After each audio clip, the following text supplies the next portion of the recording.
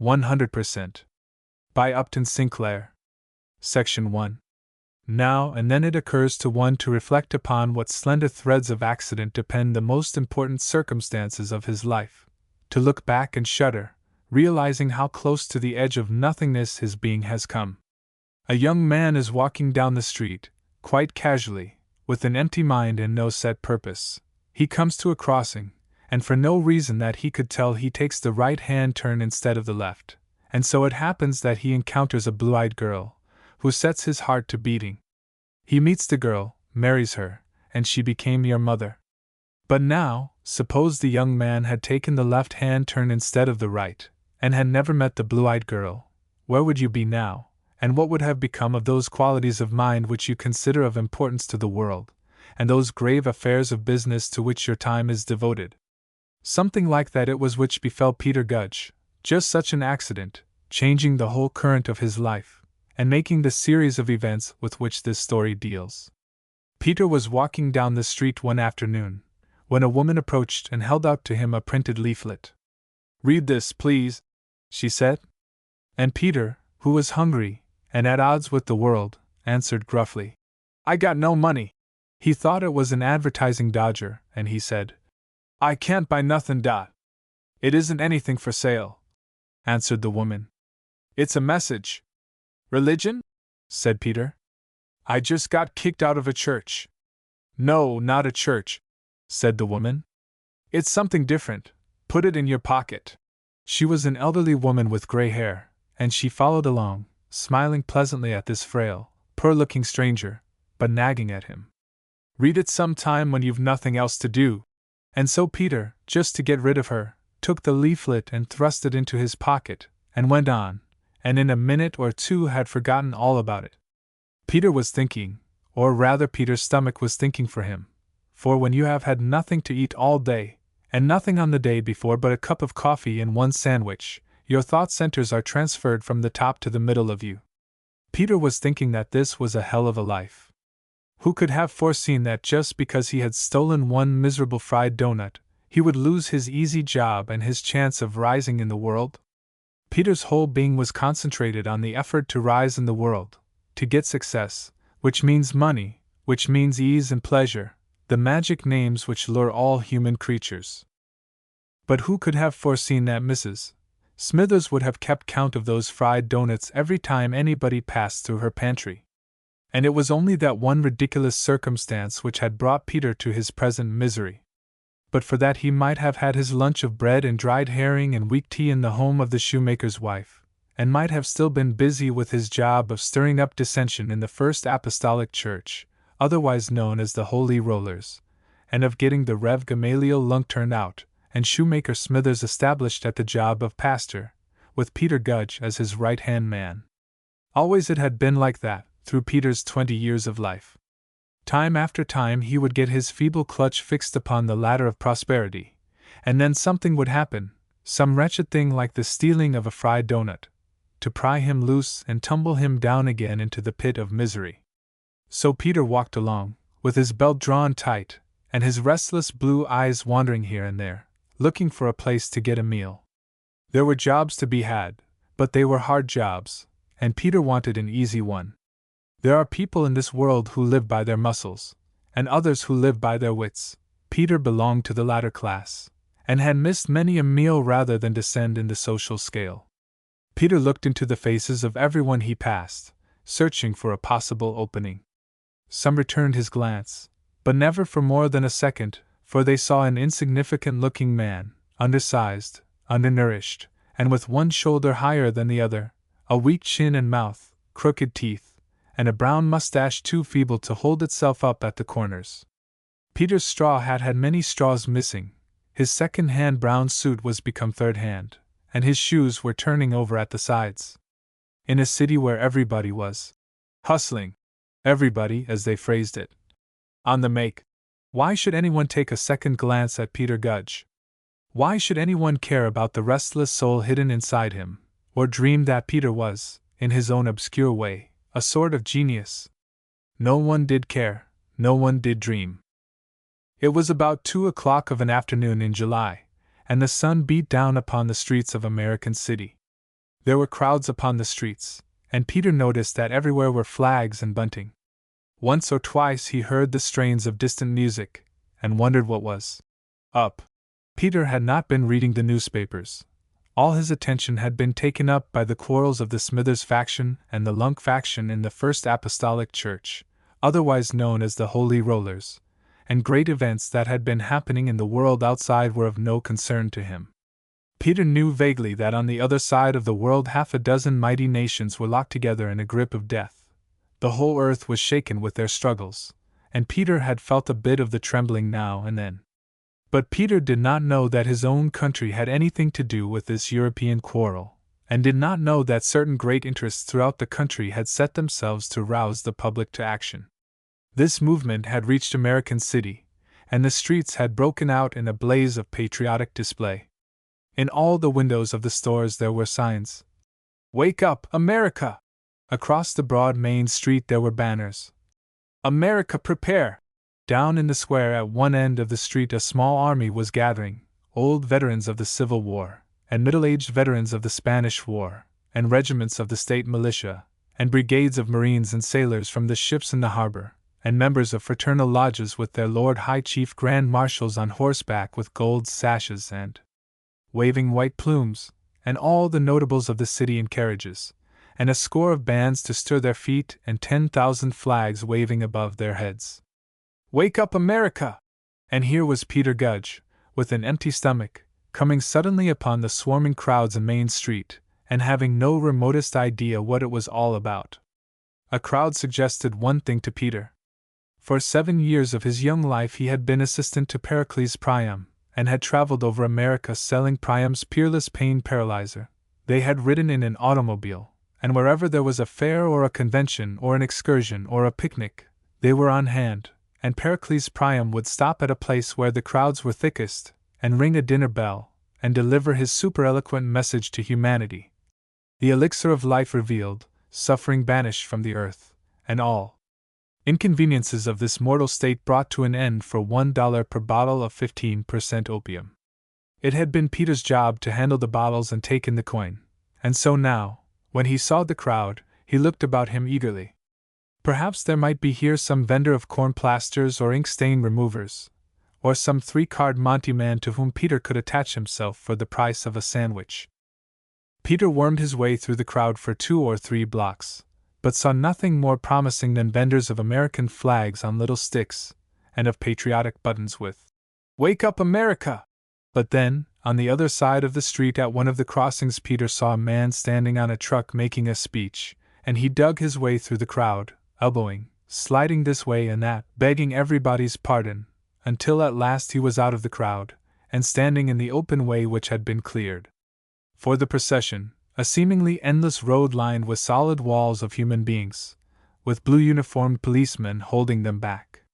Peter started to run across, and at that same instant came the end of the world. Section 2. One who seeks to tell about events in words comes occasionally upon a fundamental difficulty. An event of colossal and overwhelming significance may happen all at once, but the words which describe it have to come one by one in a long chain. The event may reveal itself without a moment's warning, but if one is to give a sense of it in words, one must prepare for it, build up to it, awaken anticipation, establish a climax. If the description of this event which fate sprung upon Peter Gudge as he was crossing the street were limited to the one word bang, in letters a couple of inches high across the page, the impression would hardly be adequate. The end of the world, it seemed to Peter, when he was able to collect enough of his terrified wits to think about it. But at first there was no thinking, there was only sensation, a terrific roar, as if the whole universe had suddenly turned to sound, a blinding white glare, as of all the lightnings of the heavens, a blow that picked him up as if he had been a piece of thistledown, and flung him across the street and against the side of a building. Peter fell upon the sidewalk in a heap, deafened, blinded, stunned, and there he lay. He had no idea how long until gradually his senses began to return to him, and from the confusion certain factors began to stand out, a faint gray smoke that seemed to lie upon the ground, a bitter odor that stung the nostrils and tongue, and screams of people, moaning and sobbing and general uproar. Something lay across Peter's chest, and he felt that he was suffocating, and struggled convulsively to push it away. The hands with which he pushed felt something hot and wet and slimy, and the horrified Peter realized that it was half the body of a mangled human being. Yes, it was the end of the world. Only a couple of days previously Peter Gudge had been a devout member of the First Apostolic Church, otherwise known as the Holy Rollers, and had listened at prayer meetings to soul-shaking imaginings out of the book of Revelations. So Peter knew that this was it, and having many sins upon his conscience, and being in no way eager to confront his God, he looked out over the bodies of the dead and the writhing wounded, and saw a row of boxes standing against the building, having been placed there by people who wished to see over the heads of the crowd. Peter started to crawl, and found that he was able to do so, and wormed his way behind one of these packing boxes, and got inside and lay hidden from his God. There was blood on him, and he did not know whether it was his own or other people's. He was trembling with fright, his crooked teeth were hammering together like those of an angry woodchuck. But the effects of the shock continued to pass away, and his wits to come back to him, and at last Peter realized that he never had taken seriously the ideas of the First Apostolic Church of American City. He listened to the moans of the wounded, and to the shouts and uproar of the crowd, and began seriously figuring out what could have happened. There had once been an earthquake in American City. Could this be another one? Or had a volcano opened up in the midst of Main Street? Or could it have been a gas main? And was this the end, or would it explode some more? Would the volcano go on erupting, and blow Peter and his frail packing box through the walls of Guggenheim's department store? So Peter waited, and listened to the horrible sounds of people in agony, and pleading with others to put them out of it. Peter heard voices of men giving orders, and realized that these must be policemen, and that no doubt there would be ambulances coming. Maybe there was something the matter with him, and he ought to crawl out and get himself taken care of. All of a sudden Peter remembered his stomach, and his wits, which had been sharpened by 20 years' struggle against a hostile world, realized in a flash the opportunity which fate had brought to him. He must pretend to be wounded, badly wounded. He must be unconscious, suffering from shock and shattered nerves. Then they would take him to the hospital and put him in a soft bed and give him things to eat.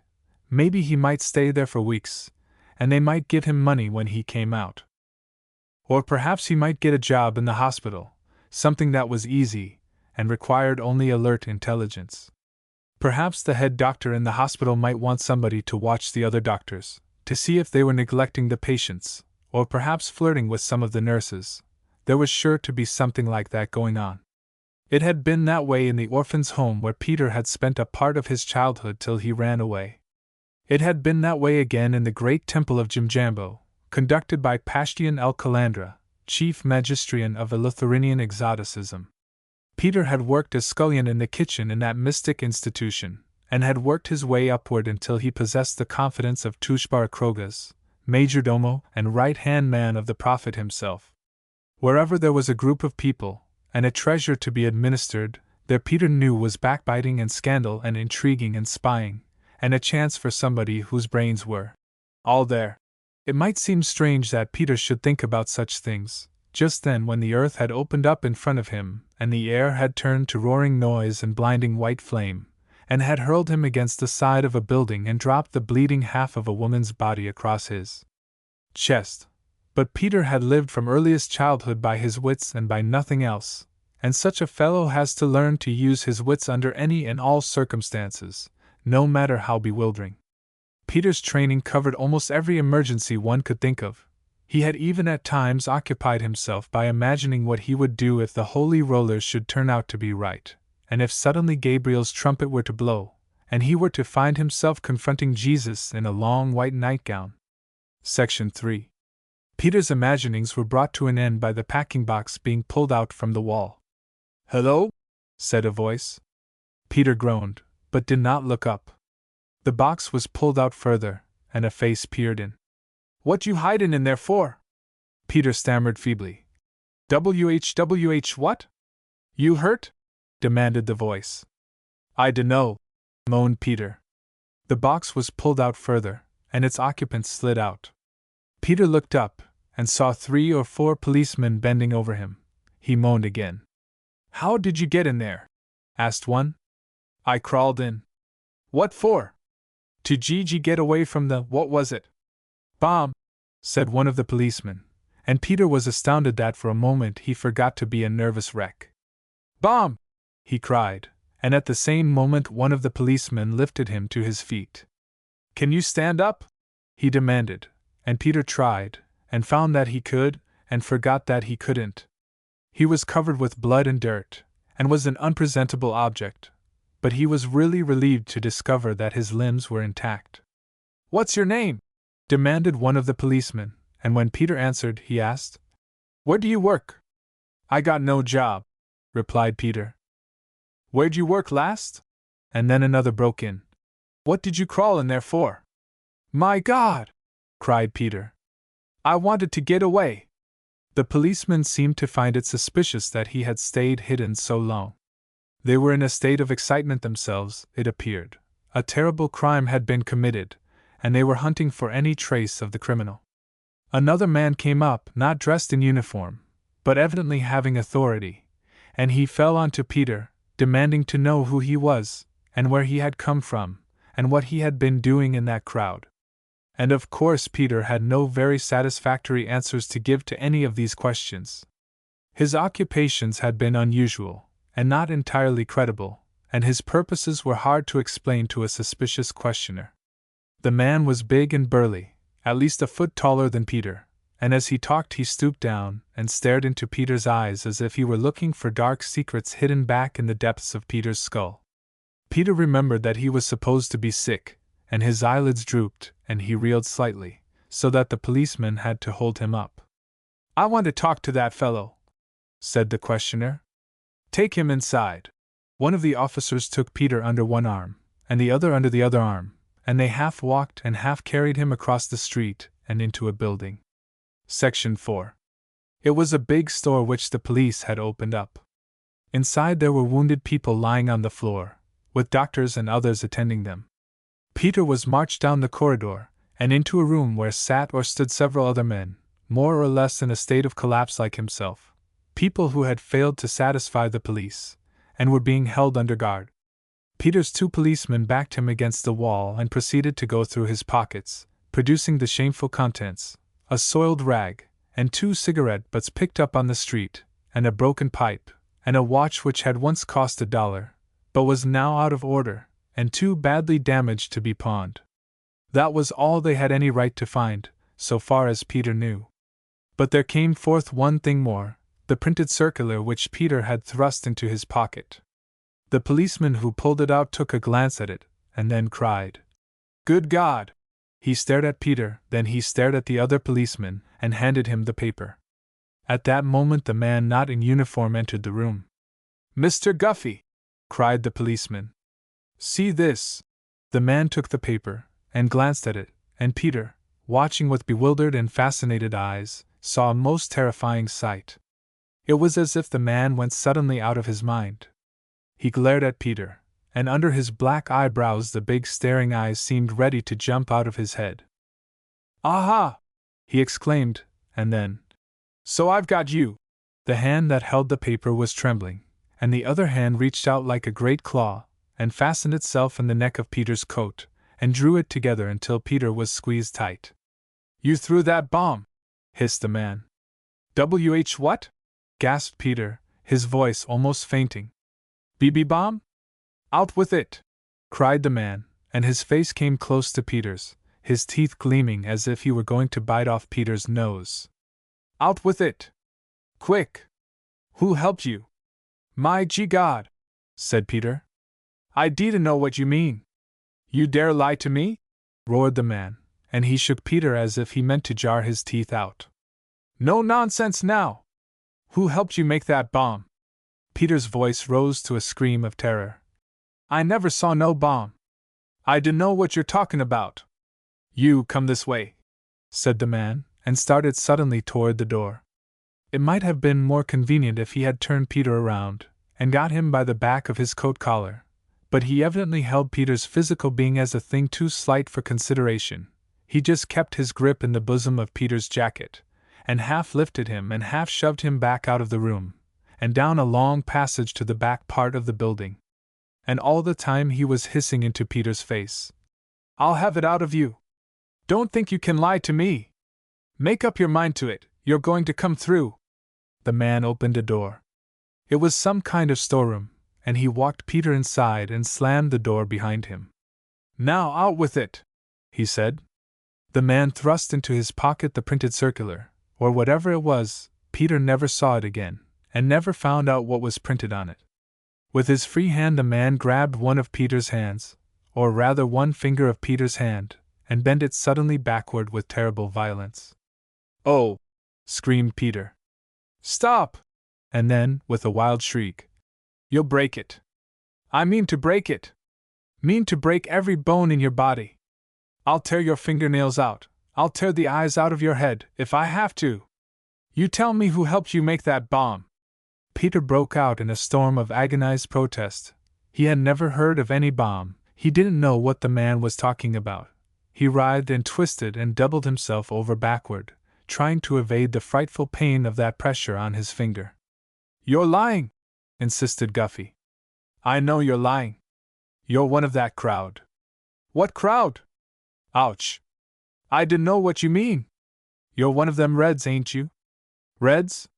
What are Reds? You want to tell me you don't know what a Red is? Ain't you been giving out them circulars on the street?" "I never seen the circular," repeated Peter. "I never seen a word in it, I dunno what it is. You try to stuff me with that? Some woman gimme that circular on the street." "Ouch! Stop! Jesus! I tell you I never looked at the circular." "You dare go on lying?" shouted the man, with fresh access of rage. "And when I seen you with them Reds? I know about your plots, I'm going to get it out of you." He grabbed Peter's wrist and began to twist it, and Peter half turned over in the effort to save himself, and shrieked again, in more piercing tones. "I dunno! I dunno! What's them fellows done for you that you protect them?" demanded the other. "What good to you if we hang you and let them escape?" But Peter only screamed and wept the louder. "They'll have time to get out of town," persisted the other. "If you speak quick we can nab them all, and then I'll let you go. You understand, we won't do a thing to you, if you'll come through and tell us who put you up to this. We know it wasn't you that planned it, it's the big fellows we want." He began to wheedle and coax Peter, but then, when Peter answered again with his provoking, "I dunno," he would give another twist to Peter's wrist, and Peter would yell, almost incoherent with terror and pain, but still declaring that he could tell nothing, he knew nothing about any bomb. So at last Guffey wearied of this futile inquisition, or perhaps it occurred to him that this was too public a place for the prosecution of a third degree. There might be someone listening outside the door. He stopped twisting Peter's wrist, and tilted back Peter's head so that Peter's frightened eyes were staring into his. "Now, young fellow," he said, "look here. I got no time for you just now, but you're going to jail, you're my prisoner, and make up your mind to it. Sooner or later I'm going to get it out of you. It may take a day, or it may take a month, but you're going to tell me about this bomb plot, and who printed this here circular opposed to preparedness, and all about these Reds you work with. I'm telling you now, so you think it over, and meantime you hold your mouth, don't say a word to a living soul, or if you do I'll tear your tongue out of your throat." Then, paying no attention to Peter's wailings, he took him by the back of the collar, and marched him down the hall again, and turned him over to one of the policemen. "Take this man to the city jail," he said, "and put him in the hole, and keep him there until I come, and don't let him speak a word to anybody. If he tries it, mash his mouth for him." So the policeman took poor sobbing Peter by the arm and marched him out of the building. Section 5. The police had got the crowds driven back by now, and had ropes across the street to hold them, and inside the rope space were several ambulances and a couple of patrol wagons. Peter was shoved into one of these latter, and a policeman sat by his side, and the bell clanged, and the patrol wagon forced its way slowly through the struggling crowd. Half an hour later they arrived at the huge stone jail, and Peter was marched inside. There were no formalities. They did not enter Peter on the books, or take his name or his fingerprints. Some higher power had spoken, and Peter's fate was already determined. He was taken into an elevator, and down into a basement, and then down a flight of stone steps into a deeper basement, and there was an iron door with a tiny slit an inch wide and 6 inches long near the top. This was the hole, and the door was opened and Peter shoved inside into utter darkness. The door banged, and the bolts rattled, and then silence. Peter sank upon a cold stone floor, a bundle of abject and hideous misery. These events had happened with such terrifying rapidity that Peter Gudge had hardly time to keep track of them. But now he had plenty of time, he had nothing but time. He could think the whole thing out, and realize the ghastly trick which fate had played upon him. He lay there, and time passed. He had no way of measuring it, no idea whether it was hours or days. It was cold and clammy in the stone cell. They called it the cooler, and used it to reduce the temperature of the violent and intractable. It was a trouble-saving device. They just left the man there and forgot him, and his own tormented mind did the rest. And surely no more tormented mind than the mind of Peter Gudge had ever been put in that black hole.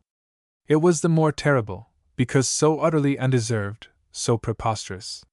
For such a thing to happen to him, Peter Gudge, of all people, who took such pains to avoid discomfort in life, who was always ready to oblige anybody, to do anything he was told to do, so as to have an easy time, a sufficiency of food, and a warm corner to crawl into. What could have persuaded fate to pick him for the victim of this cruel prank, to put him into this position, where he could not avoid suffering, no matter what he did? They wanted him to tell something, and Peter would have been perfectly willing to tell anything, but how could he tell it when he did not know it? The more Peter thought about it, the more outraged he became. It was monstrous. He sat up and glared into the black darkness. He talked to himself, he talked to the world outside, to the universe which had forgotten his existence. He stormed, he wept. He got on his feet and flung himself about the cell, which was 6 feet square, and barely tall enough for him to stand erect. He pounded on the door with his one hand which Guffey had not lamed, he kicked, and he shouted. But there was no answer, and so far as he could tell, there was no one to hear. When he had exhausted himself, he sank down, and fell into a haunted sleep, and then he wakened again, to a reality worse than any nightmare. That awful man was coming after him again. He was going to torture him, to make him tell what he did not know. All the ogres and all the demons that had ever been invented to frighten the imagination of children were as nothing compared to the image of the man called Guffey, as Peter thought of him. Several ages after Peter had been locked up, he heard sounds outside, and the door was opened. Peter was cowering in the corner, thinking that Guffey had come. There was a scraping on the floor, and then the door was banged again, and silence fell. Peter investigated and discovered that they had put in a chunk of bread and a pan of water. Then more ages passed, and Peter's impotent ragings were repeated. Then once more they brought bread and water, and Peter wondered, was it twice a day they brought it, or was this a new day? And how long did they mean to keep him here? Did they mean to drive him mad? He asked these questions of the man who brought the bread and water, but the man made no answer, he never at any time spoke a word. Peter had no company in that hole, but his God, and Peter was not well acquainted with his God, and did not enjoy a tete-a-tete with him. What troubled Peter most was the cold. It got into his bones, and his teeth were chattering all the time. Despite all his moving about, he could not keep warm. When the man opened the door, he cried out to him, begging for a blanket. Each time the man came, Peter begged more frantically than ever. He was ill, he had been injured in the explosion, he needed a doctor, he was going to die. But there was never any answer. Peter would lie there and shiver and weep, and writhe, and babble, and lose consciousness for a while, and not know whether he was awake or asleep, whether he was living or dead. He was becoming delirious, and the things that were happening to him, the people who were tormenting him, became monsters and fiends who carried him away upon far journeys, and plunged him through abysses of terror and torment. And yet, many and strange as were the phantoms which Peter's sick imagination conjured up, there was no one of them as terrible as the reality which prevailed just then in the life of American City, and was determining the destiny of a poor little man by the name of Peter Gudge. There lived in American City a group of men who had taken possession of its industries and dominated the lives of its population.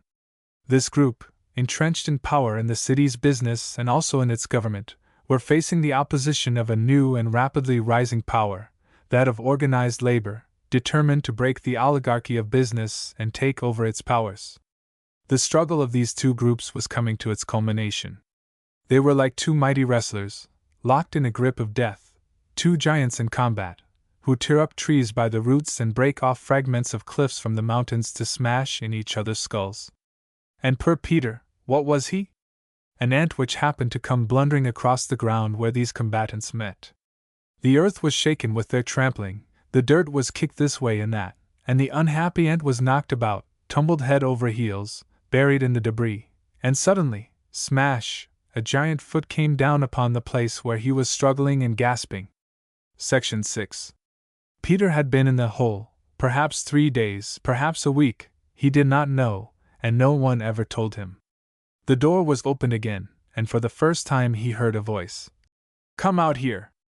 Peter had been longing to hear a voice, but now he shrunk terrified into a corner. The voice was the voice of Guffey, and Peter knew what it meant. His teeth began to rattle again, and he wailed, "I dunno anything! I can't tell anything!" A hand reached in and took him by the collar, and he found himself walking down the corridor in front of Guffey. "Shut up!" said the man, in answer to all his wailings, and took him into a room and threw him into a chair as if he had been a bundle of bedding, and pulled up another chair and sat down in front of Peter. "Now look here," he said. "I want to have an understanding with you. Do you want to go back into that hole again?" "No," moaned Peter. "Well, I want you to know that you'll spend the rest of your life in that hole, except when you're talking to me. And when you're talking to me, you'll be having your arms twisted off you, and splinters driven into your fingernails, and your skin burned with matches, until you tell me what I want to know. Nobody's going to help you, nobody's going to know about it. You're going to stay here with me until you come across." Peter could only sob and moan. "No," continued Guffey. "I've been finding out all about you. I got your life story from the day you were born, and there's no use you're trying to hide anything. I know your part in this here bomb plot, and I can send you to the gallows without any trouble whatever. But there's some things I can't prove on the other fellows. They're the big ones, the real devils, and they're the ones I want, so you've got a chance to save yourself, and you better be thankful for it." Peter went on moaning and sobbing. "Shut up!" cried the man. And then, fixing Peter's frightened gaze with his own, he continued, "Understand, you got a chance to save yourself? All you got to do is to tell what you know. Then you can come out and you won't have any more trouble. We'll take good care of you, everything will be easy for you." Peter continued to gaze like a fascinated rabbit. And such a longing as surged up in his soul, to be free, and out of trouble, and taken care of. If only he had known anything to tell. If only there was some way he could find out something to tell. Section 7. Suddenly the man reached out and grasped one of Peter's hands. He twisted the wrist again, the sore wrist which still ached from the torture. "Will you tell?" "I'd tell if I could," screamed Peter. "My God, how can I?" "Don't lie to me," hissed the man. "I know about it now, you can't fool me. You know Jim Goober." "I never heard of him," wailed Peter. "You lie," declared the other, and he gave Peter's wrist a twist. Yes, I know him," shrieked Peter. "Oh, that's more like it," said the other. "Of course you know him. What sort of a looking man is he?" I dunno. "He's a big man." "You lie. You know he's a medium-sized man." "He's a medium-sized man." "A dark man?" "Yes, a dark man." "And you know Mrs. Goober, the music teacher?" "Yes, I know her." "And you've been to her house?" "Yes, I've been to her house." "Where is their house?" "I dunno, that is." "It's on 4th Street?" "Yes, it's on 4th Street." "And he hired you to carry that suitcase with the bombs in it, didn't he?" "Yes, he hired me." "And he told you what was in it, didn't he?" That is, I dunno. You don't know whether he told you? Why, yes, he told me. You knew all about the plot, didn't you? Why, yes, I knew. And you know Isaacs the Jew? Why, yes, I know him. He was the fellow that drove the jitney, wasn't he? Why, yes, he drove the jitney. Where did he drive it? He drove it everywhere. He drove it over here with the suitcase, didn't he? Yes, he did. And you know Biddle, and you know what he did, don't you? Yes, I know. And you're willing to tell all you know about it, are you? Yes, I'll tell it all. I'll tell whatever you. You'll tell whatever you know, will you? Why, yes, sir. And you'll stand by it? You'll not try to back out? You don't want to go back into the hole? No, sir. And suddenly Guffey pulled from his pocket a paper folded up. It was several typewritten sheets. Peter Gudge, he said, I've been looking up your record, and I've found out what you did in this case. You'll see when you read how perfectly I've got it. You won't find a single mistake in it. Guffey meant this for wit, but poor Peter was too far gone with terror to have any idea that there was such a thing as a smile in the world. This is your story, you see? Continued Guffey. Now take it and read it. So Peter took the paper in his trembling hand, the one which had not been twisted lame. He tried to read it, but his hand shook so that he had to put it on his knee, and then he discovered that his eyes had not yet got used to the light. He could not see the print. I see, can't, he wailed. And the other man took the paper from him. I'll read it to you, he said. Now you listen, and put your mind on it, and make sure I've got it all right. And so Guffey started to read an elaborate legal document. I, Peter Gudge, being duly sworn do depose and declare. And so on.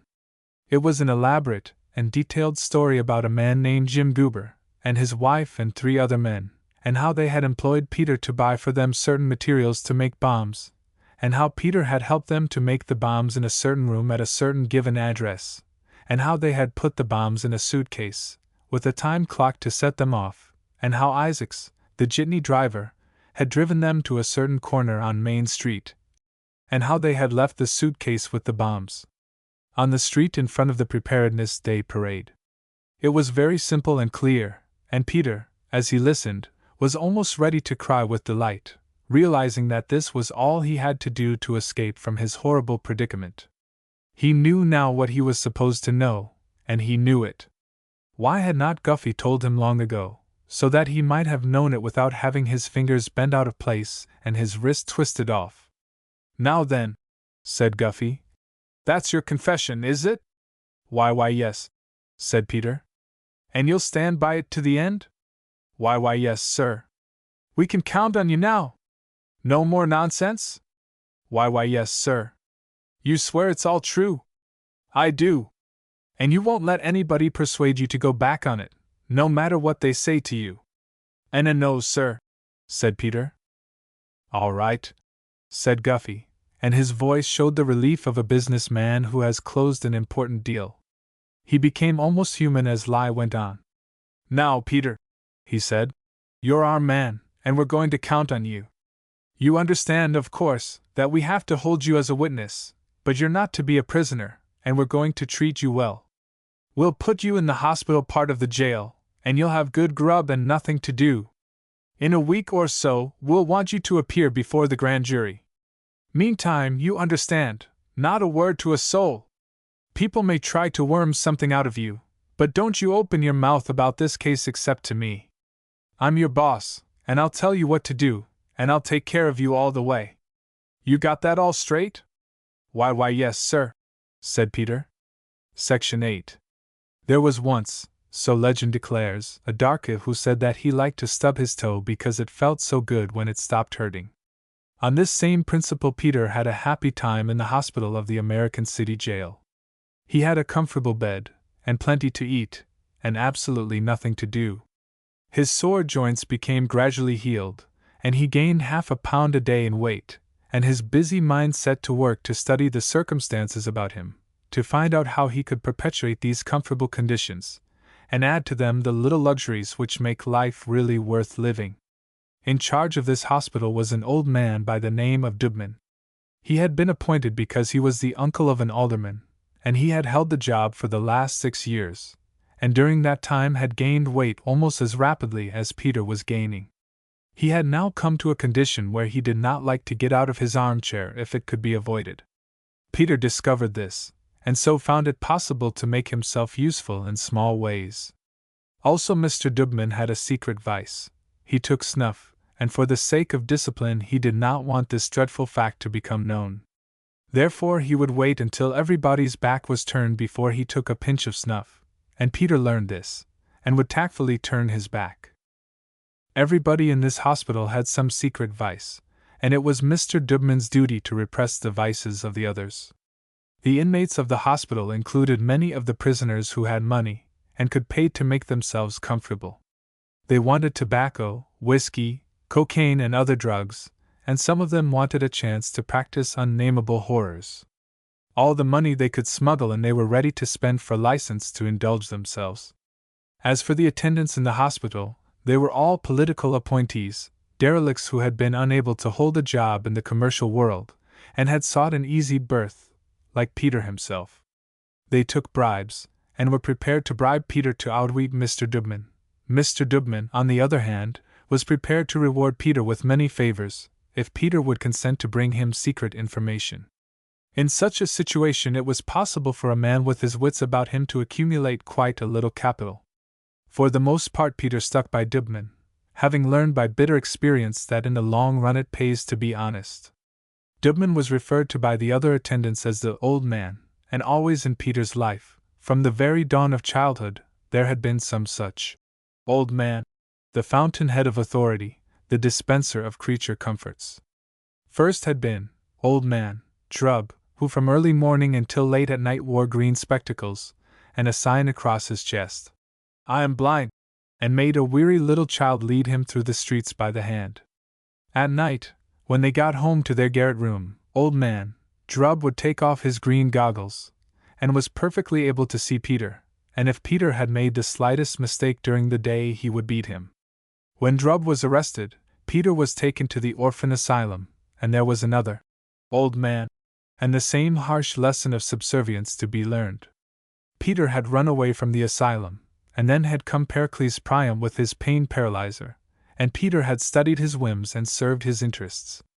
When Pericles had married a rich widow and she had kicked Peter out, there had come the temple of Jimjambo, where the old man had been Tushbarakrogas, the major domo, terrible when he was thwarted, but a generous dispenser of favors when once you had learned to flatter him, to play upon his weaknesses, to smooth the path of his pleasures. All these years Peter had been forced to crook the pregnant hinges of the knee. It had become an instinct with him, an instinct that went back far behind the 20 years of his conscious life, that went back 20,000 years, perhaps 10 times 20,000 years, to a time when Peter had chipped flint spearheads at the mouth of some cave, and broiled marrow bones for some old man of the board, and seen rebellious young fellows cast out to fall prey to the saber-toothed tiger. Section 9. Peter found that he was something of a personality in this hospital. He was the star witness in the sensational Goober case, about which the whole city, and in fact the whole country, was talking. It was known that he had turned states. But just what he knew and what he had told was a mighty secret, and Peter held his mouth, and looked portentous, and enjoyed thrills of self-importance. But meantime there was no reason why he should not listen to others talk, no reason why he should not inform himself fully about this case, so that in future he might be able to take care of himself. He listened to what old man Dubman had to say, and to what Jan Christian, his Swedish assistant, had to say, and to what Gerald Leslie, the coke fiend, had to say. All these and others had friends on the outside, people who were in the know. Some told one thing, and others told exactly the opposite, but Peter put this and that together, and used his own intrigue-sharpened wits upon it, and before long he was satisfied that he had got the facts.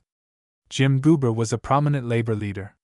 He had organized the employees of the Traction Trust, and had called and led a tremendous strike. Also he had called building strikes, and some people said he had used dynamite upon uncompleted buildings, and made a joke of it. Anyhow, The businessmen of the city wanted to put him where he could no longer trouble them, and when some maniac unknown had flung a dynamite bomb into the path of the preparedness parade, the big fellows of the city had decided that now was the opportunity they were seeking.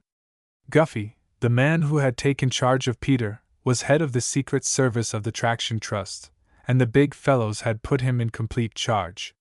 They wanted action, and would take no chances with the graft-ridden and incompetent police of the city. They had Goober in jail, with his wife and 3 of his gang, and through the newspapers of the city they were carrying on a propaganda to prepare the public for the hanging of all 5. And that was all right, of course. Jim Goober was only a name to Peter, and of less importance than a single one of Peter's meals. Peter understood what Guffey had done, and his only grudge was because Guffey had not had the sense to tell him his story at the beginning, instead of first nearly twisting his arm off. However, Peter reflected, no doubt Guffey had meant to teach him a lesson, to make sure of him. Peter had learned the lesson, and his purpose now was to make this clear to Guffey and to Dubman. "Hold your mouth," Guffey had said, and Peter never once said a word about the Goober case. But, of course, he talked about other matters. A fellow could not go around like a mummy all day long, and it was Peter's weakness that he liked to tell about his exploits, the clever devices by which he had outwitted his last old man. So to Gerald Leslie, the coke fiend, he told the story of Pericles Priam, and how many thousands of dollars he had helped to wheedle out of the public, and how twice he and Pericles had been arrested for swindling. Also he told about the Temple of Jimjambo, and all the strange and incredible things that had gone on there. Pastian el Calandra, who called himself the chief magistrian of Eleutherian exoticism, gave himself out to his followers to be 80 years of age, but as a matter of fact he was less than 40. He was supposed to be a Persian prince, but had been born in a small town in Indiana, and had begun life as a grocer boy. He was supposed to live upon a handful of fruit, but every day it had been Peter's job to assist in the preparation of a large beefsteak or a roast chicken. These were for sacrificial purposes. So the prophet explained to his attendants, and Peter would get the remains of the sacrificial beefsteaks and chickens, and would sacrificially devour them behind the pantry door. That had been one of his private grafts, which he got in return for keeping secret from the prophet some of the stealings of Tushbar Krogas, the majordomo. A wonderful place had been this temple of Jimjambo. There were mystic altars with 7 veils before them, and through these the chief magistrian would appear, clad in a long cream-colored robe with gold and purple borders, and with pink embroidered slippers and symbolic headdress. His lectures and religious rites had been attended by hundreds, many of them rich society women, who came rolling up to the temple in their limousines. Also there had been a school, where children had been initiated into the mystic rites of the cult. The prophet would take these children into his private apartments, and there were awful rumors, which had ended in the raiding of the temple by the police, and the flight of the prophet, and likewise of the majordomo, and of Peter Gudge, his scullion and confederate. Also, Peter thought it was fun to tell Gerald Leslie about his adventures with the Holy Rollers, into whose church he had drifted during his search for a job. Peter had taken up with this sect, and learned the art of talking in tongues, and how to fall over the back of your chair in convulsions of celestial glory. Peter had gained the confidence of the Rev. Gamaliel Lunk, and had been secretly employed by him to carry on a propaganda among the congregation to obtain a raise in salary for the underpaid convulsionist. But certain things which Peter had learned had caused him to go over to the faction of Shoemaker Smithers, who was trying to persuade the congregation that he could roll harder and faster than the Rev. Gamaliel. Peter had only held this latter job a few days before he had been fired for stealing the fried donut. Section 10. All these things and more Peter told, thinking that he was safe now, under the protection of authority. But after he had spent about 2 months in the hospital, he was summoned one day into the office, and there stood Guffey, glowering at him in a black fury. "You damned fool!" were Guffey's first words. Peter's knees went weak and his teeth began to chatter again. "WH what?" he cried. "Didn't I tell you to hold your mouth?" And Guffey looked as if he were going to twist Peter's wrist again. "Mr. Guffey, I ain't told a soul." I ain't said one word about the Goober case, not one word. Peter rushed on, pouring out protests. But Guffey cut him short. Shut up, you nut! Maybe you didn't talk about the Goober case, but you talked about yourself. Didn't you tell somebody you'd worked with that fellow Calandra? Why, yes, sir. And you knew the police were after him, and after you, too? Why, yes, sir. And you said you'd been arrested selling fake patent medicines? Why, yes, sir. Christ almighty! Cried Guffey. And what kind of a witness do you think you'll make? But, cried Peter in despair, I didn't tell anybody that would matter. I only. What do you know what would matter? Roared the detective, adding a stream of furious oaths. The Goober people have got spies on us. They've got somebody right here in this jail. Anyhow, they've found out about you and your record. You've gone and ruined us with your blabbing mouth. My lord, whispered Peter, his voice dying away. Look at yourself on a witness stand. Look at what they'll do to you before a jury. Traveling over the country, swindling people with patent medicines, and getting in jail for it. Working for that hell-blasted scoundrel Calandra. And Guffey added some dreadful words, descriptive of the loathsome vices of which the chief magistrate had been accused. And you mixed up in that kind of thing? I never done anything like that, cried Peter wildly. I didn't even know for sure. Tell that to the jury, sneered Guffey. Why, they've even been to that shoemaker Smithers, and they'll put his wife on the stand to prove you a sneak thief, and tell how she kicked you out. And all because you couldn't hold your mouth as I told you to. Peter burst into tears. He fell down on his knees, pleading that he hadn't meant any harm. He hadn't had any idea that he was not supposed to talk about his past life. He hadn't realized what a witness was, or what he was supposed to do. All he had been told was to keep quiet about the Goober case, and he had kept quiet. So Peter sobbed and pleaded, but in vain.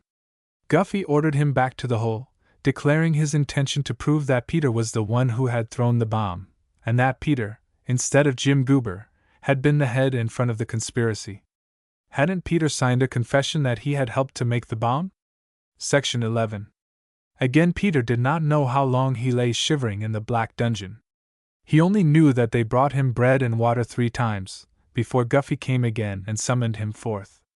Peter now sat huddled into a chair, twisting his trembling hands together, while the chief detective of the Traction Trust explained to him his new program. Peter was permanently ruined as a witness in the case. The labor conspirators had raised huge sums for their defense. They had all the labor unions of the city, and in fact of the entire country behind them, and they were hiring spies and informers, and trying to find out all they could about the prosecution, the evidence it had collected, and the moves it was preparing. Guffey did not say that he had been afraid to kick Peter out because of the possibility that Peter might go over to the Goober side and tell all he knew. But Peter guessed this while he sat listening to Guffey's explanation, and realized with a thrill of excitement that at last he had really got a hold upon the ladder of prosperity. Not in vain had his finger been almost broken and his wrist almost dislocated. "No," said Guffey. "Here's my idea. As a witness you're on the bum, but as a spy you're it. They know that you blabbed, and that I know it. They know I've had you in the hole. So now what I want to do is to make a martyr of you. D'you see?" Peter nodded. Yes, he saw. It was his specialty, seeing things like that. "You're an honest witness, you understand? I tried to get you to lie, and you wouldn't, so now you go over to the other side, and they take you in, and you find out all you can, and from time to time you meet somebody as I'll arrange it, and send me word what you've learned. You get me?" "I get you," said Peter eagerly. No words could portray his relief. He had a real job now. He was going to be a sleuth, like Guffey himself. "Now," said Guffey, "the first thing I want to know is, who's blabbing in this jail? We can't do anything but they get tipped off. I've got witnesses that I want kept hidden, and I don't dare put them here for fear of the Goober crowd. I want to know who are the traitors. I want to know a lot of things that I'll tell you from time to time. I want you to get next to these Reds, and learn about their ideas so you can talk their lingo." "Sure," said Peter. He could not help smiling a little. He was supposed to be a Red. Already, to have been one of their leading conspirators. But Guffey had abandoned that pretense, or perhaps had forgotten about it. It was really an easy job that Peter had set before him. He did not have to pretend to be anything different from what he was. He would call himself a victim of circumstances, and would be honestly indignant against those who had sought to use him in a frame-up against Jim Goober. The rest would follow naturally. He would get the confidence of the labor people, and Guffey would tell him what to do next. "We'll put you in one of the cells of this jail," said the chief detective, "and we'll pretend to give you a 3rd degree. You'll holler and make a fuss, and say you won't tell, and finally we'll give up and kick you out. And then all you have to do is just hang around. They'll come after you, or I miss my guess." So the little comedy was arranged and played through. Guffey took Peter by the collar and led him out into the main part of the jail, and locked him in one of a row of open cells. He grabbed Peter by the wrist and pretended to twist it, and Peter pretended to protest. He did not have to draw on his imagination. He knew how it felt, and how he was supposed to act, and he acted. He sobbed and screamed, and again he vowed that he had told the truth, that he knew nothing else than what he had told, and that nothing could make him tell any more. Guffey left him there until late the next afternoon, and then came again, and took him by the collar, and led him out to the steps of the jail, and gave him a parting kick. Peter was free! What a wonderful sensation! Freedom! God! Had there ever been anything like it? He wanted to shout and howl with joy. But instead he staggered along the street, and sank down upon a stone coping, sobbing, with his head clasped in his hands, waiting for something to happen. And sure enough, it happened. Perhaps an hour passed, when he was touched lightly on the shoulder. "Comrade," said a soft voice, and Peter, looking between his fingers, saw the skirts of a girl. A folded slip of paper was pressed into his hand, and the soft voice said, "Come to this address." The girl walked on, and Peter's heart leaped with excitement. Peter was a sleuth at last! Section 12. Peter waited until after dark, in order to indulge his sense of the romantic. Also he flattered his self-importance by looking carefully about him as he walked down the street. He did not know just who would be shadowing him, but Peter wanted to be sleuthy. Also he had a bit of genuine anxiety. He had told the truth when he said to Guffey that he didn't know what a "red" was, but since then he had been making inquiries, and now he knew. A "red" was a fellow who sympathized with labor unions and with strikes, who wanted to murder the rich and divide their property, and believed that the quickest way to do the dividing was by means of dynamite. All Reds made bombs, and carried concealed weapons, and perhaps secret poisons, who could tell? And now Peter was going among them. He was going to become one of them. It was almost too interesting, for a fellow who aimed above everything to be comfortable. Something in him whispered, "Why not skip, get out of town and be done with it?" But then he thought of the rewards and honors that Guffey had promised him. Also there was the spirit of curiosity. He might skip at any time, but first he would like to know a bit more about being a Dick. He came to the number which had been given him, a tiny bungalow in a poor neighborhood, and rang the doorbell. It was answered by a girl, and at a glance Peter saw that it was the girl who had spoken to him. She did not wait for him to announce himself, but cried impulsively, "Mr. Gudge! Oh, I'm so glad you've come," she added. "Comrade!" Just as if Peter were a well-known friend. And then, "But are you a comrade?" "How do you mean?" asked Peter. "You're not a socialist? Well, we'll make one of you." She brought him in and showed him to a chair, saying, "I know what they did to you, and you stood out against them. Oh, you were wonderful! Wonderful!" Peter was at a loss what to say. There was in this girl's voice a note of affection, as well as of admiration, and Peter in his hard life had had little experience with emotions of this sort. Peter had watched the gushings and excitements of girls who were seeking flirtations, but this girl's attitude he felt at once was not flirtatious. Her voice, though soft, was just a trifle too solemn for a young girl. Her deep-set, wistful gray eyes rested on Peter with the solicitude of a mother whose child has just escaped a danger. She called, "Sadie, here's Mr. Gudge," and there entered another girl, older, taller, but thin and pale like her sister. Jenny and Sadie Todd were their names, Peter learned. The older was a stenographer, and supported the family. The two girls were in a state of intense concern. They started to question Peter about his experiences, but he had only talked for a minute or two before the elder went to the telephone. There were various people who must see Peter at once, important people who were to be notified as soon as he turned up. She spent some time at the phone, and the people she talked with must have phoned to others, because for the next hour or two there was a constant stream of visitors coming in, and Peter had to tell his story over and over again.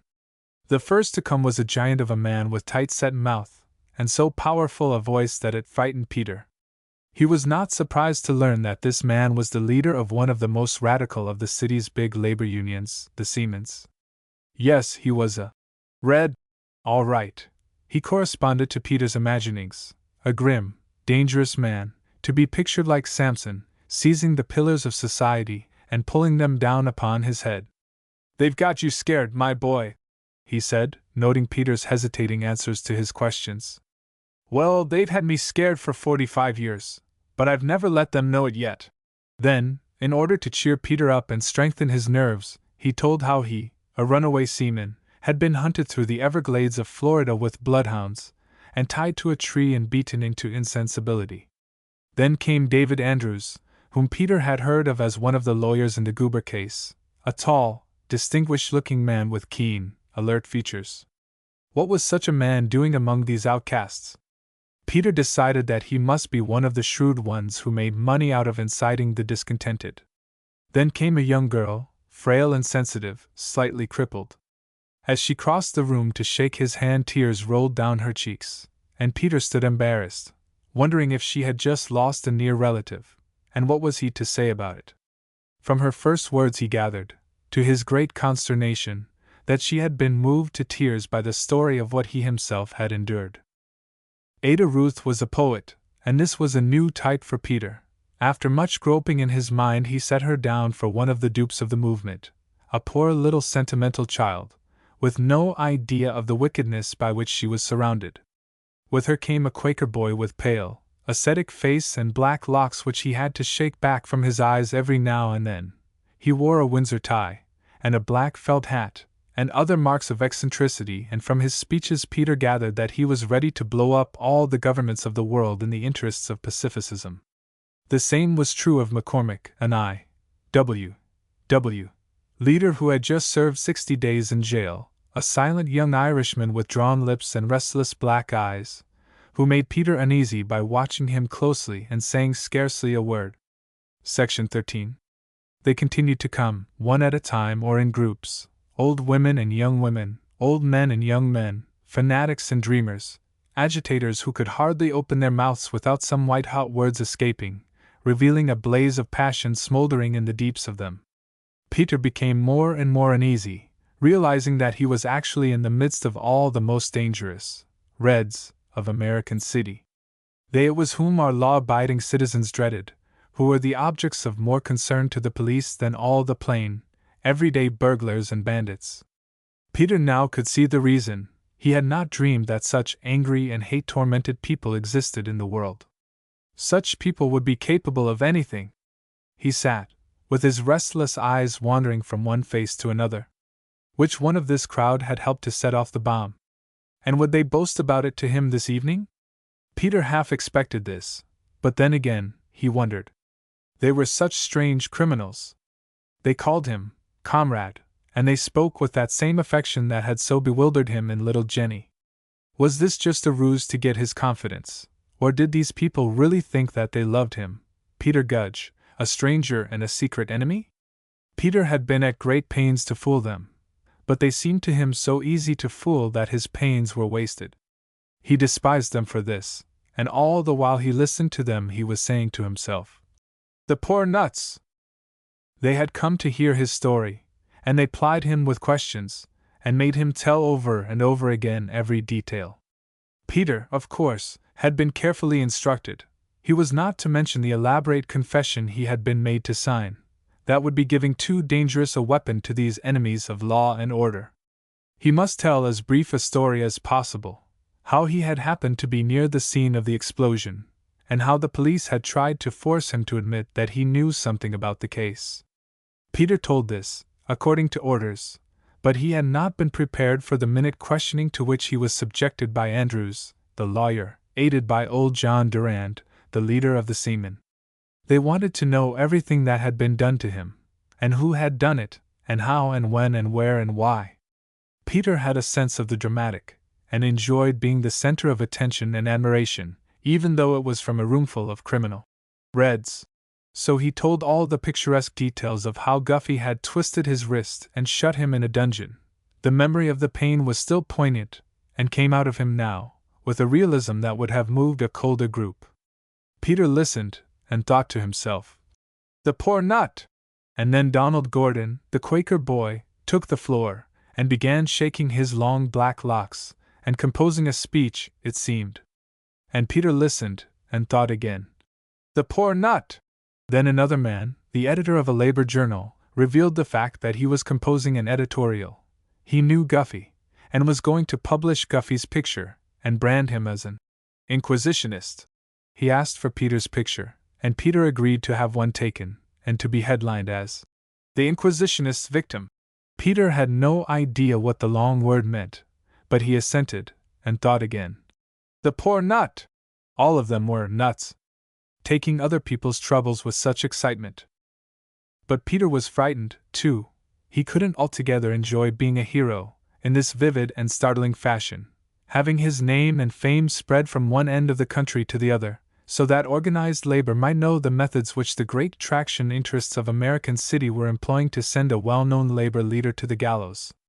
The thing seemed to grow and grow before Peter's frightened eyes. Peter, the ant, felt the earth shaking, and got a sudden sense of the mountain size of the mighty giants who were stamping in combat over his head.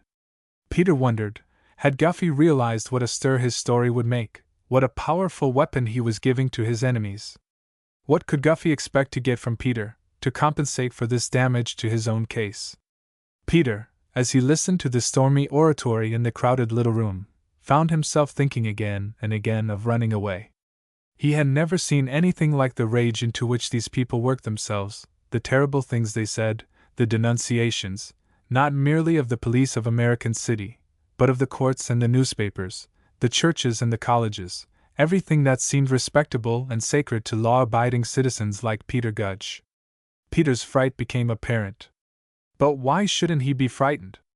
Andrews, the lawyer, offered to take him away and hide him, lest the opposition should try to make way with him.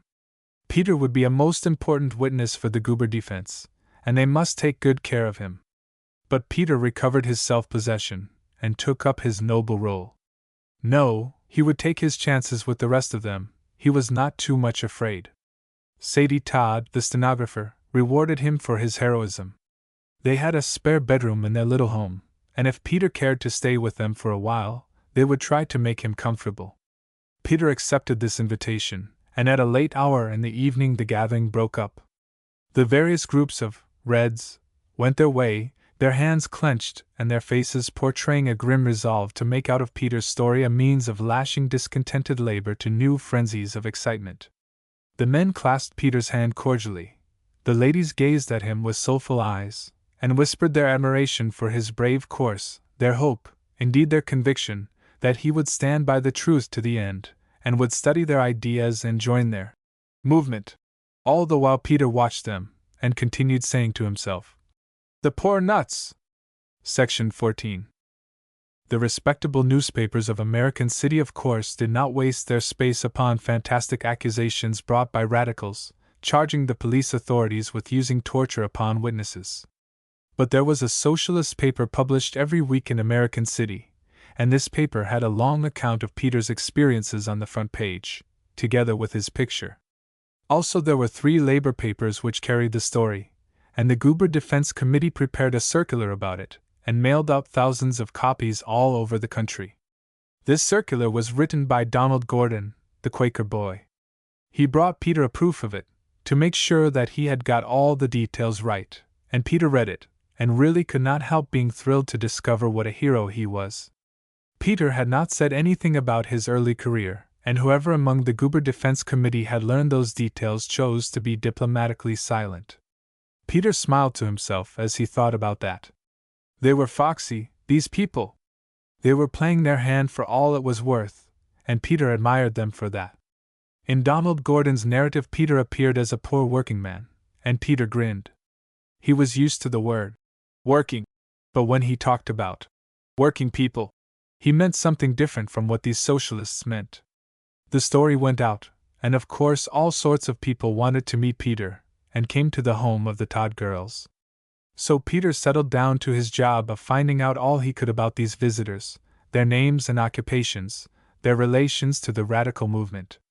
Guffey had advised him not to make notes, for fear of detection, but Peter could not carry all this in his head, so he would retire to his room and make minute notes on slips of paper, and carefully sew these up in the lining of his coat, with a thrill of mystery.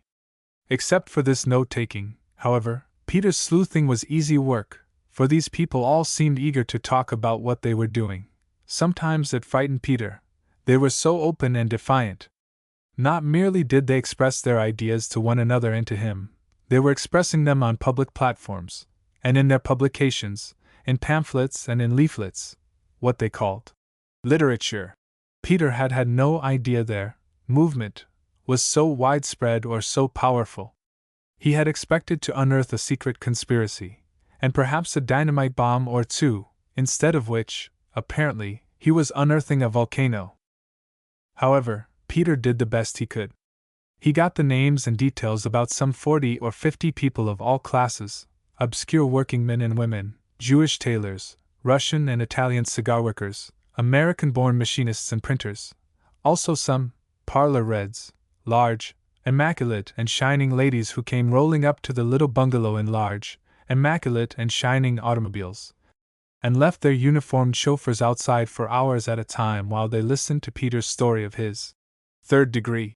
One benevolent lady with a flowing gray veil, who wafted a sweet perfume about the room, suggested that Peter might be in need, and pressed a $20 bill into his hand.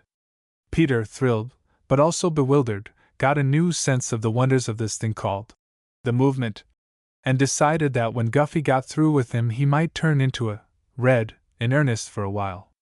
Meantime he settled down to make himself comfortable with the Todd sisters. Sadie went off to her work before 8 o'clock every morning, and that was before Peter got up, but Jenny stayed at home, and fixed his breakfast, and opened the door for his visitors, and in general played the hostess for him. She was a confirmed invalid. Twice a week she went off to a doctor to have something done to her spine, and the balance of the time she was supposed to be resting, but Peter very seldom saw her doing this. She was always addressing circulars, or writing letters for the cause, or going off to sell literature and take up collections at meetings. When she was not so employed, she was arguing with somebody, frequently with Peter, trying to make him think as she did. Per kid, she was all wrought up over the notions she had got about the wrongs of the working classes. She gave herself no peace about it, day or night, and this, of course, was a bore to Peter, who wanted peace above all things. Over in Europe millions of men were organized in armies, engaged in slaughtering one another. That, of course, was very terrible, but what was the good of thinking about it? There was no way to stop it, and it certainly wasn't Peter's fault.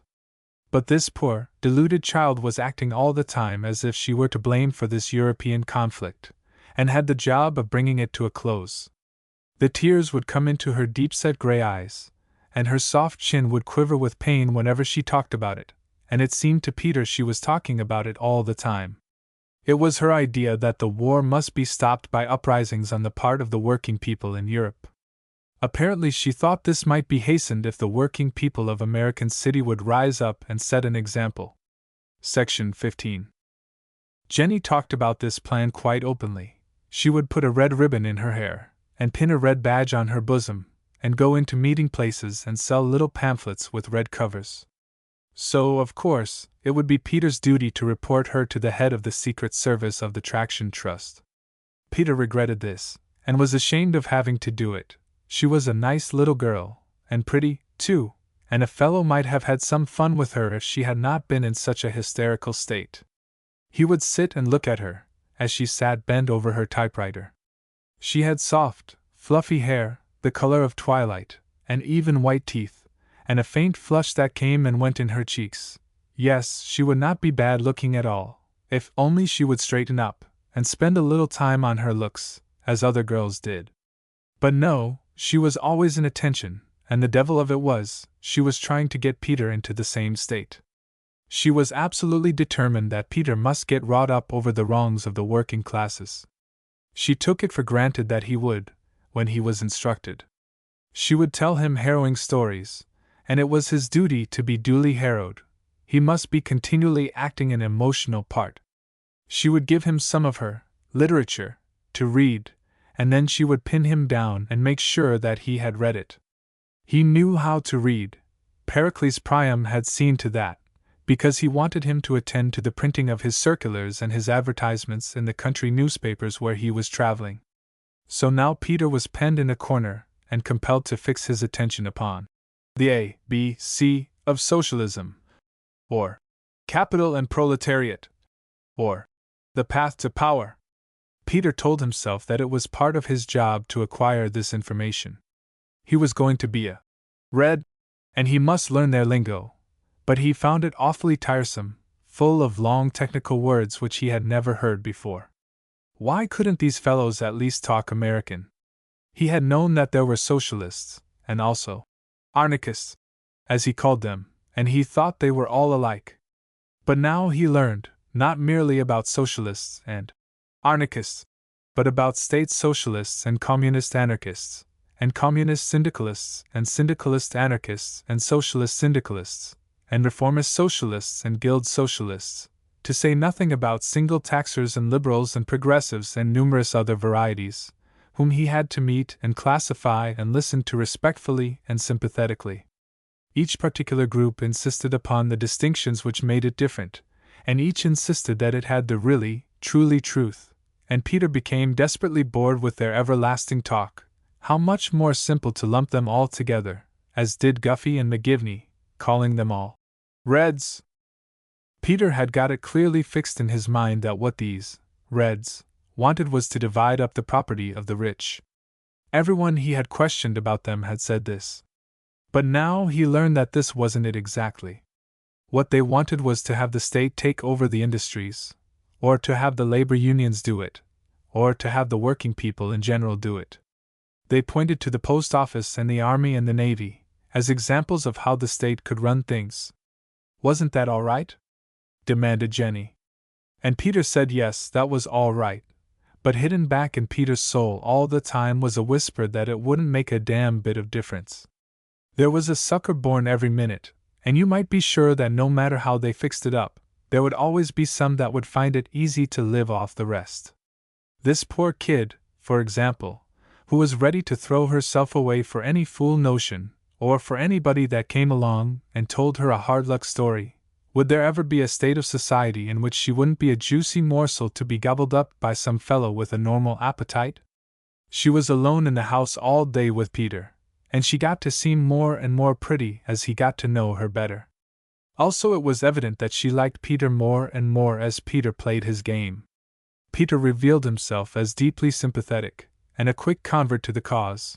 He saw everything that Jenny explained to him, he was horrified at the horrible stories, he was ready to help her end the European war by starting a revolution among the working people of American City.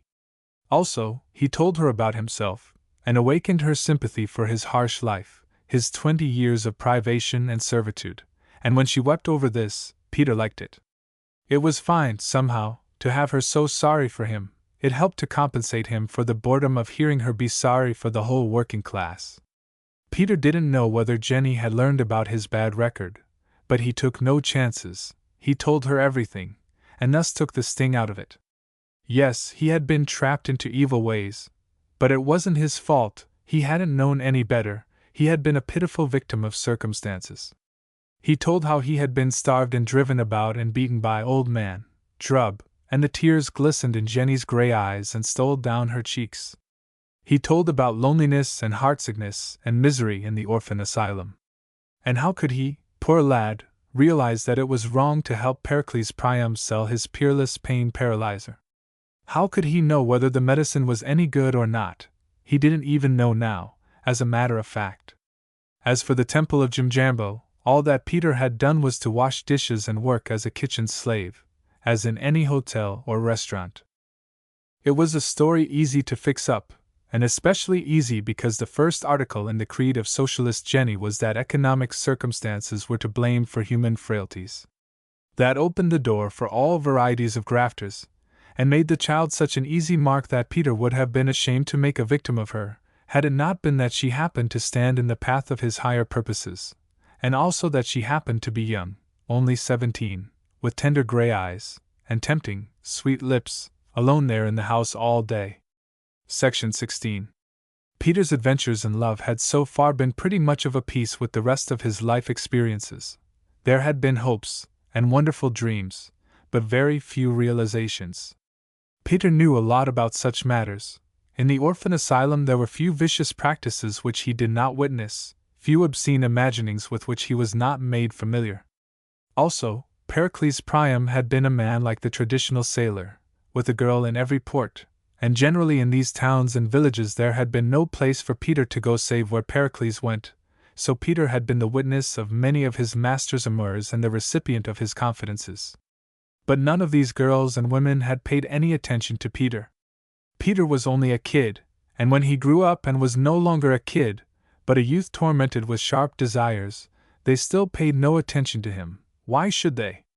Peter was nothing. He had no position, no money, no charms. He was frail and undersized, his teeth were crooked, and one shoulder higher than the other. What could he expect from women and girls but laughter and rebuffs? Then Peter moved on to the Temple of Jimjambo, and there a devastating experience befell him. He tumbled head over heels and agonizingly in love.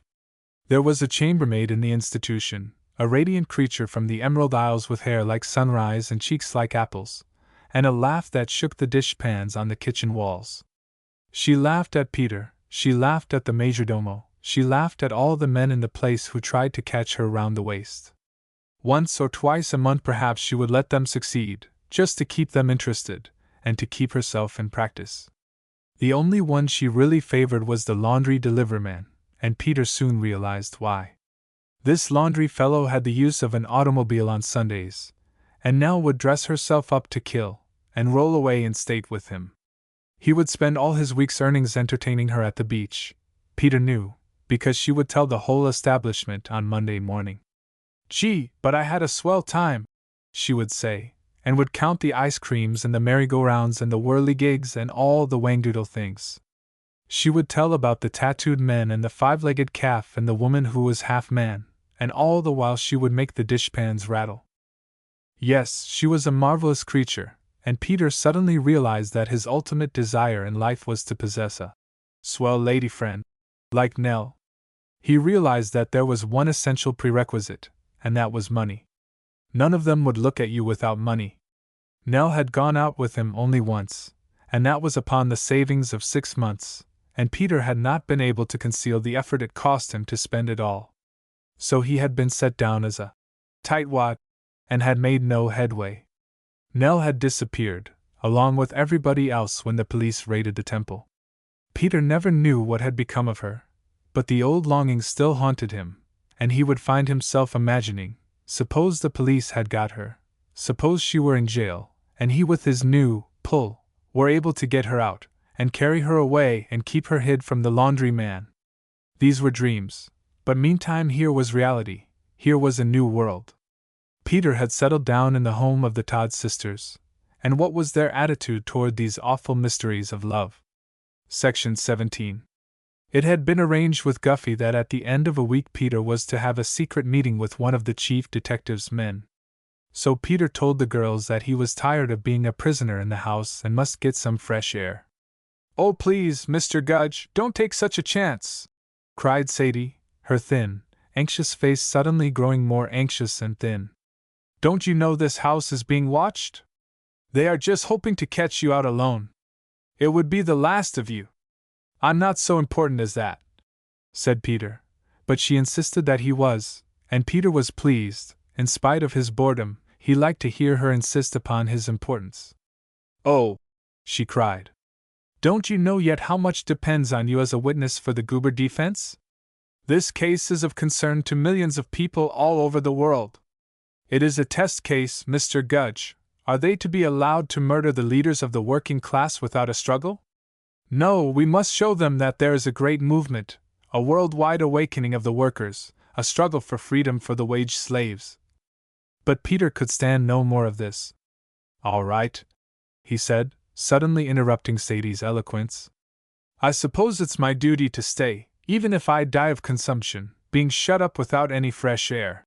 He would play the martyr, which was not so hard, for he was one, and looked like one, with his thin, one-sided little figure, and his shabby clothes. Both Sadie and Jenny gazed at him with admiration, and sighed with relief. But later on, Peter thought of an idea. He could go out at night, he told Sadie, and slip out the back way, so that no one would see him.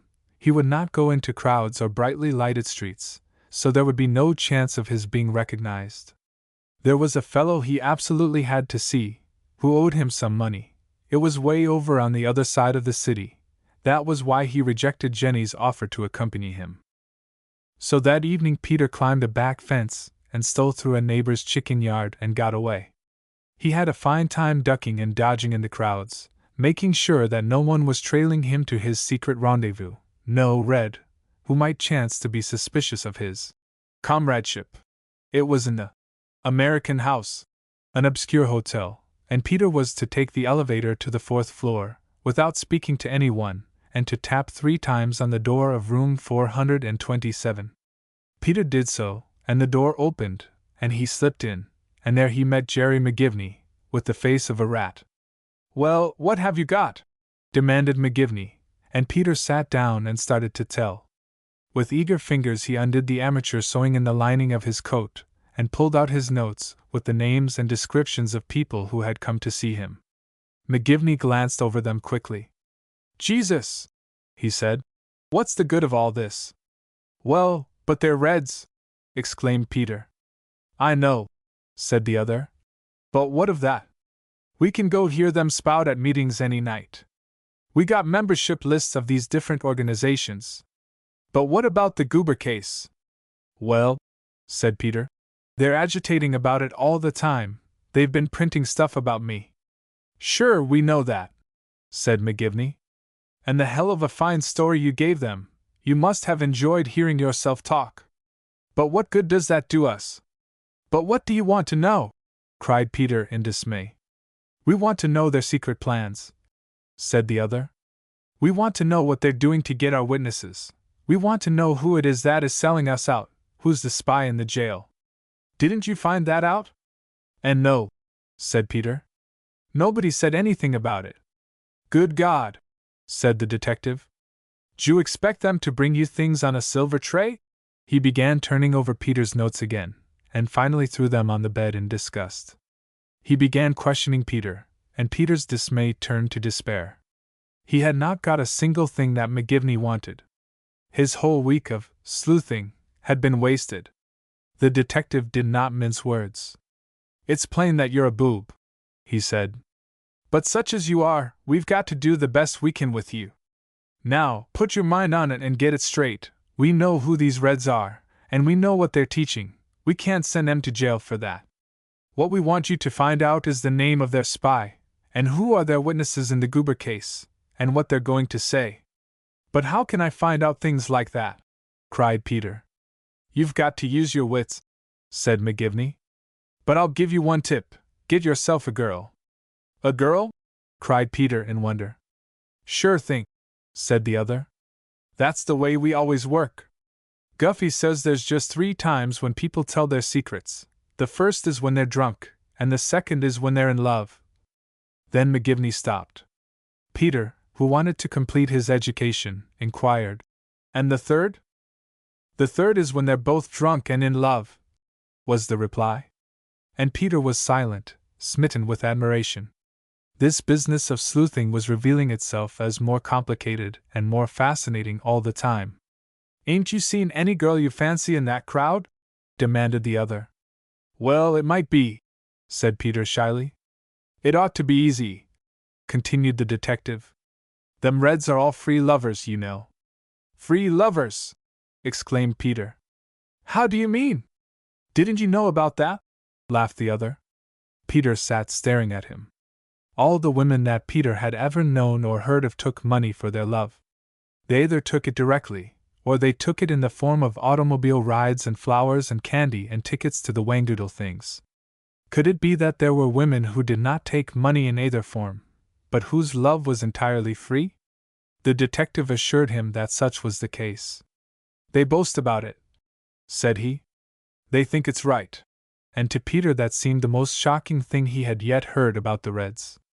To be sure, when he thought it over, he could see that it had some redeeming points. It was decidedly convenient from the point of view of the man. It was so much money in his pocket.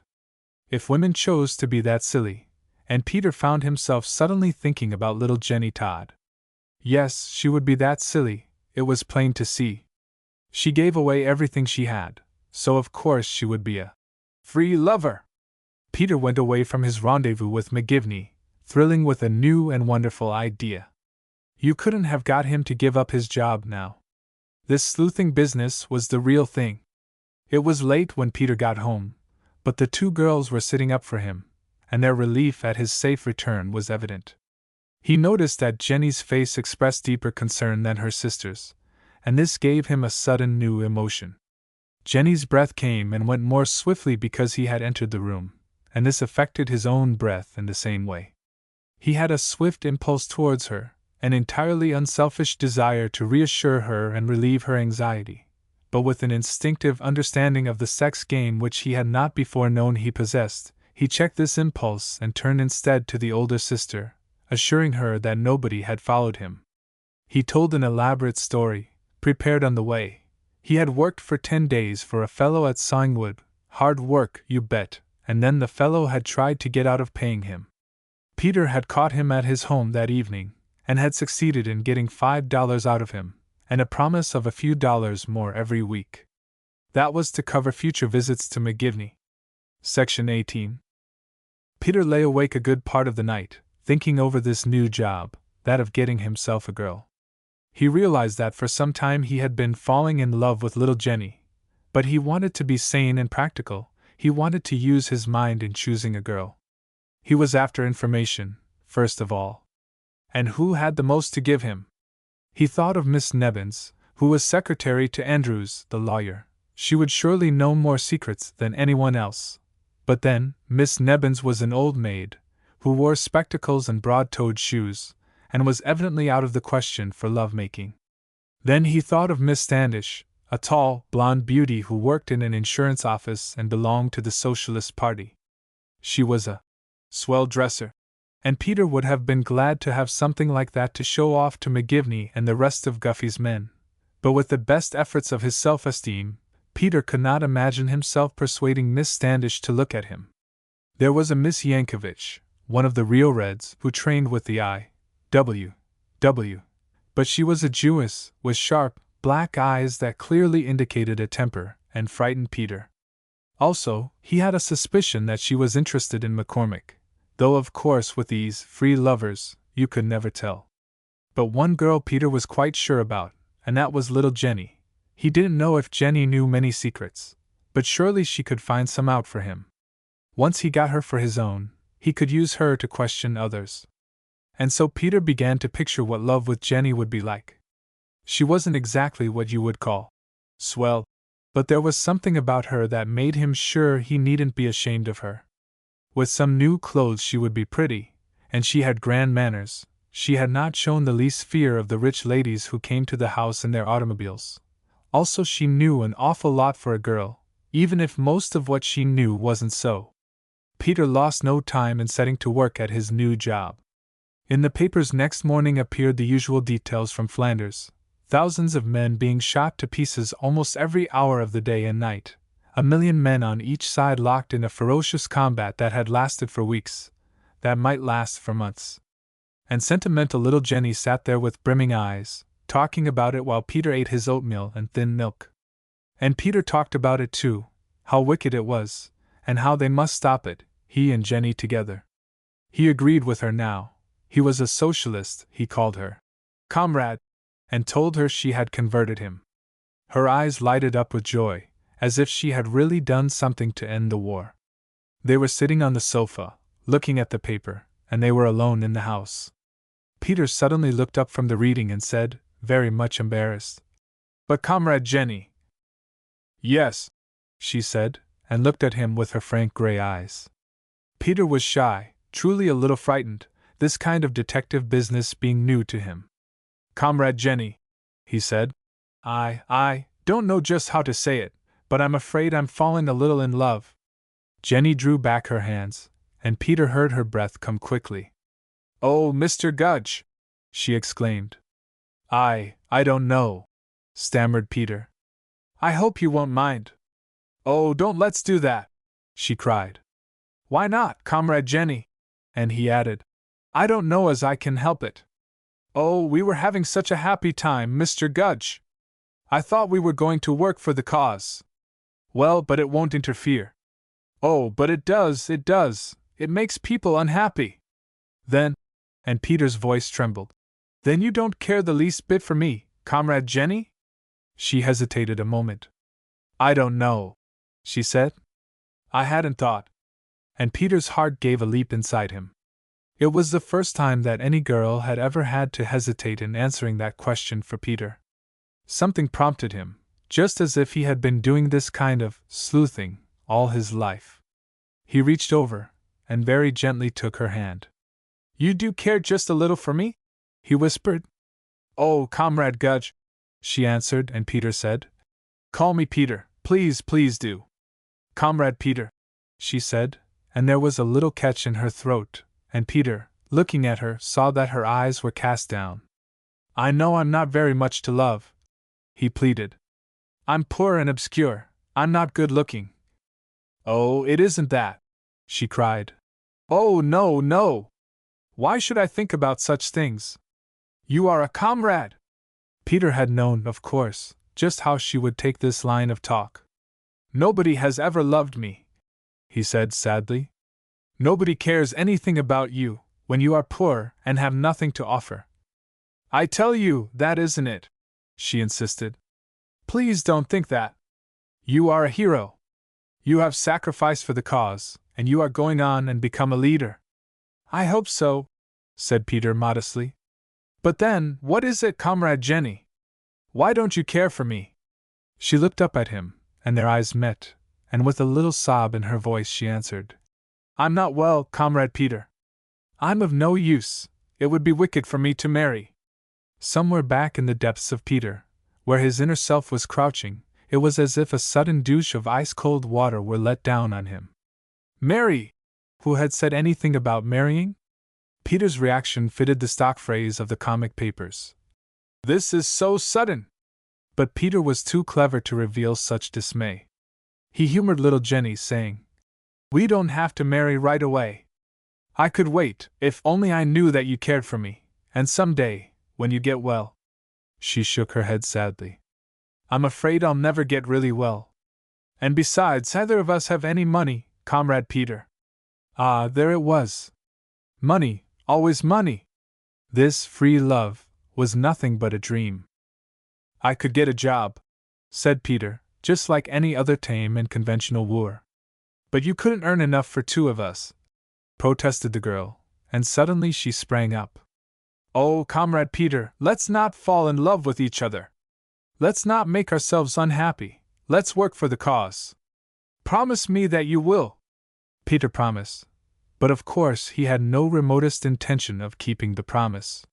He was not only a detective, he was a man, and in both capacities he wanted Comrade Jenny. He had all the rest of the day, and over the addressing of envelopes which he undertook with her, he would now and then steal love glances, and Jenny knew now what these looks meant, and the faint flush would creep over her cheeks and down into her neck and throat. She was really very pretty when she was falling in love, and Peter found his new job the most delightful one of his lifetime. He watched carefully, and noted the signs, and was sure he was making no mistake. Before Sadie came back at supper time he had his arms about Comrade Jenny, and was pressing kisses upon the lovely white throat, and Comrade Jenny was sobbing softly, and her pleading with him to stop had grown faint and unconvincing. Section 19. There was the question of Sadie to be settled. There was a certain severe look that sometimes came about Sadie's lips, and that caused Peter to feel absolutely certain that Comrade Sadie had no sympathy with free love, and very little sympathy with any love save her own for Jenny. She had nursed her little sister, and tended her like a mother for many years. She took the food out of her mouth to give to Jenny, and Jenny in turn gave it to any wandering agitator who came along and hung around until mealtime. Peter didn't want Sadie to know what had been going on in her absence, and yet he was afraid to suggest to Jenny that she should deceive her sister. He managed it very tactfully. Jenny began pleading again. "We ought not to do this, Comrade Peter." And so Peter agreed, perhaps they oughtn't, and they wouldn't any more. So Jenny put her hair in order, and straightened her blouse, and her lover could see that she wasn't going to tell Sadie. And the next day they were kissing again and agreeing again that they mustn't do it, and so once more Jenny didn't tell Sadie. Before long Peter had managed to whisper the suggestion that their love was their own affair, and they ought not to tell anybody for the present. They would keep the delicious secret, and it would do no one any harm. Jenny had read somewhere about a woman poet by the name of Mrs. Browning, who had been an invalid all her life, and whose health had been completely restored by a great and wonderful love. Such a love had now come to her, only Sadie might not understand. Sadie might think they did not know each other well enough, and that they ought to wait. They knew, of course, that they really did know each other perfectly, so there was no reason for uncertainty or fear. Peter managed deftly to put these suggestions into Jenny's mind as if they were her own. And all the time he was making ardent love to her, all day long, while he was helping her address envelopes and mail out circulars for the Goober Defense Committee. He really did work hard. He didn't mind working, when he had Jenny at the table beside him, and could reach over and hold her hand every now and then, or catch her in his arms and murmur passionate words. Delicious thrills and raptures possessed him. His hopes would rise like a flood tide, but then, alas, only to ebb again. He would get so far, and every time it would be as if he had run into a stone wall. No farther! Peter realized that McGivney's free love talk had been a cruel mistake. Little Jenny was like all the other women. Her love wasn't going to be free. Little Jenny wanted a husband, and every time you kissed her, she began right away to talk about marriage, and you dared not hint at anything else because you knew it would spoil everything. So Peter was thrown back upon devices older than the teachings of any Reds. He went after little Jenny, not in the way of free lovers, but in the way of a man alone in the house with a girl of 17, and wishing to seduce her. He vowed that he loved her with an overwhelming and eternal love. He vowed that he would get a job and take care of her. And then he let her discover that he was suffering torments. He could not live without her. He played upon her sympathy, he played upon her childish innocence, he played upon that pitiful, weak sentimentality which caused her to believe in pacifism and altruism and socialism and all the other isms that were jumbled up in her head. And so in a couple of weeks Peter had succeeded in his purpose of carrying little Jenny by storm. And then, how enraptured he was! Peter, with his first girl, decided that being a detective was the job for him. Peter knew that he was a real detective now, using the real inside methods, and on the trail of the real secrets of the Goober case. And sure enough, he began at once to get them. Jenny was in love. Jenny was, as you might say, drunk with love. And so she fulfilled both the conditions which Guffey had laid down. So Jenny told the truth. Sitting on Peter's knee, with her arms clasped about him, and talking about her girlhood, the happy days before her mother and father had been killed in the factory where they worked, little Jenny mentioned the name of a young man, Ibbets. Ibbets? Said Peter. It was a peculiar name, and sounded familiar. A cousin of ours, said Jenny. Have I met him?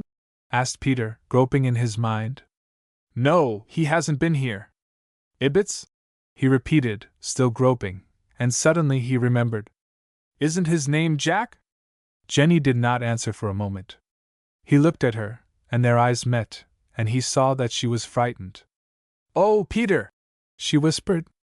I wasn't to tell. I wasn't to tell a soul. Inside Peter, something was shouting with delight. To hide his emotion, he had to bury his face in the soft white throat. Sweetheart, he whispered. Darling. Peter, she cried. You know, don't you? Of course, he laughed. But I won't tell. You needn't mind trusting me. Oh, but Mr. Andrews was so insistent, said Jenny. He made Sadie and me swear that we wouldn't breathe it to a soul. Well, you didn't tell, said Peter. I found it out by accident. Don't mention it, and nobody will be any the wiser. If they should find out that I know, they wouldn't blame you. They'd understand that I know Jack Ibbotts, me being in jail so long. So Jenny forgot all about the matter, and Peter went on with the kisses, making her happy, as a means of concealing his own exultation. He had done the job for which Guffey had sent him. He had solved the first great mystery of the Goober case. The spy in the jail of American City, who was carrying out news to the Defense Committee, was Jack Ibbotts, one of the keepers in the jail, and a cousin of the Todd sisters. Section 20.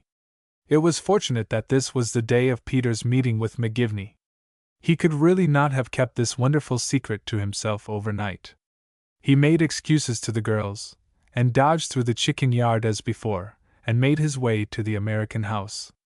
As he walked, Peter's mind was working busily. He had really got his grip on the ladder of prosperity now. He must not fail to tighten it. McGivney saw right away from Peter's face that something had happened. Well? He inquired. I've got it! Exclaimed Peter. Got what? The name of the spy in the jail. Christ! You don't mean it! Cried the other. No doubt about it, answered Peter. Who is he? Peter clenched his hands and summoned his resolution. First, he said, you and me got to have an understanding. Mr. Guffey said I was to be paid, but he didn't say how much or when. Oh, hell, said McGivney. If you've got the name of that spy, you don't need to worry about your reward. Well, that's all right, said Peter. But I'd like to know what I'm to get and how I'm to get it.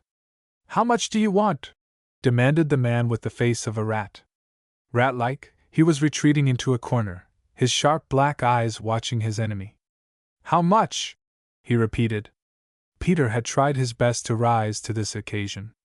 Was he not working for the greatest and richest concern in American City, the Traction Trust? Tens and hundreds of millions of dollars they were worth. He had no idea how much, but he knew they could afford to pay for his secret. I think it ought to be worth $200, he said. Sure, said McGivney. That's all right. We'll pay you that. And straightway Peter's heart sank. What a fool he had been! Why hadn't he had more courage, and asked for $500? He might even have asked 1,000, and made himself independent for life. Well, said McGivney, who's the spy? Peter made an agonizing effort, and summoned yet more nerve. First, I got to know, when do I get that money? Oh, good God, said McGivney. You give us the information, and you'll get your money all right. What kind of cheapskates do you take us for? Well, that's all right, said Peter. But you know, Mr. Guffey didn't give me any reason to think he loved me. I still can hardly use this wrist like I used to. Well, he was trying to get some information out of you, said McGivney. He thought you were one of them dynamiters. How could you blame him? You give me the name of that spy, and I'll see you get your money. But still Peter wouldn't yield. He was afraid of the rat-faced McGivney, and his heart was thumping fast, but he stood his ground. I think I ought to see that money, he said doggedly. Say, what the hell do you take me for? Demanded the detective. D'you suppose I'm going to give you $200 and then have you give me some fake name and skip? Oh, I wouldn't do that, cried Peter. How do I know you wouldn't?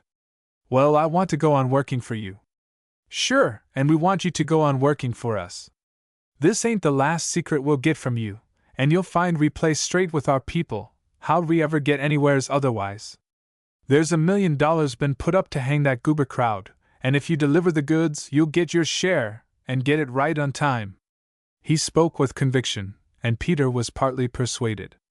But most of Peter's lifetime had been spent in watching people bargaining with one another, watching scoundrels trying to outreat one another, and when it was a question of some money to be got, Peter was like a bulldog that has got his teeth fixed tight in another dog's nose.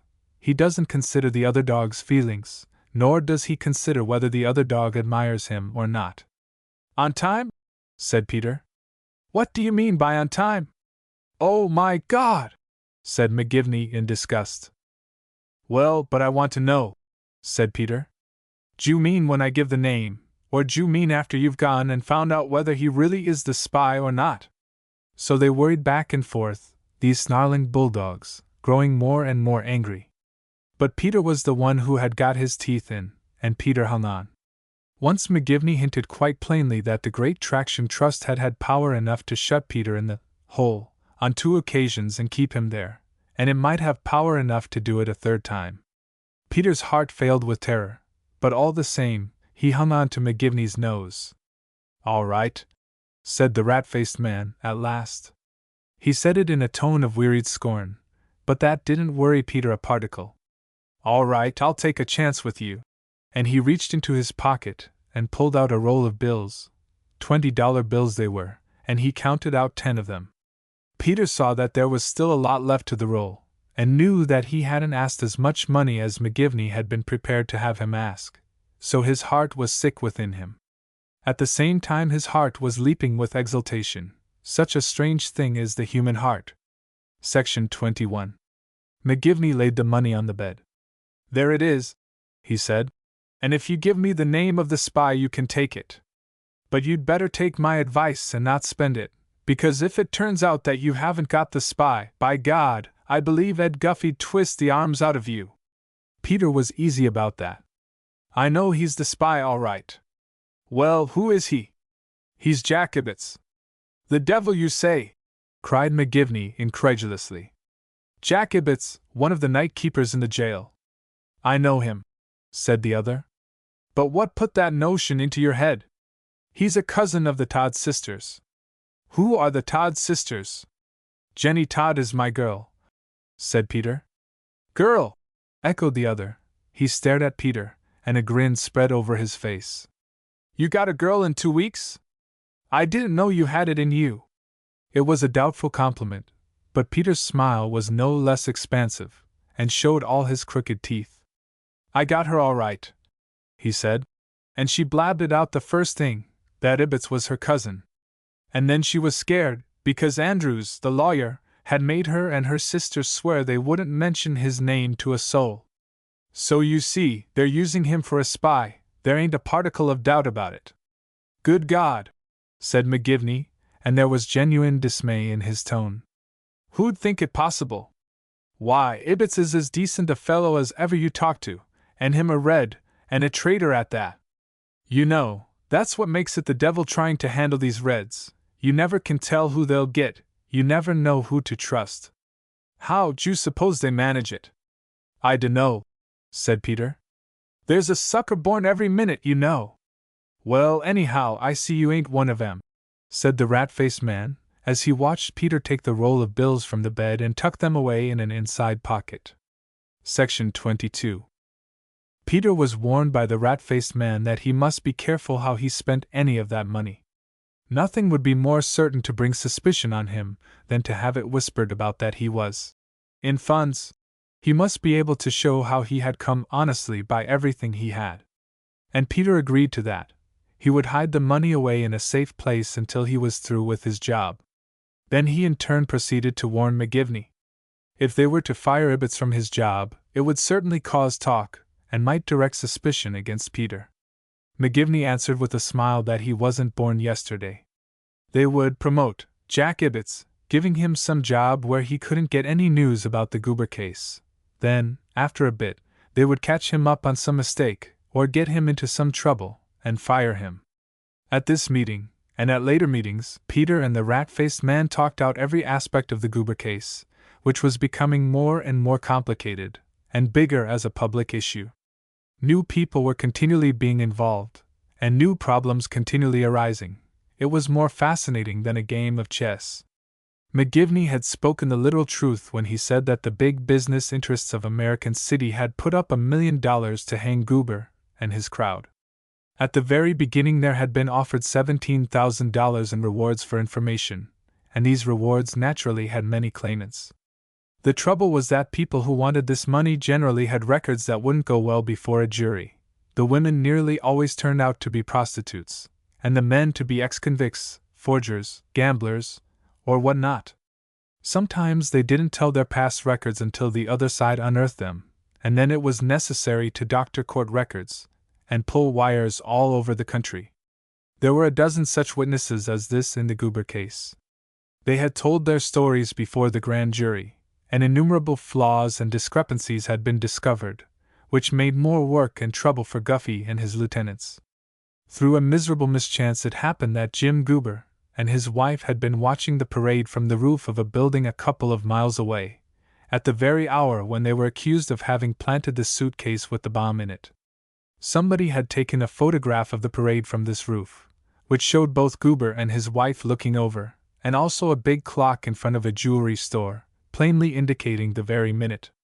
Fortunately, the prosecution got hold of this photograph first, but now the defense had learned of its existence, and was trying to get a look at it. The prosecution didn't dare destroy it, because its existence could be proven, but they had photographed the photograph, and rephotographed that, until they had the face of the clock so dim that the time could not be seen. Now the defense was trying to get evidence that this trick had been worked. Then there were all the witnesses for the defense. Through another mischance it had happened that half a dozen different people had seen the bomb thrown from the roof of Guggenheim's department store, which entirely contradicted the suitcase theory upon which the prosecution was based. So now it was necessary to reach these various witnesses. One perhaps had a mortgage on his home which could be bought and foreclosed. Another perhaps had a wife who wanted to divorce him, and could be persuaded to help get him into trouble. Or perhaps he was engaged in an intrigue with some other man's wife. Or perhaps some woman could be sent to draw him into an intrigue. Then again, it appeared that very soon after the explosion some of Guffey's men had taken a sledgehammer and smashed the sidewalk, also the wall of the building where the explosion had taken place. This was to fit in with the theory of the suitcase bomb, and they had taken a number of photographs of the damage. But now it transpired that somebody had taken a photograph of the spot before this extra damage had been done, and that the defense was in possession of this photograph. Who had taken this photograph, and how could he be fixed? If Peter could help in such matters, he would come out of the Goober case a rich man. Peter would go away from these meetings with McGivney with his head full of visions, and would concentrate all his faculties upon the collecting of information. He and Jenny and Sadie talked about the case incessantly, and Jenny and Sadie would tell freely everything they had heard outside. Others would come in, young McCormick, and Miriam Yankovich, and Miss Nebbins, the secretary to Andrews, and they would tell what they had learned and what they suspected, and what the defense was hoping to find out. They got hold of a cousin of the man who had taken the photograph on the roof. They were working on him, to get him to persuade the photographer to tell the truth. Next day Donald Gordon would come in, cast down with despair, because it had been learned that one of the most valuable witnesses of the defense, a grocery man, had once pleaded guilty to selling spoiled cheese. Thus every evening, before he went to sleep, Peter would jot down notes, and sew them up inside his jacket, and once a week he would go to the meeting with McGivney, and the two would argue and bargain over the value of Peter's news. Section 23. It had become a fascinating game, and Peter would never have tired of it, but for the fact that he had to stay all day in the house with little Jenny. A honeymoon is all right for a few weeks, but no man can stand it forever. Little Jenny apparently never tired of being kissed, and never seemed satisfied that Peter thoroughly loved her. A man got through with his lovemaking after a while, but a woman, it appeared, never knew how to drop the subject. She was always looking before and after, and figuring consequences and responsibilities, her duty and her reputation and all the rest of it. Which, of course, was a bore. Jenny was unhappy because she was deceiving Sadie. She wanted to tell Sadie, and yet somehow it was easier to go on concealing than admit that one had concealed. Peter didn't see why Sadie had to be told at all. He didn't see why things couldn't stay just as they were, and why he and his sweetheart couldn't have some fun now and then, instead of always being sentimental, always having agonies over the class war, to say nothing of the World War, and the prospects of America becoming involved in it. This did not mean that Peter was hard and feelingless. No, when Peter clasped trembling little Jenny in his arms he was very deeply moved. He had a real sense of what a gentle and good little soul she was. He would have been glad to help her, but what could he do about it? The situation was such that he could not plead with her, he could not try to change her. He had to give himself up to all her crazy whims and pretend to agree with her. Little Jenny was by her weakness marked for destruction, and what good would it do for him to go to destruction along with her? Peter understood clearly that there are two kinds of people in the world, those who eat, and those who are eaten, and it was his intention to stay among the former group. Peter had come in his 20 years of life to a definite understanding of the things called ideas, and causes, and religions. They were bait to catch suckers, and there is a continual competition between the suckers, who of course don't want to be caught, and those people of superior wits who want to catch them, and therefore are continually inventing new and more plausible and alluring kinds of bait. Peter had by now heard enough of the jargon of the comrades to realize that theirs was an especially effective kind, and here was poor little Jenny, stuck fast on the hook, and what could Peter do about it? Yet, this was Peter's first love, and when he was deeply thrilled, he understood the truth of Guffey's saying that a man in love wants to tell the truth. Peter would have the impulse to say to her, "Oh, drop all that preaching, and give yourself a rest. Let's you and me enjoy life a bit." Yes, it would be all he could do to keep from saying this, despite the fact that he knew it would ruin everything. Once little Jenny appeared in a new silk dress brought to her by one of the rich ladies whose heart was touched by her dowdy appearance. It was of soft gray silk, cheap silk, but fresh and new, and Peter had never had anything so fine in his arms before. It matched Jenny's gray eyes, and its freshness gave her a pink glow, or was it that Peter admired her, and loved her more, and so brought the blood to her cheeks? Peter had an impulse to take her out and show her off, and he pressed his face into the soft folds of the dress and whispered, "Say, kid, some day you and me got to cut all this hard luck business for a bit." He felt little Jenny stiffen and draw away from him, so quickly he had to set to work to patch up the damage. "I want you to get well," he pleaded.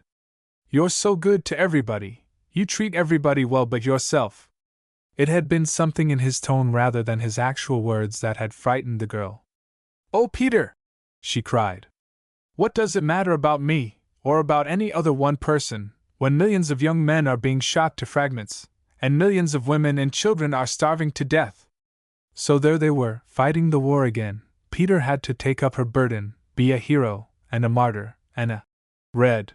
That same afternoon, as fate willed it, 3 Wobblies, out of a job, came to call, and oh, how tired Peter was of these wandering agitators, insufferable grouches. Peter would want to say, "Oh, cut it out. What you call your cause is nothing but your scheme to work with your tongues instead of with a pick and a shovel." And this would start an imaginary quarrel in Peter's mind.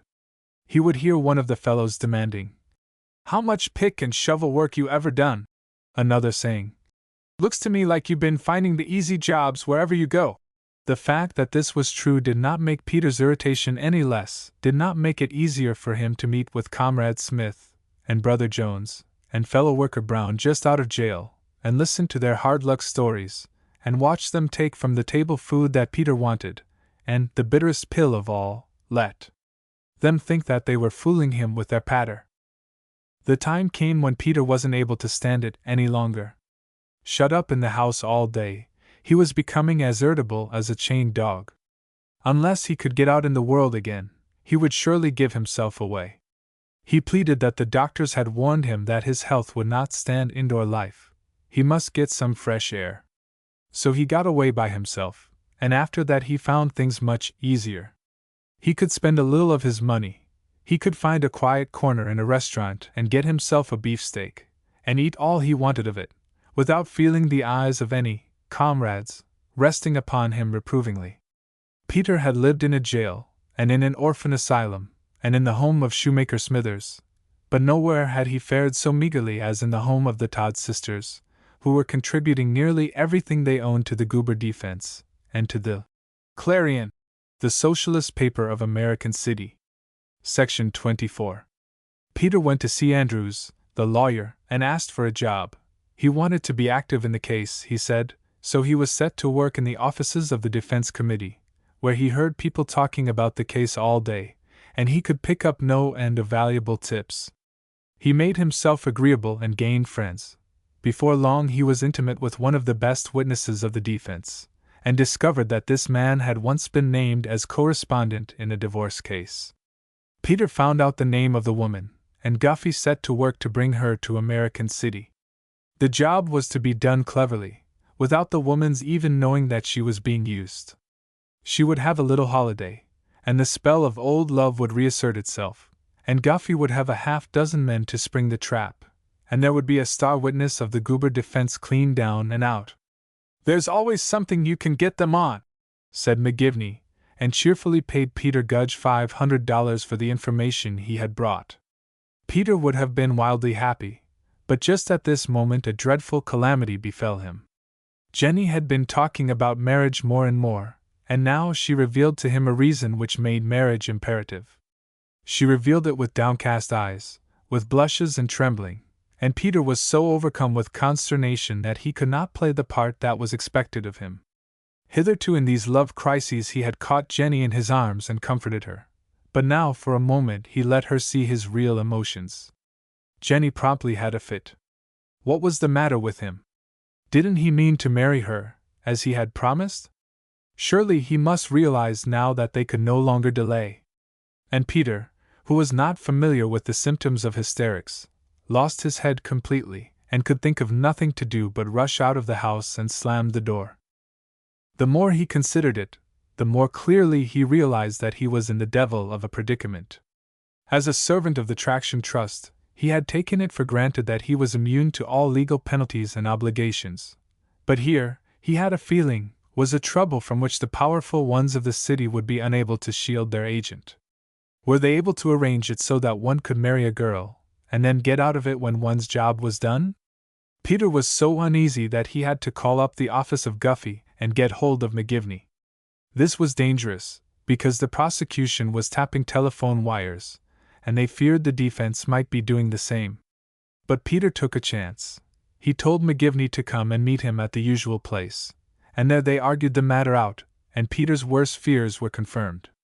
When he put the proposition up to McGivney, the rat-faced man guffawed in his face. He found it so funny that he did not stop laughing until he saw that he was putting his spy into a rage. "What's the joke?" demanded Peter. "If I'm ruined, will you get any more information?" "But my God!" said McGivney. "What did you have to go and get that kind of a girl for?" "I had to take what I could," answered Peter. "Besides, they're all alike, they get into trouble, and you can't help it." "Sure you can help it," said McGivney. "Why didn't you ask long ago? Now if you've got yourself tied up with a marrying proposition, it's your own lookout, you can't put it off on me." They argued back and forth. The rat-faced man was positive that there was no way Peter could pretend to marry Jenny and not have the marriage count. He might get himself into no end of trouble, and certainly he would be ruined as a spy. What he must do was to pay the girl some money, and send her somewhere to get fixed up. McGivney would find out the name of a doctor to do the job. "Yes, but what excuse can I give her?" cried Peter. "I mean, why I don't marry her?" "Make something up," said McGivney. "Why not have a wife already?" Then, seeing Peter's look of dismay, "Sure, you can fix that. I'll get you one if you need her. But you won't have to take that trouble, just tell your girl a hard luck story. You've got a wife, you thought you could get free from her, but now you find you can't. Your wife's got wind of what you're doing here, and she's trying to blackmail you. Fix it up so your girl can't do anything on account of hurting the Goober defense. If she's really sincere about it, she won't disgrace you, maybe she won't even tell her sister." Peter hated to do anything like that. He had a vision of little Jenny lying on the sofa in hysterics as he had left her, and he dreaded the long emotional scene that would be necessary. However, it seemed that he must go through with it. There was no better way that he could think of. Also, he must be quick, because in a couple of hours Sadie would be coming home from work, and it might be too late. Section 25. Peter hurried back to the Todd home, and there was white-faced little Jenny lying on the bed, still sobbing. One would think she might have used up her surplus stock of emotions. But no, there is never any limit to the emotions a woman can pour out. As soon as Peter had got fairly started on the humiliating confession that he had a wife, little Jenny sprang up from the bed with a terrified shriek, and confronted him with a face like the ghost of an escaped lunatic. Peter tried to explain that it wasn't his fault, he had really expected to be free any day. But Jenny only clasped her hands to her forehead and screamed, "You have deceived me! You have betrayed me!" It was just like a scene in the movies, the bored little devil inside Peter was whispering. He tried to take her hand and reason with her, but she sprang away from him. She rushed to the other side of the room and stood there, staring at him as if she were some wild thing that he had in a corner and was threatening to kill. She made so much noise that he was afraid that she would bring the neighbors in. He had to point out to her that if this matter became public he would be ruined forever as a witness, and thus she might be the means of sending Jim Goober to the gallows. Thereupon Jenny fell silent, and it was possible for Peter to get in a word. He told her of the intrigues against him. The other side had sent somebody to him and offered him $10,000 if he would sell out the Goober defense. Now, since he had refused, they were trying to blackmail him, using his wife. They had somehow come to suspect that he was involved in a love affair, and this was to be the means of ruining him. Jenny still would not let Peter touch her, but she consented to sit down quietly in a chair and figure out what they were going to do. Whatever happened, she said, they must do no harm to the Goober case. Peter had done her a monstrous wrong in keeping the truth from her, but she would suffer the penalty. Whatever it might be, she would never involve him. Peter started to explain. Perhaps it wasn't so serious as she feared. He had been thinking things over. He knew where Pericles Priam, his old employer, was living, and Pericles was rich now, and Peter felt sure that he could borrow $200, and there were places where little Jenny could go. There were ways to get out of this trouble. But little Jenny stopped him. She was only a child in some ways, but in others she was a mature woman. She had strange fixed ideas, and when you ran into them it was like running into a stone wall. She would not hear of the idea Peter suggested. It would be murder. "Nonsense," said Peter, echoing McGivney. "It's nothing. Everybody does it." But Jenny was apparently not listening. She sat staring with her wild, terrified eyes and pulling at her dress with her fingers. Peter got to watching these fingers, and they got on his nerves. They behaved like insane fingers. They manifested all the emotions which the rest of little Jenny was choking back and repressing. "If you would only not take it so seriously," Peter pleaded.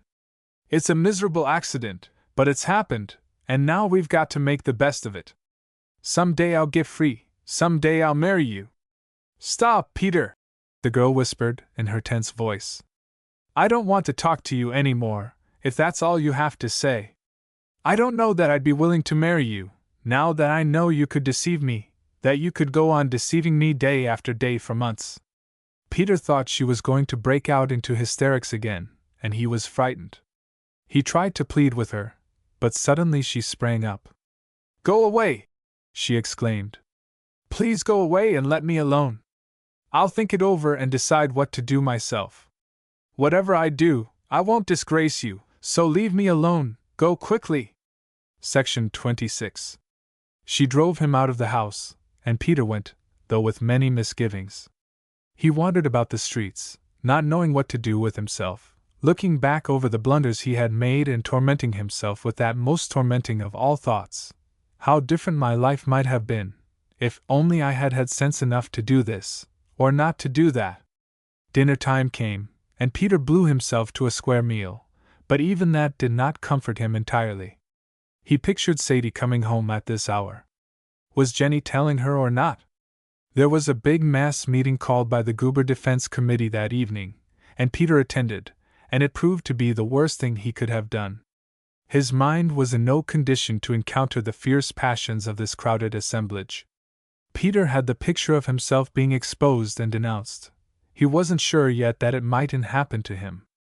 And here was this meeting: thousands of workingmen, horny-handed blacksmiths, longshoremen with shoulders like barns and truckmen with fists like battering rams, long-haired radicals of 100 dangerous varieties, women who waved red handkerchiefs and shrieked until to Peter they seemed like gorgons with snakes instead of hair. Such were the mob frenzies engendered by the Goober case, and Peter knew, of course, that to all these people he was a traitor, a poisonous worm, a snake in the grass. If ever they were to find out what he was doing, if, for instance, someone were to rise up and expose him to this crowd, they would seize him and tear him to pieces. And maybe, right now, little Jenny was telling Sadie, and Sadie would tell Andrews, and Andrews would become suspicious, and set spies on Peter Gudge. Maybe they had spies on him already, and knew of his meetings with McGivney. Haunted by such terrors, Peter had to listen to the tirades of Donald Gordon, of John Durand, and of Sorensen, the longshoreman's leader. He had to listen to exposure after exposure of the tricks which Guffey had played. He had to hear the district attorney of the county denounced as a suborner of perjury, and his agents as blackmailers and forgers. Peter couldn't understand why such things should be permitted, why these speakers were not all clapped into jail. But instead, he had to sit there and listen. He even had to applaud and pretend to approve. All the other secret operatives of the Traction Trust and of the district attorney's office had to listen and pretend to approve. In the hall Peter had met Miriam Yankovich, and was sitting next to her. "Look," she said, "there's a couple of dicks over there. Look at the mugs on them." "Which?" said Peter. And she answered, "That fellow that looks like a bruiser, and that one next to him, with the face of a rat." Peter looked, and saw that it was McGivney, and McGivney looked at Peter, but gave no sign. The meeting lasted until nearly midnight. It subscribed several $1,000s to the Goober Defense Fund, and adopted ferocious resolutions which it ordered printed and sent to every local of every labor union in the country. Peter got out before it was over, because he could no longer stand the strain of his own fears and anxieties. He pushed his way through the crowd, and in the lobby he ran into Pat McCormick, the I.W.W. leader. There was more excitement in this boy's grim face than Peter had ever seen there before. Peter thought it was the meeting, but the other rushed up to him, exclaiming, "Have you heard the news?" "What news?" "Little Jenny Todd has killed herself." "My God!" gasped Peter, starting back. "Ada Ruth just told me. Sadie found a note when she got home. Jenny had left. She was going to drown herself." "But what? Why?" cried Peter in horror. "She was suffering so, her health was so wretched, she begged Sadie not to look for her body, not to make a fuss, they'll never find her."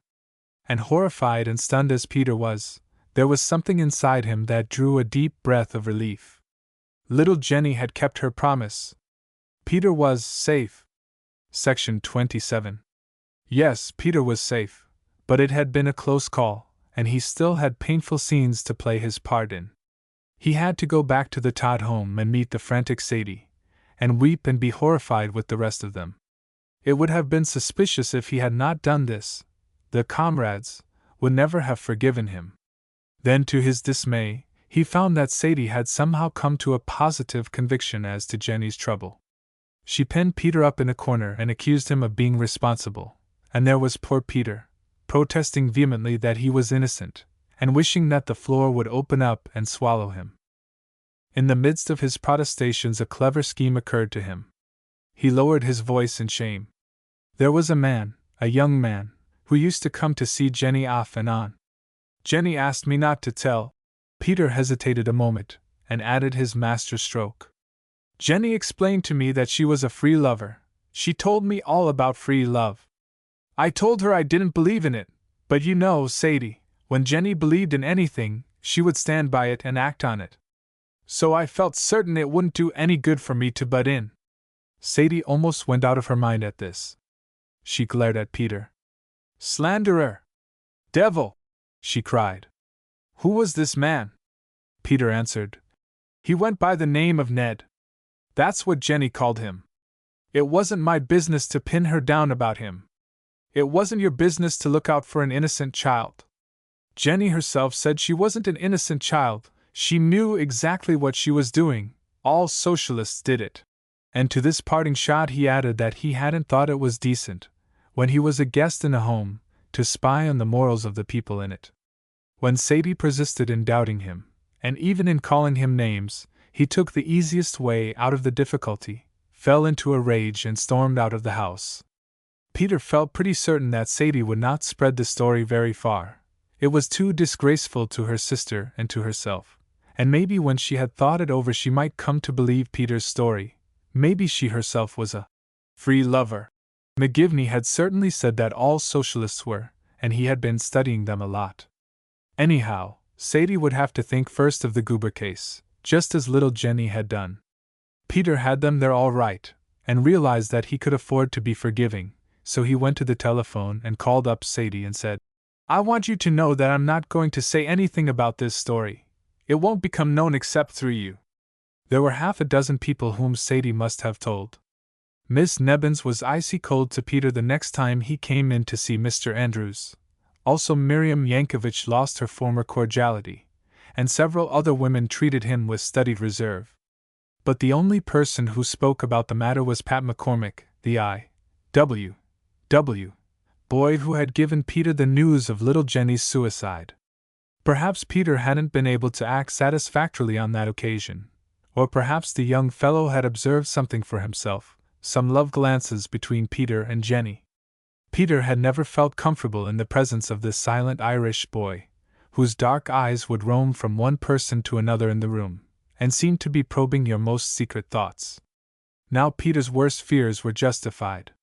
Mac got him off in a corner, and put his fist under his nose, and told him that he was a dirty hound, and if it hadn't been for the Goober case Mac, would kill him without a moment's concern. And Peter did not dare open his mouth. The look on the Irishman's face was so fierce that he was really afraid for his life. God, what a hateful lot these Reds were! And now here was Peter with the worst one of all against him. From now on his life would be in danger from this maniac Irishman. Peter hated him, so heartily and genuinely that it served to divert his thoughts from little Jenny, and to make him regard himself as a victim. Yes, in the midnight hours when Jenny's gentle little face haunted him and his conscience attacked him, Peter looked back upon the tangled web of events, and saw quite clearly how inevitable this tragedy had been, how naturally it had grown out of circumstances beyond his control. The fearful labor struggle in American City was surely not Peter's fault, nor was it his fault that he had been drawn into it, and forced to act first as an unwilling witness, and then as a secret agent. Peter read the American City Times every morning, and knew that the cause of Goober was the cause of anarchy and riot, while the cause of the district attorney and of Guffey's Secret Service was the cause of law and order. Peter was doing his best in this great cause. He was following the instructions of those above him, and how could he be blamed because one poor weakling of a girl had got in the way of the great chariot of the law? Peter knew that it wasn't his fault, and yet grief and terror gnawed at him. For one thing, he missed little Jenny. He missed her by day and he missed her by night. He missed her gentle voice, her fluffy soft hair, her body in his empty arms. She was his first love, and she was gone, and it is human weakness to appreciate things most when they have been lost. Peter aspired to be a strong man, a he-man. According to the slang that was coming into fashion, he now tried to live up to that role. He didn't want to go mooning about over this accident, yet Jenny's face stayed with him, sometimes wild, as he had seen it at their last meeting, sometimes gentle and reproachful. Peter would remember how good she had been, how tender, how never failing in instant response to an advance of love on his part. Where would he ever find another girl like that?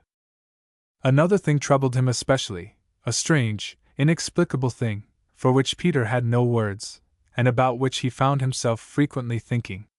This weak, frail slip of a girl had deliberately given her life for her convictions. She had died, in order that he might be saved as a witness for the Goobers.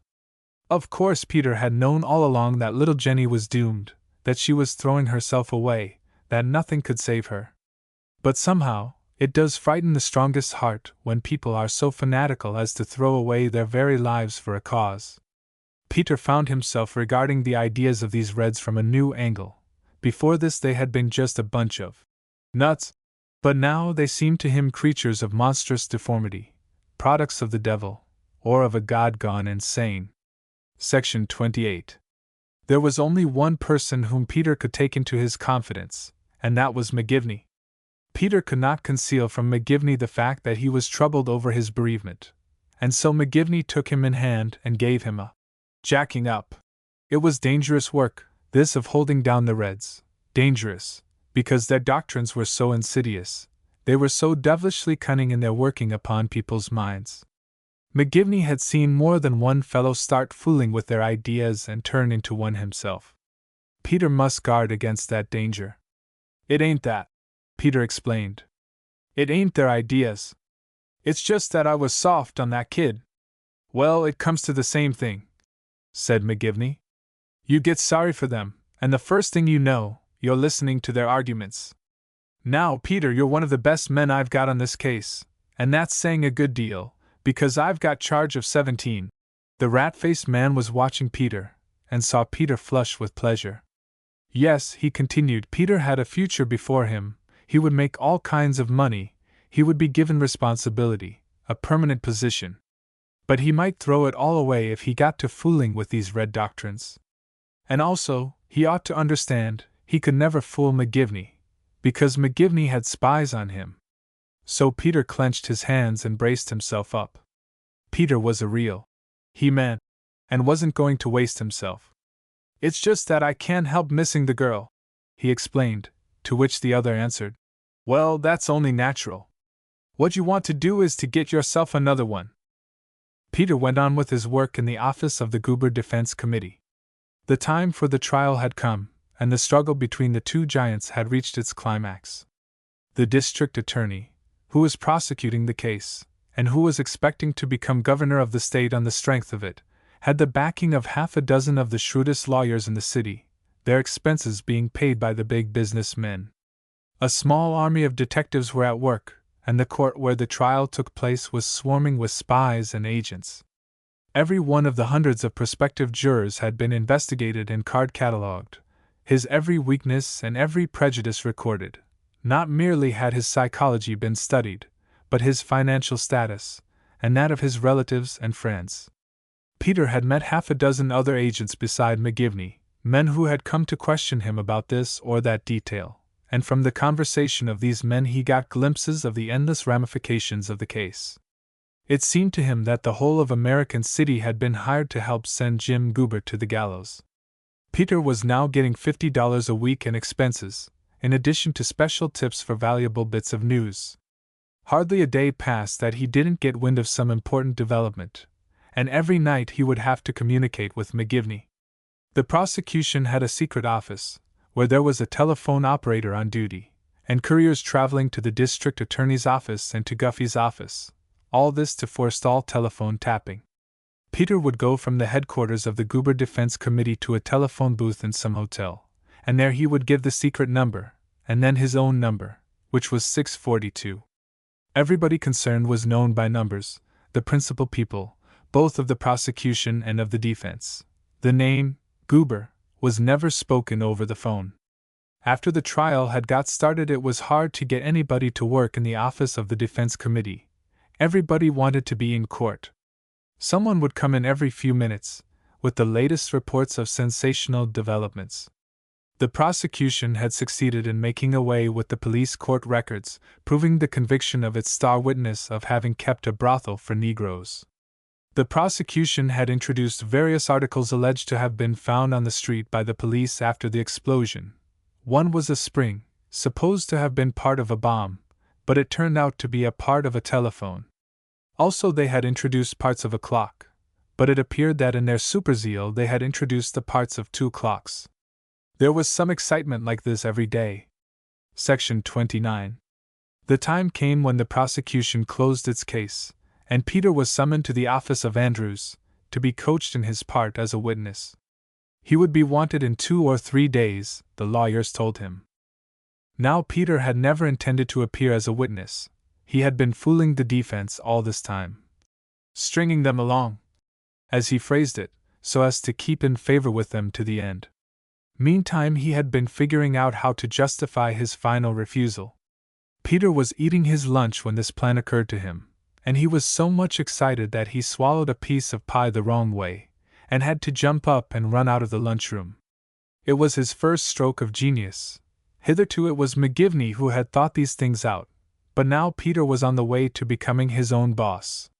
Why should he go on taking orders, when he had such brains of his own? He took the plan to McGivney, and McGivney called it a peach, and Peter was so proud he asked for a raise, and got it. This plan had the double advantage that not merely would it save Peter's prestige and reputation among the Reds, it would ruin McCormick, who was one of the hardest workers for the defense, and one of the most dangerous Reds in American City, as well as being a personal enemy of Peter's. McGivney pulled some of his secret wires, and the American City Times, in the course of its accounts of the case, mentioned a rumor that the defense proposed to put on the stand a man who claimed to have been tortured in the city jail, in an effort to make him give false testimony against Goober. The prosecution had investigated this man's record and discovered that only recently he had seduced a young girl, and she had killed herself because of his refusal to marry her. Peter took this copy of the American City Times to the office of David Andrews, and insisted upon seeing the lawyer before he went to court. He laid the item on the desk, and declared that there was his finish as a witness in the Goober case. "It's a cowardly, dirty lie," he declared, "and the man responsible for circulating it is Pat McCormick." Such are the burdens that fall upon the shoulders of lawyers in hard-fought criminal trials. Poor Andrews did his best to patch things up. He pleaded with Peter. If the story was false, Peter ought to be glad of a chance to answer his slanderers.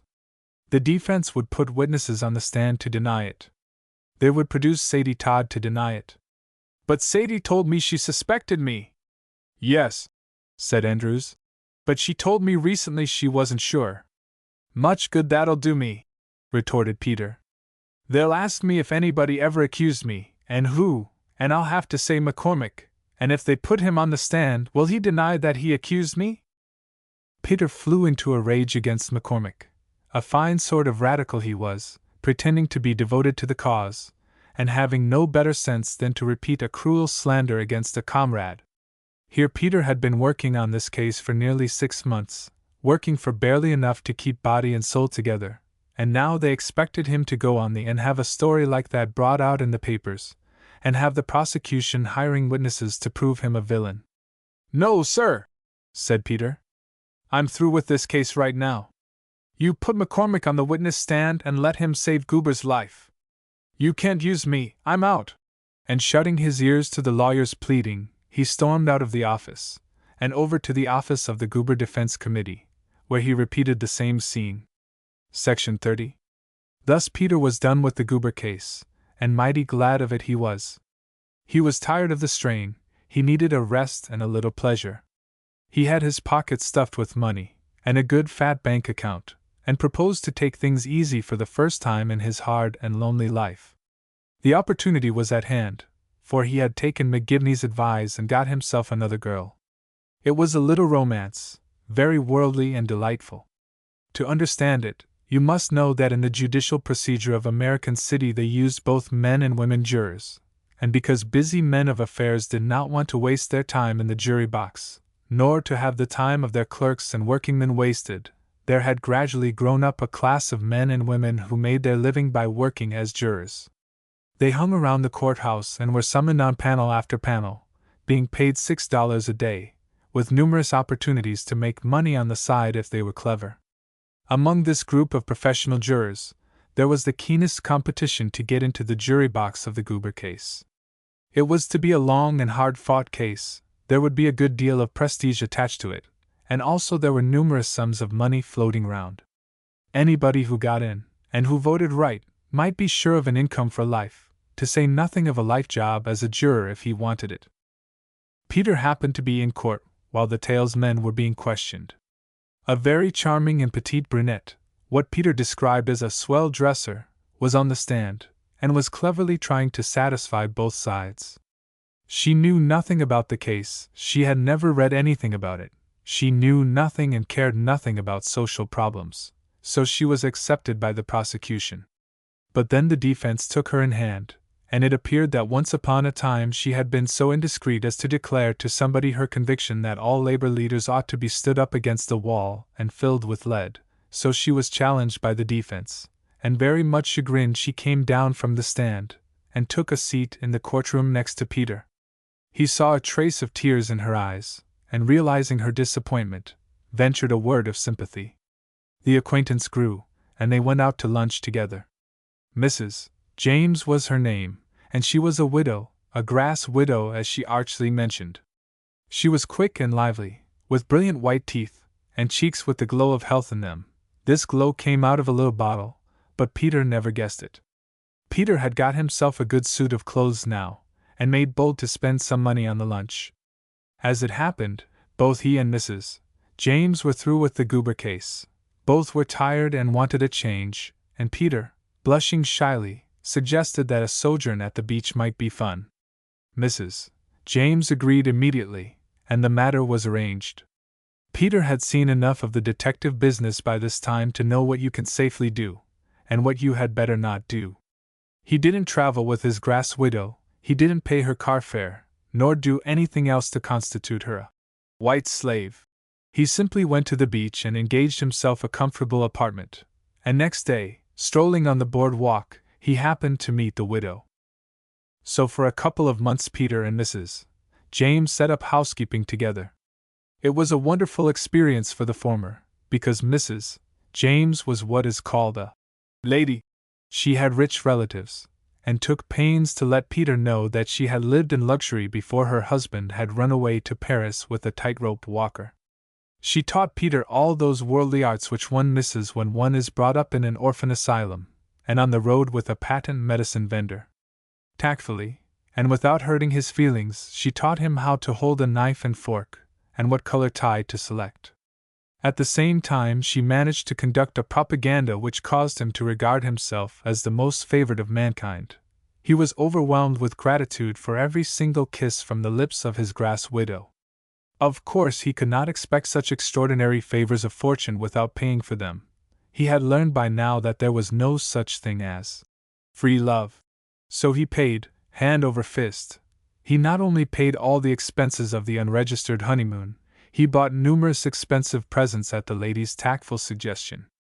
She was always so vivacious and affectionate when Peter had given her a present. Peter lived in a kind of dream. His money seemed to go out of his pockets without his having to touch it. Meantime great events were rolling by, unheeded by Peter and his grass widow who never read the newspapers. For one thing, Jim Goober was convicted and sentenced to die on the gallows, and Jim Goober's associate, Biddle, was found guilty and sentenced to prison for life. Also, America entered the war, and a wave of patriotic excitement swept like a prairie fire over the country. Peter could not help hearing about this. His attention was attracted to one aspect of the matter. Congress was about to pass a conscription act. And Peter was within the age limit. Peter would almost certainly be drafted into the army. No terror that he had ever felt in his life was equal to this terror. He had tried to forget the horrible pictures of battle and slaughter, of machine guns and hand grenades and torpedoes and poison gas, with which little Jenny had filled his imagination. But now these imaginings came crowding back upon him, now for the first time they concerned him. From that time on his honeymoon was spoiled. Peter and his grass widow were like a party of picnickers who are far away in the wilderness, and see a black thunderstorm come rolling up the sky. Also, Peter's bank account was running low. Peter had had no conception how much money you could spend on a grass widow who is a swell dresser, and understands what is proper. He was overwhelmed with embarrassment. He put off telling Mrs. James until the last moment, in fact, until he wasn't quite sure whether he had enough money in bank to meet the last check he had given to the landlady. Then, realizing that the game was up, he told. He was surprised to see how charmingly a grass widow of good breeding could take bad tidings. Evidently it wasn't the first time that Mrs. James had been to the beach. She smiled cheerfully, and said that it was the jury box for her once more. She gave Peter her card, and told him she would be glad to have him call upon her again, when he had restored his fortunes. She packed up her suitcase and her new trunk full of Peter's presents, and departed with the most perfect sweetness and good taste. Section 31. So there was Peter down and out once more. But fate was kind to him. That very day came a letter signed 243, which meant McGivney. 243 had some important work for Peter, so would he please call at once? Peter pawned his last bit of jewelry for his fare to American City, and met McGivney at the usual rendezvous. The purpose of the meeting was quickly explained. America was now at war, and the time had come when the mouths of these Reds were to be stopped for good. You could do things in wartime that you couldn't do in peacetime, and one of the things you were going to do was to put an end to the agitation against property. Peter licked his lips, metaphorically speaking. It was something he had many times told McGivney ought to be done. Pat McCormick especially ought to be put away for good. These were a dangerous bunch, these Reds, and Mac was the worst of all. It was every man's duty to help, and what could Peter do? McGivney answered that the authorities were making a complete list of all the radical organizations and their members, getting evidence preliminary to arrests. Guffey was in charge of the job. As in the Goober case, the big business interests of the city were going ahead while the government was still wiping the sleep out of its eyes. Would Peter take a job spying upon the Reds in American City? "I can't!" exclaimed Peter. "They're all sore at me because I didn't testify in the Goober case." "We can easily fix that up," answered the rat-faced man. "It may mean a little inconvenience for you. You may have to go to jail for a few days." "To jail!" cried Peter in dismay. "Yes," said the other. "You'll have to get arrested, and made into a martyr. Then, you see, they'll all be sure you're straight, and they'll take you back again and welcome you." Peter didn't like the idea of going to jail. His memories of the jail in American City were especially painful. But McGivney explained that this was a time when men couldn't consider their own feelings. The country was in danger, public safety must be protected, and it was up to everybody to make some patriotic sacrifice. The rich men were all subscribing to Liberty bonds. The poor men were going to give their lives. And what was Peter Gudge going to give? "Maybe I'll be drafted into the army," Peter remarked. "No, you won't, not if you take this job," said McGivney. "We can fix that. A man like you, who has special abilities, is too precious to be wasted." Peter decided forthwith that he would accept the proposition. It was much more sensible to spend a few days in jail than to spend a few years in the trenches, and maybe the balance of eternity under the sod of France. Matters were quickly arranged. Peter took off his good clothes, and dressed himself as became a working man, and went into the eating room where Donald Gordon, the Quaker boy, always got his lunch. Peter was quite sure that Donald would be one of the leading agitators against the draft, and in this he was not mistaken. Donald was decidedly uncordial in his welcoming of Peter. Without saying a word, the young Quaker made Peter aware that he was a renegade, a coward who had thrown down the Goober defense. But Peter was patient and tactful. He did not try to defend himself, nor did he ask any questions about Donald and Donald's activities. He simply announced that he had been studying the subject of militarism, and had come to a definite point of view. He was a socialist and an internationalist. He considered America's entry into the war a crime, and he was willing to do his part in agitating against it. He was going to take his stand as a conscientious objector. They might send him to jail if they pleased, or even stand him against a wall and shoot him, but they would never get him to put on a uniform. It was impossible for Donald Gordon to hold out against a man who talked like that, a man who looked him in the eye and expressed his convictions so simply and honestly. And that evening Peter went to a meeting of local American City of the Socialist Party, and renewed his acquaintance with all the comrades. He didn't make a speech or do anything conspicuous, but simply got into the spirit of things, and next day he managed to meet some of the members, and whenever and wherever he was asked, he expressed his convictions as a conscientious objector. So before a week had passed, Peter found that he was being tolerated, that nobody was going to denounce him as a traitor, or kick him out of the room. At the next weekly meeting of local American City, Peter ventured to say a few words. It was a red-hot meeting, at which the war and the draft were the sole subjects of discussion. There were some Germans in the local, some Irishmen, and one or two Hindus. They, naturally, were all ardent pacifists. Also there were agitators of what was coming to be called the left wing, the group within the party who considered it too conservative, and were always clamoring for more radical declarations, for mass action, and general strikes and appeals to the proletariat to rise forthwith and break their chains. These were days of great events. The Russian Revolution had electrified the world, and these comrades of the left wing felt themselves lifted upon pinions of hope. Peter spoke as one who had been out on the road, meeting the rank and file. He could speak for the men on the job. What was the use of opposing the draft here in the hall, where nobody but party members were present? What was wanted was for them to lift up their voices on the street, to awaken the people before it was too late. Was there anybody in this gathering bold enough to organize a street meeting? There were some who could not resist this challenge, and in a few minutes Peter had secured the pledges of half a dozen young hotheads, Donald Gordon among them. Before the evening was past, it had been arranged that these would-be martyrs should hire a truck and make their debut on Main Street the very next evening. Old hands in the movement warned them that they would only get their heads cracked by the police. But the answer to that was obvious. They might as well get their heads cracked by the police as get them blown to pieces by German artillery. Section 32. Peter reported to McGivney what was planned, and McGivney promised that the police would be on hand. Peter warned him to be careful and have the police be gentle, at which McGivney grinned, and answered that he would see to that. It was all very simple, and took less than 10 minutes of time.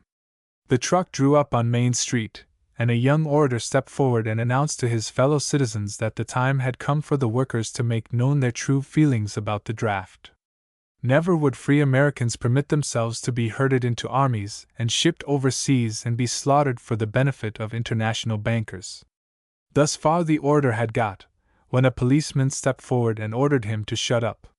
When he refused, the policeman tapped on the sidewalk with his stick, and a squad of 8 or 10 came round the corner, and the orator was informed that he was under arrest.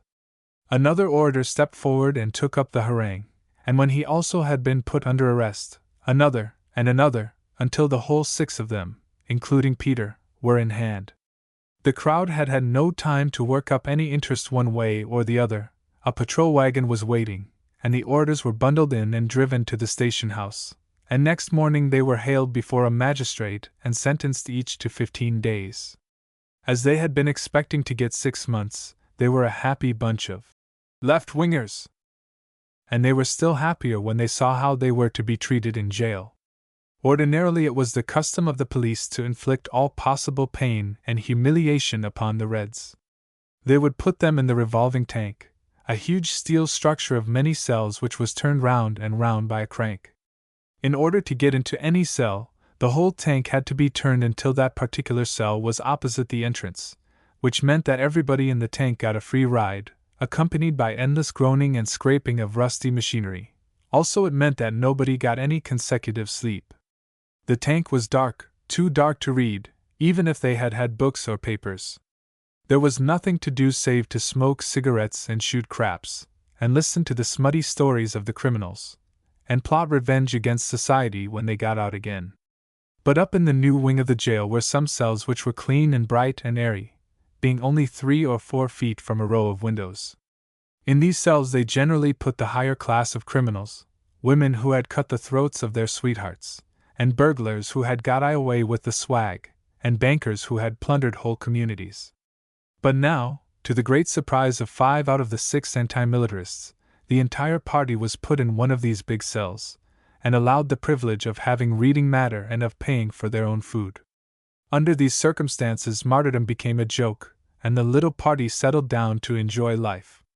It never once occurred to them to think of Peter Gudge as the source of this bounty. They attributed it, as the French say, to their beautiful eyes. There was Donald Gordon, who was the son of a well-to-do businessman, and had been to college, until he was expelled for taking the doctrines of Christianity too literally and expounding them too persistently on the college campus. There was a big, brawny lumberjack from the north, Jim Henderson by name, who had been driven out of the camps for the same reason, and had appalling stories to tell of the cruelties and hardships of the life of a logger. There was a Swedish sailor by the name of Gus, who had visited every port in the world, and a young Jewish cigar worker who had never been outside of American City, but had traveled even more widely in his mind. The sixth man was the strangest character of all to Peter, a shy, dreamy fellow with eyes so full of pain and a face so altogether mournful that it hurt to look at him. Duggan was his name, and he was known in the movement as the hobo poet. He wrote verses, endless verses about the lives of society's outcasts. He would get himself a pencil and paper and sit off in the corner of the cell by the hour, and the rest of the fellows, respecting his work, would talk in whispers so as not to disturb him. He wrote all the time while the others slept, it seemed to Peter. He wrote verses about the adventures of his fellow prisoners, and presently he was writing verses about the jailers, and about other prisoners in this part of the jail. He would have moods of inspiration, and would make up topical verses as he went along. Then again he would sink back into his despair, and say that life was hell, and making rhymes about it was childishness. There was no part of America that Tom Duggan hadn't visited, no tragedy of the life of outcasts that he hadn't seen. He was so saturated with it that he couldn't think of anything else.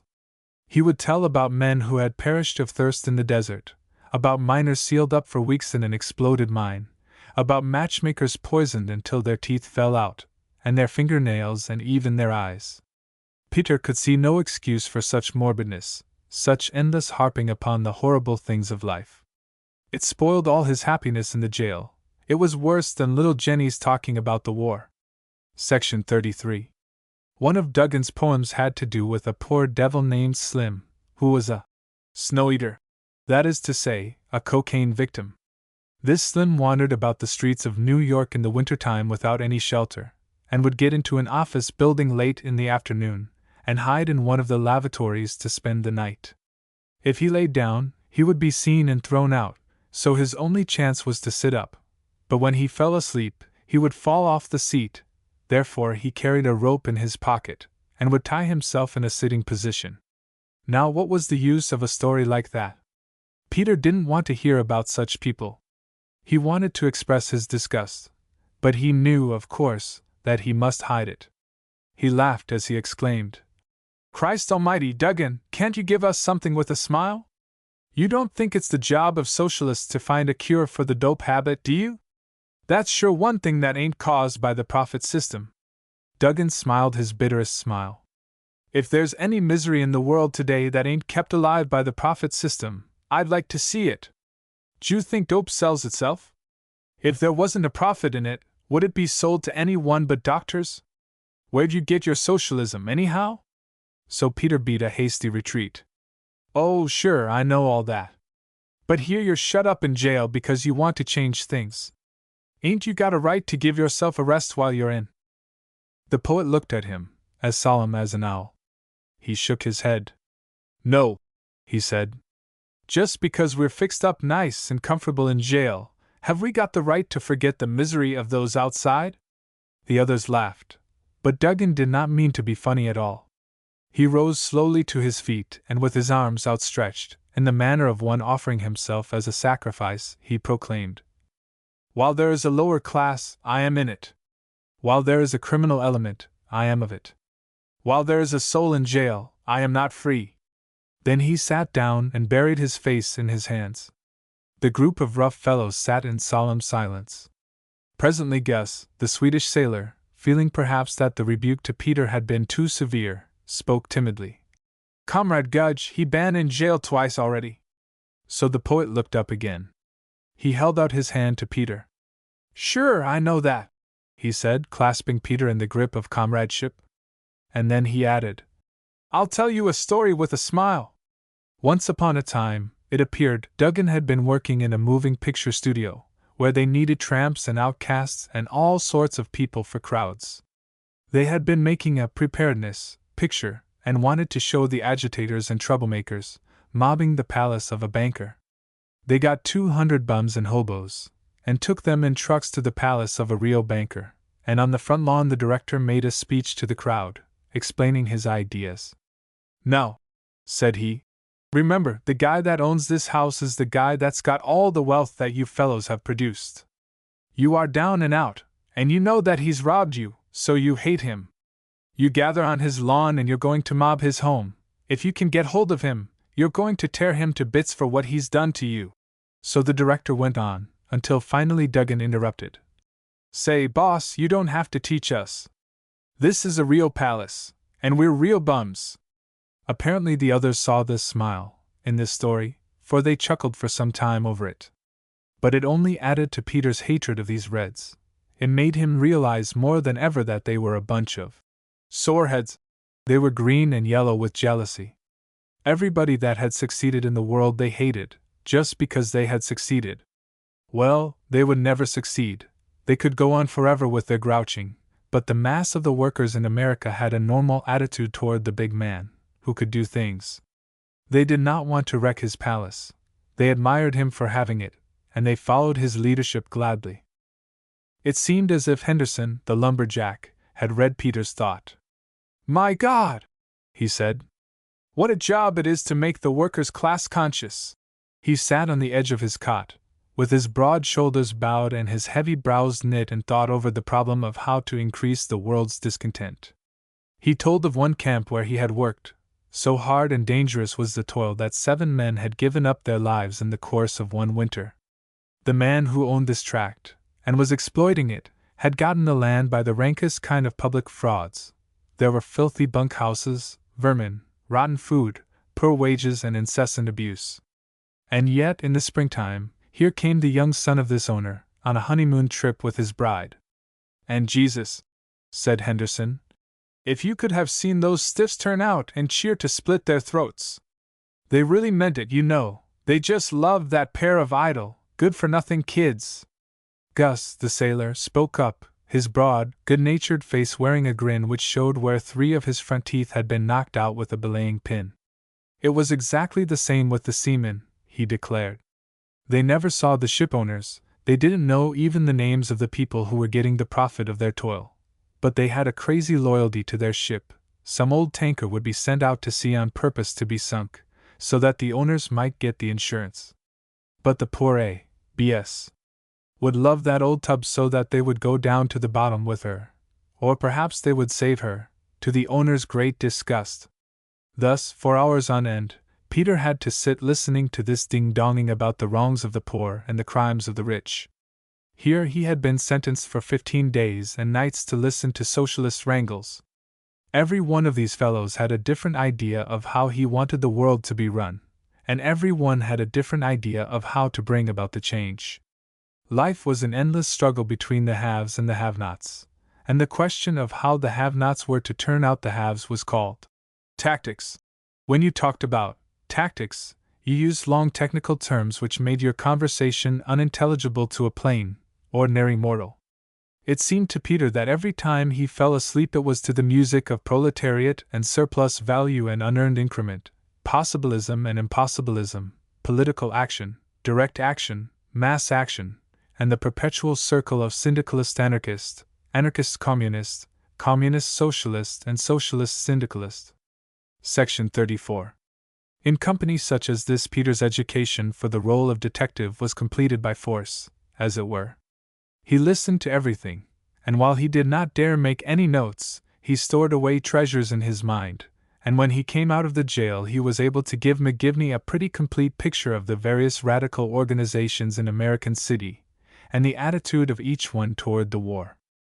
Peter found that McGivney's device had worked perfectly. Peter was now a martyr and a hero. His position as one of the left-wingers was definitely established, and anyone who ventured to say a word against him would be indignantly rebuked. As a matter of fact, no one desired to say much. Pat McCormick, Peter's enemy, was out on an organizing trip among the oil workers. Duggan had apparently taken a fancy to Peter, and took him to meet some of his friends, who lived in an old, deserted warehouse, which happened to have skylights in the roof. This constituted each room a studio, and various radicals rented the rooms, and lived here a sort of picnic existence which Peter learned was called Bohemian. They were young people, most of them, with one or two old fellows, derelicts. They wore flannel shirts, and soft ties, or no ties at all, and their fingers were always smeared with paint. Their life requirements were simple. All they wanted was an unlimited quantity of canvas and paint, some cigarettes, and at long intervals a pickle or some sauerkraut, and a bottle of beer. They would sit all day in front of an easel, painting the most inconceivable pictures, pink skies and green-faced women and purple grass and fantastic splurges of color which they would call anything from the woman with a mustard pot to a nude coming downstairs. And there would be others, like Duggan, writing verses all day, pounding away on a typewriter, if they could manage to rent or borrow one. There were several who sang, and one who played the flute and caused all the others to tear their hair. There was a boy fresh from the country, who declared that he had run away from home because the family sang hymns all day Sunday, and never sang in tune. From people such as these you would hear the most revolutionary utterances, but Peter soon realized that it was mostly just talk with them. They would work off their frenzies with a few dashes of paint, or some ferocious chords on the piano. The really dangerous ones were not here. They were hidden away in offices or dens of their own, where they were prompting strikes and labor agitations, and preparing incendiary literature to be circulated among the poor. You met such people in the Socialist Local, and in the I.W.W. headquarters, and in numerous clubs and propaganda societies which Peter investigated, and to which he was welcomed as a member. In the Socialist Local there was a fierce struggle going on over the war. What should be the attitude of the party? There was a group, a comparatively small group, which believed that the interests of socialism would best be served by helping the Allies to the overthrow of the Kaiser.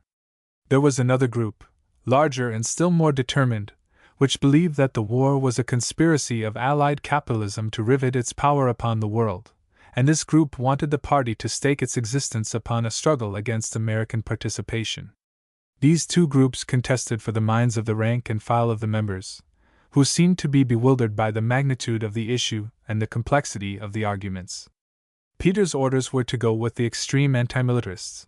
They were the ones whose confidence he wished to gain, also they were the troublemakers of the movement, and McGivney's instructions were to make all the trouble possible. Over at the I.W.W. headquarters was another group whose members were debating their attitude to the war. Should they call strikes and try to cripple the leading industries of the country? Or should they go quietly on with their organization work, certain that in the end the workers would sicken of the military adventure into which they were being snared? Some of these, Wobblies, were Socialist Party members also, and were active in both gatherings. Two of them, Henderson, the lumberjack, and Gus Lindstrom, the sailor, had been in jail with Peter, and had been among his intimates ever since. Also Peter met the pacifists, the People's Council, as they called themselves. Many of these were religious people, 2 or 3 clergymen, and Donald Gordon, the Quaker, and a varied assortment of women, sentimental young girls who shrunk from the thought of bloodshed, and mothers with tear-stained cheeks who did not want their darlings to be drafted. Peter saw right away that these mothers had no conscientious objections. Each mother was thinking about her own son and about nothing else. Peter was irritated at this, and took it for his special job to see that those mothers' darlings did their duty.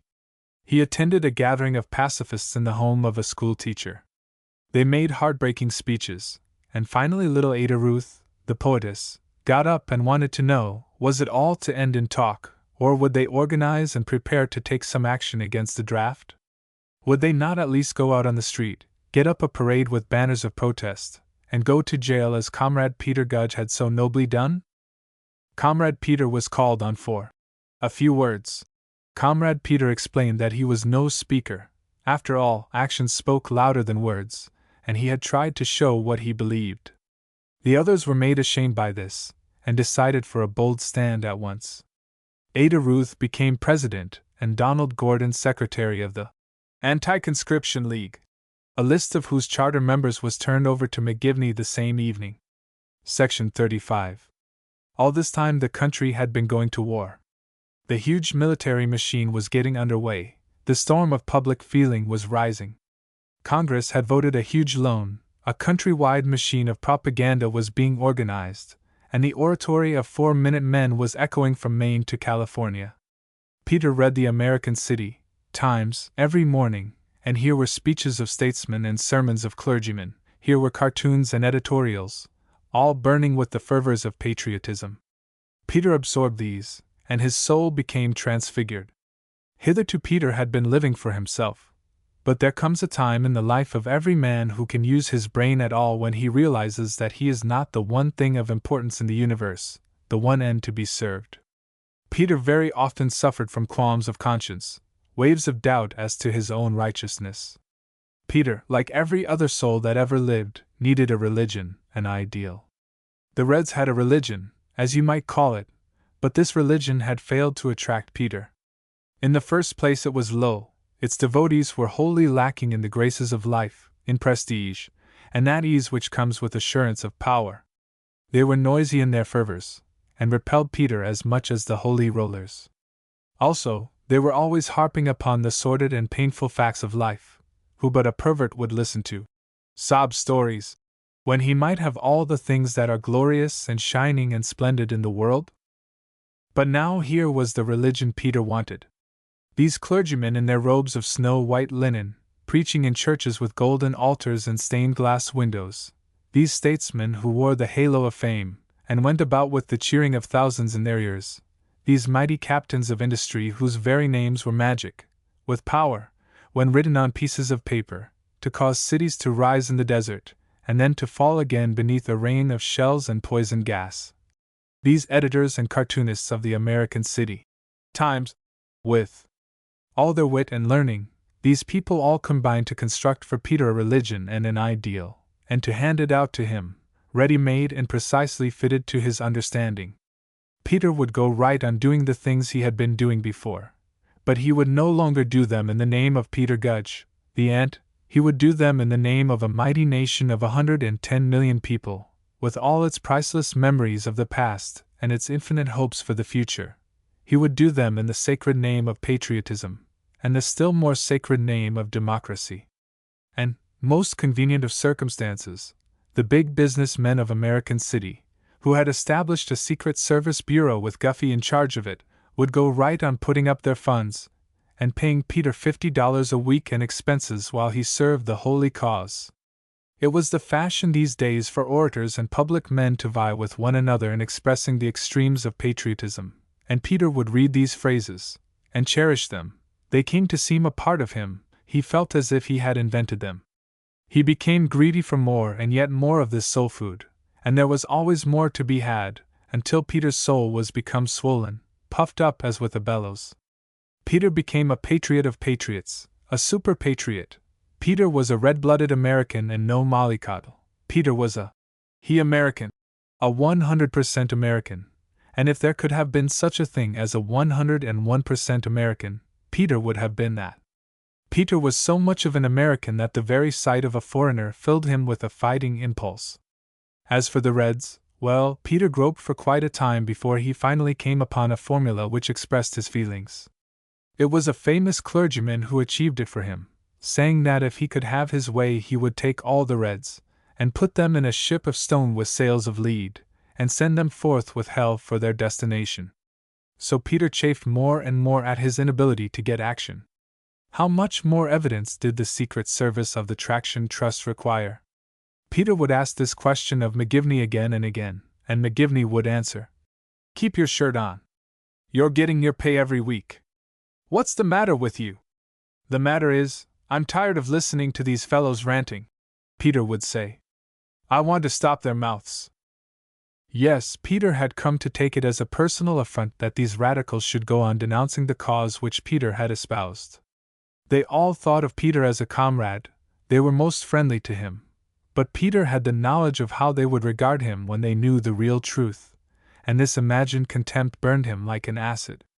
Sometimes there would be talk about spies and informers, and then these people would exhaust their vocabulary of abuse, and Peter, of course, would apply every word of it to himself and become wild with anger.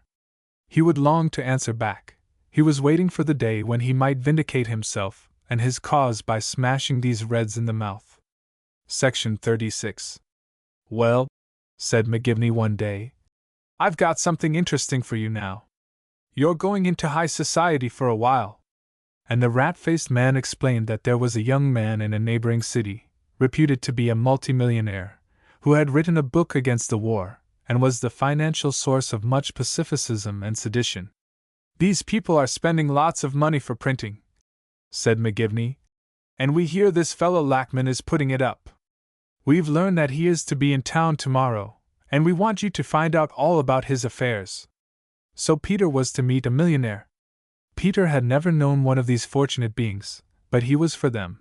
He had always been for them. Ever since he had learned to read, he had liked to find stories about them in the newspapers, with pictures of them and their palaces. He had read these stories as a child reads fairy tales. They were his creatures of dreams, belonging to a world above reality, above pain and inconvenience. And then in the days when Peter had been a servant in the temple of Jimjambo, devoted to the cult of Eleutherian exoticism, he had found hanging in the main assembly room a picture labeled Mount Olympus, showing a dozen gods and goddesses reclining at ease on silken couches, sipping nectar from golden goblets, and gazing down upon the far-off troubles of the world. Peter would peer from behind the curtains and see the chief magistrian emerging from behind the 7 mystic veils, lifting his rolling voice and in a kind of chant expounding life to his flock of adoring society ladies. He would point to the picture and explain those golden, Olympian days when the Eleutherian cult had originated. The world had changed much since then, and for the worse.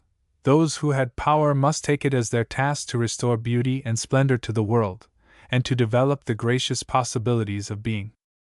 Peter, of course, hadn't really believed in anything that went on in the temple of Jimjambo, and yet he had been awed by its richness, and by the undoubtedly exclusive character of its worshippers. He had got the idea definitely fixed in his head that there really had been a Mount Olympus, and when he tried to imagine the millionaires and their ways, it was these gods and goddesses, reclining on silken couches and sipping nectar, that came to his mind.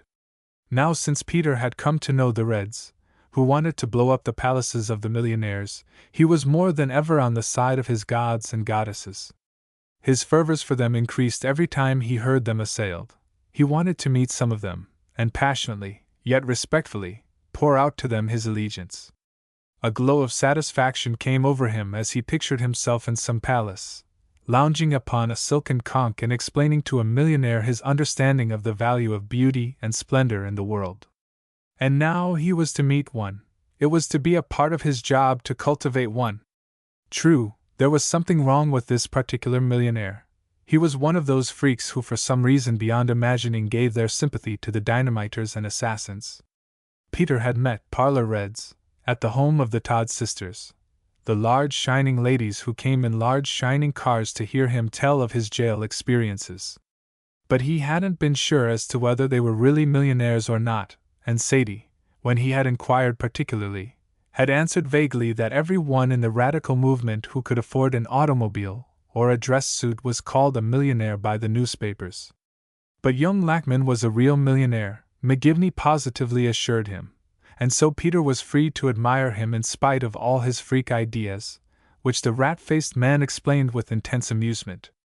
Young Lackman conducted a school for boys, and when one of the boys did wrong, the teacher would punish himself instead of the boy. Peter must pretend to be interested in this kind of education, said McGivney, and he must learn at least the names of Lackman's books. But will he pay any attention to me?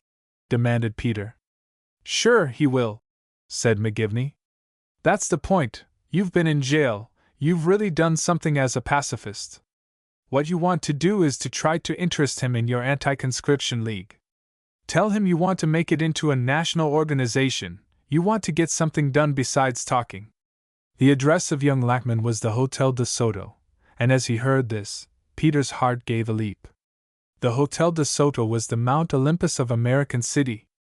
Peter had walked by the vast white structure, and seen the bronze doors swing outward, and the favored ones of the earth emerging to their magic chariots. But never had it occurred to him that he might pass through those bronze doors, and gaze upon those hidden mysteries. Will they let me in? He asked McGivney, and the other laughed. Just walk in as if you owned the place, he said. Hold up your head, and pretend you've lived there all your life. That was easy for McGivney to say, but not so easy for Peter to imagine. However, he would try it. McGivney must be right, for it was the same thing Mrs. James had impressed upon him many times. You must watch what other people did, and practice by yourself, and then go in and do it as if you had never done anything else. All life was a gigantic bluff, and you encouraged yourself in your bluffing by the certainty that everybody else was bluffing just as hard. At 7 o'clock that evening Peter strolled up to the magic bronze doors, and touched them, and sure enough, the blue-uniformed guardians drew them back without a word, and the tiny brass-button imps never even glanced at Peter as he strode up to the desk and asked for Mr. Lackman. The haughty clerk passed him on to a still more haughty telephone operator, who condescended to speak into her trumpet, and then informed him that Mr. Lackman was out. He had left word that he would return at 8. Peter was about to go out and wander about the streets for an hour, when he suddenly remembered that everybody else was bluffing, so he marched across the lobby and seated himself in one of the huge leather armchairs, big enough to hold 3 of him. There he sat, and continued to sit, and nobody said a word. Section 37. Yes, this was Mount Olympus, and here were the gods, the female ones in a state of divine semi-nudity, the male ones mostly clad in black coats, with pleated shirt-fronts puffing out. Every time one of them moved up to the desk Peter would watch and wonder, was this Mr. Lackman? He might have been able to pick out a millionaire from an ordinary crowd, but here every male god was got up for the precise purpose of looking like a millionaire, so Peter's job was an impossible one. In front of him across the lobby floor there arose a 10-foot pillar to a far distant roof. This pillar was of pale, green-streaked marble, and Peter's eyes followed it to the top, where it exploded in a snow-white cloud-burst, full of fascination. There were 4 cornucopias, one at each corner, and out of each cornucopia came tangled ropes of roses, and out of these roses came other ropes, with what appeared to be apples and leaves, and still more roses, and still more emerging ropes, spreading in a tangle over the ceiling. Here and there, in the midst of all this splendor, was the large, placidly smiling face of a boy angel. 4 of these placidly smiling boy angels gazed from the 4 sides of the snow-white cloud burst, and Peter's eye roamed from one to another, fascinated by the mathematics of this architectural marvel. There were 14 columns in a row, and 4 such rows in the lobby. That made 56 columns in all, or 224 boy angels' heads. How many cornucopias and how many roses and how many apples it meant, defied all calculation. The boy angels' heads were exactly alike, every head with the same size and quality of smile, and Peter marveled. How many days would it take a sculptor to carve the details of 224 boy angel smiles? All over the Hotel de Soto was this same kind of sumptuous magnificence, and Peter experienced the mental effect which it was contrived to produce upon him, a sense of bedazzlement and awe, a realization that those who dwelt in the midst of this splendor were people to whom money was nothing, who could pour out treasures in a never-ceasing flood. And everything else about the place was of the same character, contrived for the same effect, even the gods and the goddesses. One would sweep by with a tiara of jewels in her hair. You might amuse yourself by figuring out the number of the jewels, as you had figured out the number of the boy angels' heads. Or you might take her gown of black lace, embroidered with golden butterflies, every one patiently done by hand. You might figure so many yards of material, and so many golden butterflies to the yard. You might count the number of sparkling points upon her jet slippers, or trace the intricate designs upon her almost transparent stockings, only there was an inch or 2 of the stockings which you could not see. Peter watched these gorgeous divinities emerge from the elevators, and sweep their way into the dining room beyond. Some people might have been shocked by their costumes, but to Peter, who had the picture of Mount Olympus in mind, they seemed most proper. It all depended on the point of view, whether you thought of a goddess as fully clothed from chin to toes, and proceeded with a pair of shears to cut away so much of her costume, or whether you imagined the goddess in a state of nature, and proceeded to put veils of gauze about her, and a ribbon over each shoulder to hold the veils in place. Twice Peter went to the desk, to inquire if Mr. Lackman had come in yet, but still he had not come, and Peter, growing bolder, like the fox who spoke to the lion, strolled about the lobby, gazing at the groups of gods at ease. He had noticed a great balcony around all four sides of this lobby, the mezzanine floor, as it was called.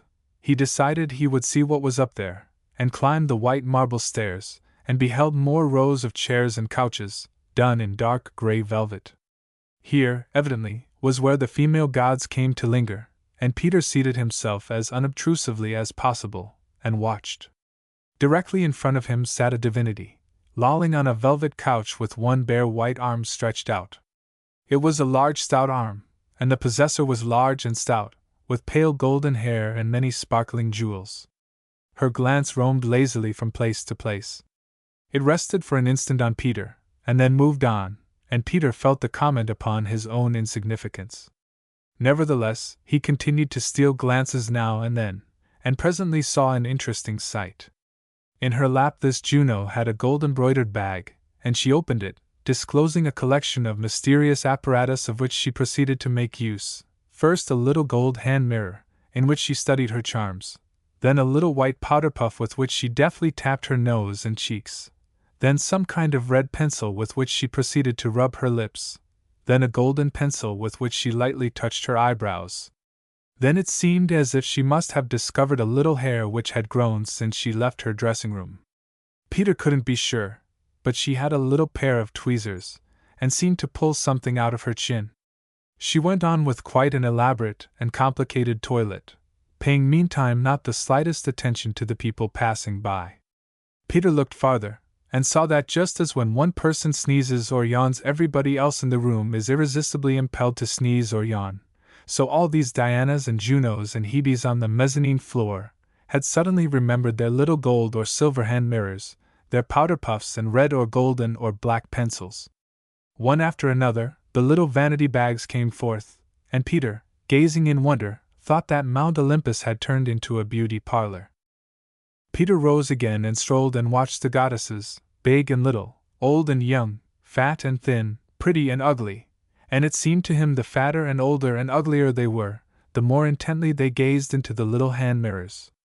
He watched them with hungry eyes, for he knew that here he was in the midst of high life, the real thing, the utmost glory to which man could ever hope to attain, and he wanted to know all there was to know about it.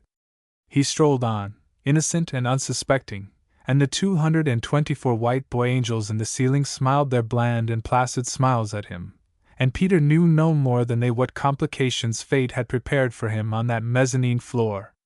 On one of the big lounges there sat a girl, a radiant creature from the Emerald Isles, with hair like sunrise and cheeks like apples. Peter took one glance at her, and his heart missed 3 successive beats, and then, to make up for lost time, began leaping like a runaway racehorse.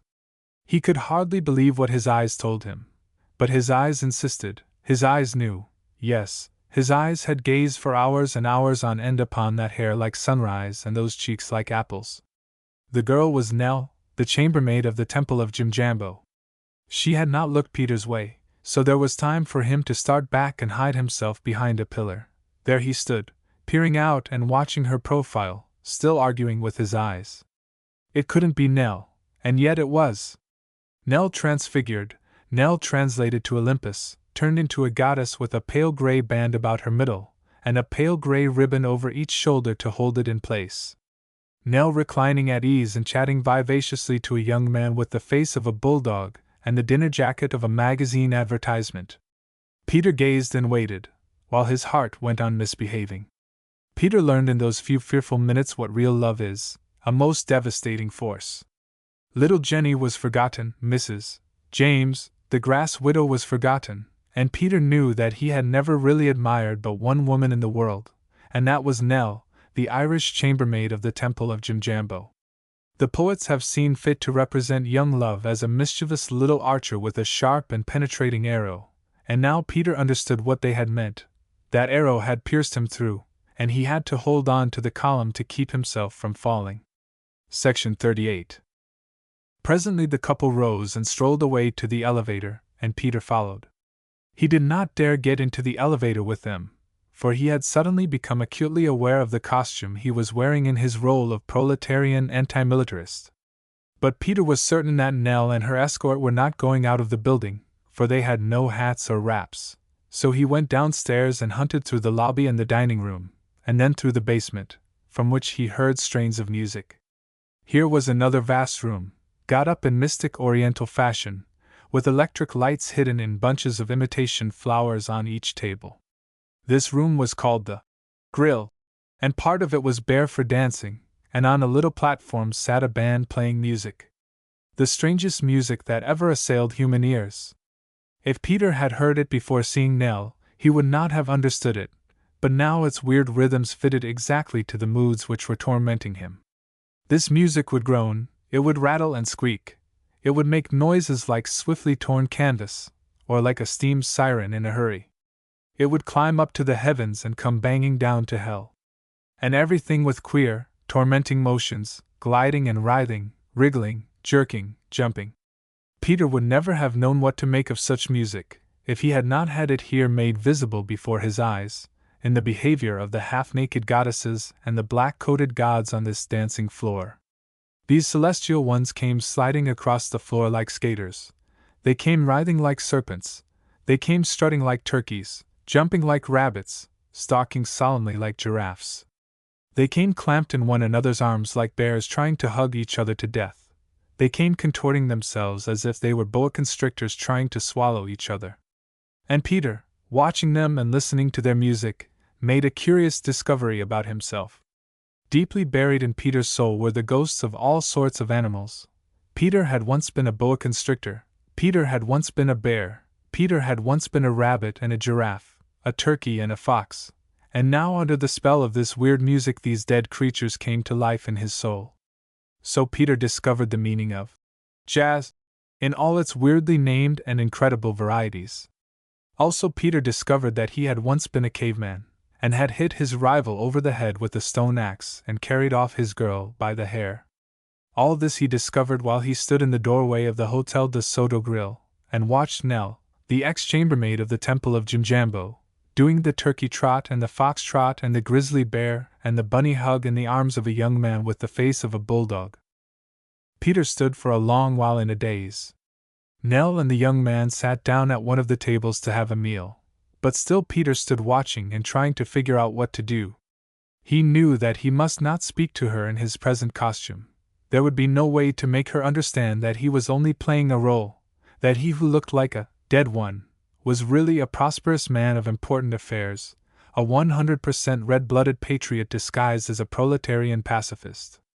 No, he must wait, he must get into his best before he spoke to her. But meantime, she might go away, and he might not be able to find her again in this huge city. After an hour or two he succeeded in figuring out a way, and hurried upstairs to the writing room and penned a note. Nell, this is your old friend Peter Gudge. I have struck it rich and have important news for you. Be sure to send word to me. Peter. To this he added his address, and sealed it in an envelope to Miss Nell Doolin. Then he went out into the lobby, and signaled to one of the brass-button imps who went about the place calling names in shrill sing-song. He got this youngster off in a corner, and pressed a $1 bill into his hand. There was a young lady in the grill who was to have this note at once. It was very important. Would the brass-button imp do it? The imp said sure, and Peter stood in the doorway and watched him walk back and forth through the aisles of the grill, calling in his shrill sing-song. Miss Nell Doolin! Miss Nell Doolin! He walked right by the table where Nell sat eating. He sang right into her face, it seemed to Peter, but she never gave a sign. Peter did not know what to make of it, but he was bound to get that note to Nell. So when the imp returned, he pointed her out, and the imp went again and handed the note to her. Peter saw her take it, then he darted away, and remembering suddenly that he was supposed to be on duty, rushed back to the office and inquired for Mr. Lackman. To his horror he learned that Mr. Lackman had returned, paid his bill, and departed with his suitcase to a destination unknown. Section 39. Peter had a midnight appointment with McGivney, and now had to go and admit this humiliating failure. He had done his best, he declared. He had inquired at the desk, and waited, but the hotel people had failed to notify him of Lackman's arrival. All this was strictly true, but it did not pacify McGivney, who was in a black fury. It might have been worth thousands of dollars to you, he declared. "He's the biggest fish we'll ever get on our hook." "Won't he come again?" asked grief-stricken Peter. "No," declared the other. "They'll get him at his home city." "But won't that do?" asked Peter naively. "You damned fool," was McGivney's response. "We wanted to get him here, where we could pluck him ourselves." The rat-faced man hadn't intended to tell Peter so much, but in his rage he let it out. He and a couple of his friends had planned to get something on this young millionaire and scare the wits out of him, with the idea that he would put up a good many $1,000s to be let off. Peter might have had his share of this, only he had been fool enough to let the bird get out of his net. Peter offered to follow the young man to his home city and find some way to lure him back into McGivney's power. After McGivney had stormed for a while, he decided that this might be possible. He would talk it over with the others and let Peter know. But alas, when Peter picked up an afternoon newspaper next day, he read on the front page how young Lackman, stepping off the train in his home city that morning, had been placed under arrest. His school had been raided, and half a dozen of the teachers were in jail, and a ton of red literature had been confiscated, and a swarm of dire conspiracies against the safety of the country had been laid bare. Peter read this news, and knew that he was in for another stormy hour with his boss. But he hardly gave a thought to it, because of something which had happened a few minutes before, something of so much greater importance. A messenger had brought him a special delivery letter, and with thumping heart he had torn it open and read. "All right. Meet me in the waiting room of Guggenheim's department store at 2 o'clock this afternoon. But for God's sake forget Nell Doolin. Yours, Edith Eustace." So here was Peter dressed in his best clothes, as for his temporary honeymoon with the grass widow, and on the way to the rendezvous an hour ahead of time. And here came Nell, also dressed, every garment so contrived that a single glance would tell the beholder that their owner was moving in the highest circles, and regardless of expense. Nell glanced over her shoulder now and then as she talked, and explained that Ted Crothers, the man with the bulldog face, was a terror, and it was hard to get away from him, because he had nothing to do all day. The waiting room of a big department store was not the place Peter would have selected for the pouring out of his heart, but he had to make the best of it, so he told Nell that he loved her, that he would never be able to love anybody else, and that he had made piles of money now. He was high up on the ladder of prosperity. Nell did not laugh at him, as she had laughed in the temple of Jimjambo, for it was easily to be seen that Peter Gudge was no longer a scullion, but a man of the world with a fascinating air of mystery. Nell wanted to know forthwith what was he doing. He answered that he could not tell, it was a secret of the most desperate import. He was under oath. These were the days of German spies and bomb plots, when kings and kaisers and emperors and tsars were pouring treasures into America for all kinds of melodramatic purposes.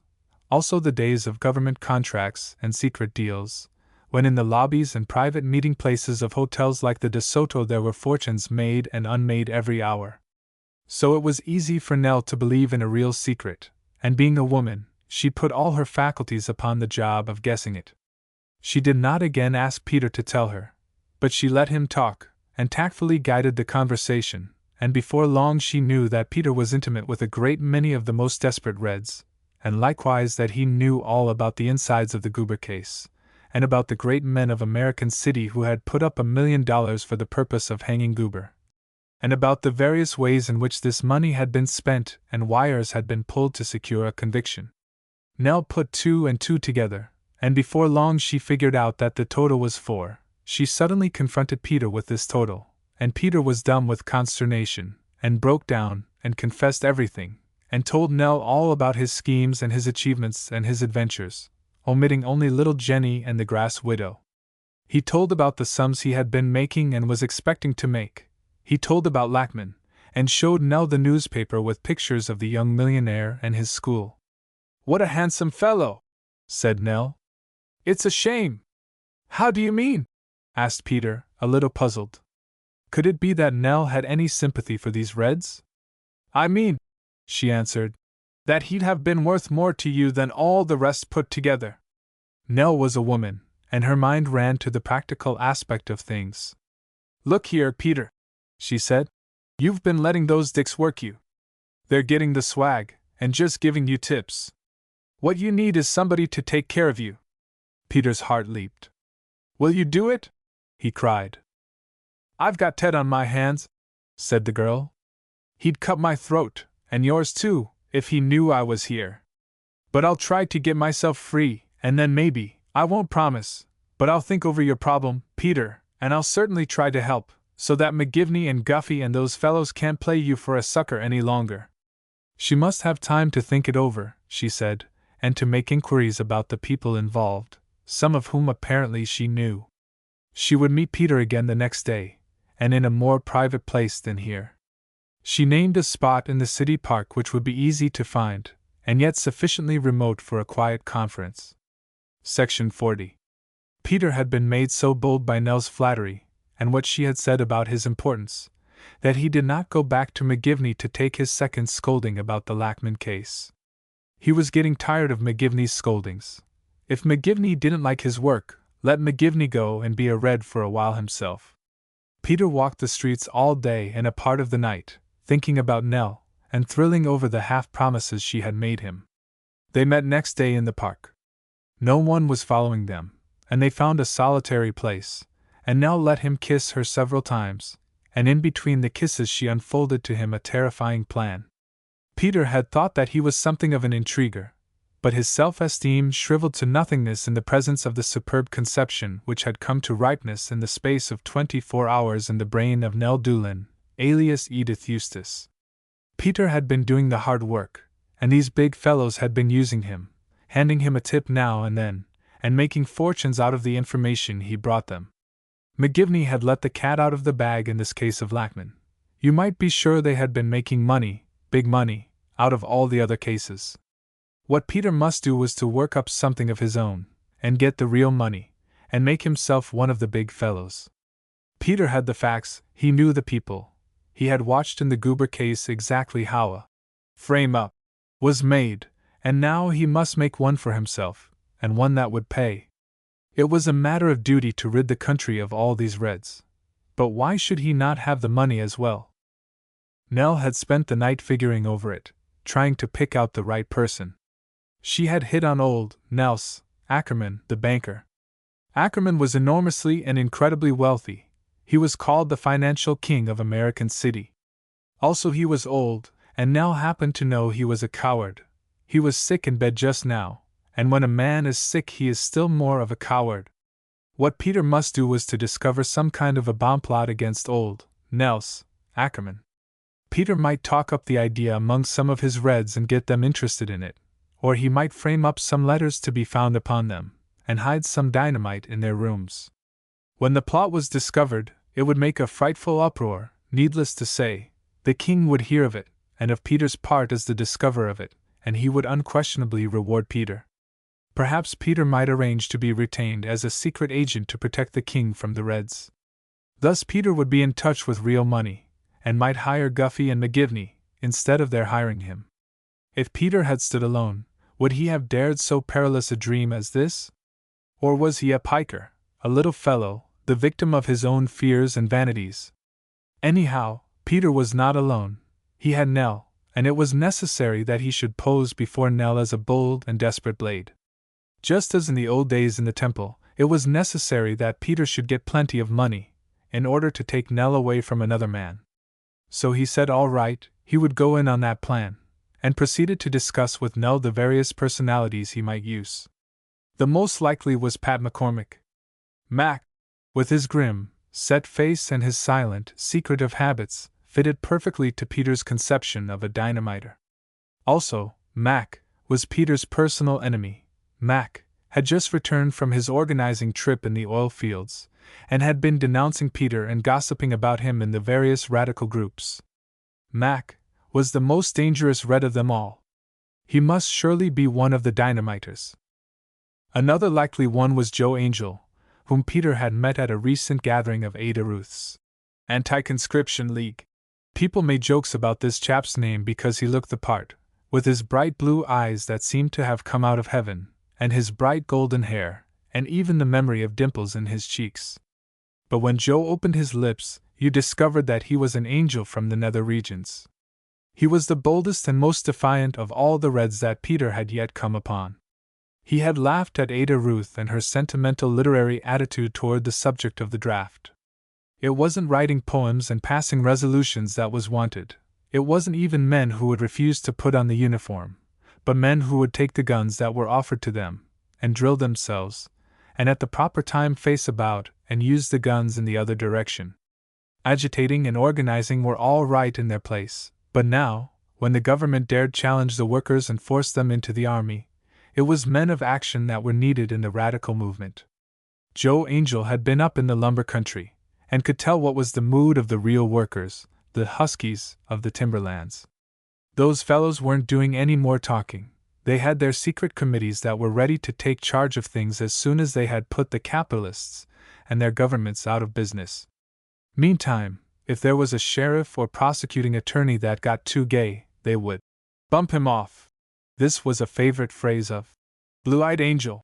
He would use it every half hour or so as he told about his adventures. Yes, he would say. He got gay, but we bumped him off all right. Section 41. So Nell and Peter settled down to work out the details of their frame-up on Joe Angel and Pat McCormick. Peter must get a bunch of them together and get them to talking about bombs and killing people, and then he must slip a note into the pockets of all who showed interest, calling them to meet for a real conspiracy. Nell would write the notes, so that no one could fasten the job onto Peter. She pulled out a pencil and a little pad from her handbag, and began. If you really believe in a bold stroke for the workers' rights, meet me. And then she stopped. Where? In the studios, put in Peter. And Nell wrote. In the studios. Is that enough? Room 17. Peter knew that this was the room of Nikitin, a Russian painter who called himself an anarchist. So Nell wrote. Room 17. And after further discussion she added. Tomorrow morning at 8 o'clock. No names and no talk. Action! This time was set because Peter recollected that there was to be a gathering of the Wobblies in their headquarters this very evening. It was to be a business meeting, but of course these fellows never got together very long without starting the subject of tactics. There was a considerable element among them who were dissatisfied with what they called the supine attitude of the organization, and were always arguing for action. Peter was sure he would be able to get some of them interested in the idea of a dynamite conspiracy. As it turned out, Peter had no trouble at all. The subject was started without his having to put in a word. Were the workers to be driven like sheep to the slaughter, and the Wobblies not to make one move? So asked the Blue-Eyed Angel vehemently, and added that if they were going to move, American City was as good a place as any. He had talked with enough of the rank and file to realize that they were ready for action. All they needed was a battle cry and an organization to guide them. Henderson, the big lumberjack, spoke up. That was just the trouble. You couldn't get an organization for such a purpose. The authorities would get spies among you, they would find out what you were doing, and drive you underground. Well, cried Joe, we'll go underground. Yes, agreed the other. But then your organization goes bust. Nobody knows who to trust, everybody's accusing the rest of being a spy. Hell, said Joe Angel. I've been in jail for the movement, I'll take my chances of anybody's calling me a spy. What I'm not going to do is to sit down and see the workers driven to hell, because I'm so damn careful about my precious organization. When others objected, Angel rushed on still more vehemently. Suppose they did fail in a mass uprising, suppose they were driven to assassination and terrorism? At least they would teach the exploiters a lesson, and take a little of the joy out of their lives. Peter thought it would be a good idea for him to pose as a conservative just now. Do you really think the capitalists would give up from fear? He asked. And the other answered. You bet I do. I tell you, if we made it understood that every congressman who voted this country into war would be sent to the front trenches, our country would still be at peace. But, put in Peter deftly, it ain't the congressmen. It's people higher up than them. You bet, put in Gus, the Swedish sailor. You bet you. I name you 12 big fellows in this country, You make it clear if we don't get peace they all get killed, we get peace all right. So Peter had things where he wanted them. Who are those fellows? He asked, and got the crowd arguing over names. Of course they didn't argue very long before somebody mentioned Nels Ackerman, who was venomously hated by the Reds because he had put up $100,000 of the anti-goober fund. Peter pretended not to know about Nels, and Jerry Rudd, a blanket stiff, whose head was still sore from being cracked open in a recent harvester's strike, remarked that by Jesus, if they'd put a few fellows like that in the trenches, there'd be some pacifists in America sure enough all right. It seemed almost as if Joe Angel had come there to back up Peter's purpose. What we want, said he, is a few fellows to fight as hard for themselves as they fight for the capitalists. Yes, assented Henderson grimly. We're all so good, we wait till our masters tell us we can kill. That was the end of the discussion, but it seemed quite enough to Peter. He watched his chance, and one by one he managed to slip his little notes into the coat pockets of Joe Angel, Jerry Rudd, Henderson, and Gus the sailor. And then Peter made his escape, trembling with excitement. The great dynamite conspiracy was on. They must be got rid of, he was whispering to himself. They must be got rid of by any means. It's my duty I'm doing. Section 42. Peter had an appointment to meet Nell on a street corner at 11 o'clock that same night, and when she stepped off the streetcar, Peter saw that she was carrying a suitcase. Did you get your job done? She asked quickly, and when Peter answered in the affirmative, she added, Here's your bomb. Peter's jaw fell. He looked so frightened that she hastened to reassure him. It wouldn't go off. It was only the makings of a bomb, 3 sticks of dynamite, and some fuses and part of a clock. The dynamite was wrapped carefully, and there was no chance of its exploding if he didn't drop it.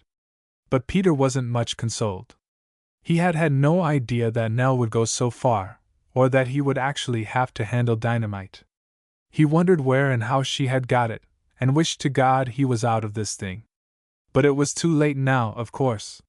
Said Nell, You've got to get this suitcase into the headquarters, and you've got to get it there without anybody seeing you. They'll be shut up pretty soon, won't they? We locked up when we left, said Peter. And who has the key? Grady, the secretary. There's no way you can get it? I can get into the room, said Peter quickly. There's a fire escape, and the window isn't tight. Some of us that know about it have gotten that way when the place was locked. All right, said Nell. We'll wait a bit. We mustn't take chances of anyone coming back. They started to stroll along the street, Nell still carrying the suitcase, as if distrusting the state of Peter's nerves. Meantime, she explained, I've got 2 pieces of paper that we've got to plant in the room. One's to be torn up and thrown into the trash basket. It's supposed to be part of a letter about some big plan that's to be pulled off, and it's signed Mac. That's for McCormick, of course. I had to type it, not having any sample of his handwriting. The other piece is a drawing. There's no marks to show what it is, but of course the police'll soon find out. It's a plan of old Eckerman's home, and there's a cross mark showing his sleeping porch. Now, what we want to do is to fix this on McCormick. Is there anything in the room that belongs to him? Peter thought, and at last remembered that in the bookshelves were some books which had been donated by McCormick, and which had his name written in. That was the trick, exclaimed Nell.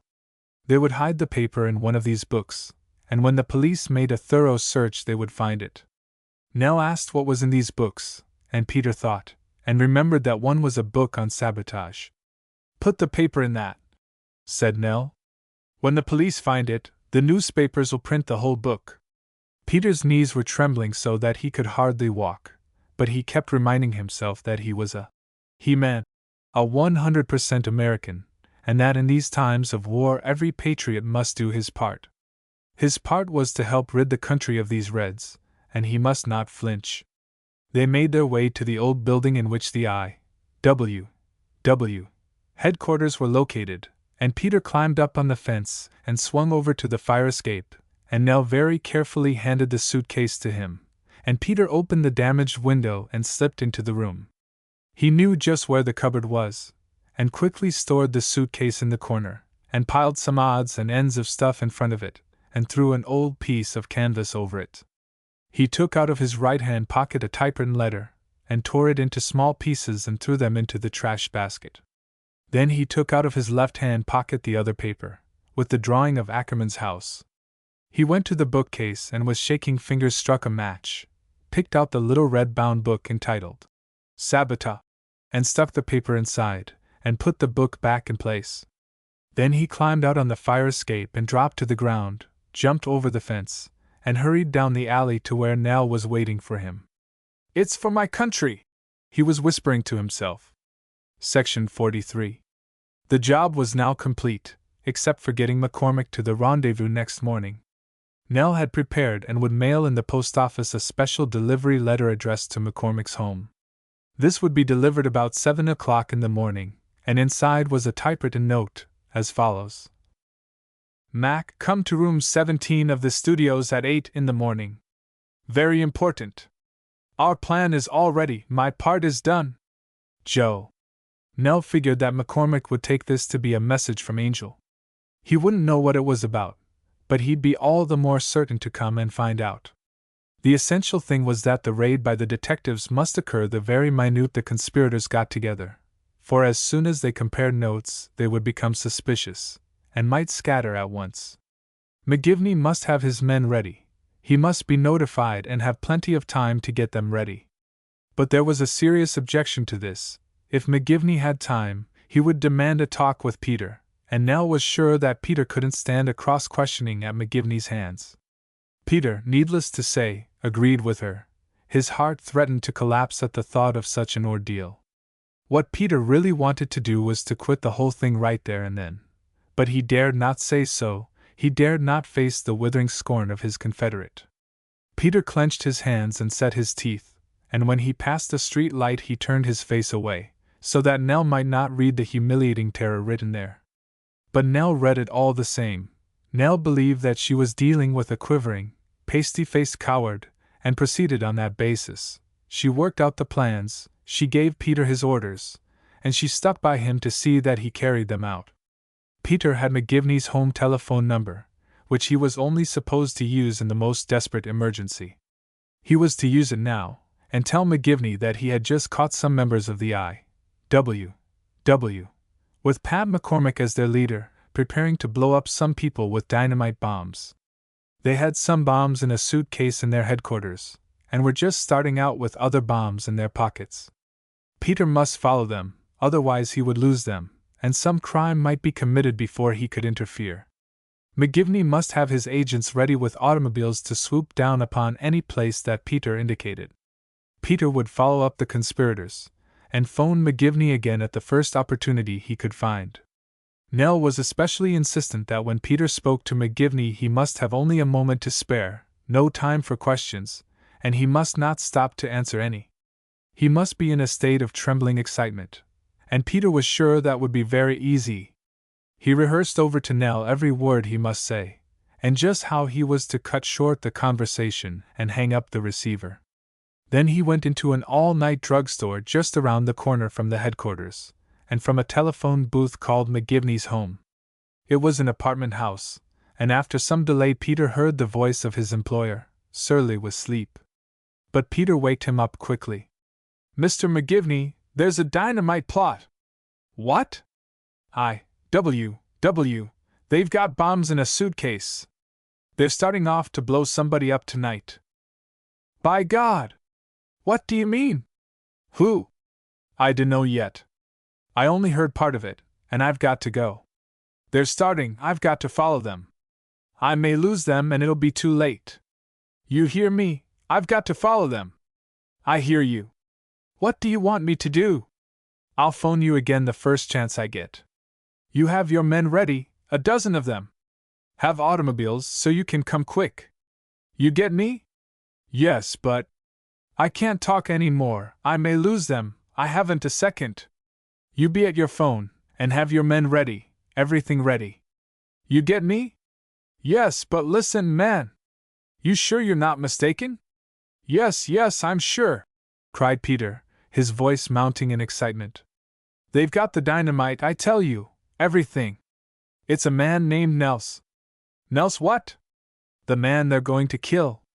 I've got to go now, you get ready. Goodbye. And Peter hung up the receiver. He had got so excited over the part he was playing that he sprang up and ran out of the drugstore, as if he really had to catch up with some I.W. conspirators carrying a dynamite bomb. But there was Nell, and they strolled down the street again. They came to a small park, and sat on one of the benches, because Peter's legs would no longer hold him up. Nell walked about to make sure there was no one on any of the other benches. Then she came back and rehearsed the next scene with Peter. They must go over it most carefully, because before long the time was coming when Peter wouldn't have Nell to coach him, and must be prepared to stand on his own legs. Peter knew that, and his legs failed him. He wanted to back down, and declared that he couldn't go ahead with it. He wanted to go to McGivney and confess everything. Nell divined what was going on in his soul, and wished to save him the humiliation of having it known. She sat close to him on the bench, and put her hand on his as she talked to him, and presently Peter felt a magic thrill stealing over him. He ventured to put his arm about Nell, to get still more of this delicious sensation, and Nell permitted the embraces. For the first time she even encouraged them. Peter was a hero now. He was undertaking a bold and desperate venture. He was going to put it through like a man, and win Nell's real admiration. "Our country's at war!" she exclaimed. "And these devils are stopping it!" So pretty soon Peter was ready to face the whole world. Peter was ready to go himself and blow up the king of American City with a dynamite bomb. In that mood he stayed through the small hours of the morning, sitting on the bench clasping his girl in his arms, and wishing she would give a little more time to heeding his love-making, and less to making him recite his lessons. Section 44. So the day began to break, and the birds to sing. The sun rose on Peter's face gray with exhaustion, and the Irish apples in Nell's cheeks badly faded.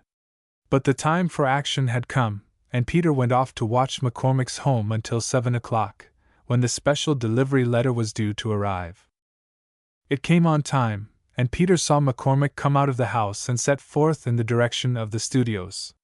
It was too early for the meeting, so Peter figured that he would stop to get his breakfast, and sure enough, Mac turned into a little dairy lunch, and Peter hastened to the nearest telephone and called his boss. "Mr. McGivney," he said, "I lost those fellows last night, but now I got them again. They decided not to do anything till today. They're having a meeting this morning and we've a chance to nab them all." "Where?" demanded McGivney. "Room 17 in the studios. But don't let any of your men go near there, till I make sure the right fellows are in." "Listen here, Peter Gudge!" cried McGivney. "Is this straight goods?" "My God!" cried Peter. "What do you take me for? I tell you they've got loads of dynamite. What have they done with it? They've got some in their headquarters. About the rest I dunno. They carried it off and I lost them last night. But then I found a note in my pocket. They were inviting me to come in." "By God!" exclaimed the rat-faced man. "We've got the whole thing, I tell you! Have you got your men ready?" "Yes." "Well then, have them come to the corner of 7th and Washington Streets, and you come to 8th and Washington. Meet me there just as quick as you can." "I get you," was the answer, and Peter hung up, and rushed off to the appointed rendezvous. He was so nervous that he had to sit on the steps of a building. As time passed and McGivney didn't appear, wild imaginings began to torment him. Maybe McGivney hadn't understood him correctly. Or maybe his automobile might break down. Or his telephone might have got out of order at precisely the critical moment. He and his men would arrive too late. They would find the trap sprung, and the prey escaped. 10 minutes passed, 15 minutes, 20 minutes. At last an automobile rushed up the street, and McGivney stepped out, and the automobile sped on. Peter got McGivney's eye, and then stepped back into the shelter of a doorway. McGivney followed. "Have you got them?" he cried. "I to know," chattered Peter. "The SS said they were coming at 8. "Let me see that note," commanded McGivney, so Peter pulled out one of Nell's notes, which he had saved for himself. If you really believe in a bold stroke for the workers' rights, meet me in the studios, room 17, tomorrow morning at 8 o'clock. No names and no talk. Action! You found that in your pocket? Demanded the other. Why, yes, sir. And you've no idea who put it there? And no, but I think Joe Angel. McGivney looked at his watch. You've got 20 minutes yet, he said. You got the dicks? Asked Peter. A dozen of them. What's your idea now? Peter stammered out his suggestions. There was a little grocery store just across the street from the entrance to the studio building. Peter would go in there, and pretend to get something to eat, and would watch through the window, and the moment he saw the right men come in, he would hurry out and signal to McGivney, who would be in a drugstore at the next corner. McGivney must keep out of sight himself, because the Reds knew him as one of Guffey's agents. It wasn't necessary to repeat anything twice. McGivney was keyed up and ready for business, and Peter hurried down the street and stepped into the little grocery store without being observed by anyone. He ordered some crackers and cheese, and seated himself on a box by the window and pretended to eat. But his hands were trembling so that he could hardly get the food into his mouth, and this was just as well, because his mouth was dry with fright, and crackers and cheese are articles of diet not adapted to such a condition. He kept his eyes glued on the dingy doorway of the old studio building, and presently, hurrah, he saw McCormick coming down the street. The Irish boy turned into the building, and a couple of minutes later came Gus the sailor, and before another 5 minutes had passed here came Joe Angel and Henderson. They were walking quickly, absorbed in conversation, and Peter could imagine he heard them talking about those mysterious notes, and who could be the writer, and what the devil could they mean. Peter was now wild with nervousness. He was afraid somebody in the grocery store would notice him, and he made desperate efforts to eat the crackers and cheese, and scattered the crumbs all over himself and over the floor. Should he wait for Jerry Rudd, or should he take those he had already? He had got up and started for the door, when he saw the last of his victims coming down the street. Jerry was walking slowly, and Peter couldn't wait until he got inside. A car was passing, and Peter took the chance to slip out and bolt for the drugstore. Before he had got halfway there, McGivney had seen him, and was on the run to the next corner. Peter waited only long enough to see a couple of automobiles come whirling down the street, packed solid with husky detectives. Then he turned off and hurried down a side street. He managed to get a couple of blocks away, and then his nerves gave way entirely, and he sat down on the curbstone and began to cry, just the way little Jenny had cried when he told her he couldn't marry her.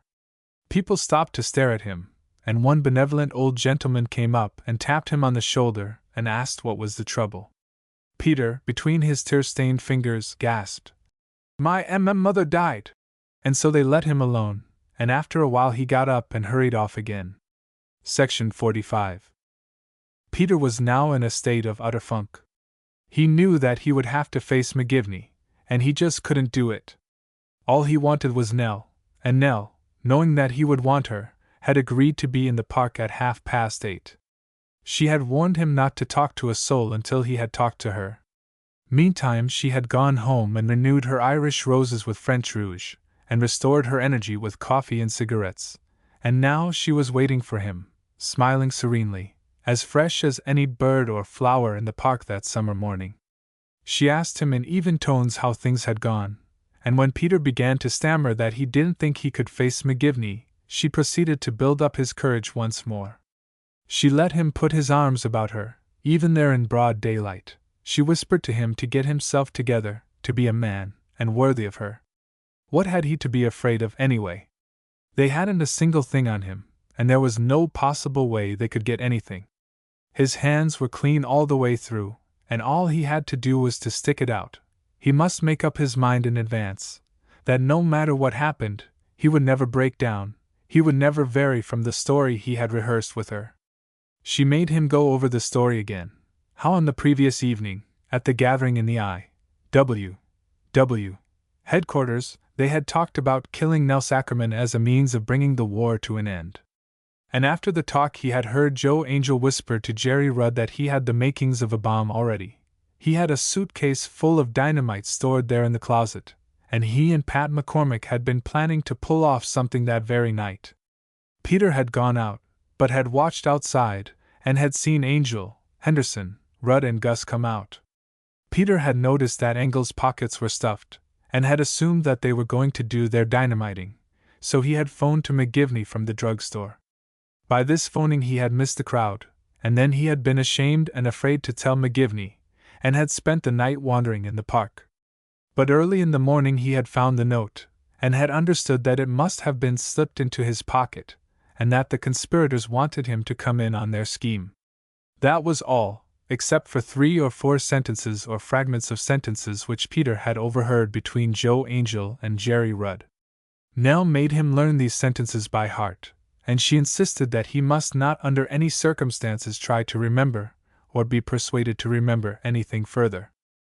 At last Peter was adjudged ready for the ordeal, and went to room 427 in the American House, and threw himself on the bed. He was so exhausted that once or twice he dozed, but then he would think of some new question that McGivney might ask him, and would start into wakefulness. At last he heard a key turn, and started up. There entered one of the detectives, a man named Hammett. "Hello, Gudge," said he. "The boss wants you to get arrested." "Arrested!" exclaimed Peter. "Good Lord!" He had a sudden swift vision of himself shut up in a cell with those Reds, and forced to listen to hard luck stories. "Well," said Hammett, "we're arresting all the Reds, and if we skip you, they'll be suspicious. You better go somewhere right away and get caught." Peter saw the wisdom of this, and after a little thought he chose the home of Miriam Yankovich. She was a Rio Red, and didn't like him, but if he was arrested in her home, she would have to like him, and it would tend to make him solid with the left-wingers. He gave the address to Hammett, and added, "You better come as soon as you can, because she may kick me out of the house." "That's all right," replied the other, with a laugh. "Tell her the police are after you, and ask her to hide you." So Peter hurried over to the Jewish quarter of the city, and knocked on a door in the top story of a tenement house. The door was opened by a stout woman with her sleeves rolled up and her arms covered with soap suds.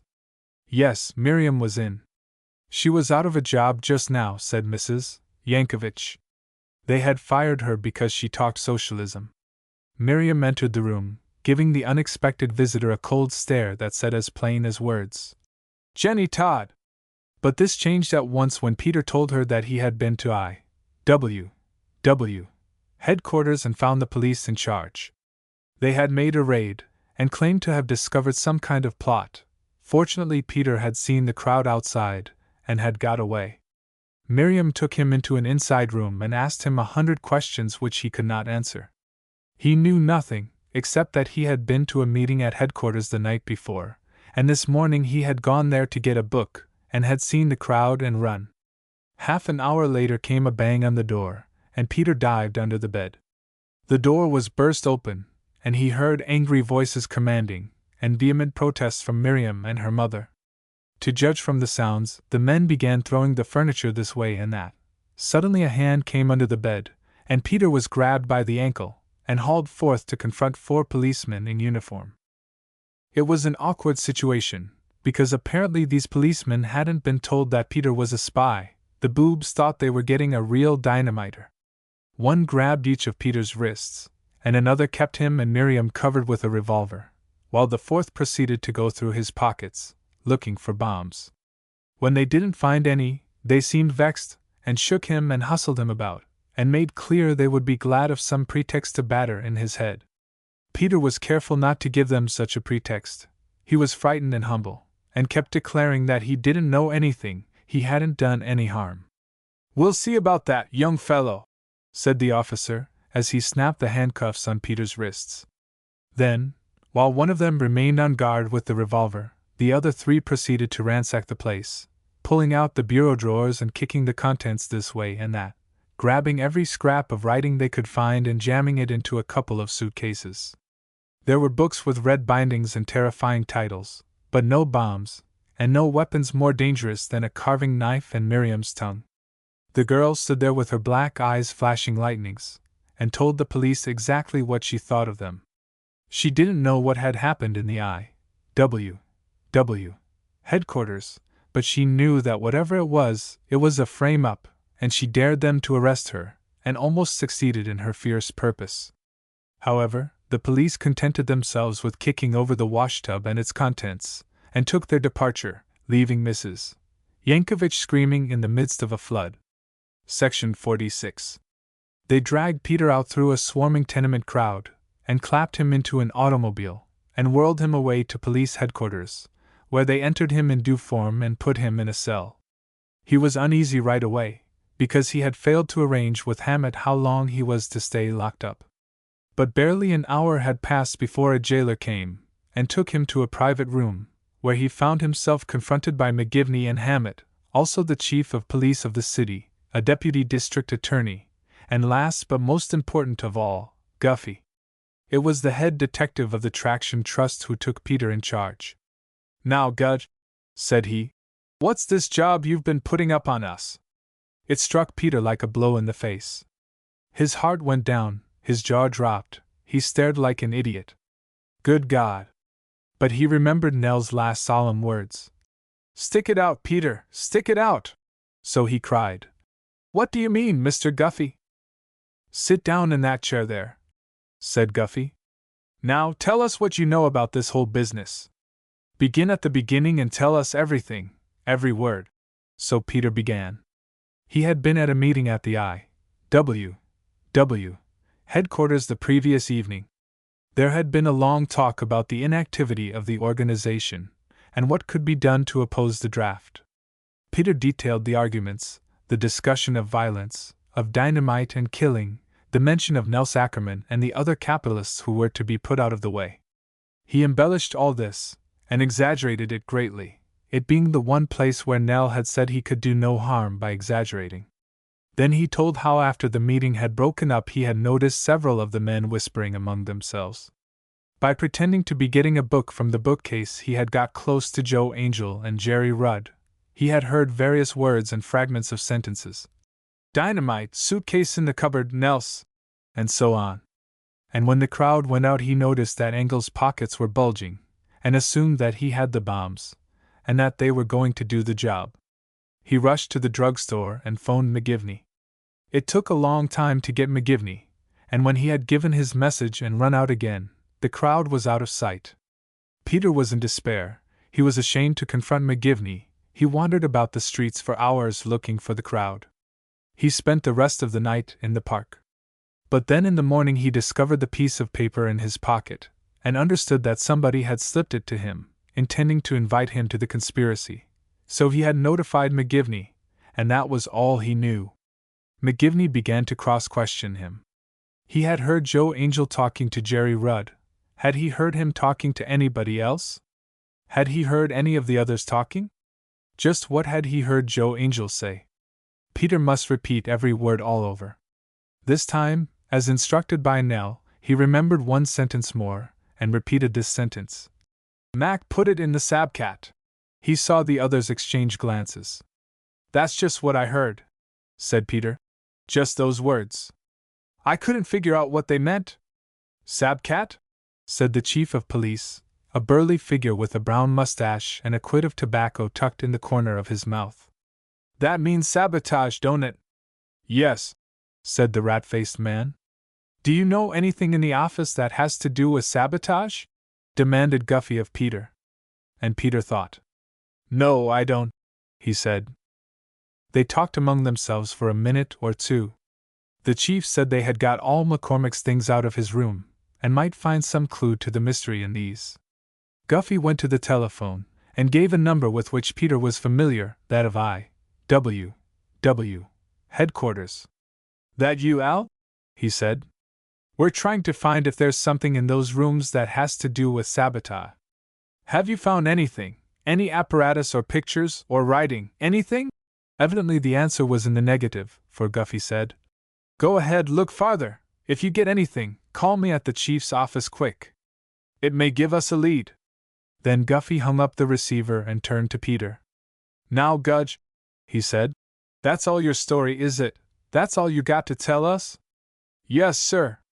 Well then, you might as well quit your fooling right away. We understand that you framed this thing up, and we're not going to be taken in. Peter stared at Guffey, speechless, and Guffey, for his part, took a couple of steps toward Peter, his brows gathering into a terrible frown, and his fists clenched. In a wave of sickening horror, Peter remembered the scenes after the Preparedness Day explosion. Were they going to put him through that again? We'll have a showdown, Gudge, right here, the head detective continued. You tell us all this stuff about Angel, his talk with Jerry Rudd, and his pockets stuffed with bombs and all the rest of it, and he denies every word of it. But my God! Mr. Guffey, gasped Peter. Of course he'll deny it. Peter could hardly believe his ears, that they were taking seriously the denial of a dynamiter, and quoting it to him. Yes, Gudge, responded Guffey. But you might as well know the truth now as later. Angel is one of our men. We've had him planted on these wobblies for the last year. The bottom fell out of Peter's world. Peter went tumbling heels over head, down into infinite abysses of horror and despair. Joe Angel was a secret agent like himself. The blue-eyed Angel, who talked dynamite and assassination at 100 radical gatherings, who shocked the boldest revolutionists by his reckless language, Angel a spy, and Peter had proceeded to plant a frame-up on him. Section 47. It was all up with Peter. He would go back into the hole. He would be tortured for the balance of his days. In his ears rang the shrieks of 10,000 lost souls and the clang of 10,000 trumpets of doom. And yet, in the midst of all the noise and confusion, Peter managed somehow to hear the voice of Nell, whispering over and over again. Stick it out, Peter, stick it out! He flung out his hands and started toward his accuser. Mr. Guffey, as God is my witness, I don't know a thing about it but what I've told you. That's what happened, and if Joe Angel tells you anything different, he's lying. But why should he lie? I don't know why. I don't know anything about it.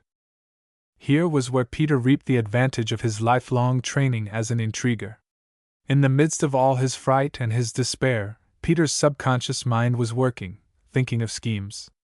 Maybe Angel was framing something up on you. Maybe he was fixing some plan of his own, and I come along and spoiled it. I sprung it too soon.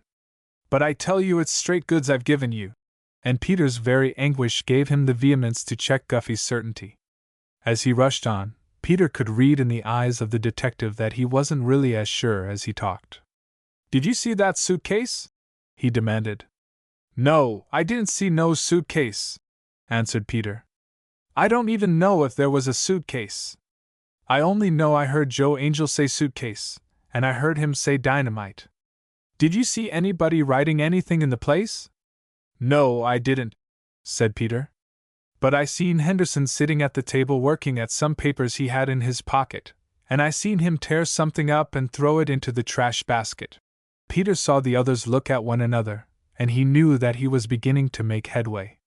A moment later came a diversion that helped to save him. The telephone rang, and the chief of police answered and nodded to Guffey, who came and took the receiver. A book? He cried, with excitement in his tone. What sort of a plan? Well, tell one of your men to take the car and bring that book and the plan here to the chief's office as quick as he can move. Don't lose a moment, everything may depend on it. And then Guffey turned to the others. He says they found a book on sabotage in the bookcase, and in it there's some kind of a drawing of a house. The book has McCormick's name in it. There were many exclamations over this, and Peter had time to think before the company turned upon him again. The chief of police now questioned him, and then the deputy of the district attorney questioned him. Still he stuck to his story. My God! He cried. Would you think I'd be mad enough to frame up a job like this? Where'd I get all that stuff? Where'd I get that dynamite? Peter almost bit off his tongue as he realized the dreadful slip he had made. No one had ever told him that the suitcase actually contained dynamite. How had he known there was dynamite in it? He was desperately trying to think of some way he could have heard, but, as it happened, no one of the 5 men caught him up. They all knew that there was dynamite in the suitcase. They knew it with overwhelming and tremendous certainty, and they overlooked entirely the fact that Peter wasn't supposed to know it. So close to the edge of ruin can a man come and yet escape. Peter made haste to get away from that danger spot. Does Joe Angel deny that he was whispering to Jerry Rudd? He doesn't remember that, said Guffey. He may have talked with him apart, but nothing special, there wasn't any conspiracy. Does he deny that he talked about dynamite? They may have talked about it in the general discussion, but he didn't whisper anything. But I heard him, cried Peter, whose quick wits had thought up a way of escape. I know what I heard. It was just before they were leaving, and somebody had turned out some of the lights. He was standing with his back to me, and I went over to the bookcase right behind him. Here the deputy district attorney put in. He was a young man, a trifle easier to fool than the others. Are you sure it was Joe Angel? He demanded. My God! Of course it was, said Peter. I couldn't have been mistaken. But he let his voice die away, and a note of bewilderment be heard in it. You say he was whispering? Yes, he was whispering. But mightn't it have been somebody else? Why, I don't know what to say, said Peter. I thought for sure it was Joe Angel, but I had my back turned. I'd been talking to Grady, the secretary, and then I turned around and moved over to the bookcase. How many men were there in the room? About 20, I guess. Were the lights turned off before you turned around, or after? I don't remember that. It might have been after. And suddenly poor bewildered Peter cried. It makes me feel like a fool. Of course I ought to have talked to the fellow, and made sure it was Joe Angel before I turned away again, but I thought sure it was him. The idea it could be anybody else never crossed my mind. But you're sure it was Jerry Rudd that was talking to him? Yes, it was Jerry Rudd, because his face was toward me. Was it Rudd or was it the other fellow that made the reply about the sabcat? And then Peter was bewildered and tied himself up, and led them into a long process of cross-questioning, and in the middle of it came the detective, bringing the book on sabotage with McCormick's name written in the flyleaf, and with the ground plan of a house between the pages. They all crowded around to look at the plan, and the idea occurred to several of them at once. Could it be Nels Ackerman's house? The chief of police turned to his phone, and called up the great banker's secretary. Would he please describe Mr. Ackerman's house? And the chief listened to the description. There's a cross mark on this plan, the north side of the house, a little to the west of the center. What could that be? Then, my God! And then, will you come down here to my office right away and bring the architect's plan of the house so we can compare them? The chief turned to the others and said, That cross mark in the house is the sleeping porch on the second floor where Mr. Ackerman sleeps. So then they forgot for a while their doubts about Peter. It was fascinating, this work of tracing out the details of the conspiracy, and fitting them together like a picture puzzle. It seemed quite certain to all of them that this insignificant and scared little man whom they had been examining could never have prepared so ingenious and intricate a design. No, it must really be that some mastermind, some devilish intriguer was at work to spread red ruin in American City. Section 48. They dismissed Peter for the present, sending him back to his cell. He stayed there for 2 days with no one to advise him, and no hint as to his fate. They did not allow newspapers in the jail, but they had left Peter his money, and so on the second day he succeeded in bribing one of his keepers and obtaining a copy of the American City Times, with all the details of the amazing sensation spread out on the front page. For 30 years the Times had been standing for law and order against all the forces of red riot and revolution. For 30 years the Times had been declaring that labor leaders and walking delegates and socialists and anarchists were all one and the same thing, and all placed their reliance fundamentally upon one instrument, the dynamite bomb. Here at last the Times was vindicated. This was the Times' great day. They had made the most of it, not merely on the front page, but on 2 other pages, with pictures of all the conspicuous conspirators, including Peter, and pictures of the I.W.W. headquarters, and the suitcase, and the sticks of dynamite and the fuses and the clock, also of the studio, in which the Reds had been trapped, and of Nikitin, the Russian anarchist who owned this den. Also there were columns of speculation about the case, signed statements and interviews with leading clergymen and bankers, the president of the Chamber of Commerce and the secretary of the Real Estate Exchange. Also there was a 2-column, double-leaded editorial, pointing out how the Times had been saying this for 30 years, and not failing to connect up the case with the Goober case, and the Lackman case, and the case of 3 pacifist clergymen who had been arrested several days before for attempting to read the Sermon on the Mount at a public meeting. And Peter knew that he, Peter Gudge, had done all this. The forces of law and order owed it all to one obscure little Secret Service agent. Peter would get no credit, of course. The chief of police and the district attorney were issuing solemn statements, taking the honors to themselves, and with never one hint that they owed anything to the Secret Service Department of the Traction Trust. That was necessary, of course. For the sake of appearances it had to be pretended that the public authorities were doing the work, exercising their legal functions in due and regular form. It would never do to have the mob suspect that these activities were being financed and directed by the big business interests of the city. But all the same, it made Peter sore. He and McGivney and the rest of Guffey's men had a contempt for the public officials, whom they regarded as pikers. The officials had very little money to spend, and very little power. If you really wanted to get anything done in America, you didn't go to any public official, you went to the big men of affairs, the ones who had the stuff, and were used to doing things quickly and efficiently. It was the same in this business of spying as in everything else. Now and then Peter would realize how close he had come to ghastly ruin. He would have qualms of terror, picturing himself shut up in the hole, and Guffey proceeding to torture the truth out of him. But he was able to calm these fears. He was sure this dynamite conspiracy would prove too big a temptation for the authorities. It would sweep them away in spite of themselves. They would have to go through with it, they would have to stand by Peter. And sure enough, on the evening of the second day a jailer came and said, "You're to be let out." And Peter was ushered through the barred doors and turned loose without another word. Section 49. Peter went to room 427 of the American House, and there was McGivney waiting for him. McGivney said nothing about any suspicion of Peter, nor did Peter say anything. He understood that bygones were to be bygones. The authorities were going to take this gift which the fates had handed to them on a silver platter.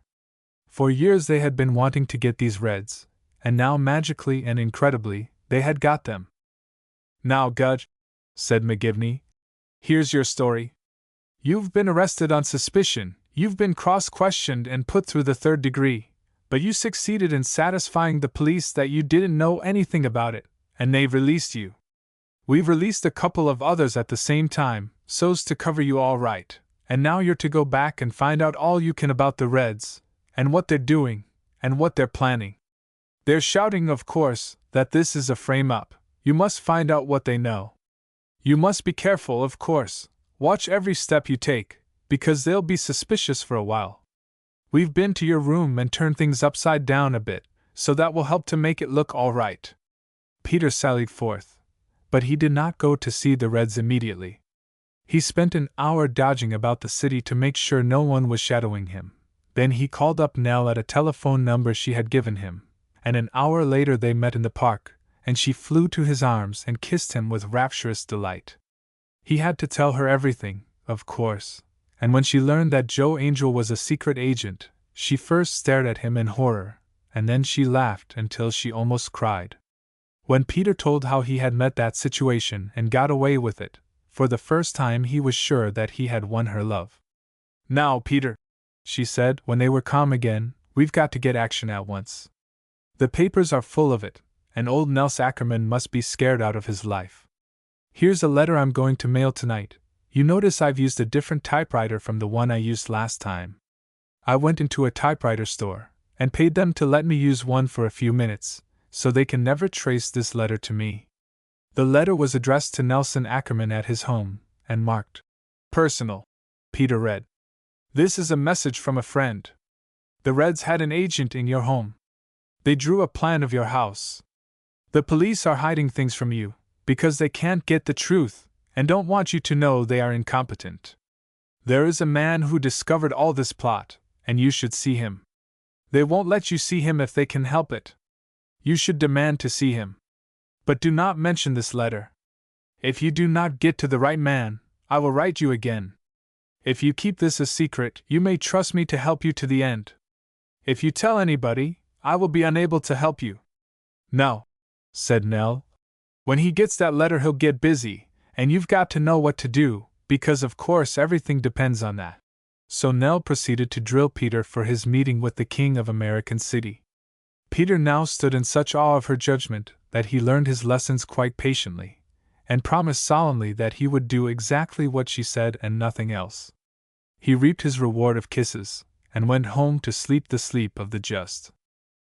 Next morning Peter set out to do some of his work for McGivney, so that McGivney would have no ground for complaint. He went to see Miriam Yankovich, and this time Miriam caught him by his 2 hands and wrung them, and Peter knew that he had atoned for his crime against little Jenny. Peter was a martyr once more. He told how he had been put through the 3rd degree, and she told how the water from the washtub had leaked through the ceiling, and the plaster had fallen, and ruined the dinner of a poor working man's family. Also, she told him all about the frame-up as the Reds saw it. Andrews, the lawyer, was demanding the right to see the prisoners, but this was refused, and they were all being held without bail. On the previous evening Miriam had attended a gathering at Andrews' home, at which the case was talked out. All the I.W.W.'s declared that the thing was the rankest kind of frame-up. The notes were obviously fake, and the dynamite had undoubtedly been planted by the police. They had used it as a pretext to shut up the I.W.W. headquarters, and to arrest a score of radicals. Worst of all, of course, was the propaganda, the hideous stories with which they were filling the papers. Had Peter seen this morning's Times? A perfectly unmistakable incitement to mobs to gather and lynch the Reds. Section 50. From Miriam's, Peter went back to room 427. It was Nell's idea that Nell Ackerman would not lose a minute next morning, and sure enough, Peter found a note on the dressing table. "Wait for me, I want to see you." Peter waited, and before long McGivney came in and sat down in front of him, and began very solemnly. "Now, Peter Gudge, you know I'm your friend." "Yes, of course. I've stood by you," said McGivney. "If it hadn't been for me, the boss would have had you in the hole right now, trying to sweat you into confessing you planted that dynamite. I want you to know that, and I want you to know that I'm going to stand by you, and I expect you to stand by me and give me a square deal." "Why, sure," said Peter. "What is it?" Then McGivney proceeded to explain. Old Nell Ackerman had got the idea that the police were holding back something from him. He was scared out of his wits about this case, of course. He had himself shut up in a cupboard at night, and made his wife pull down the curtains of her limousine when she went driving. And now he was insisting that he must have a talk with the man who had discovered this plot against him. McGivney hated to take the risk of having Peter become acquainted with anybody, but Nell Ackerman was a man whose word was law. Really, he was Peter's employer. He had put up a lot of the money for the Secret Service work which Guffey was conducting, and neither Guffey or any of the city authorities dared try to fool him. "Well, that's all right," said Peter. "It won't hurt for me to see him." "He's going to question you about this case," said McGivney. "He's going to try to find out everything he can. So you got to protect us. You got to make him understand that we've done everything possible. You got to put us right with him." Peter promised solemnly he would do so, but McGivney wasn't satisfied. He was in a state of trepidation, and proceeded to hammer and hammer at Peter, impressing upon him the importance of solidarity, of keeping faith with his fellows. It sounded exactly like some of the I.W.W.'s talking among themselves. "You may think here's a chance to jump on us and climb out on top, but don't you forget it, Peter Gudge, we've got a machine, and in the long run it's the machine that wins. We've broken many a fellow that's tried to play tricks on us, and we'll break you. Old Nels will get what he wants out of you.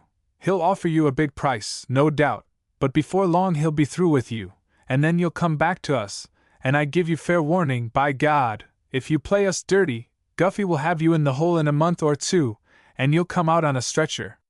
So Peter pledged his faith again, but seeing his chance, he added, "Don't you think Mr. Guffey ought to do something for me, because of that plot I discovered?" "Yes, I think that," said McGivney. That's only fair.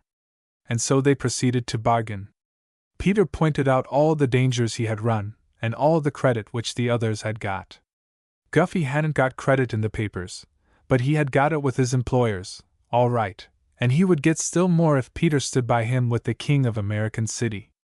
Peter said it ought to be worth $1,000, and he said he ought to have it right away, before he went to see the king. At which Guffey scowled ferociously. Look here, Gudge!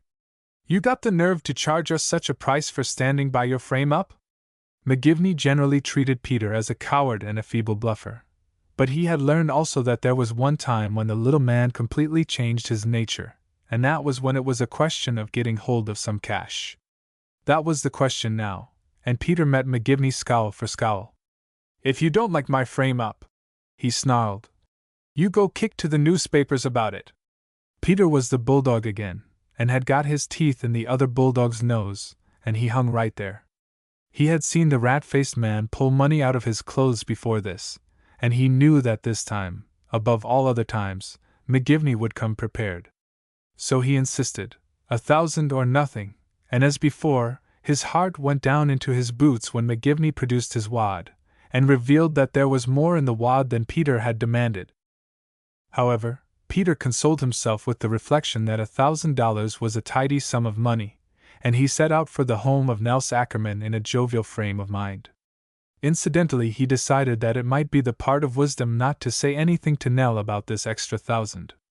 When women found out that you had money, they'd never rest till they had got every cent of it, or at least had made you spend it on them.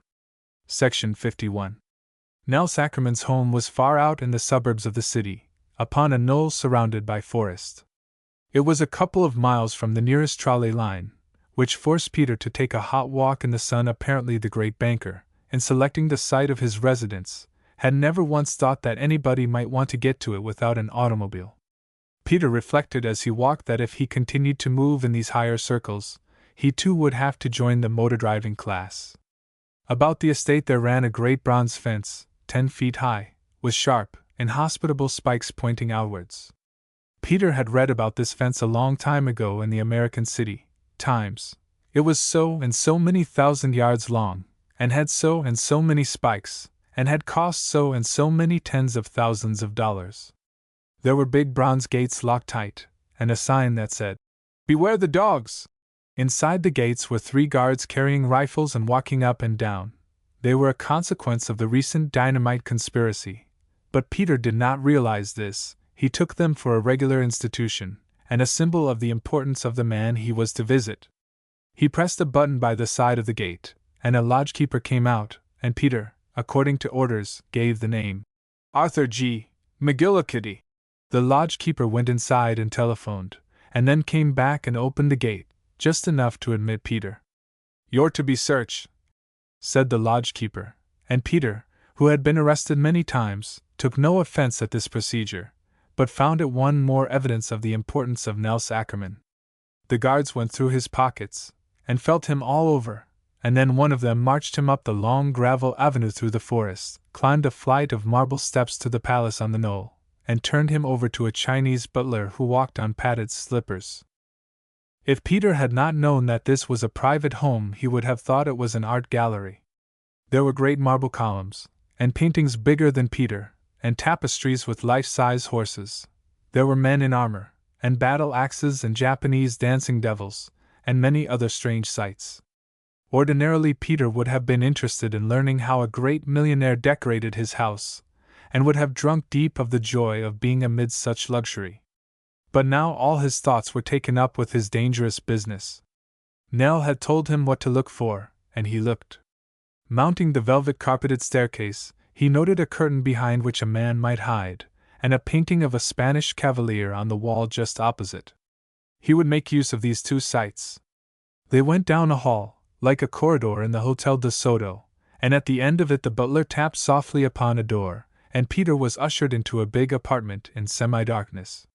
The butler retired without a sound, closing the door behind him, and Peter stood hesitating, looking about to get his bearings. From the other side of the room he heard 3 faint coughs, suggesting a sick man.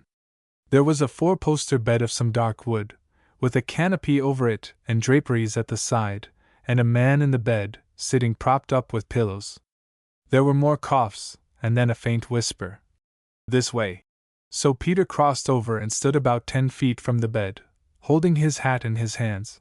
He was not able to see very much of the occupant of the bed, nor was he sure it would be respectful for him to try to see. So you're Cough, what's your name? Gudge, said Peter. You are the man, Cough, that knows about the Reds? Yes, sir. The occupant of the bed coughed every 2 or 3 minutes through the conversation that followed, and each time Peter noticed that he put his hand up to his mouth as if he were ashamed of the noise. Gradually Peter got used to the twilight, and could see that Nels Ackerman was an old man with puffy, droopy cheeks and chin, and dark puffy crescents under his eyes. He was quite bald, and had on his head a skull cap of embroidered black silk, and a short, embroidered jacket over his night shirt. Beside the bed stood a table covered with glasses and bottles and pillboxes, and also a telephone. Every few minutes this telephone would ring, and Peter would wait patiently while Mr. Ackerman settled some complex problem of business. I've told them my terms, he would say with irritation, and then he would cough, and Peter, who was sharply watching every detail of the conduct of the rich, noted that he was too polite even to cough into the telephone. If they will pay $125,000 on account, I will wait, but not a cent less, Nels Ackerman would say. And Peter, awe-stricken, realized that he had now reached the very top of Mount Olympus. He was at the highest point he could hope to reach until he went to heaven. The old man fixed his dark eyes on his visitor. Who wrote me that letter? Whispered the husky voice. Peter had been expecting this. What letter, sir? A letter telling me to see you. I don't know anything about it, sir. You mean, Cough, you didn't write me an anonymous letter? No, sir, I didn't. Then some friend of yours must have written it. I dunno that. It might have been some enemy of the police. Well, now, what's this about the Reds having an agent in my home? Did the letter say that? It did. Well, sir, that's putting it too strong. I ain't sure, it's just an idea I've had. It'll need a lot of explaining. You're the man who discovered this plot, I understand? Yes, sir. Well, take a chair there, said the banker. There was a chair near the bedside, but it seemed to Peter too close to be respectful, so he pulled it a little farther away, and sat down on the front 6 inches of it, still holding his hat in his hands and twisting it nervously. Put down that hat, said the old man, irritably. So Peter stuck the hat under his chair, and said, I beg pardon, sir. Section 52. The old plutocrat was feeble and sick, but his mind was all there, and his eyes seemed to be boring Peter through. Peter realized that he would have to be very careful. The least little slip would be fatal here. Now, Gudge, the old man began, I want you to tell me all about it. To begin with, how did you come to be among these Reds? Begin at the beginning. So Peter told how he had happened to get interested in the radical movement, laying particular stress upon the dangerousness of these Reds, and his own loyalty to the class which stood for order and progress and culture in the country. It ought to be stopped, Mr. Ackerman, he exclaimed, with a fine show of feeling, and the old banker nodded. Yes, it ought to be stopped. Well, said Peter, I said to myself, I'm going to find out about them fellows. I went to their meetings, and little by little I pretended to get converted, and I tell you, Mr. Ackerman, our police are asleep.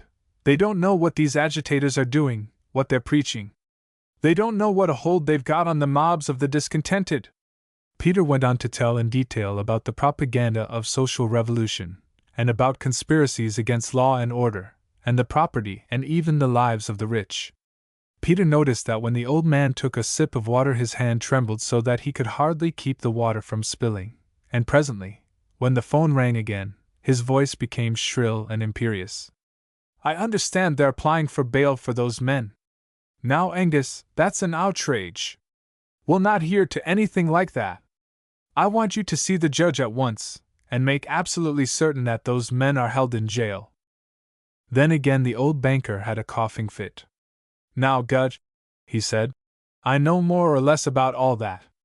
What I want to know is about this conspiracy against me. Tell me how you came to find out about it. And Peter told. But of course he embellished it, and so far as it related to Mr. Ackerman, these fellows were talking about Mr. Ackerman all the time. They had a special grudge against him. But why? Cried the old man. Why? They think you're fighting them, Mr. Ackerman. But I'm not. That's not true. Well, they say you put up money to hang Goober. They call you'll excuse me? Yes, of course. They call you the head money devil. They call you the financial king of American City. King! Cried the banker. What rubbish! Why, Gudge, that's full newspaper talk. I'm a poor man today. There are 24 men in this city richer than I am, and who have more power. Why? But the old man fell to coughing and became so exhausted that he sank back into his pillows until he recovered his breath. Peter waited respectfully, but of course he wasn't fooled. Peter had carried on bargaining many times in his life, and had heard people proclaim their poverty and impotence. Now, Gudge, the old man resumed. I don't want to be killed. I tell you I don't want to be killed. No, of course not, said Peter. It was perfectly comprehensible to him that Mr. Ackerman didn't want to be killed. But Mr. Ackerman seemed to think it necessary to impress the idea upon him. In the course of the conversation he came back to it a number of times, and each time he said it with the same solemn assurance, as if it were a brand new idea, and a very unusual and startling idea. I don't want to be killed, Gudge. I tell you I don't want to let those fellows get me. No, we've got to circumvent them. We've got to take precautions, every precaution. I tell you, every possible precaution. I'm here for that purpose, Mr. Ackerman, said Peter solemnly. I'll do everything. We'll do everything, I'm sure. What's this about the police? Demanded the banker. What's this about Guffey's bureau? You say they're not competent? Well, now I'll tell you, Mr. Ackerman, said Peter. It's a little embarrassing. You see, they employ me. Nonsense! Exclaimed the other. I employ you. I'm putting up the money for this work, and I want the facts, I want them all. Well, said Peter, they've been very decent to me. I say tell me everything! Exclaimed the old man. He was a most irritable old man, and couldn't stand for a minute not having what he asked for. What's the matter with them? Peter answered, as humbly as he could. I could tell you a great deal that'd be of use to you, Mr. Ackerman, but you got to keep it between you and me. All right, said the other quickly. What is it? If you give a hint of it to anybody else, persisted Peter, then I'll get fired. You'll not get fired, I'll see to that. If necessary, I'll hire you direct. But you don't understand, Mr. Ackerman. It's a machine, and you can't run against it. You gotta understand it, you gotta handle it right. I'd like to help you, and I know I can help you, but you gotta let me explain it, and you gotta understand some things. All right, said the old man. Go ahead, what is it?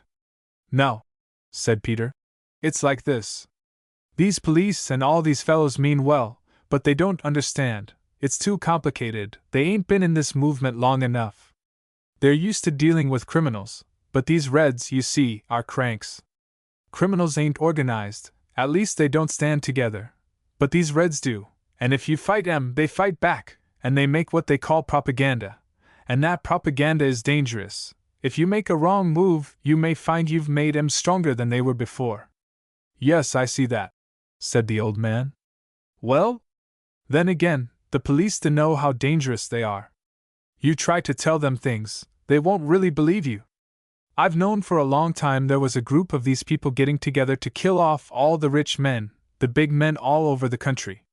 They've been spying on these rich men, getting ready to kill them. They know a lot about them that you can't explain their knowing. That's how I got the idea they had somebody in your house, Mr. Ackerman. Tell me what you mean.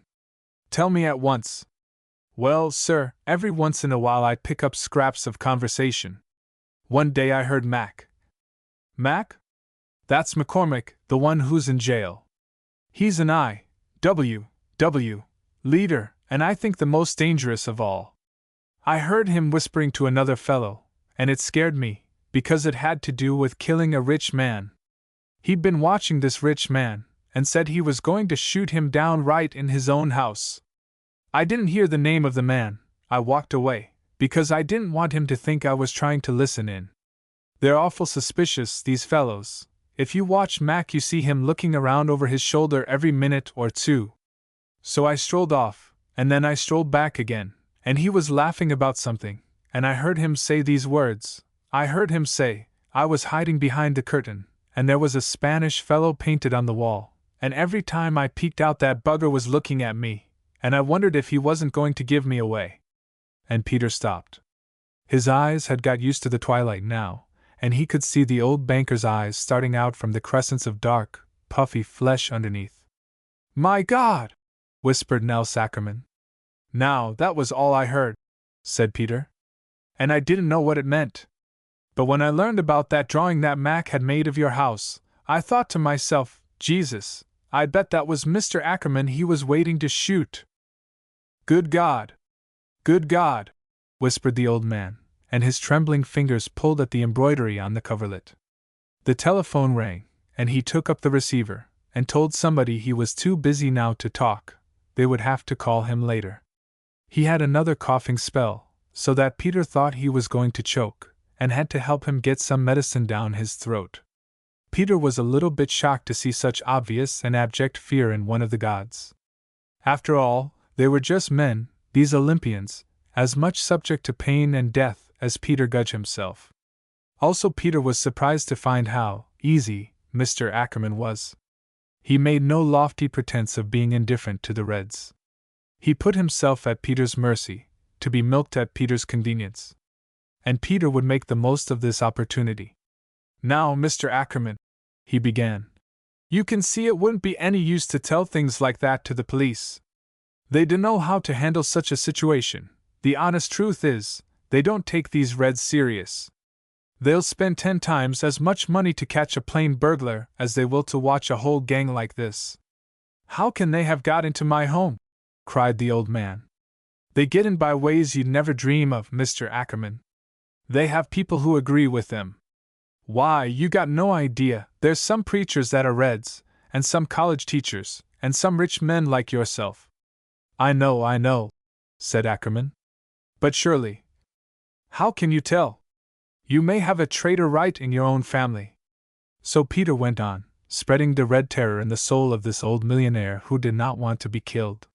He said again that he did not want to be killed, and explained his reluctance in some detail. So many people were dependent upon him for their livings, Peter could have no conception of it. There were probably 100,000 men with their families right here in American City, whose jobs depended upon plans which Ackerman was carrying, and which nobody but Ackerman could possibly carry. Widows and orphans looked to him for protection of their funds. A vast network of responsibilities required his daily, even his hourly decisions. And sure enough, the telephone rang, and Peter heard Nels Ackerman declare that the Amalgamated Securities Company would have to put off a decision about its dividends until tomorrow, because he was too busy to sign certain papers just then. He hung up the receiver and said, You see. I tell you, Gudge, we must not let them get me. Section 53. They came down to the question of practical plans, and Peter was ready with suggestions. In the first place, Mr. Ackerman must give no hint either to the police authorities or to Guffey that he was dissatisfied with their efforts. He must simply provide for an interview with Peter now and then, and he and Peter, quite privately, must take certain steps to get Mr. Ackerman that protection which his importance to the community made necessary.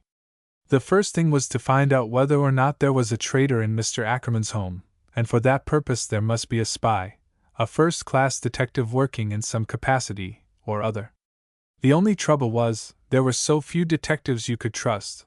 They were nearly all scoundrels, and if they weren't scoundrels, it was because they didn't have sense enough to be. They were boobs, and any Red could see through them in 5 minutes. But I tell you, said Peter, what I've thought. I've got a wife that's a wonder, and just now while we were talking about it, I thought, if I could only get Edith in here for a few days, I'd find out everything about all the people in your home, your relatives as well as your servants. Is she a professional detective? Asked the banker. Why no, sir, said Peter. She was an actress. Her name was Edith Eustace. Perhaps you might have heard of her on the stage. No, I'm too busy for the theater, said Mr. Ackerman. Of course, said Peter. Well, I dunno whether she'd be willing to do it. She don't like having me mix up with these Reds, and she's been begging me to quit for a long time, and I just about promised her I would. But if I tell her about your trouble, maybe she might, just as a favor. But how could Peter's wife be introduced into the Ackerman household without attracting suspicion? Peter raised this question, pointing out that his wife was a person of too high a social class to come as a servant. Mr. Ackerman added that he had nothing to do with engaging his servants, any more than with engaging the bookkeepers in his bank. It would look suspicious for him to make a suggestion to his housekeeper.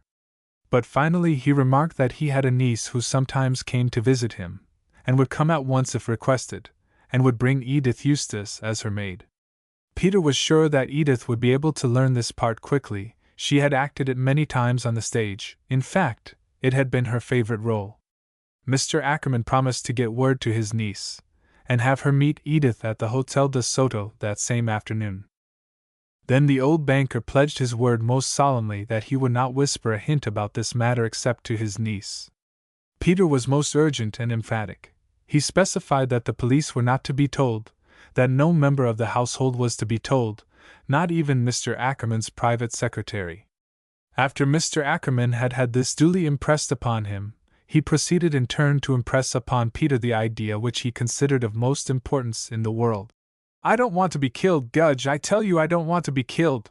And Peter solemnly promised to make it his business to listen to all conversations of the Reds in so far as they might bear upon Mr. Ackerman. When he rose to take his departure, Mr. Ackerman slipped his trembling fingers into the pocket of his jacket, and pulled out a crisp and shiny note. He unfolded it, and Peter saw that it was a $500 bill, fresh from the First National Bank of American City, of which Mr. Ackerman was chairman of the board of directors. Here's a little present for you, Gudge, he said. I want you to understand that if you protect me from these villains, I'll see that you are well taken care of.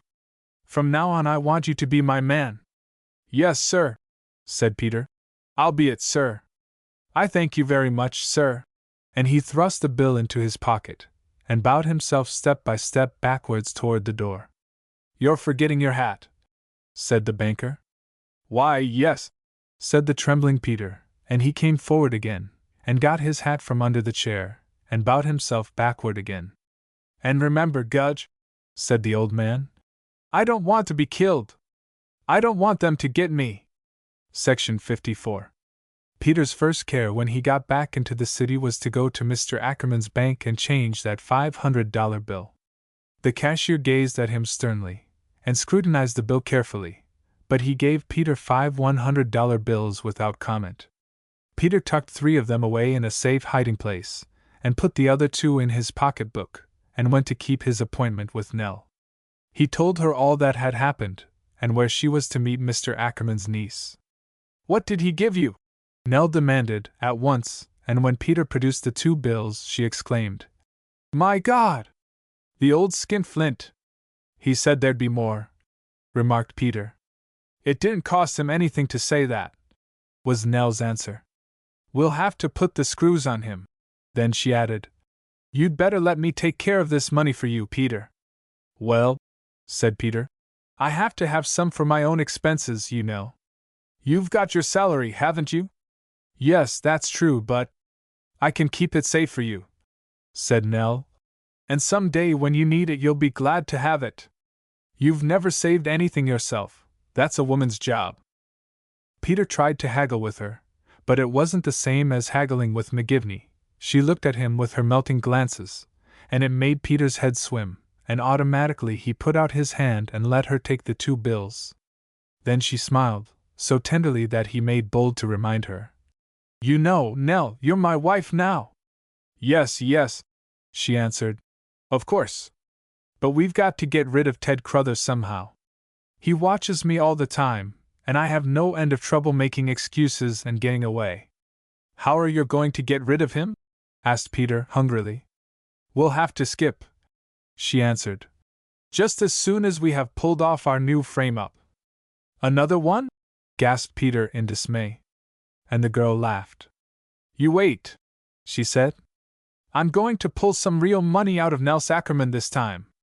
Then when we've made our killing, we'll skip, and be fixed for life. You wait, and don't talk love to me now, because my mind is all taken up with my plans, and I can't think about anything else. So they parted, and Peter went to see McGivney in the American house. Stand up to him, Nell had said. But it was not easy to do, for McGivney pulled and hauled him and turned him about, upside down and inside outwards, to know every single thing that had happened between him and Nels Ackerman. Lord, how these fellows did hang on to their sources of graft! Peter repeated and insisted that he really had played entirely fair. He hadn't told Nels Ackerman a thing except just the truth, as he had told it to Guffey and McGivney. He had said that the police were all right, and that Guffey's bureau was stepping right on the tail of the Reds all the time. And what does he want you to do? Demanded the rat-faced man. Peter answered. He just wanted to make sure that he was learning everything of importance, and he wanted me to promise him that he would get every scrap of information that I collected about the plot against him, and of course I promised him that we'd bring it all to him. You going to see him any more? Demanded McGivney. He didn't say anything about that. Did he get your address? No, I suppose if he wants me he'll let you know, the same as before. All right, said McGivney. Did he give you any money? Yes, said Peter. He gave me $200, and he said there was plenty more where that came from, so that we'd work hard to help him. He said he didn't want to get killed. He said that a couple of dozen times, I guess. He spent more time saying that than anything else. He's sick, and he's scared out of his wits. So at last McGivney condescended to thank Peter for his faithfulness, and went on to give him further orders. The Reds were raising an awful howl.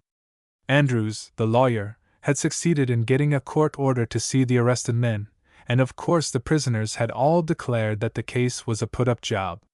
Now the Reds were preparing to send out a circular to their fellow Reds all over the country, appealing for publicity, and for funds to fight the frame-up.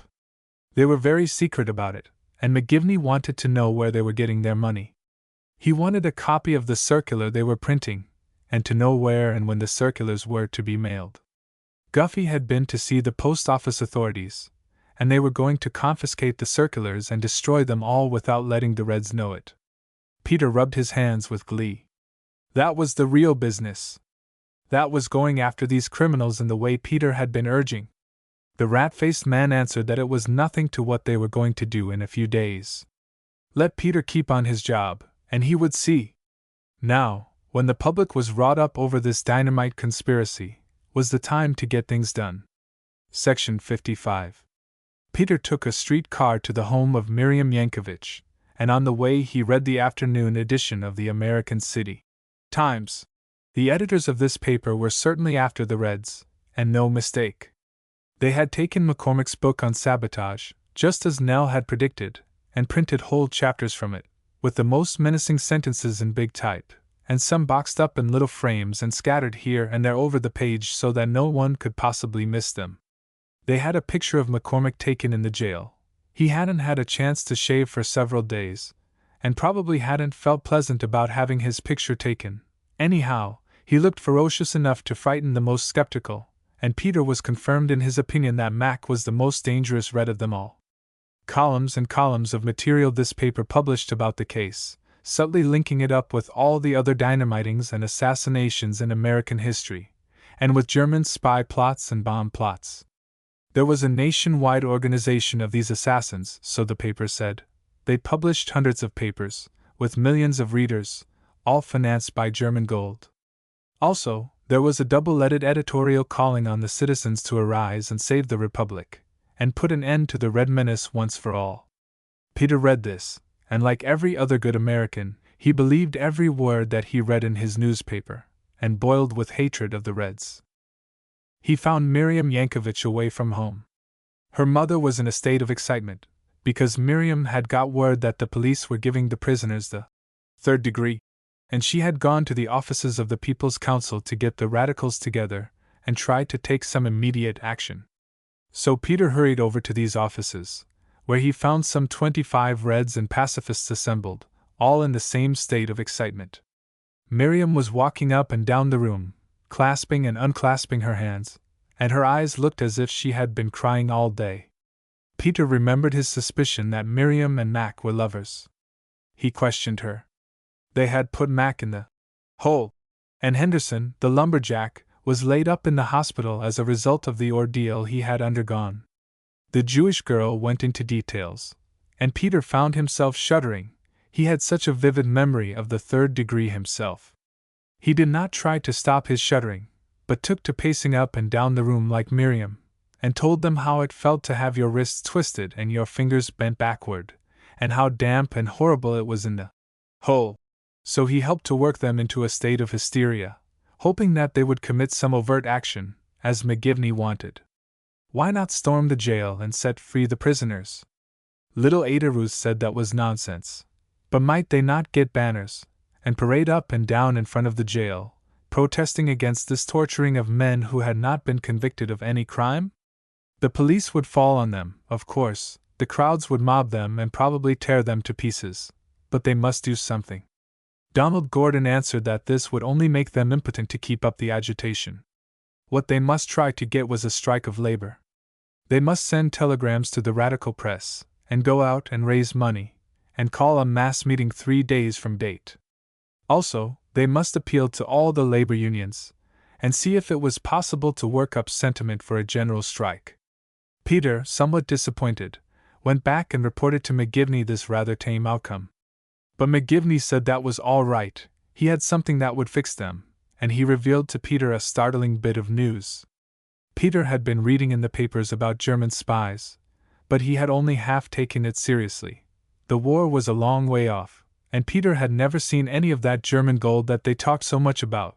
In fact, the Reds were in a state of perpetual poverty, one and all of them stinting himself eternally to put up some portion of his scant earnings to pay for pamphlets and circulars and postage and defense funds, and all the expenses of an active propaganda organization. But now, McGivney declared, there was a real, sure enough agent of the Kaiser in American City. The government had pretty nearly got him in his nets, and one of the things McGivney wanted to do before the fellow was arrested was to get him to contribute some money to the radical cause. It wasn't necessary to point out to Peter the importance of this. If the authorities could show that the agitation on behalf of McCormick and the rest had been financed by German money, the public would justify any measures taken to bring it to an end.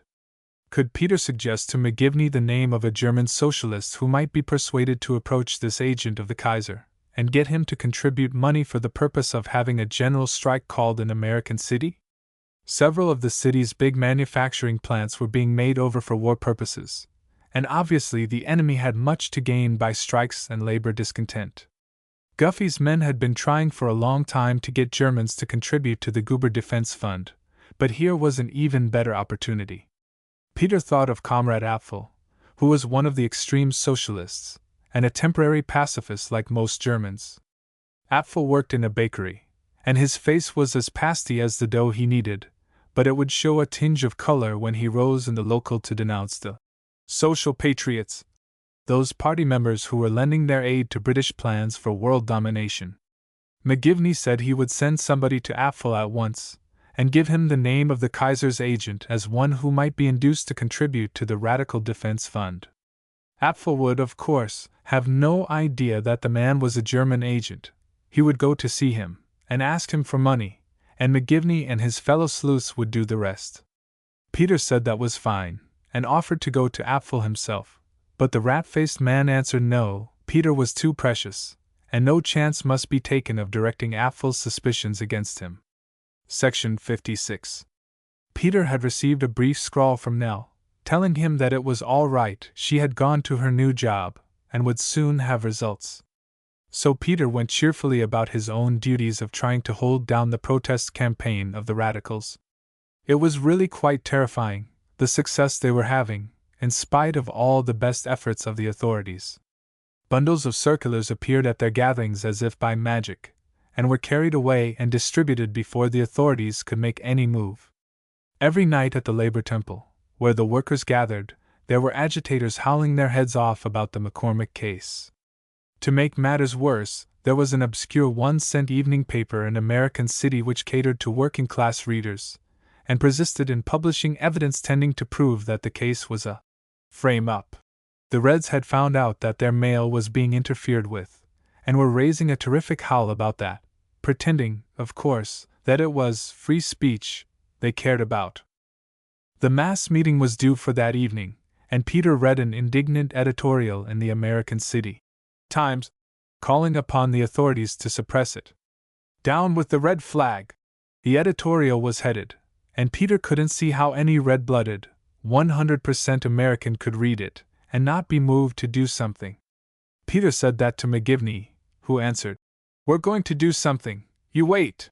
And sure enough, that afternoon the papers carried the news that the mayor of American City had notified the owners of the auditorium that they would be held strictly responsible under the law for all incendiary and seditious utterances at this meeting. Thereupon, the owners of the auditorium had cancelled the contract. Furthermore, the mayor declared that no crowds should be gathered on the street, and that the police would be there to see to it, and to protect law and order. Peter hurried to the rooms of the People's Council, and found the radicals scurrying about, trying to find some other hall.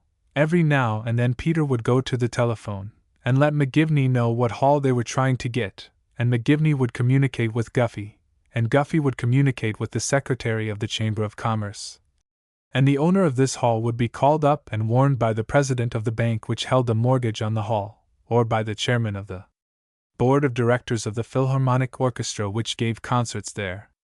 So there was no Red Mass meeting that night, and none for many a night thereafter in American City.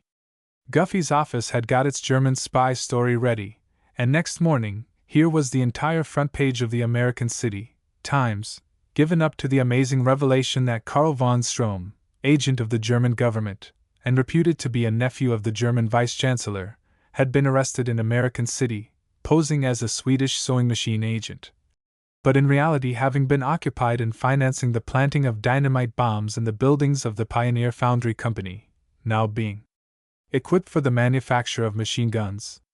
3 of von Strom's confederates had been nabbed at the same time, and a mass of papers full of important revelations, not the least important among them being the fact that only yesterday von Strom had been caught dealing with a German socialist of the ultra-red variety, an official of the Bread and Cake Makers Union No. 479, by the name of Ernst Apfel. The government had a dictograph record of conversations in which von Strom had contributed $100 to the Liberty Defense League, an organization which the Reds had got up for the purpose of carrying on agitation for the release of the I.W.S. arrested in the dynamite plot against the life of Nels Ackerman. Moreover, it was proven that Apfel had taken this money and distributed it among several German Reds, who had turned it in to the Defense Fund, or used it in paying for circulars calling for a general strike. Peter's heart was leaping with excitement, and it leaped even faster when he had got his breakfast and was walking down Main Street. He saw crowds gathered, and American flags flying from all the buildings, just as on the day of the Preparedness Parade. It caused Peter to feel queer spasms of fright. He imagined another bomb, but he couldn't resist the crowds with their eager faces and contagious enthusiasm.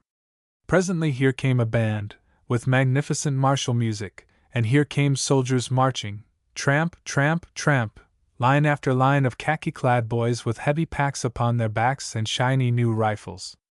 Our boys! Our boys! God bless them! It was 3 regiments of the 223rd Division, coming from Camp Lincoln to be entrained for the war. They might better have been entrained at the camp, of course, but everyone had been clamoring for some glimpse of the soldiers, and here they were with their music and their flags, and their crowds of flushed, excited admirers, 2 endless lines of people, wild with patriotic fervor, shouting, singing, waving hats and handkerchiefs, until the whole street became a blur, a mad delirium. Peter saw these closely pressed lines, straight and true, and the legs that moved like clockwork, and the feet that shook the ground like thunder. He saw the fresh, boyish faces, grimly set and proud, with eyes fixed ahead, never turning, even though they realized that this might be their last glimpse of their home city, that they might never come back from this journey. Our boys! Our boys. God bless them. Peter felt a choking in his throat, and a thrill of gratitude to the boys who were protecting him and his country. He clenched his hands and set his teeth, with fresh determination to punish the evil men and women, draft dodgers, slackers, pacifists, and seditionists, who were failing to take their part in this glorious emprise. Section 57. Peter went to the American house and met McGivney, and was put to work on a job that precisely suited his mood. The time had come for action, said the rat-faced man. The executive committee of the I.W. Local had been drafting an appeal to the main organization for help, and the executive committee was to meet that evening. Peter was to get in touch with the secretary, Grady, and find out where this meeting was to be, and make the suggestion that all the membership be gathered, and other Reds also. The businessmen of the city were going to pull off their big stroke that night, said McGivney. The younger members of the Chamber of Commerce and the Merchants and Manufacturers Association had got together and worked out a secret plan, and all they wanted was to have the Reds collected in one place.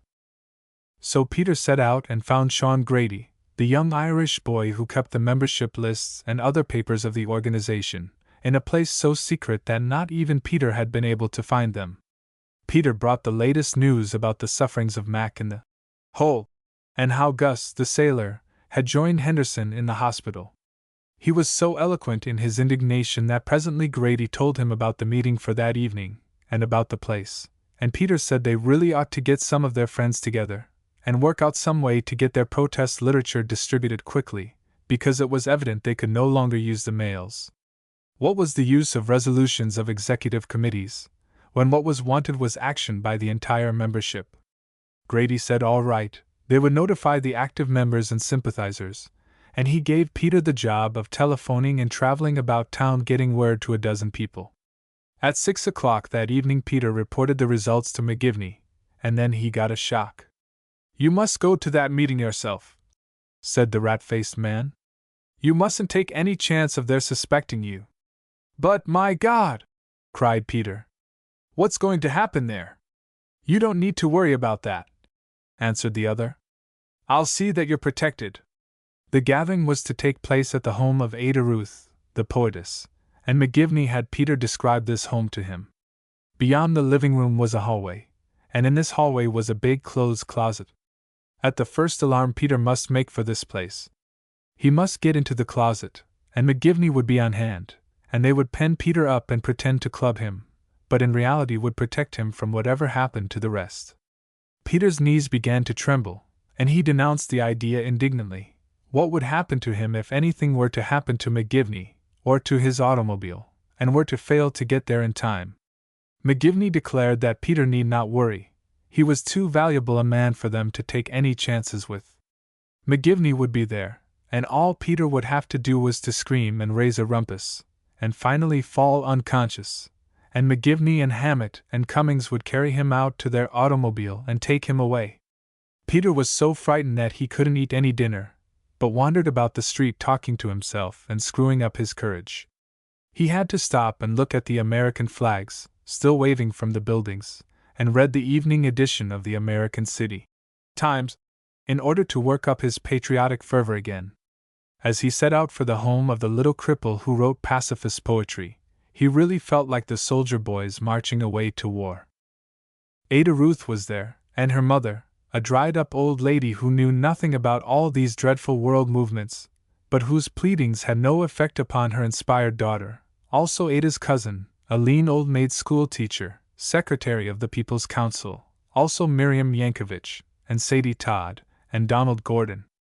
On the way Peter had met Tom Duggan, and the mournful poet revealed that he had composed a new poem about Mac in the hole.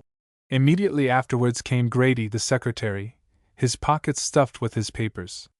Grady, a tall, dark-eyed, impulsive-tempered Irish boy, was what the socialists called a Jimmy Higgins, that is, one of the fellows who did the hard and dreary work of the movement, who were always on hand no matter what happened, always ready to have some new responsibility put upon their shoulders. Grady had no use for the socialists, being only interested in industrial action. But he was willing to be called a Jimmy Higgins. He had said that Peter was one too, and Peter had smiled to himself, thinking that a Jimmy Higgins was about the last thing in the world he ever would be. Peter was on the way to independence and prosperity, and it did not occur to him to reflect that he might be a Jimmy Higgins to the Whites instead of to the Reds. Grady now pulled out his papers and began to talk over with Donald Gordon the proceedings of the evening. He had had a telegram from the national headquarters of the I.W.W. promising support, and his thin, hungry face lighted up with pride as he showed this.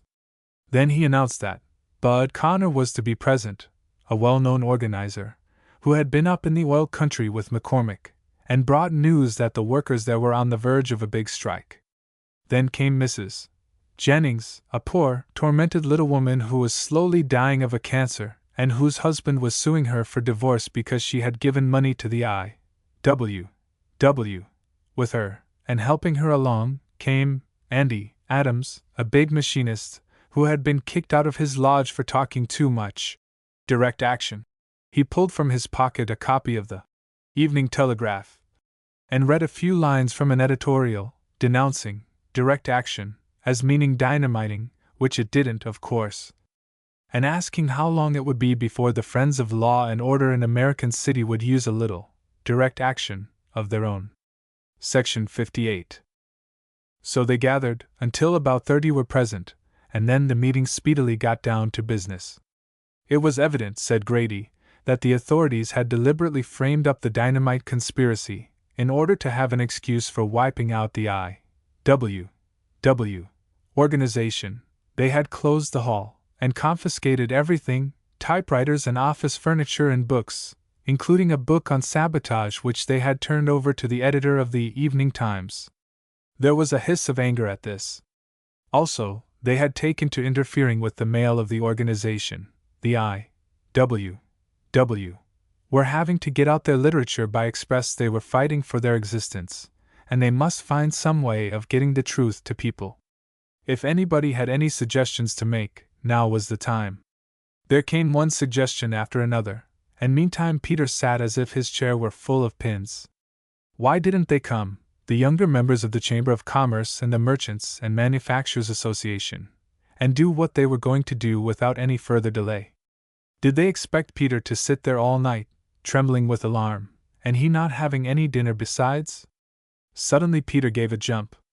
Outside came a yell, and Donald Gordon, who was making a speech, stopped suddenly, and the members of the company stared at one another, and some sprang to their feet. There were more yells, rising to screams, and some of the company made for the front doors, and some for the back doors, and yet others for the windows and the staircase. Peter wasted no time, but dived into the clothes closet in the hallway back of the living room, and got into the farthest corner of this closet, and pulled some of the clothes on top of him. And then, to make him safer yet, came several other people piling on top of him. From his place of refuge he listened to the confusion that reigned. The place was a bedlam of women's shrieks, and the curses of fighting men, and the crash of overturning furniture, and of clubs and monkey wrenches on human heads. The younger members of the Chamber of Commerce and the Merchants and Manufacturers Association had come in sufficient force to make sure of their purpose. There were enough to crowd the room full, and to pack all the doorways, and 2 or 3 to guard each window, and a flying squadron to keep watch for anybody who jumped from the roof or tried to hide in the trees of the garden. Peter cowered, and listened to the furious uproar, and presently he heard the cries of those on top of him, and realized that they were being pulled off and clubbed. He felt hands reach down and grab him, and he cringed and cried in terror. But nothing happened to him, and presently he glanced up and he saw a man wearing a black mask, but easily to be recognized as McGivney. Never in all his life had Peter been gladder to see a human face than he was to see that masked face of a rat. McGivney had a club in his hand, and was dealing ferocious blows to the clothes heaped around Peter. Behind McGivney were Hammett and Cummings, covering the proceedings, and now and then carefully putting in a blow of their own. Most of the fighting inside the house and outside came quickly to an end, because everybody who fought was laid out or overpowered. Then several of the agents of Guffey, who had been studying these Reds for a year or two and knew them all, went about picking out the ones who were especially wanted, and searching them for arms, and then handcuffing them. One of these men approached Peter, who instantly fell unconscious, and closed his eyes. Then Hammett caught him under the armpits and Cummings by the feet, and McGivney walked alongside as a bodyguard, remarking now and then, "We want this fellow, we'll take care of him." They carried Peter outside, and in the darkness he opened his eyes just enough to see that the street was lined with automobiles, and that the Reds were being loaded aboard.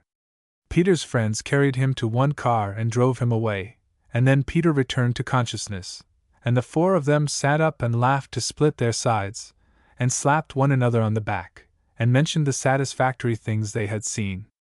Had Hammett noticed that Slice Grady had got over the eyes, and the way the blood had run all over him?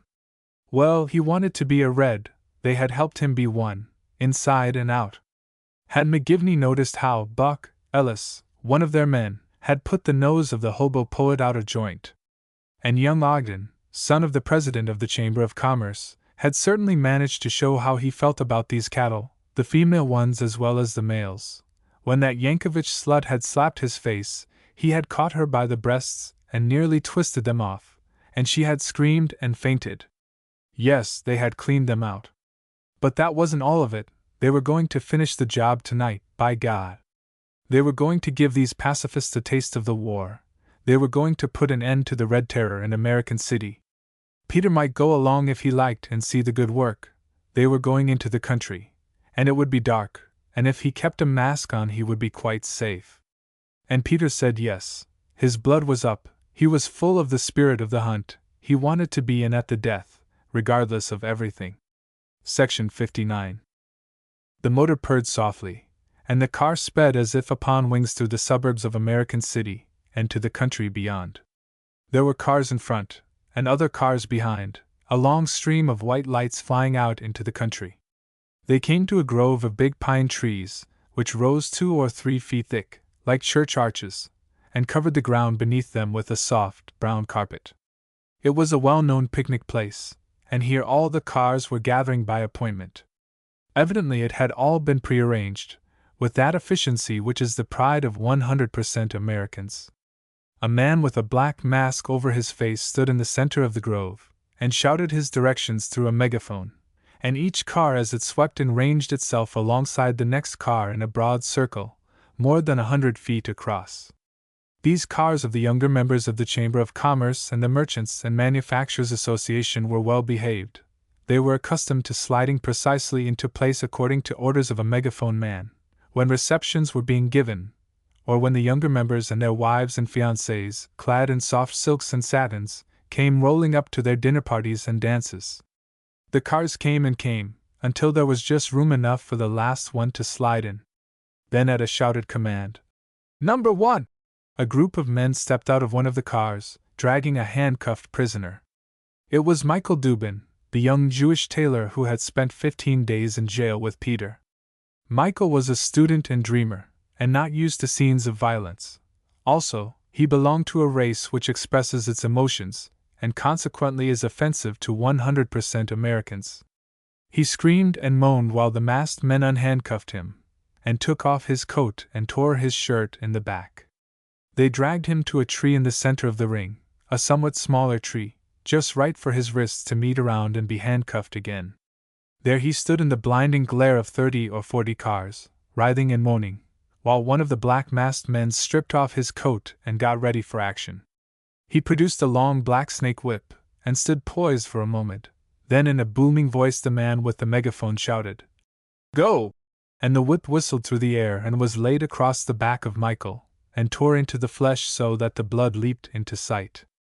There was a scream of anguish, and the victim began to twist and turn and kick about as if in his death throes. Again the whip whistled, and again you heard the thud as it tore into the flesh, and another red stripe leaped to view. Now the younger members of the Chamber of Commerce and the Merchants and Manufacturers Association were in excellent condition for this evening's labor. They were not pale and thin, underfed and overworked, as were their prisoners. They were sleek and rosy, and ashine with health.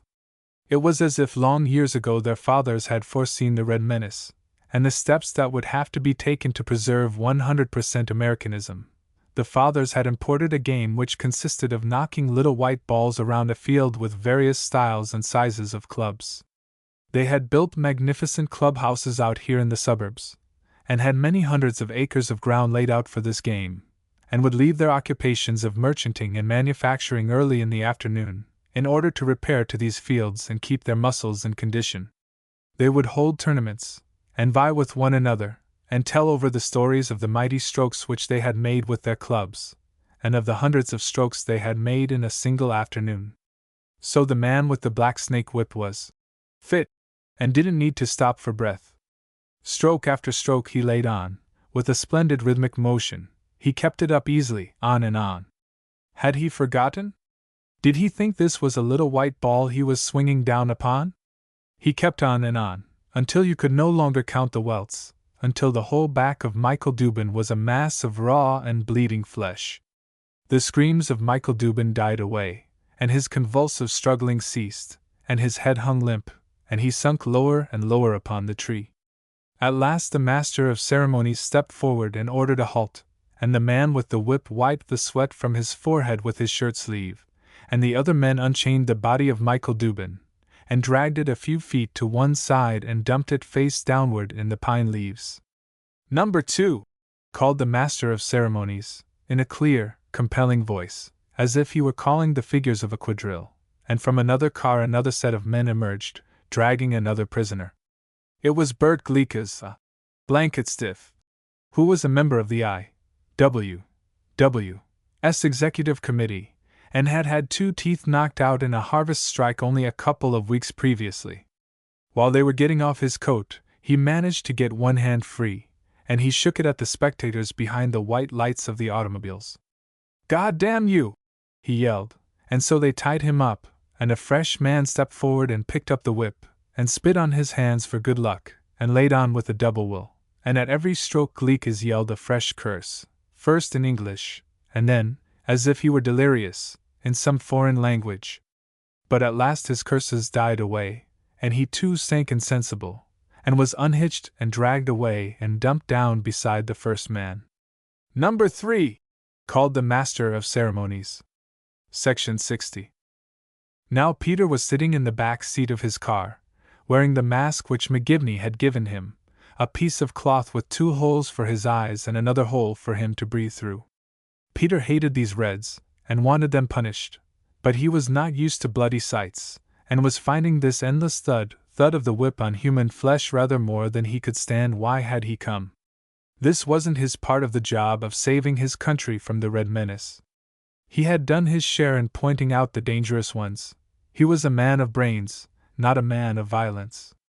Peter saw that the next victim was Tom Duggan with his broken and bloody nose, and in spite of himself, Peter started with dismay. He realized that without intending it he had become a little fond of Tom Duggan. For all his queerness, Duggan was loyal. He was a good fellow when you had got underneath his surly manners. He had never done anything except just to grumble, and to put his grumbles into verses. They were making a mistake in whipping him, and for a moment Peter had a crazy impulse to interfere and tell them so. The poet never made a sound. Peter got one glimpse of his face in the blazing white light, and in spite of the fact that it was smashed and bloody, Peter read Tom Duggan's resolve. He would die before they would get a moan out of him.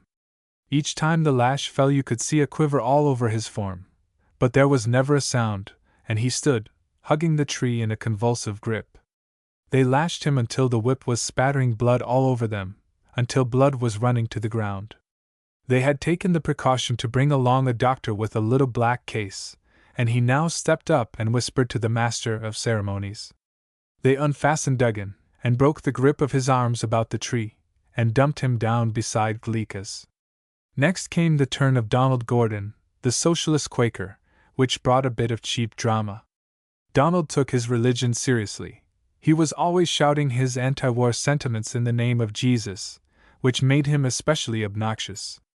Now he saw a chance to get off one of his theatrical stunts. He raised his 2 manacled hands into the air as if he were praying, and shouted in piercing tones, "Father, forgive them, for they know not what they do." A murmur started in the crowd. You could hear it mounting to a roar. "Blasphemy!" they cried. Stop his dirty mouth! It was the same mouth that had been heard on 100 platforms, denouncing the war and those who made money out of the war. They were here now, the men who had been denounced, the younger members of the Chamber of Commerce and the Merchants and Manufacturers Association, the best people of the city, those who were saving the country, and charging no more than the service was worth. So they roared with fury at this sacrilegious upstart. A man whose mask was a joke, because he was so burly and hearty that everybody in the crowd knew him, took up the bloody whip. It was Billy Nash, secretary of the Improve America League, and the crowd shouted, "Go to it, Billy! Good eye, old boy!" Donald Gordon might tell God that Billy Nash didn't know what he was doing, but Billy thought that he knew, and he meant before he got through to convince Donald that he knew. It didn't take very long, because there was nothing much to the young Quaker but voice, and he fainted at the 4th or 5th stroke, and after the 20th stroke the doctor interfered. Then came the turn of Grady, secretary of the I.W.W., and here a terrible thing happened. Grady, watching this scene from one of the cars, had grown desperate, and when they loosed the handcuffs to get off his coat, he gave a sudden wrench and broke free, striking down one man after another. He had been brought up in the lumber country, and his strength was amazing, and before the crowd quite realized it, he was leaping between two of the cars. A dozen men sprang upon him from a dozen directions, and he went down in the midst of a wild melee. They pinned him with his face mashed into the dirt, and from the crowd there rose a roar as from wild beasts in the night time. "String him up! String him up!" One man came running with a rope, shouting, "Hang him!" The master of ceremonies tried to protest through his megaphone, but the instrument was knocked out of his hands, and he was hauled to one side, and presently there was a man climbing up the pine tree and hanging the rope over a limb. You could not see Grady for the jostling throng about him, but suddenly there was a yell from the crowd, and you saw him quite plainly. He shot high up into the air, with the rope about his neck and his feet kicking wildly. Underneath, men danced about and yelled and waved their hats in the air, and one man leaped up and caught one of the kicking feet and hung onto it. Then, above all the din, a voice was heard through the megaphone. "Let him down a bit! Let me get at him!" And those who held the rope gave way, and the body came down toward the ground, still kicking, and a man took out a clasp knife, and cut the clothing away from the body, and cut off something from the body. There was another yell from the crowd, and the men in the automobiles slapped their knees and shrieked with satisfaction. Those in the car with Peter whispered that it was Ogden, son of the president of the Chamber of Commerce, and all over town next day and for weeks thereafter men would nudge one another, and whisper about what Bob Ogden had done to the body of Sean Grady, secretary of the damned Wobblies. And every one who nudged and whispered about it felt certain that by this means the Red Terror had been forever suppressed, and 100% Americanism vindicated, and a peaceful solution of the problem of capital and labor made certain. Strange as it might seem, there was one member of the I.W.W. who agreed with them. One of the victims of that night had learned his lesson. When Tom Duggan was able to sit up again, which was 6 weeks later, he wrote an article about his experience, which was published in an I.W.W. paper, and afterwards in pamphlet form was read by many hundreds of thousands of workingmen. In it the poet said, "The preamble of the I.W.W. opens with the statement that the employing class and the working class have nothing in common, but on this occasion I learned that the preamble is mistaken. On this occasion I saw one thing in common between the employing class and the working class, and that thing was a black snake whip. The butt end of the whip was in the hands of the employing class, and the lash of the whip was on the backs of the working class, and thus to all eternity was symbolized the truth about the relationship of the classes." Section 61. Peter awoke next morning with a vivid sense of the pain and terror of life. He had been clamoring to have those Reds punished, but somehow or other he had thought of this punishment in an abstract way, a thing you could attend to by a wave of the hand. He hadn't quite realized the physical side of it, what a messy and bloody job it would prove. 2 hours and more he had listened to the thud of a whip on human flesh, and each separate stroke had been a blow upon his own nerves. Peter had an overdose of vengeance, and now, the morning after, his conscience was gnawing at him. He had known every one of those boys, and their faces rose up to haunt him. What had any of them done to deserve such treatment? Could he say that he had ever known a single one of them to do anything as violent as the thing they had all suffered? But more than anything else, Peter was troubled by fear. Peter, the ant, perceived the conflict of the giants becoming more ferocious, and realized the precariousness of his position under the giants' feet. The passions of both sides were mounting, and the fiercer their hate became, the greater the chance of Peter's being discovered, the more dreadful his fate if he were discovered. It was all very well for McGivney to assure him that only 4 of Guffey's men knew the truth, and that all these might be trusted to the death. Peter remembered a remark he had heard Sean Grady make, and which had caused him to lose his appetite for more than one meal. "They've got spies among us," the young Irishman had said. "Well, sooner or later we'll do a bit of spying of our own." And now these words came back to Peter like a voice from the grave. Suppose one of the Reds who had money were to hire somebody to get a job in Guffey's office. Suppose some Red girl were to try Peter's device, and seduce one of Guffey's men, by no means a difficult task. The man mightn't even mean to reveal that Peter Gudge was a secret agent. He might just let it slip, as little Jenny had let slip the truth about Jack Ibbotts. Thus Mac would know who had framed him up, and what would Mac do to Peter when he got out on bail? When Peter thought of things like that, he realized what it meant to go to war. He saw that he had gained nothing by staying at home. He might as well have been in the front-line trenches. After all, this was war, class war, and in all war the penalty for spying is death. Also, Peter was worried about Nell. She had been in her new position for nearly a week, and he hadn't heard a word from her. She had forbidden him to write, for fear he might write something injudicious. Let him just wait, Edith Eustace would know how to take care of herself. And that was all right. Peter had no doubt about the ability of Edith Eustace to take care of herself. What troubled him was the knowledge that she was working on another frame-up, and he stood in fear of the exuberance of her imagination. The last time that imagination had been pregnant, it had presented him with a suitcase full of dynamite. What it might bring forth next time he did not know, and was afraid to think. Nell might cause him to be found out by Guffey, and that would be nearly as horrible as to be found out by Mac. Peter got his morning Times, and found a whole page about the whipping of the Reds, portraying the job as a patriotic duty heroically performed, and that naturally cheered Peter up considerably. He turned to the editorial page, and read a 2-column leader that was one whoop of exultation.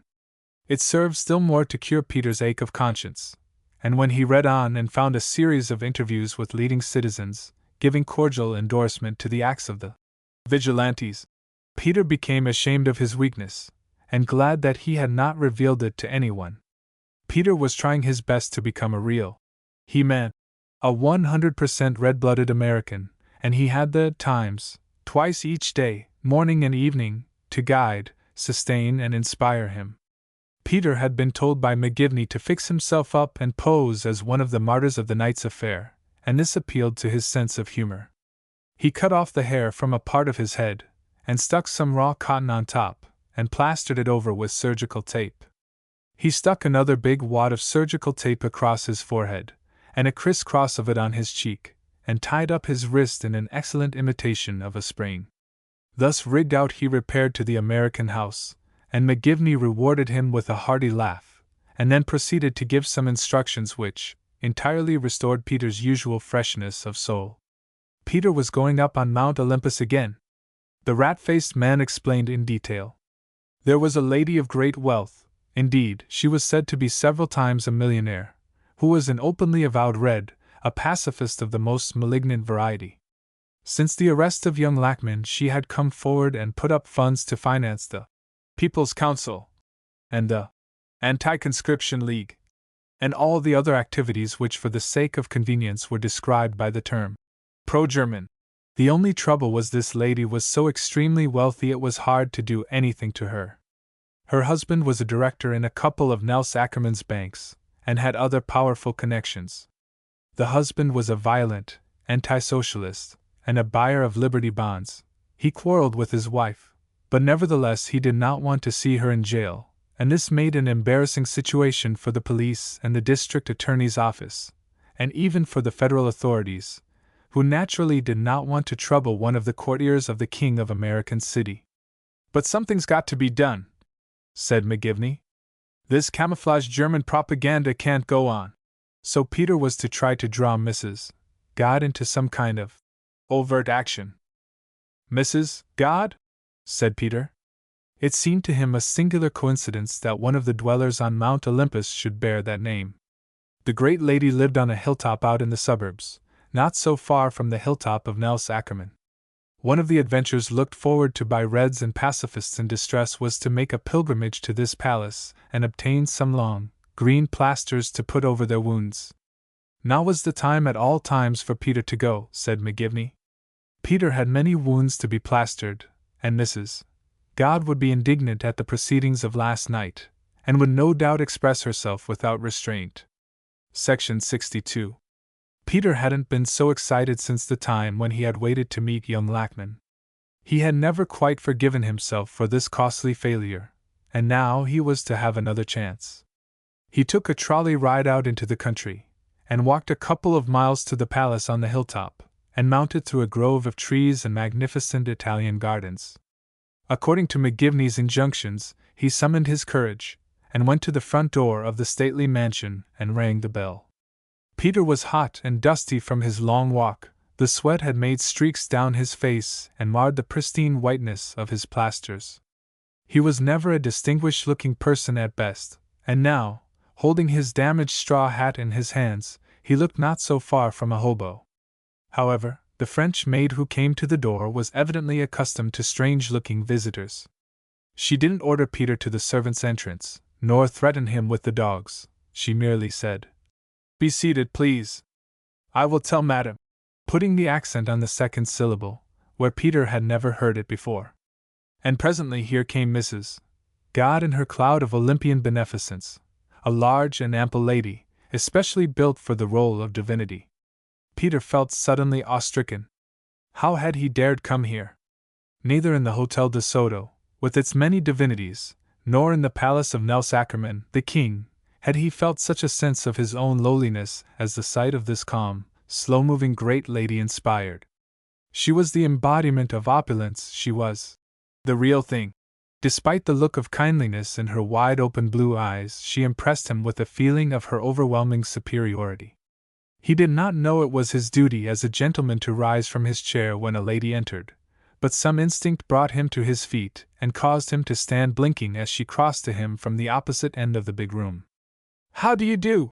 she said in a low, full voice, gazing at him steadily out of the kind, wide-open blue eyes. Peter stammered, "How did I do, Mrs. God?" In truth, Peter was almost dumb with bewilderment. Could it really, possibly be that this grand personage was a Red? One of the things that had most offended him about all radicals was their noisiness, their aggressiveness. But here was a grand serenity of looks and manner, a soft, slow voice. Here was beauty, too, a skin unlined, despite middle years, and glowing with health and a fine cleanness. Nell Doolin had had a glowing complexion, but there was always a lot of powder stuck on, and when you investigated closely, as Peter had done, you discovered muddy spots in the edges of her hair and on her throat. But Mrs. God's skin shone just as the skin of a goddess would be expected to shine, and everything about her was of a divine and compelling opulence. Peter could not have explained just what it was that gave this last impression so overwhelmingly. It was not that she wore many jewels, or large ones, for Mrs. James had beaten her at that. It was not her delicate perfume, for Nell Doolin scattered more sweetness on the air. Yet somehow even poor, ignorant Peter felt the difference. It seemed to him that none of Mrs. God's costly garments had ever been worn before, that the costly rugs on the floor had never been stepped on before. The very chair on which he sat had never been sat on before. Little Ada Ruth had called Mrs. God the mother of all the world. And now suddenly she became the mother of Peter Gudge. She had read the papers that morning, she had received a half-dozen telephone calls from horrified and indignant Reds, and so a few words sufficed to explain to her the meaning of Peter's bandages and plasters. She held out to him a beautiful cool hand, and quite without warning, tears sprang into the great blue eyes. "Oh, you are one of those poor boys! Thank God they did not kill you!" And she led him to a soft couch and made him lie down amid silken pillows. Peter's dream of Mount Olympus had come literally true. It occurred to him that if Mrs. God were willing to play permanently the role of mother to Peter Gudge, he would be willing to give up his role of anti-red agent with its perils and its nervous strains. He would forget duty, forget the world's strife and care. He would join the lotus eaters, the sippers of nectar on Mount Olympus. She sat and talked to him in the soft, gentle voice, and the kind blue eyes watched him, and Peter thought that never in all his life had he encountered such heavenly emotions. To be sure, when he had gone to see Miriam Yankovich, old Mrs. Yankovich had been just as kind, and tears of sympathy had come into her eyes just the same. But then Mrs. Yankovich was nothing but a fat old Jewess, who lived in a tenement and smelt of laundry soap and partly completed washing. Her hands had been hot and slimy, and so Peter had not been in the least grateful for her kindness. But to encounter tender emotions in these celestial regions, to be talked to maternally and confidentially by this wonderful Mrs. God in soft white chiffons just out of a bandbox, this was quite another matter. Section 63. Peter did not want to set traps for this mother of Mount Olympus. He didn't want to worm any secrets from her. And as it happened, he found that he did not have to, because she told him everything right away, and without the slightest hesitation. She talked just as the Wobblies had talked in their headquarters, and Peter, when he thought it over, realized that there are two kinds of people who can afford to be frank in their utterance: those who have nothing to lose, and those who have so much to lose that they cannot possibly lose it. Mrs. God said that what had been done to those men last night was a crime, and it ought to be punished if ever a crime was punished, and that she would like to engage detectives and get evidence against the guilty ones. She said furthermore that she sympathized with the Reds of the very reddest shade, and if there were any color redder than red she would be of that color. She said all this in her quiet, soft voice. Tears came into her eyes now and then, but they were well-behaved tears. They disappeared of their own accord, and without any injury to Mrs. God's complexion, or any apparent effect upon her self-possession. Mrs. God said that she didn't see how anybody could fail to be a Red who thought about the injustices of present-day society.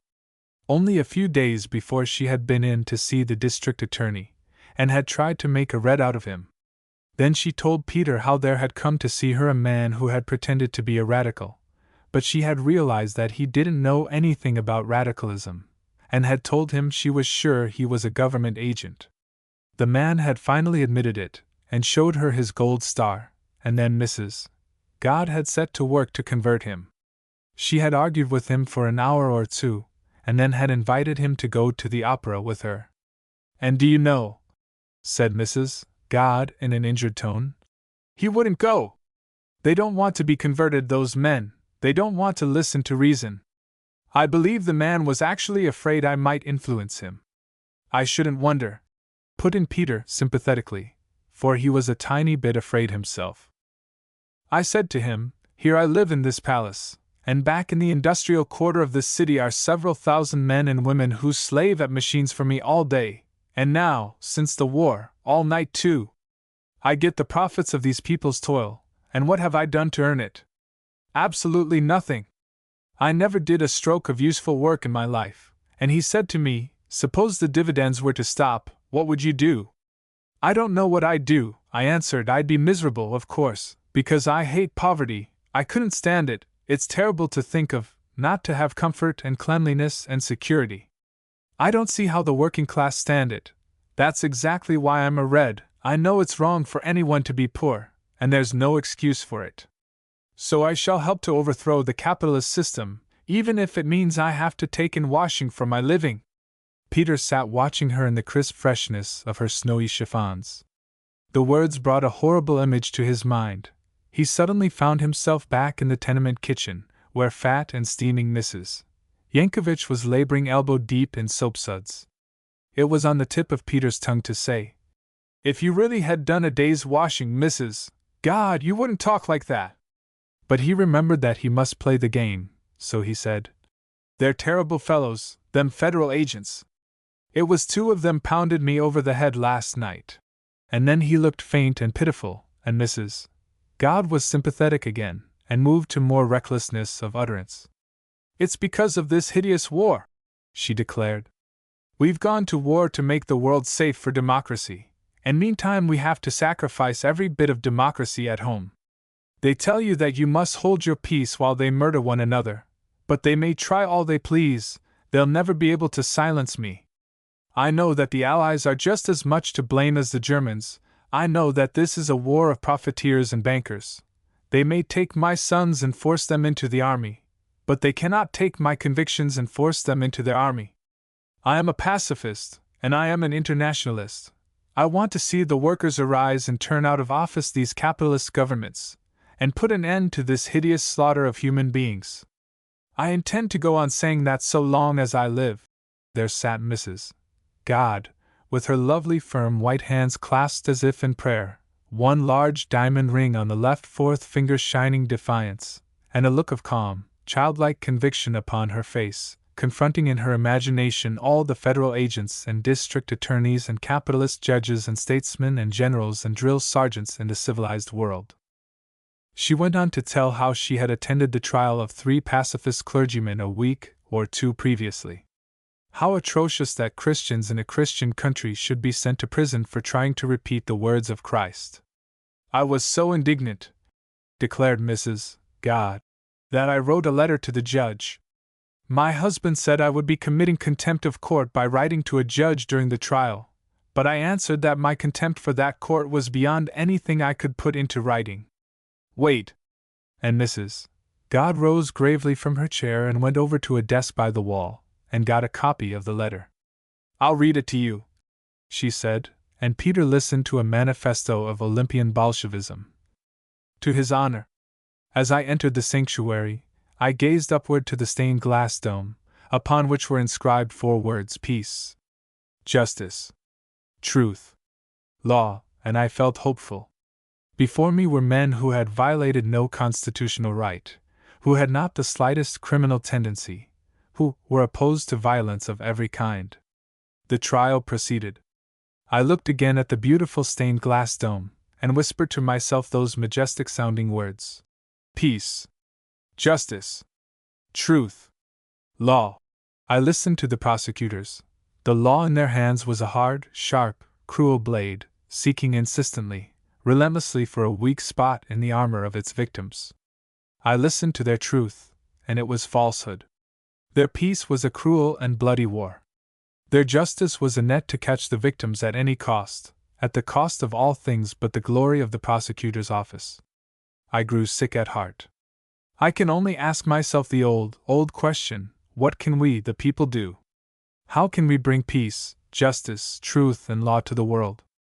Must we go on bended knees and ask our public servants to see that justice is done to the defenseless, rather than this eternal prosecuting of the world's noblest souls? You will find these men guilty, and sentence them to be shut behind iron bars, which should never be for human beings, no matter what their crime, unless you want to make beasts of them. Is that your object, sir? It would seem so, and so I say that we must overturn the system that is brutalizing, rather than helping and uplifting mankind. Yours for peace, justice, truth, law, Mary Angelica God. What were you going to do with such a woman? Peter could understand the bewilderment of His Honor, and of the district attorney's office, and of the Secret Service Department of the Traction Trust, as well as of Mrs. God's husband. Peter was bewildered himself. What was the use of his coming out here to get more information, when Mrs. God had already committed contempt of court in writing, and had given all the information there was to give to a federal agent? She had told this man that she had contributed several $1,000s to the People's Council, and that she intended to contribute more.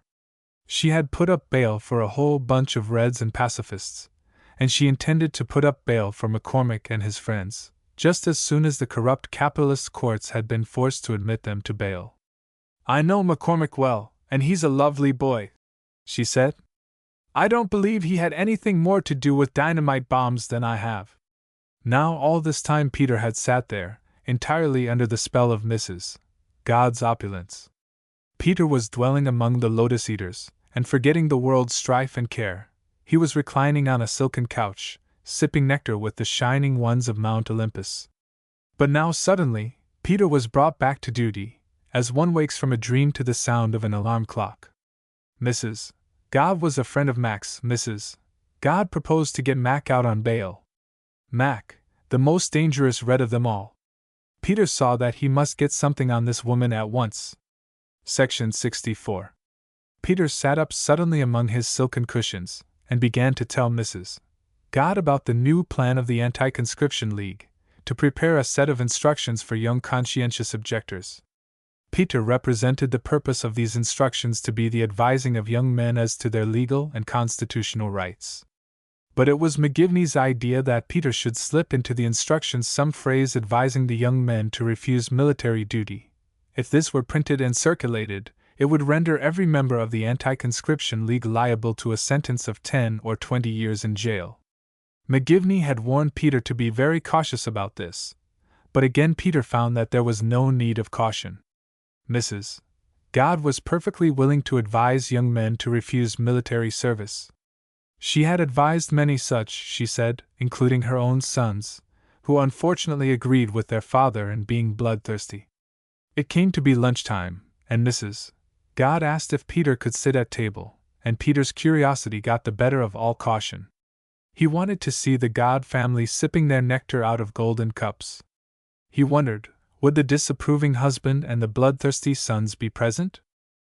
There was nobody present but an elderly woman companion, and Peter did not see any golden cups. But he saw some fine china, so fragile that he was afraid to touch it, and he saw a row of silver implements, so heavy that it gave him a surprise each time he picked one up.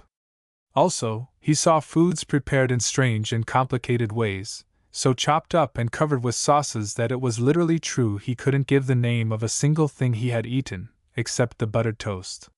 He was inwardly quaking with embarrassment during this meal, but he saved himself by Mrs. James's formula, to watch and see what the others were doing and then do likewise. Each time a new course was brought, Peter would wait, and when he saw Mrs. God pick up a certain fork or a certain spoon, he would pick up the same one, or as near to it as he could guess. He could put his whole mind on this, because he didn't have to do any talking. Mrs. God poured out a steady stream of sedition and high treason, and all Peter had to do was to listen and nod. Mrs. God would understand that his mouth was too full for utterance. After the luncheon they went out on the broad veranda which overlooked a magnificent landscape. The hostess got Peter settled in a soft porch chair with many cushions, and then waved her hand toward the view of the city with its haze of thick black smoke. "That's where my wage slaves toil to earn my dividends," said she. "They're supposed to stay there, in their place, as it's called, and I stay here in my place. If they want to change places, it's called revolution, and that is violence. What I marvel at is that they use so little violence, and feel so little. Look at those men being tortured in jail. Could anyone blame them if they used violence? Or if they made an effort to escape?" That suggested a swift, stabbing idea to Peter. Suppose Mrs. God could be induced to help in a jail delivery. It might be possible to help them to escape, he suggested. "Do you think so?" asked Mrs. God, showing excitement for the first time during that interview. "It might be," said Peter. "Those jailers are not above taking bribes, you know. I met nearly all of them while I was in that jail, and I think I might get in touch with one or two that could be paid. Would you like me to try it?" "Well, I don't know," began the lady, hesitatingly. "Do you really think—" "You know they never ought to have been put in at all," Peter interjected. "That's certainly true," declared Mrs. God. "And if they could escape without hurting anyone, if they didn't have to fight the jailers, it wouldn't do any real harm." That was as far as Peter got with his impromptu conspiracy. Suddenly he heard a voice behind him. "What does this mean?" It was a male voice, fierce and trembling with anger, and Peter started from his silken cushions, and glanced around, thrusting up one arm with the defensive gesture of a person who has been beaten since earliest childhood. Bearing down on him was a man. Possibly he was not an abnormally big man, but certainly he looked so to Peter. His smooth-shaven face was pink with anger, his brows gathered in a terrible frown, and his hands clenched with deadly significance. "You dirty little skunk!" he hissed. "You infernal young sneak!" "John!" cried Mrs. God imperiously, but she might as well have cried to an advancing thunderstorm. The man made a leap upon Peter, and Peter, who had dodged many hundreds of blows in his lifetime, rolled off the lounging chair, and leaped to his feet, and started for the stairs of the veranda.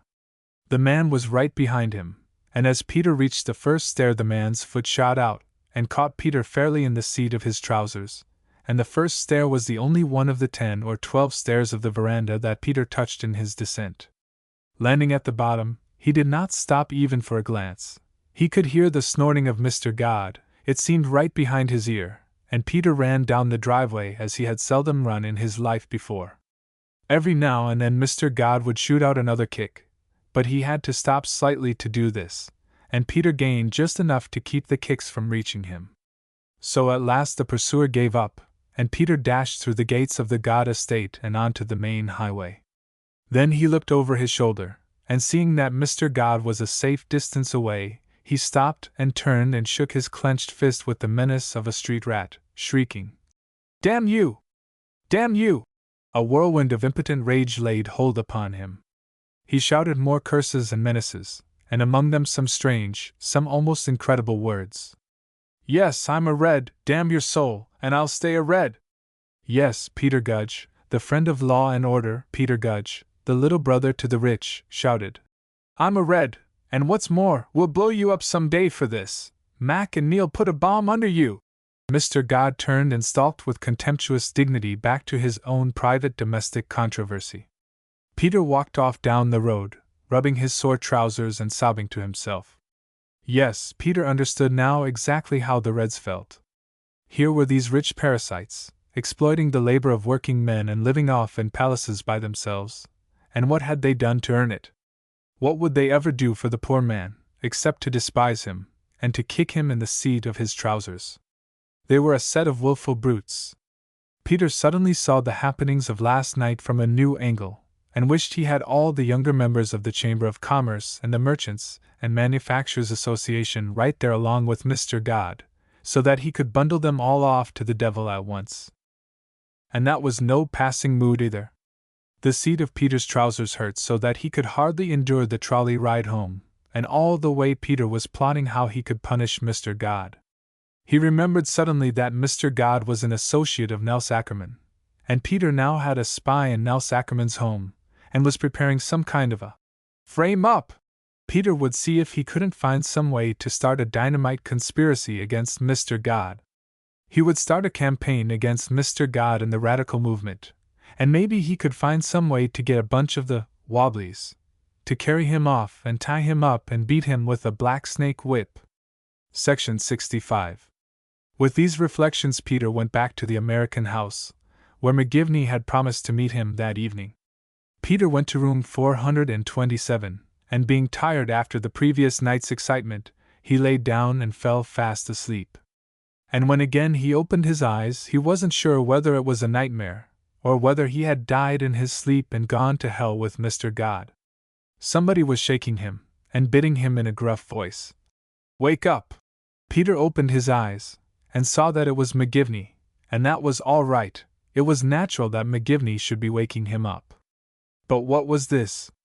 McGivney's voice was angry, McGivney's face was dark and glowering, and, most incredible circumstance of all, McGivney had a revolver in his hand, and was pointing it into Peter's face.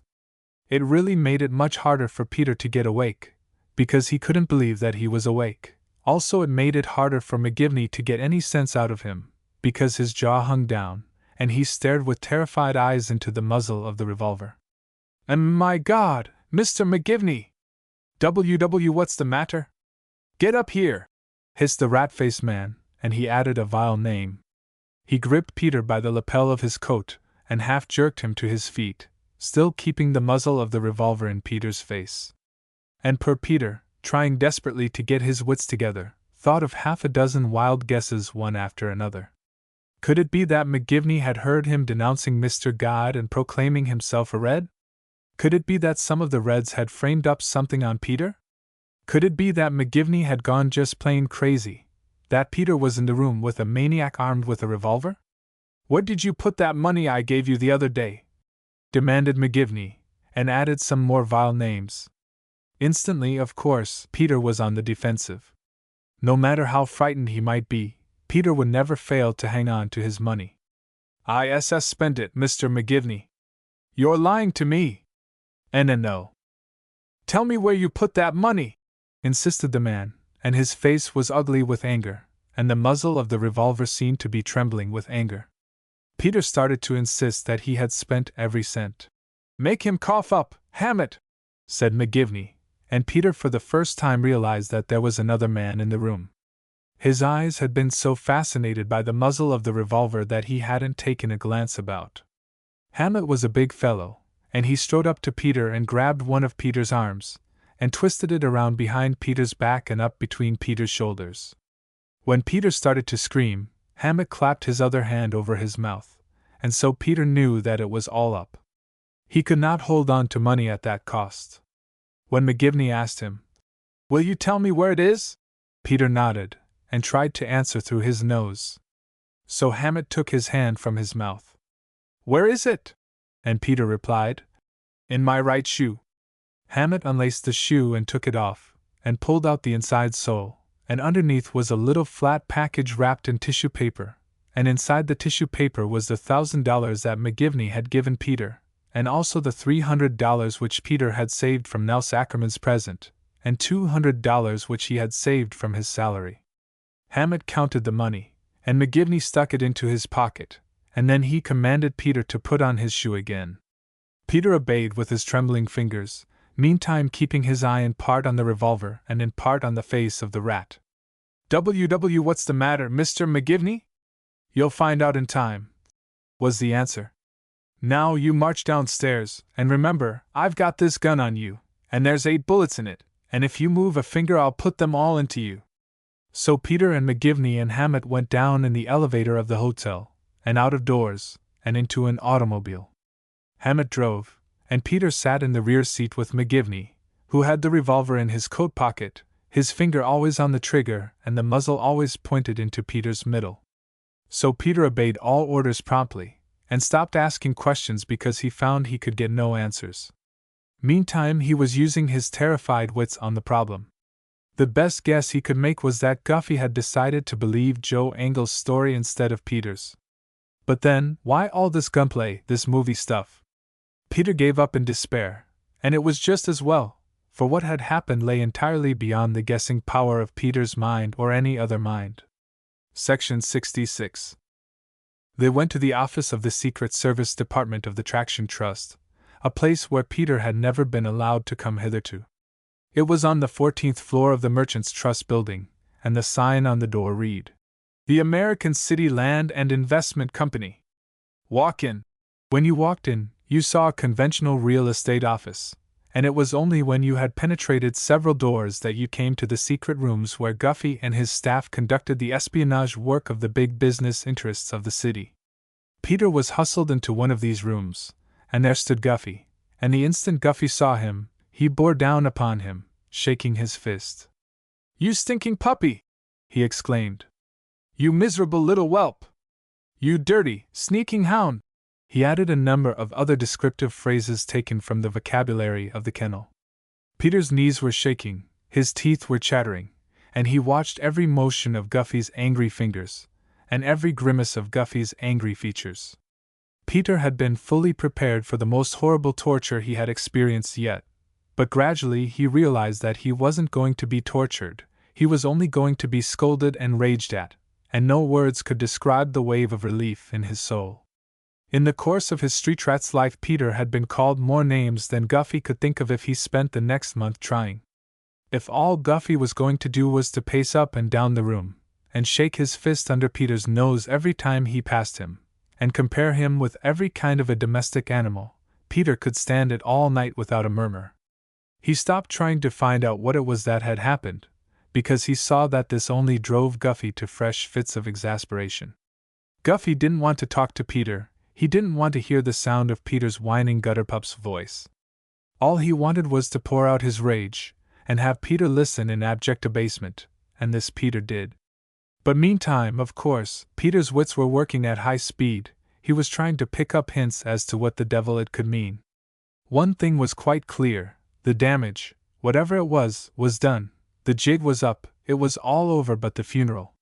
They had taken Peter's money to pay for the funeral, and that was all they hoped to get out of him. Gradually came other hints. "So you thought you were going into business on your own?" snarled Guffey, and his fist, which was under Peter's nose, gave an upward poke that almost dislocated Peter's neck. "Aha!" thought Peter. "Nels Ackerman has given me away. You thought you were going to make your fortune and retire for life on your income." Yes, that was it, surely. But what could Nels Ackerman have told that was so very bad? "You were going to have a spy of your own, set up your own bureau, and kick me out, perhaps." "My God!" thought Peter. "Who told that?" Then suddenly Guffey stopped in front of him. "Was that what you thought?" he demanded. He repeated the question, and it appeared that he really wanted an answer, and so Peter stammered, "No, sir." But evidently the answer didn't suit Guffey, for he grabbed Peter's nose and gave it a tweak that brought the tears into his eyes. "What was it then?" A nasty sneer came on the head detective's face, and he laughed at Peter with a laugh of venomous contempt. "I suppose you thought she really loved you. Was it that? You thought she really loved you?" And McGivney and Hammett and Guffey ha-ha'd together, and to Peter it seemed like the mockery of demons in the undermost pit of hell. Those words brought every pillar of Peter's dream castle tumbling in ruins about his ears. Guffey had found out about Nell. Again and again on the automobile ride to Guffey's office Peter had reminded himself of Nell's command. "Stick it out, Peter! Stick it out!" He had meant to stick it out in spite of everything, but now in a flash he saw that all was lost. How could he stick it out when they knew about Nell, and when Nell, herself, was no longer sticking it out? Guffey saw these thoughts plainly written in Peter's face, and his sneer turned into a snarl. "So you think you'll tell me the truth now, do you? Well, it happens there's nothing left to tell." Again he turned and began pacing up and down the room. The pressure of rage inside him was so great that it took still more time to work it off. But finally the head detective sat down at his desk, and opened the drawer and took out a paper. "I see you're sitting there, trying to think up some new lie to tell me," said he. And Peter did not try to deny it, because any kind of denial only caused a fresh access of rage. "All right," Guffey said. "I'll read you this, and you can see just where you stand, and just how many kinds of a boob you are." So he started to read the letter, and before Peter had heard one sentence, he knew this was a letter from Nell, and he knew that the castle of his dreams was flat in the dust forever. The ruins of Sargon and Nineveh were not more hopelessly flat. "Dear Mr. Guffey," read the letter, "I am sorry to throw you down, but $50,000 is a lot of money, and we all get tired of work and need a rest. This is to tell you that Ted Crothers has just broke into Nels Ackerman's safe in his home, and we have got some Liberty bonds and some jewels which we guess to be worth $50,000, and you know Ted is a good judge of jewels. Now of course you will find out that I was working in Mr. Ackerman's home and you will be after me hotfoot, so I might as well tell you about it, and tell you it won't do you any good to catch us, because we have got all the inside dope on the goober frame-up, and everything else your bureau has been pulling off in American City for the last year. You can ask Peter Gudge and he'll tell you. It was Peter and me that fixed up that dynamite conspiracy, but you mustn't blame Peter, because he only did what I told him to do. He hasn't got sense enough to be really dangerous, and he will make you a perfectly good agent if you treat him kind and keep him away from the women. You can do that easy enough if you don't let him get any money, because of course he's nothing much on looks, and the women would never bother with him if you didn't pay him too much. Now Peter will tell you how we framed up that dynamite job, and of course you wouldn't want that to get known to the Reds. And you may be sure that if Ted and me get pinched, we'll find some way to let the Reds know all about it. If you keep quiet we'll never say a word, and you've got a perfectly good dynamite conspiracy, with all the evidence you need to put the Reds out of business, And you can just figure it cost you $50,000, and it was cheap at the price, because Nels Ackerman has paid a whole lot more for your work, and you never got anything half as big as this. I know you'll be mad when you read this, but think it over and keep your shirt on. I send it to you by messenger so you can get hold of Nels Ackerman right quick, and have him not say anything to the police. Because you know how it is, if those babies find it out, it will get to the Reds and the newspapers, and it'll be all over town and do a lot of harm to your frame-up. And you know after those Reds have got beaten up and Sean Grady lynched, you wouldn't like to have any rumor get out that that dynamite was planted by your own people. Ted and me will keep out of sight, and we won't sell the jewels for a while, and everything will be all right. Yours respectfully, Edith. P.S.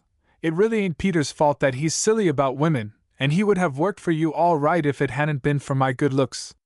Section 67. So there it was. When Peter had heard this letter, he understood that there was no more to be said, and he said it. His own weight had suddenly become more than he could support, and he saw a chair nearby and slipped into it, and sat with eyes of abject misery roaming from Guffey to McGivney, and from McGivney to Hammett, and then back to Guffey again. The head detective, for all his anger, was a practical man. He could not have managed the very important and confidential work of the Traction Trust if he had not been. So now he proceeded to get down to business. Peter would please tell him everything about that dynamite frame-up, just how they had managed it, and just who knew about it. And Peter, being also a practical man, knew that there was no use trying to hide anything. He told the story from beginning to end, taking particular pains to make clear that he and Nell alone were in the secret, except that beyond doubt Nell had told her lover, Ted Crothers. It was probably Crothers that got the dynamite. From the conversation that ensued, Peter gathered that this young man with the face of a bulldog was one of the very fanciest safecrackers in the country, and no doubt he was the real brains of the conspiracy. He had put Nell up to it, and managed every step.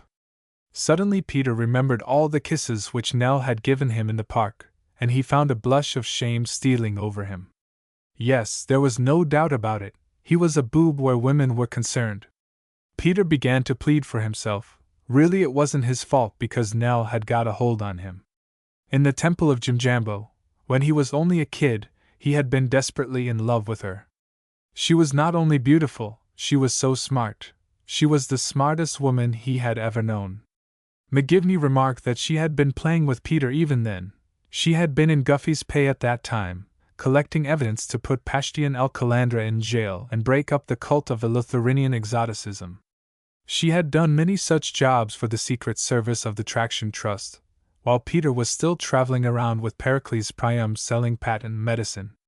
Nell had been used by Guffey to seduce a prominent labor leader in American City. She had got him caught in a hotel room with her, and thus had broken the back of the biggest labor strike ever known in the city's history. Peter felt suddenly that he had a good defense.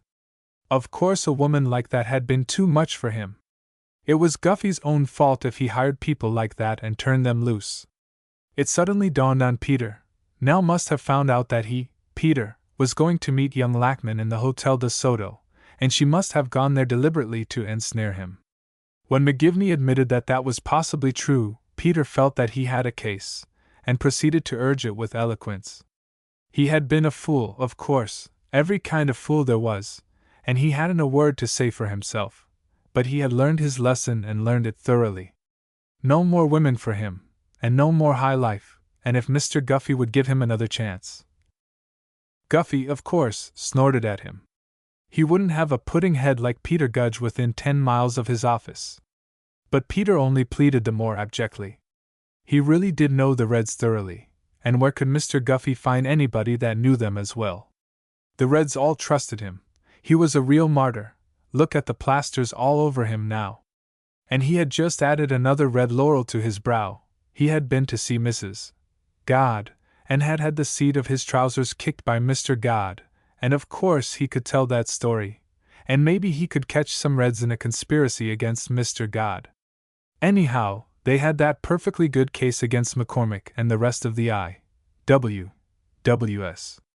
And now that things had gone so far, surely they couldn't back down on that case. All that was necessary was to explain matters to Mr. Ackerman. Peter realized that this was an unfortunate remark. Guffey was on his feet again, pacing up and down the room, calling Peter the names of all the barnyard animals, and incidentally revealing that he had already had an interview with Mr. Ackerman, and that Mr. Ackerman was not disposed to receive amicably the news that the Secret Service Bureau which he had been financing, and which was supposed to be protecting him, had been the means of introducing into his home a couple of high-class criminals who had cracked his safe and made off with jewels. That they guessed were worth $50,000, but that Mr. Ackerman claimed were worth $85,000. Peter was informed that he might thank his lucky stars that Guffey didn't shut him in the hole for the balance of his life, or take him into a dungeon and pull him to pieces inch by inch. As it was, all he had to do was to get himself out of Guffey's office, and take himself to hell by the quickest route he could find. "Go on," said Guffey. "I mean it, get out." And so Peter got to his feet and started unsteadily toward the door. He was thinking to himself, "Shall I threaten them? Shall I say I'll go over to the Reds and tell what I know?" No, he had better not do that. The least hint of that might cause Guffey to put him in the hole. But then, how was it possible for Guffey to let him go, to take a chance of his telling? Right now, Guffey must be thinking to himself that Peter might go away, and in a fit of rage or of despair might let out the truth to one of the Reds, and then everything would be ruined forever. No, surely Guffey would not take such a chance. Peter walked very slowly to the door. He opened the door reluctantly. He stood there, holding on as if he were too weak to keep his balance. He waited. And sure enough, Guffey spoke. "Come back here, you mutt!" And Peter turned and started towards the head detective, stretching out his hands in a gesture of submission. If it had been in an eastern country, he would have fallen on his knees and struck his forehead 3 times in the dust. "Please, Mr. Guffey," he wailed. "Give me another chance." "If I put you to work again," snarled Guffey, "will you do what I tell you, and not what you want to do yourself?" Yes, Mr. Guffey." "You'll do no more frame-ups but my frame-ups?" Yes, Mr. Guffey." "All right, then, I'll give you one more chance. But by God, if I find you so much as winking at another girl, I'll pull your eye teeth out." And Peter's heart leaped with relief. "Oh, thank you, Mr. Guffey. I'll pay you $20 a week, and no more," said Guffey. "You're worth more, but I can't trust you with money, and you can take it or leave it." "That'll be perfectly satisfactory, Mr. Guffey," said Peter. Section 68. So there was the end of high life for Peter Gudge. He moved no more in the celestial circles of Mount Olympus. He never again saw the Chinese butler of Mr. Ackerman, nor the French parlor-maid of Mrs. God. He would no more be smiled at by the 224 boy angels of the ceiling of the Hotel de Soto lobby. Peter would eat his meals now seated on a stool in front of a lunch counter. He would really be the humble proletarian, the Jimmy Higgins, of his role.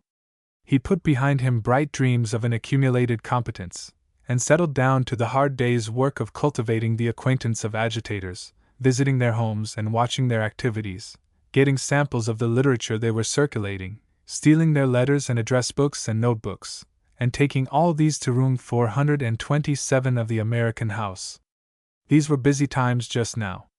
In spite of the whippings and the lynchings and the jailings, or perhaps because of these very things, the radical movement was seething.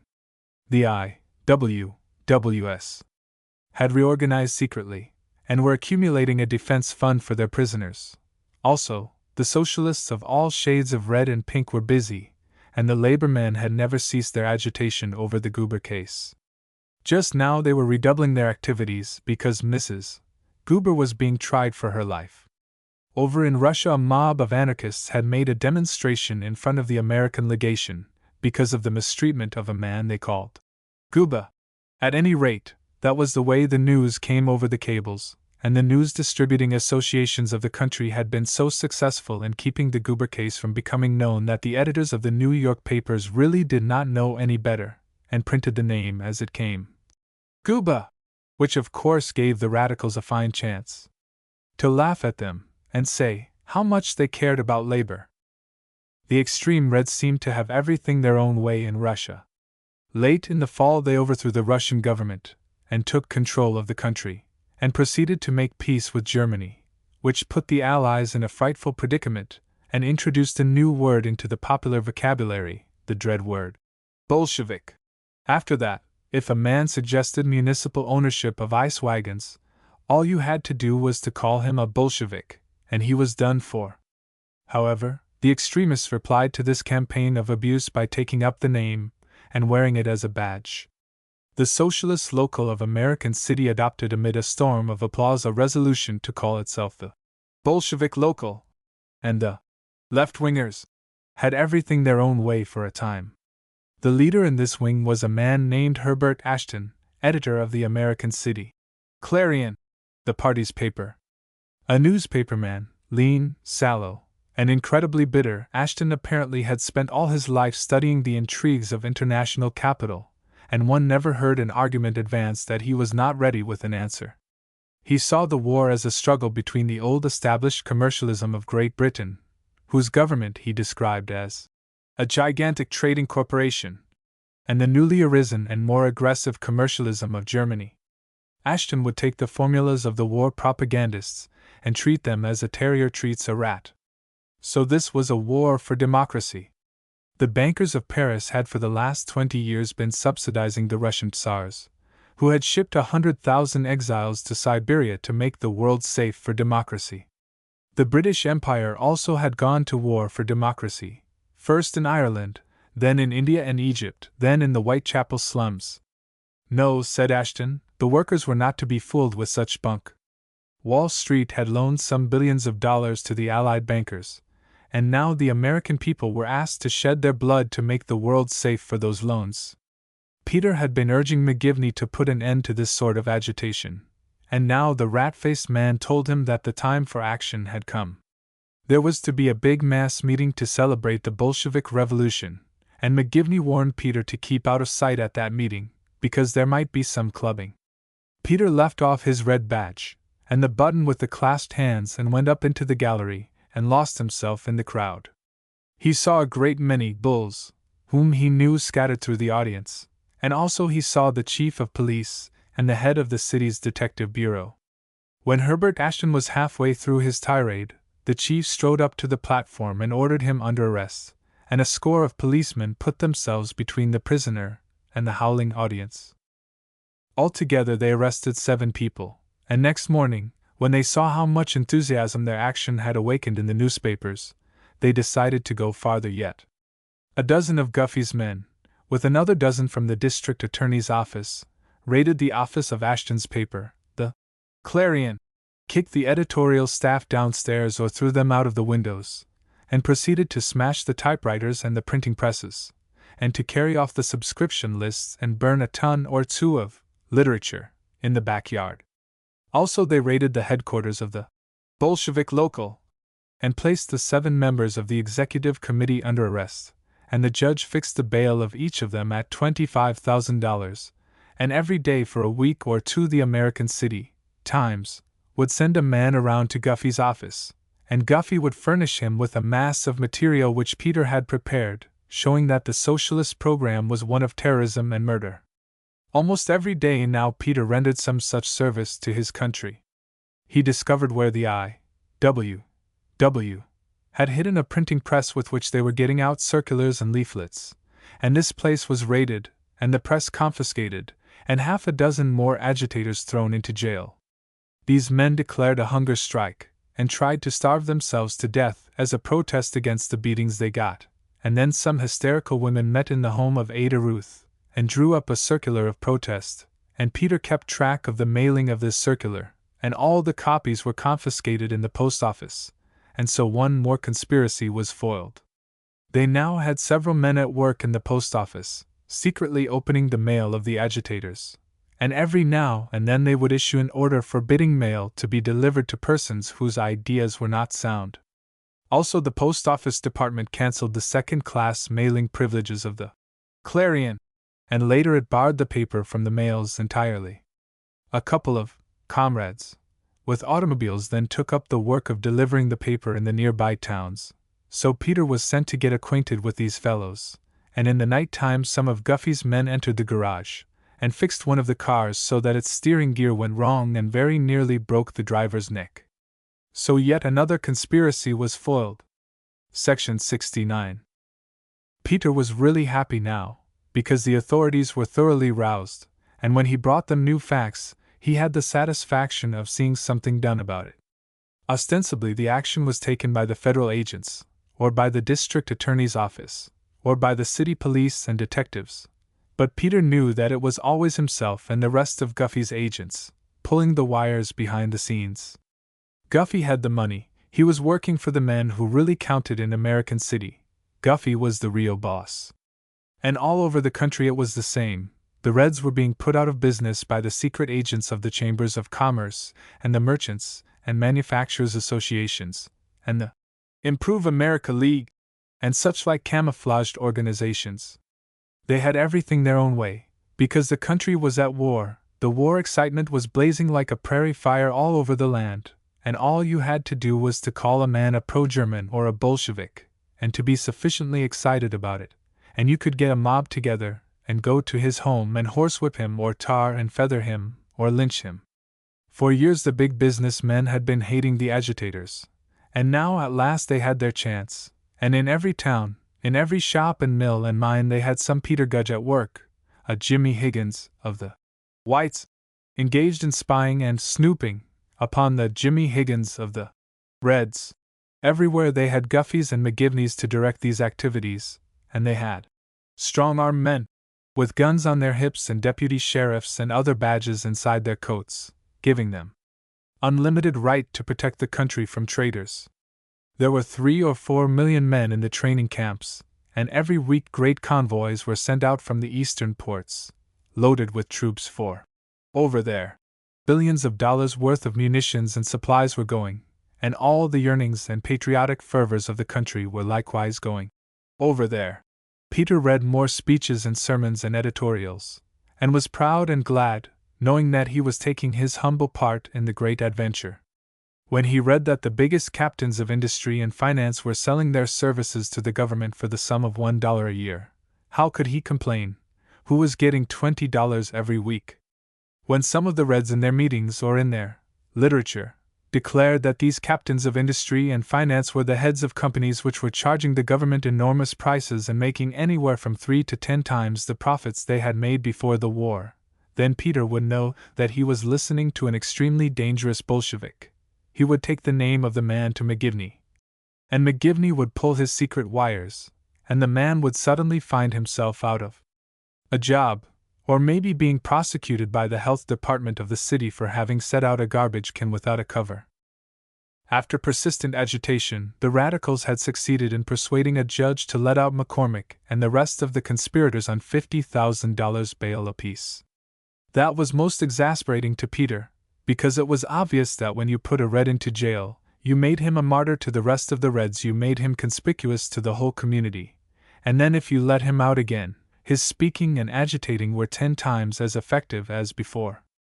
Either you ought to keep an agitator in jail for good, or else you ought not put him in at all. But the judges didn't see that. Their heads were full of a lot of legal bunk, and they let David Andrews and the other Red lawyers hoodwink them. Herbert Ashton and his socialist crowd also got out on bail, and the Clarion was still published and openly sold on the newsstands. While it didn't dare oppose the war anymore, it printed every impolite thing it could possibly collect about the gigantic trading corporation known as the British government, and also about the French bankers and the Italian imperialists. It clamored for democracy for Ireland and Egypt and India, and shamelessly defended the Bolsheviki, those pro-German conspirators and nationalizers of women.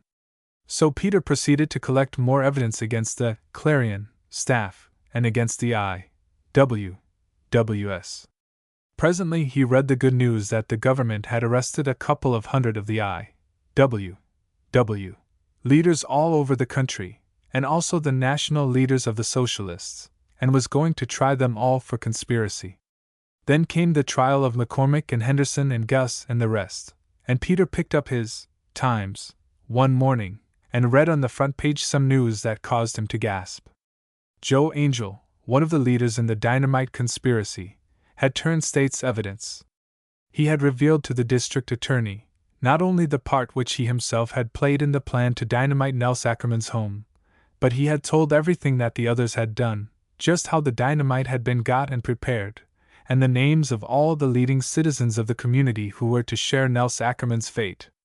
Peter read on and on, breathless with wonder, and when he got through with the story he rolled back on his bed and laughed out loud. By heck, that was the limit!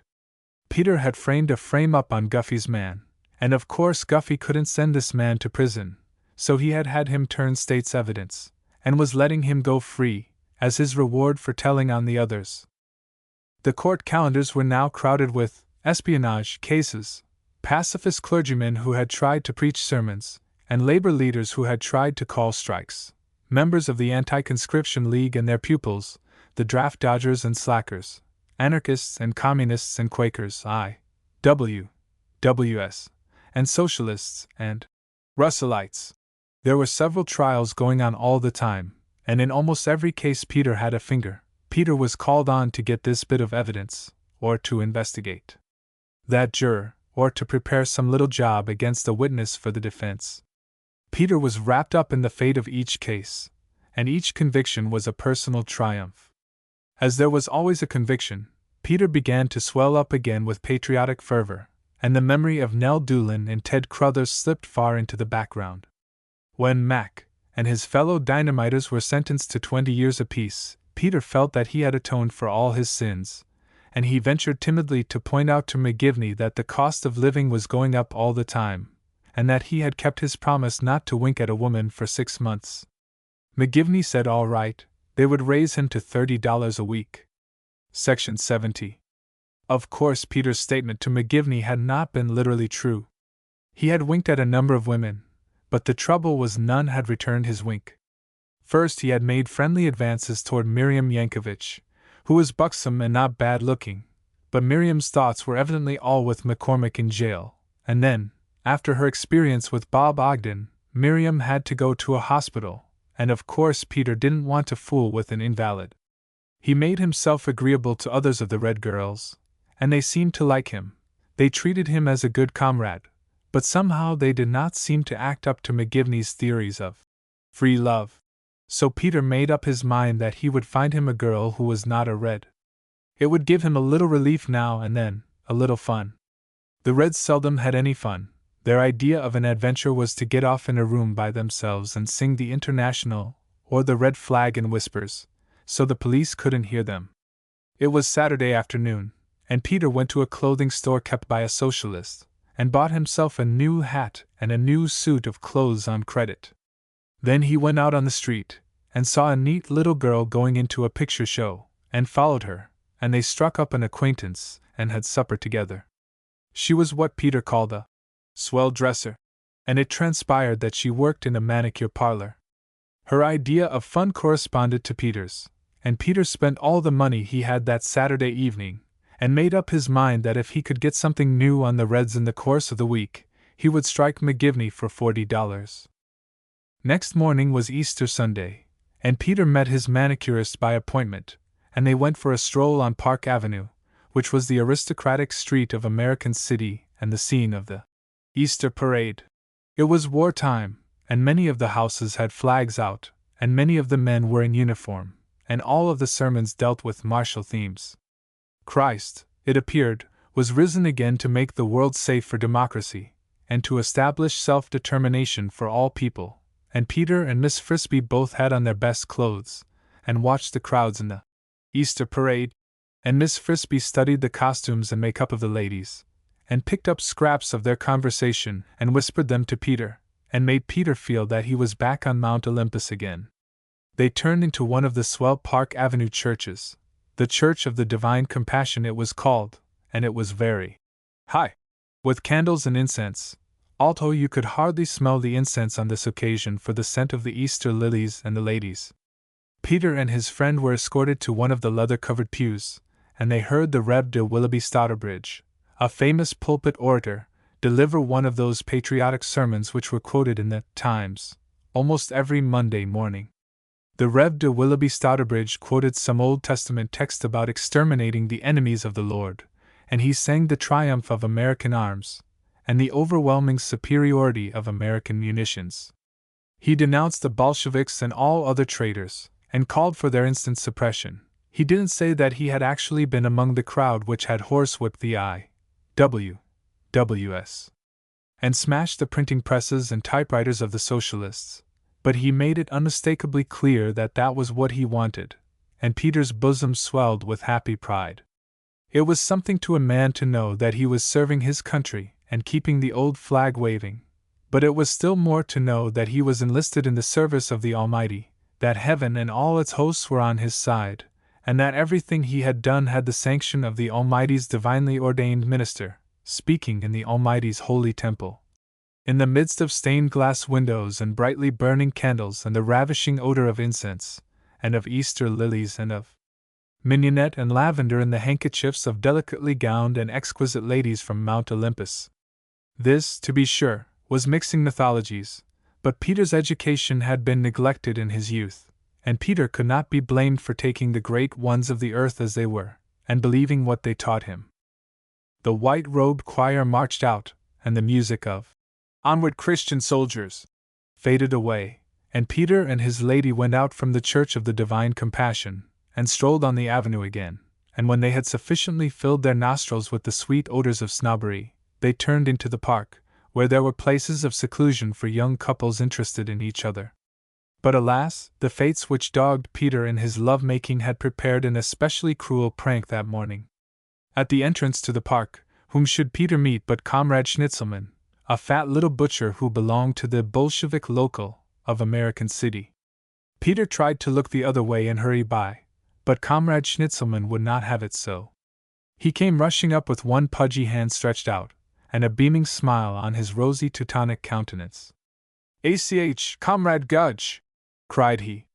"We gets MIT you dis morning?" "Very well, thank you," said Peter coldly, and tried to hurry on. But Comrade Schnitzelman held on to his hand. "So, you been seeing dat Easter Barade?" said he. "Vot you tink, hey? If we could get all the wage slaves to come UNDC dat Barade, we make dem all Bolsheviks pretty quick. Hey, Comrade Gudge?" "Yes, I guess so," said Peter, still more coldly. "We show dem VOT de money goes for, hey, Comrade Gudge!" And Comrade Schnitzelman chuckled, and Peter said quickly, "Well, goodbye," and without introducing his lady-love took her by the arm and hurried away. But alas, the damage had been done. They walked for a minute or two amid ominous silence.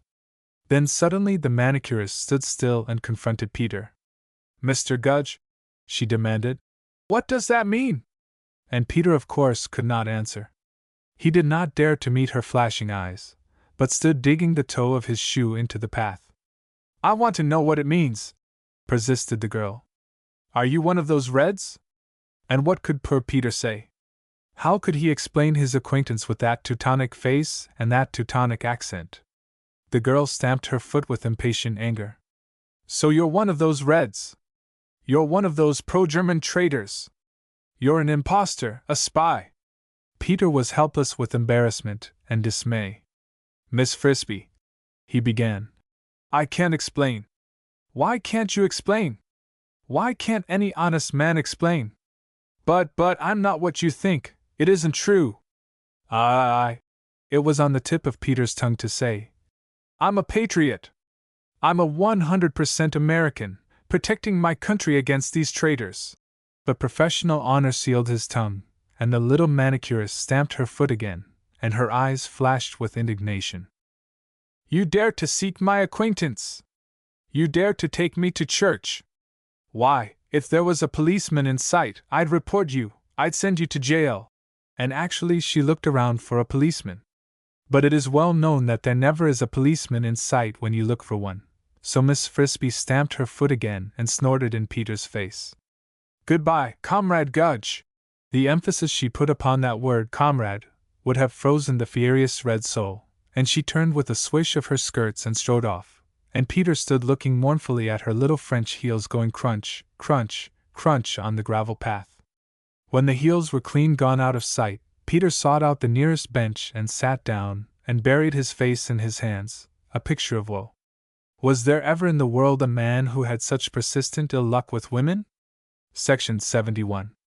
These were days of world agony, when people bought the newspapers several times every day, and when crowds gathered in front of bulletin boards, looking at the big maps with little flags, and speculating, were the Germans going to get to Paris? Were they going to get to the Channel and put France out of the war? And then suddenly the Americans struck their first blow, and hurled the Germans back at Chateau Thierry, and all America rose up with one shout of triumph. You would think that was a poor time for pacifist agitation, but the members of the Anti-Conscription League had so little discretion that they chose this precise moment to publish a pamphlet, describing the torturing of conscientious objectors in military prisons and training camps. Peter had been active in this organization from the beginning, and he had helped to write into the pamphlet a certain crucial phrase which McGivney had suggested. So now here were the pamphlets seized by the federal government, and all the members of the Anti-Conscription League under arrest, including Sadie Todd and little Ada Ruth and Donald Gordon. Peter was sorry about Sadie Todd, in spite of the fact that she had called him names. He couldn't be very sorry about Ada Ruth, because she was obviously a fanatic, bent on getting herself into trouble. As for Donald Gordon, if he hadn't learned his lesson from that whipping, he surely had nobody to blame but himself. Peter was a member of this Anti-Conscription League, so he pretended to be in hiding, and carried on a little comedy with Ada Ruth's cousin, an Englishwoman, who hid him out in her place in the country. Peter had an uncomfortable quarter of an hour when Donald Gordon was released on bail, because the Quaker boy insisted that the crucial phrase which had got them all into trouble had been stricken out of the manuscript before he handed it to Peter Gudge to take to the printer. But Peter insisted that Donald was mistaken, and apparently he succeeded in satisfying the others, and after they were all out on bail, he made bold to come out of his hiding place and to attend 1 or 2 protest meetings in private homes. Then began a new adventure, in some ways the most startling of all. It had to do with another girl, and the beginning was in the home of Ada Ruth, where a few of the most uncompromising of the pacifists gathered to discuss the question of raising money to pay for their legal defense. To this meeting came Miriam Yankovich, pale from an operation for cancer of the breast, but with a heart and mind as red as ever. Miriam had brought along a friend to help her, because she wasn't strong enough to walk, and it was this friend who started Peter on his new adventure. Rosie Stern was her name, and she was a solid little Jewish working girl, with bold black eyes, and a mass of shining black hair, and flaming cheeks and a flashing smile. She was dressed as if she knew about her beauty, and really appreciated it, so Peter wasn't surprised when Miriam, introducing her, remarked that Rosie wasn't a Red and didn't like the Reds, but had just come to help her, and to see what a pacifist meeting was like. Perhaps Peter might help to make a Red out of her. And Peter was very glad indeed, for he was never more bored with the whining of pacifists than now when our boys were hurling the Germans back from the Marne and writing their names upon history's most imperishable pages. Rosie was something new and unforeseen, and Peter went right after her, and presently he realized with delight that she was interested in him. Peter knew, of course, that he was superior to all this crowd, but he wasn't used to having the fact recognized, and as usual when a woman smiled upon him, the pressure of his self-esteem rose beyond the safety point. Rosie was one of those people who take the world as it is and get some fun out of it, so while the pacifist meeting went on, Peter sat over in the corner and told her in whispers his funny adventures with Pericles Priam and in the temple of Jimjambo. Rosie could hardly repress her laughter, and her black eyes flashed, and before the evening was over their hands had touched several times. Then Peter offered to escort her and Miriam, and needless to say they took Miriam home first. The tenement streets were deserted at this late hour, so they found a chance for swift embraces, and Peter went home with his feet hardly touching the ground. Rosie worked in a paper-box factory, and next evening Peter took her out to dinner, and their eager flirtation went on. But Rosie showed a tendency to retreat, and when Peter pressed her, she told him the reason. She had no use for Reds. She was sick of the jargon of the Reds. She would never love a Red. Look at Miriam Yankovich. What a wreck she had made of her life. She had been a handsome girl, she might have got a rich husband, but now she had had to be cut to pieces.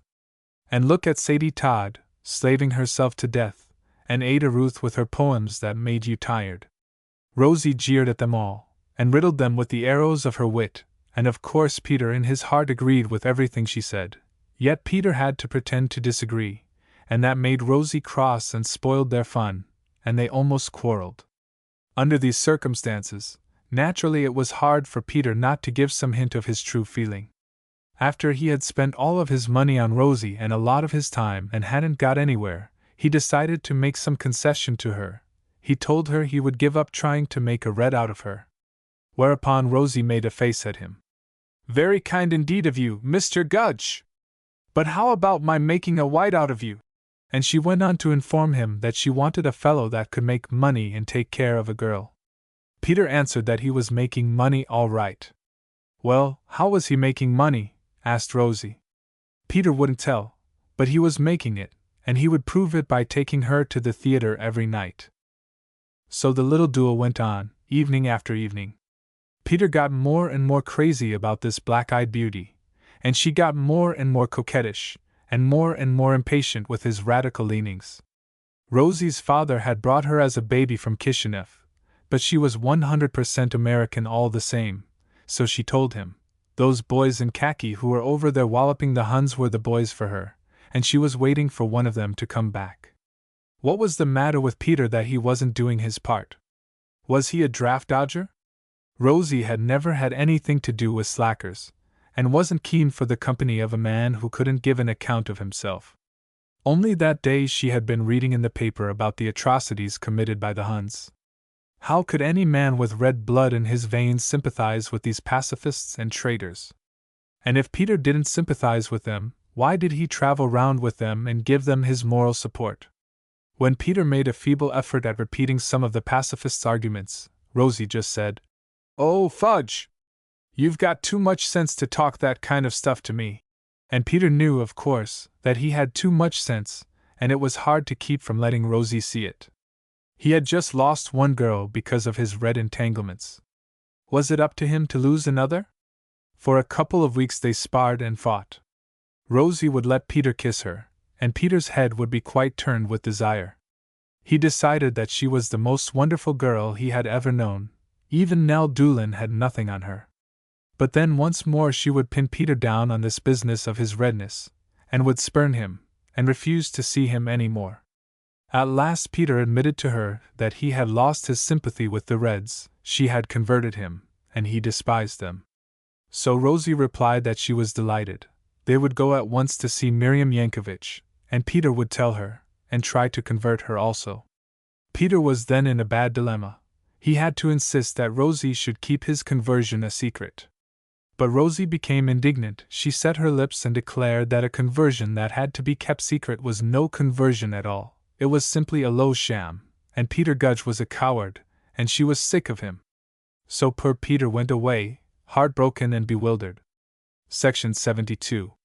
There was only one way out of this plight for Peter, and that was for him to tell Rosie the truth. And why should he not do it? He was wild about her, and he knew that she was wild about him, and only one thing, his great secret, stood in the way of their perfect bliss. If he told her that great secret, he would be a hero of heroes in her eyes. He would be more wonderful even than the men who were driving back the Germans from the Marne and writing their names upon history's most imperishable pages. So why should he not tell? He was in her room one evening, and his arms were about her, and she had almost but not quite yielded. "Please, please, Peter," she pleaded. "Stop being one of those horrid Reds." And Peter could stand it no longer. He told her that he really wasn't a Red, but a secret agent employed by the very biggest businessmen of American City to keep track of the Reds and bring their activities to naught. And when he told this, Rosie stared at him in consternation. She refused to believe him. When he insisted, she laughed at him, and finally became angry. It was a silly yarn, and did he imagine he could string her along like that? So Peter, irritated, set out to convince her. He told her about Guffey and the American City Land and Investment Company. He told her about McGivney, and how he met McGivney regularly at room 427 of the American House. He told her about his $30 a week, and how it was soon to be increased to 40, and he would spend it all on her. And perhaps she might pretend to be converted by him, and become a Red also, and if she could satisfy McGivney that she was straight, he would pay her too, and it would be a lot better than working 10.5 hours a day in Isaac and Goldstein's paper-box factory. At last Peter succeeded in convincing the girl. She was subdued and frightened. She hadn't been prepared for anything like that, she said, and would have to have a little time to think it over. Peter then became worried in turn. He hoped she wouldn't mind, he said, and set to work to explain to her how important his work was, how it had the sanction of all the very best people in the city, not merely the great bankers and businessmen, but mayors and public officials and newspaper editors and college presidents, and great Park Avenue clergymen like the Rev. de Willoughby Stouterbridge of the Church of the Divine Compassion. And Rosie said that was all right, of course, but she was a little scared and would have to think it over. She brought the evening to an abrupt end, and Peter went home much disconcerted. Perhaps an hour later there came a sharp tap on the door of his lodging-house room, and he went to the door, and found himself confronted by David Andrews, the lawyer, Donald Gordon, and John Durand, the labor giant, president of the Seamen's Union. They never even said, "How do you do?" but stalked into the room, and Durand shut the door behind him, and stood with his back to it, folded his arms and glared at Peter like the stone image of an Aztec chieftain. So before they said a word Peter knew what had happened. He knew that the jig was up for good this time. His career as savior of the nation was at an end. And again it was all on account of a woman, all because he hadn't taken Guffey's advice about winking. But all other thoughts were driven from Peter's mind by one emotion, which was terror. His teeth began giving their imitation of an angry woodchuck, and his knees refused to hold him. He sat down on the edge of the bed, staring from one to another of these three stone Aztec faces. "Well, Gudge," said Andrews at last, "so you're the spy we've been looking for all this time." Peter remembered Nell's injunction. "Stick it out, Peter! Stick it out!" "WH, what do you mean, Mr. Andrews?" "Forget it, Gudge," said Andrews. "We've just been talking with Rosie, and Rosie was our spy." "She's been lying to you!" Peter cried. But Andrews said, "Oh, rubbish! We're not that easy! Miriam Yankovich was listening behind the door, and heard your talk." So then Peter knew that the case was hopeless, and there was nothing left but to ascertain his fate. Had they come just to scold him and appeal to his conscience? Or did they plan to carry him away and strangle him and torture him to death? The latter was the terror that had been haunting Peter from the beginning of his career, and when gradually be made out that the three Aztecs did not intend violence, and that all they hoped for was to get him to admit how much he had told to his employers, then there was laughter inside Peter, and he broke down and wept tears of scalding shame, and said that it had all been because McCormick had told that cruel lie about him and little Jenny Todd. He had resisted the temptation for a year, but then he had been out of a job, and the Goober Defense Committee had refused him any work. He had actually been starving, and so at last he had accepted McGivney's offer to let him know about the seditious activities of the extreme Reds. But he had never reported anybody who hadn't really broken the law, and he had never told McGivney anything but the truth. Then Andrews proceeded to examine him. Peter denied that he had ever reported anything about the Goober case. He denied most strenuously that he had ever had anything to do with the McCormick frame-up. When they tried to pin him down on this case and that, he suddenly summoned his dignity and declared that Andrews had no right to cross-question him. He was a 100% red-blooded American patriot, and had been saving his country and his God from German agents and Bolshevik traitors. Donald Gordon almost went wild at that. "What you've been doing was to slip stuff into our pamphlet about conscientious objectors, so as to get us all indicted." "That's a lie!" cried Peter. "I never done nothing of the kind. You know perfectly well you rubbed out those pencil marks that I drew through that sentence in the pamphlet." "I never done it!" cried Peter again and again. And suddenly Big John Durand clenched his hands, and his face became terrible with his pent-up rage. "You white-livered little sneak!" he hissed. "What we ought to do with you is to pull the lying tongue out of you. He took a step forward, as if he really meant to do it. But David Andrews interfered. He was a lawyer, and knew the difference between what he could do and what Guffey's men could do. "No, no, John," he said. "Nothing like that. I guess we've got all we can get out of this fellow. We'll leave him to his own conscience and his jingo god. Come on, Donald." And he took the white-faced Quaker boy with one hand, and the big labor giant with the other, and walked them out of the room, and Peter heard them tramping down the stairs of his lodging house, and he lay on his bed and buried his face in the pillows, and felt utterly wretched, because once more he had been made a fool of, and as usual it was a woman that had done it. Section 73. Peter could see it all very clearly when he came to figure over the thing. He could see what a whooping jackass he had been. He might have known that it was up to him to be careful, at this time of all times, when he was suspected of having rubbed out Donald Gordon's pencil marks. They had picked out a girl whom Peter had never seen before, and she had come and posed as Miriam's friend, and had proceeded to take Peter by the nose and lead him to the edge of the precipice and shove him over. And now she would be laughing at him, telling all her friends about her triumph, and about Peter's $30 a week that he would never see again. Peter spent a good part of the night getting up the story that he was to tell McGivney next morning. He wouldn't mention Rosie Stern, of course. He would say that the Reds had trailed him to room 427, and it must be they had a spy in Guffey's office.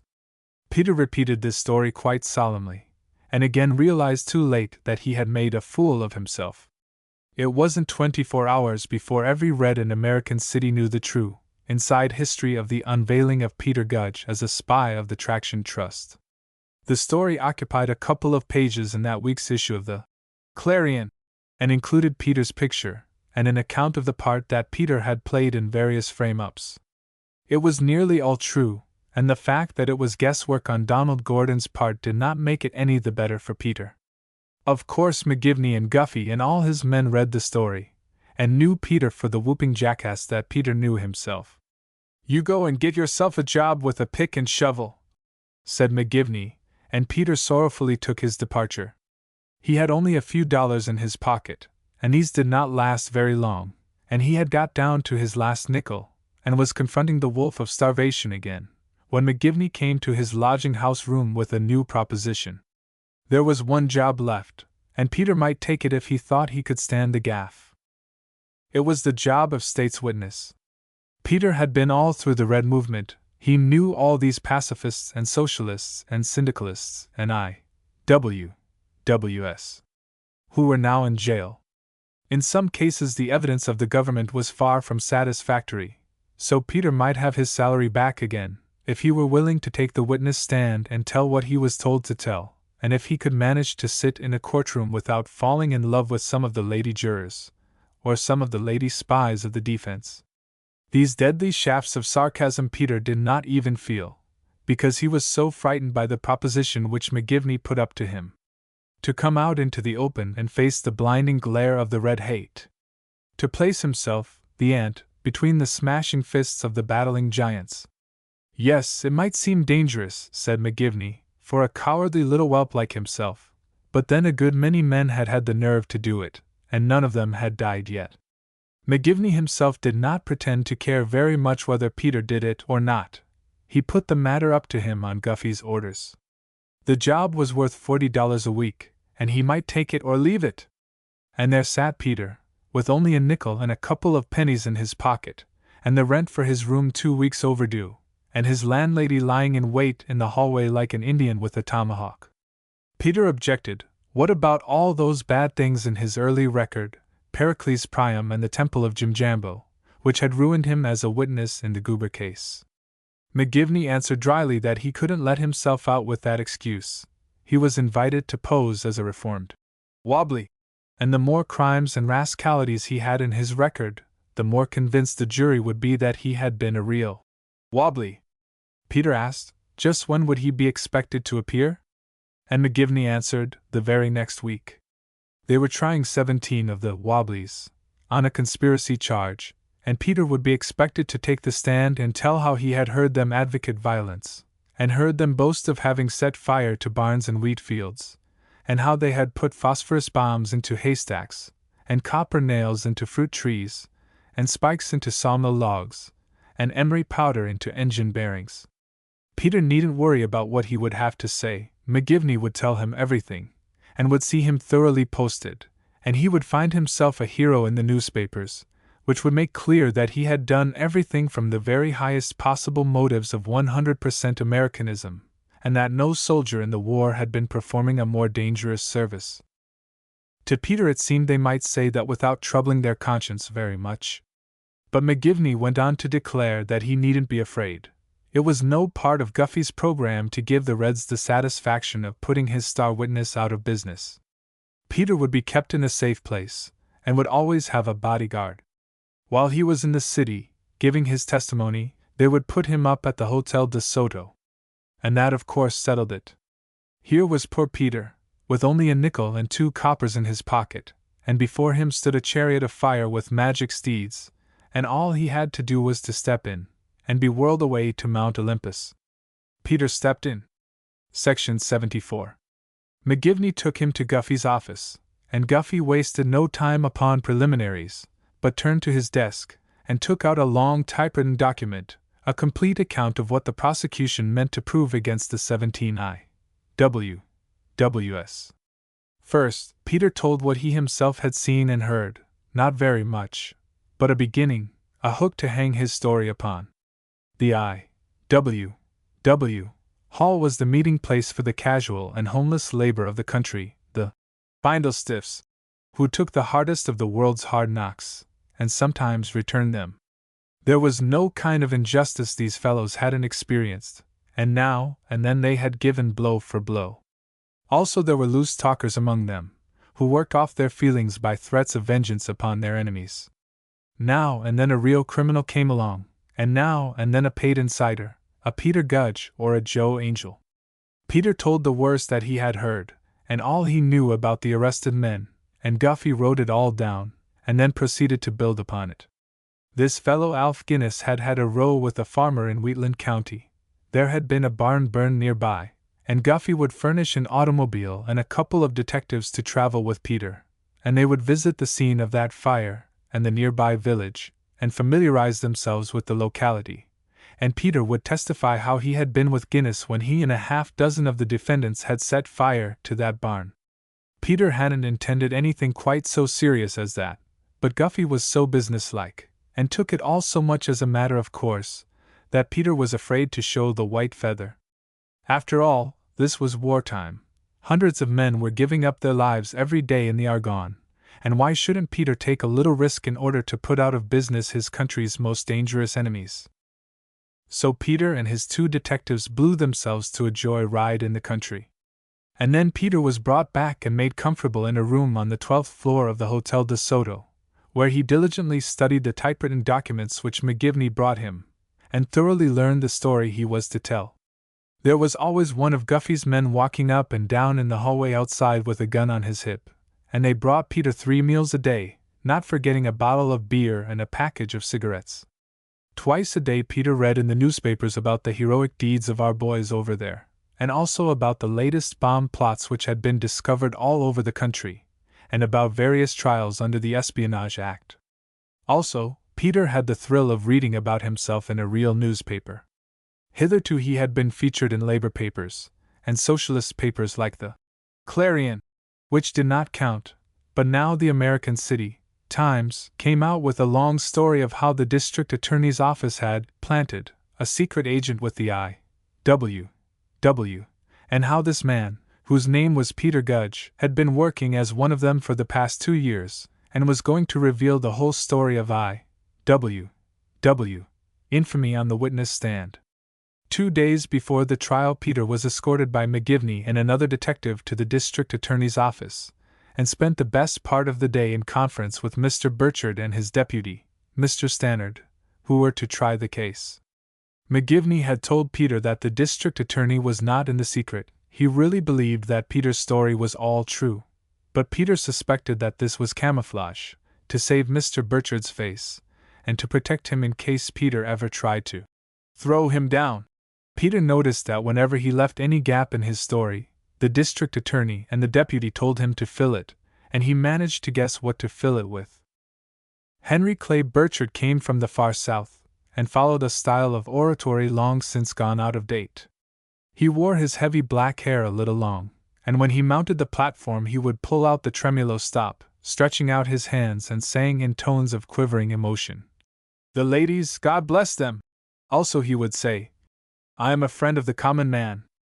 My heart beats with sympathy for those who constitute the real backbone of America, the toilers of the shop and farm." And then all the banqueters of the Chamber of Commerce and the Merchants and Manufacturers Association would applaud, and would send their checks to the campaign fund of this friend of the common man. Mr. Burchard's deputy, Mr. Stannard, was a legal fox who told his chief what to do and how to do it, a dried-up little man who looked like a bookworm, and sat boring you through with his keen eyes, watching for your weak points and preparing to pierce you through with one of his legal rapiers. He would be quite friendly about it. He would joke with you in the noon hour, assuming that you would of course understand it was all in the line of business, and no harm meant. Section 75. The two men heard Peter's story and changed it a little, and then heard him over again and pronounced him all right, and Peter went back to his hotel room and waited in trepidation for his hour in the limelight. When they took him to court his knees were shaking, but also he had a thrill of real importance, for they had provided him with a bodyguard of 4 big huskies. Also he saw 2 bulls, whom he recognized in the hallway outside the courtroom, and many others scattered through the audience. The place was packed with Red sympathizers, but they had all been searched before they were allowed to enter, and were being watched every moment during the trial. When Peter stepped into the witness box he felt as Tom Duggan and Donald Gordon must have felt that night when the white glare from 30 or 40 automobiles was beating upon them. Peter felt the concentrated red hate of 200 or 300 spectators, and now and then their pent-up fury would break restraint.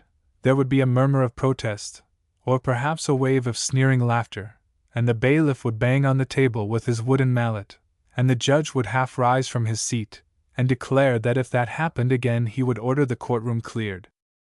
Not far in front of Peter at a long table sat the 17 defendants, looking like trapped rats, and every one of their 34 rat eyes were fixed upon Peter's face, and never moved from it.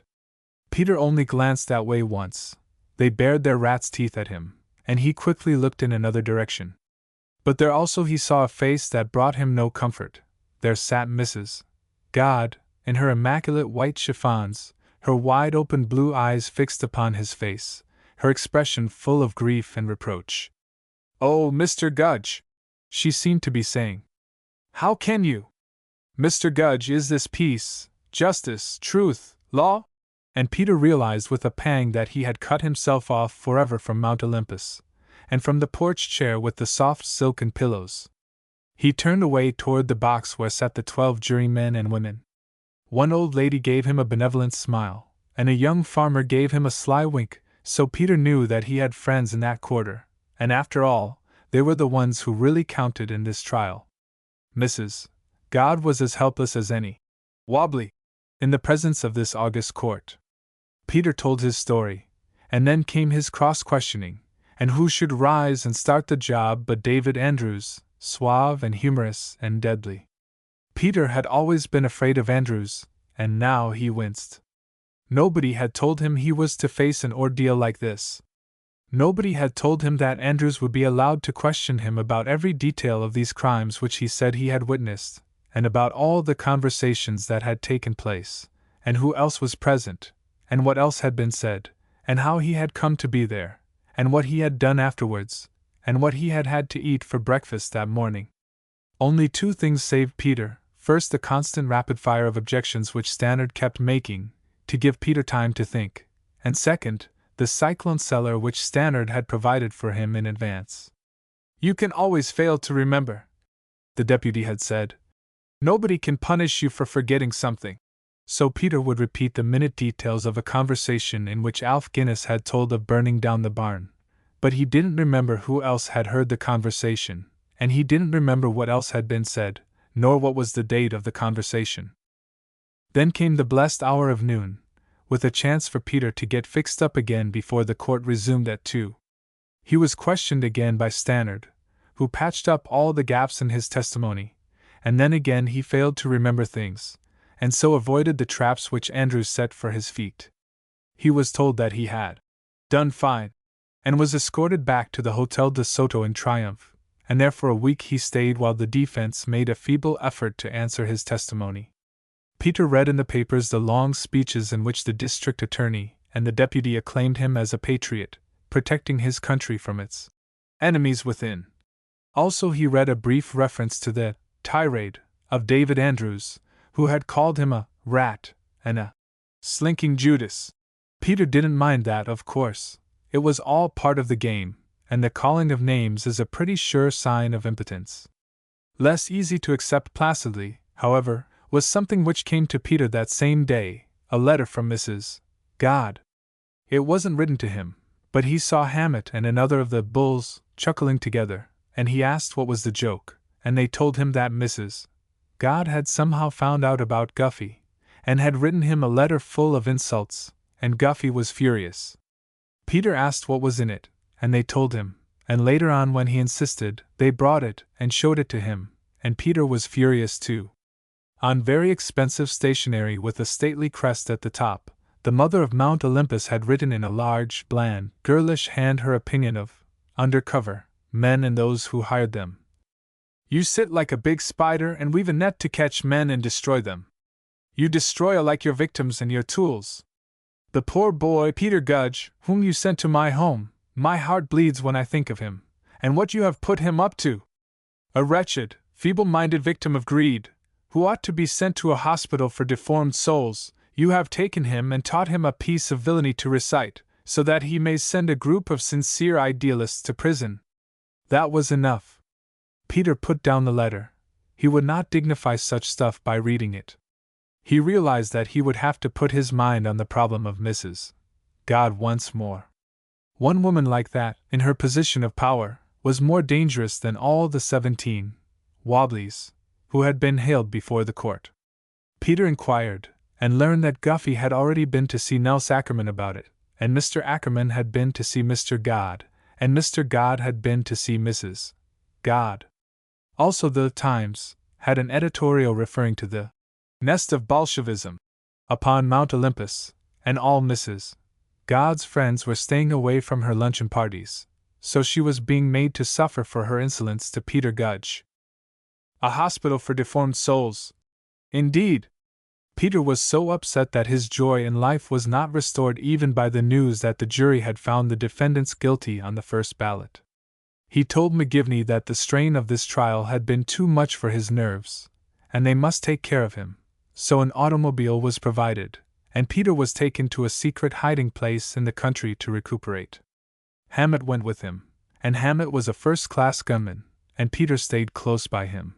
In the evening he stayed up in the second story of the farmhouse, lest perchance one of the Wobblies should take too literally the testimony Peter had given concerning their habit of shooting at their enemies out of the darkness. Peter knew how they all must hate him. He read in the paper how the judge summoned the guilty men before him and sentenced them, incidentally forcing them to listen to a scathing address, which was published in full in the Times. The law provided a penalty of from 1 to 14 years, and the judge sentenced 16 of them to 14 years, and 1 to 10 years, thus tempering justice with mercy. Then one day McGivney sent an automobile, and Peter was brought to Guffey's office, and a new plan was unfolded to him. They had arrested another bunch of Wobblies in the neighboring city of El Dorado, and Peter was wanted there to repeat his testimony. It happened that he knew one of the accused men, and that would be sufficient to get his testimony in, his prize stuff about the burning barns and the phosphorus bombs. He would be taken care of just as thoroughly by the district attorney's office of El Dorado County, or better yet, Guffey would write to his friend Steve Ellman, who did the detective work for the Home and Fireside Association, the big business organization of that city. Peter hemmed and hawed. This was a pretty hard and dangerous kind of work. It really played the devil with a man's nerves, sitting up there in the hotel room all day, with nothing to do but smoke cigarettes and imagine the Wobblies throwing bombs at you. Also, it wouldn't last very long. It ought to be better paid. Guffey answered that Peter needn't worry about the job's lasting. If he cared to give this testimony, He might have a joy ride from one end of the country to the other, and everywhere he would live on the fat of the land, and be a hero in the newspapers. But still Peter hemmed and hawed. He had learned from the American City Times how valuable a witness he was, and he ventured to demand his price, even from the terrible Guffey. He stuck it out, in spite of Guffey's frowns, and the upshot was that Guffey said, all right, if Peter would take the trip he might have $75 a week in expenses, and Guffey would guarantee to keep him busy for not less than 6 months. Section 76. So Peter went to El Dorado, and helped to send 11 men to the penitentiary for periods varying from 3 to 14 years. Then he went to Flagland, and testified in 3 different trials, and added 7 more scalps to his belt. By this time he got to realize that the worst the Reds could do was to make faces at him, and show the teeth of trapped rats. He learned to take his profession more easily, and would sometimes venture to go out for an evening's pleasure without his guards. When he was hidden in the country he would take long walks regardless of the thousands of bloodthirsty Reds on his trail. It was while Peter was testifying in Flagland that a magic word was flashed from Europe, and the whole city went mad with joy. Everyone, from babies to old men, turned out on the streets and waved flags and banged tin cans and shouted for peace with victory. When it was learned that the newspapers had fooled them, they waited 3 days, and then turned out and went through the same performance again. Peter was a bit worried at first, for fear the coming of peace might end his job of saving the country. But presently he realized that there was no need for concern. The smashing of the Reds was going on just the same. They had some raids on the Socialists while Peter was in Flagland, and the detectives told him he might come along for the fun of it. So Peter armed himself with a blackjack and a revolver, and helped to rush the Socialist headquarters. The war was over, but Peter felt just as military as if it were still going on, when he got the little Jewish organizer of the local penned up in a corner behind his desk and proceeded to crack him over the head. Peter understood exactly how our boys had felt in the Argonne. When he discovered the thrill of dancing on typewriter keys with his boots, he even understood how the Huns had felt. The detectives were joined by a bunch of college boys, who took to that kind of thing with glee. Having got their blood up, they decided they might as well clean out the Red movement entirely, so they rushed a place called the International Bookshop, kept by a Hawaiian. The proprietor dodged into the kitchen of a Chinese restaurant next door, and put on an apron. But no one had ever seen a Chinaman with a black mustache, so they fell on him and broke several of the Chinaman's saucepans over his head. They took the contents of the International Bookshop into the backyard and started a bonfire with it, and detectives and college boys on a lark joined hands and danced an imitation of the Hawaiian hula hula around the blaze. So Peter lived a merry life for several months. He had 1 or 2 journeys for nothing, because an obstinate judge refused to admit that anything that any I.W. had ever said or done anywhere within the last 10 years was proper testimony to be introduced against a particular I.W. on trial. But most judges were willing to cooperate with the big business men in ridding the country of the Red menace, and Peter's total of scalps amounted to over 100 before his time was up, and Guffey sent him his last cheek and turned him loose. That was in the city of Richport, and Peter, having in an inside pocket something over $1,000 in savings, felt that he had earned a good time. He went for a stroll on the gay white way of the city, and in front of a moving picture palace a golden-haired girl smiled at him. This was still in the days of 2 3/4% beer, and Peter invited her into a saloon to have a glass, and when he opened his eyes again it was dark, and he had a splitting headache, and he groped around and discovered that he was lying in a dark corner of an alleyway. Terror gripped his heart, and he clapped his hand to the inside pocket where his wallet had been, and there was nothing but horrible emptiness. So Peter was ruined once again, and as usual it was a woman that had done it. Peter went to the police station, but they never found the woman, or if they did, they divided with her and not with Peter. He threw himself on the mercy of the sergeant at the desk, and succeeded in convincing the sergeant that he, Peter, was a part of the machinery of his country's defense, and the sergeant agreed to stand sponsor for 10 words to Guffey.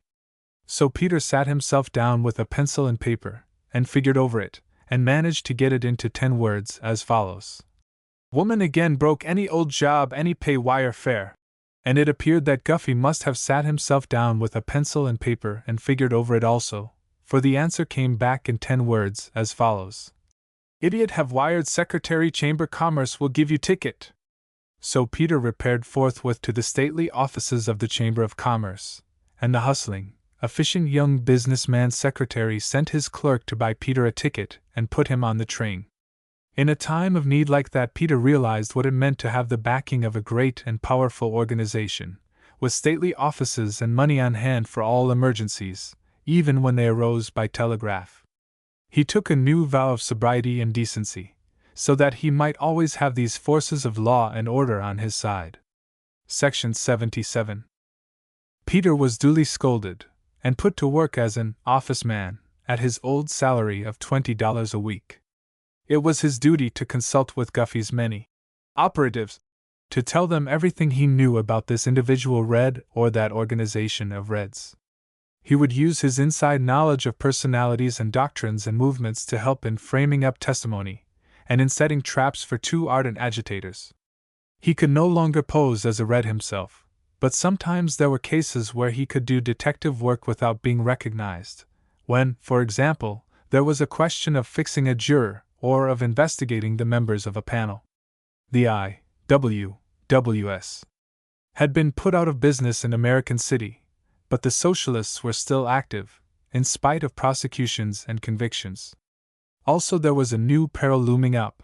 The returned soldiers were coming back, and a lot of them were dissatisfied, presuming to complain of their treatment in the army, and of the lack of good jobs at home, and even of the peace treaty which the President was arranging in Paris. They had fought to make the world safe for democracy, and here, they said, it had been made safe for the profiteers. This was plain Bolshevism, and in its most dangerous form, because these fellows had learned to use guns, and couldn't very well be expected to become pacifists right off the bat. There had been a great labor shortage during the war, and some of the more powerful unions had taken the general rise in prices as an excuse for demanding higher wages. This naturally had made the members of the Chamber of Commerce and the Merchants and Manufacturers Association indignant, and now they saw their chance to use these returned soldiers to smash strikes and to break the organizations of the labor men. They proceeded to organize the soldiers for this purpose. In American City, the Chamber of Commerce contributed $25,000 to furnish the club rooms for them, and when the trolley men went on strike, the cars were run by returned soldiers in uniform. There was one veteran, a fellow by the name of Sidney, who objected to this program. He was publishing a paper, the Veteran's Friend, and began to use the paper to protest against his comrades acting as what he called scabs. The secretary of the Merchants and Manufacturers Association sent for him and gave him a straight talking to, but he went right ahead with his campaign, and so Guffey's office was assigned the task of shutting him up.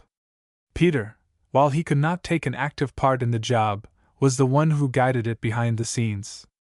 They proceeded to plant spies in Sidney's office, and they had so many that it was really a joke. They used to laugh and say that they trod on one another's toes. Sidney was poor, and had not enough money to run his paper, so he accepted any volunteer labor that came along.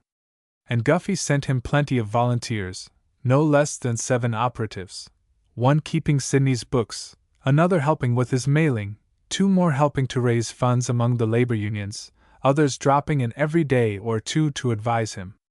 Nevertheless, Sidney went right ahead with his program of denouncing the Merchants and Manufacturers Association, and denouncing the government for its failure to provide farms and jobs for the veterans. One of Guffey's undercover operatives, that was the technical term for the Peter Gudges and Joe Angels, was a man by the name of Jonas. This Jonas called himself a philosophic anarchist, and posed as the reddest Red in American City. It was his habit to rise up in radical meetings and question the speaker, and try to tempt him to justify violence and insurrection and mass action. If he repudiated these ideas, then Jonas would denounce him as a mollycoddle, a pink tea socialist, a labor faker. Other people in the audience would applaud, and so Guffey's men would find out who were the real Red sympathizers. Peter had long suspected Jonas, and now he was sent to meet him in room 427 of the American House, and together they framed up a job on Sydney. Jonas wrote a letter, supposed to come from a German comrade, giving the names of some papers in Europe to which the editor should send sample copies of his magazine. This letter was mailed to Sydney, and next morning Jonas wandered into the office, and Sydney showed him the letter, and Jonas told him that these were labor papers, and the editors would no doubt be interested to know of the feelings of American soldiers since the war. Sydney sat down to write a letter, and Jonas stood by his side and told him what to write. To my erstwhile enemies in arms I send fraternal greetings, and welcome you as brothers in the new cooperative commonwealth which is to be, and so on, the usual internationalist patter, which all these agitators were spouting day and night, and which ran off the ends of their pens automatically. Sydney mailed these letters, and the sample copies of the magazine, and Guffey's office tipped off the post office authorities, who held up the letters. The bookkeeper, one of Guffey's operatives, went to the federal attorney and made affidavit that Sydney had been carrying on a conspiracy with the enemy in wartime, and a warrant was issued, and the offices of the magazine were raided, the subscription lists confiscated, and everything in the rooms dumped out into the middle of the floor. So there was a little job all Peter's own, except that Jonas, the scoundrel, claimed it for his, and tried to deprive Peter of the credit. So Peter was glad when the federal authorities looked the case over and said it was a bum job, and they wouldn't monkey with it. However, the evidence was turned over to District Attorney Burchard, who wasn't quite so fastidious, and his agents made another raid, and smashed up the office again, and threw the returned soldier into jail. The judge fixed the bail at $15,000, and the American City Times published the story with scare headlines all the way across the front page. How the editor of the Veteran's Friend had been caught conspiring with the enemy, and here was a photographic copy of his treasonable letter, and a copy of the letter of the mysterious German conspirator with whom he had been in relations. They spent more than a year trying that editor, and although he was out on bail, Guffey saw to it that he could not get a job anywhere in American City. His paper was smashed and his family near to starvation. Section 78. Peter had now been working faithfully for 6 or 8 months, and all that time he religiously carried out his promise to Guffey and did not wink at a woman. But that is an unnatural life for a man, and Peter was lonely. His dreams were haunted by the faces of Nell Doolin and Rosie Stern, and even of little Jenny Todd. One day another face came back to him, the face of Miss Frisbee, the little manicurist who had spurned him because he was a Red. Now suddenly Peter realized that he was no longer a Red. On the contrary, he was a hero. His picture had been published in the American City Times, and no doubt Miss Frisbee had seen it. Miss Frisbee was a good girl, a straight girl, and surely all right for him to know. So Peter went to the manicure parlor, and sure enough, there was the little golden-haired lady, and sure enough, she had read all about him. She had been dreaming that someday she might meet him again, and so Peter invited her to go to a picture show. On the way home they became very chummy, and before a week went by it was as if they had been friends for life. When Peter asked Miss Frisbee if he might kiss her, she answered coyly that he might, but after he had kissed her a few times she explained to him that she was a self-supporting woman, alone and defenseless in the world, and she had nobody to speak for her but herself. She must tell him that she had always been a respectable woman, and that she wanted him to know that before he kissed her any more. And Peter thought it over and decided that he had sowed his full share of wild oats in this life. He was ready to settle down, and the next time he saw Miss Frisbee he told her so, and before the evening was by they were engaged. Then Peter went to see Guffey, and seated himself on the edge of the chair alongside Guffey's desk, and twisted his hat in his hands, and flushed very red, and began to stammer out his confession. He expected to be received with a gale of ridicule. He was immensely relieved when Guffey said that if Peter had really found a good girl and wanted to marry her, he, Guffey, was for it. There was nothing like the influence of a good woman, and Guffey much preferred his operatives should be married men, living a settled and respectable life. They could be trusted then, and sometimes when a woman operative was needed, they had a partner ready to hand. If Peter had got married long ago, he might have had a good sum of money in the bank by now. Peter ventured to point out that $20 a week was not exactly a marrying salary, in the face of the present high cost of living. Guffey answered that that was true, and he would raise Peter to $30 right away. Only first he demanded the right to talk to Peter's fiancée, and judge for himself whether she was worthy. Peter was delighted, and Miss Frisbee had a private and confidential interview with Peter's boss. But afterwards Peter wasn't quite so delighted, for he realized what Guffey had done. Peter's future wife had been told all about Peter's weakness, and how Peter's boss looked to her to take care of her husband and make him walk the chalk line. So a week after Peter had entered the holy bonds of matrimony, when he and Mrs. Gudge had their first little family tiff, Peter suddenly discovered who was going to be top dog in that family. He was shown his place once for all, and he took it, alongside that husband who described his domestic arrangements by saying that he and his wife got along beautifully together. They had come to an arrangement by which he was to have his way on all major issues, and she was to have her way on all minor issues, and so far no major issues had arisen. But really it was a very good thing, for Gladys Frisbee Gudge was an excellent manager, and set to work making herself a nest as busily as any female beaver. She still hung on to her manicurist job, for she had figured it out that the Red movement must be just about destroyed by now, and pretty soon Peter might find himself without work. In the evenings she took to house hunting, and during her noon hour, without consulting Peter, she selected the furniture and the wallpaper, and pretty nearly bought out the stock of a 5 and 10-cent store to equip the beaver's nest.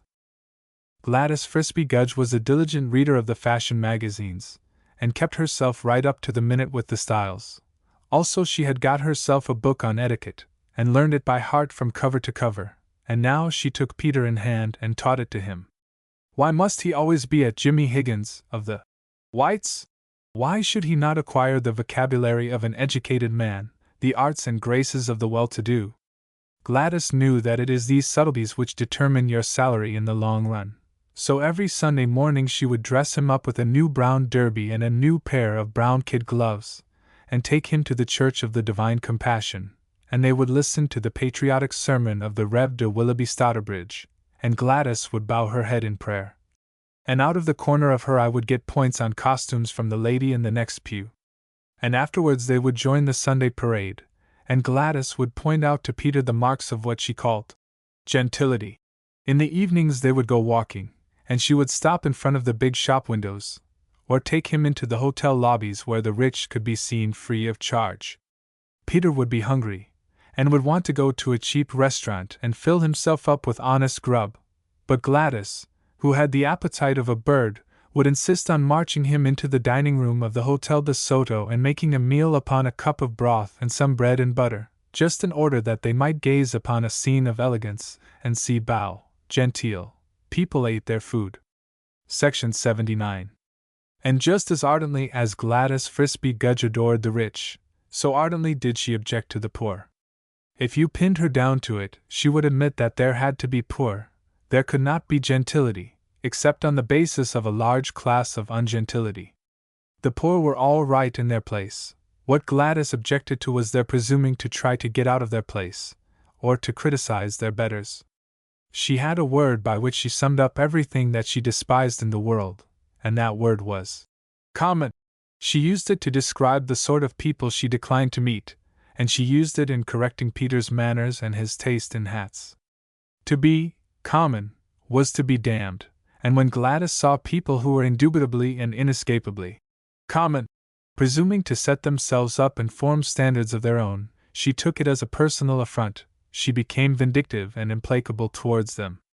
Each and every one of them became to her a personal enemy, an enemy to something far more precious than her person, an enemy to the things she aspired to become, to her ideal.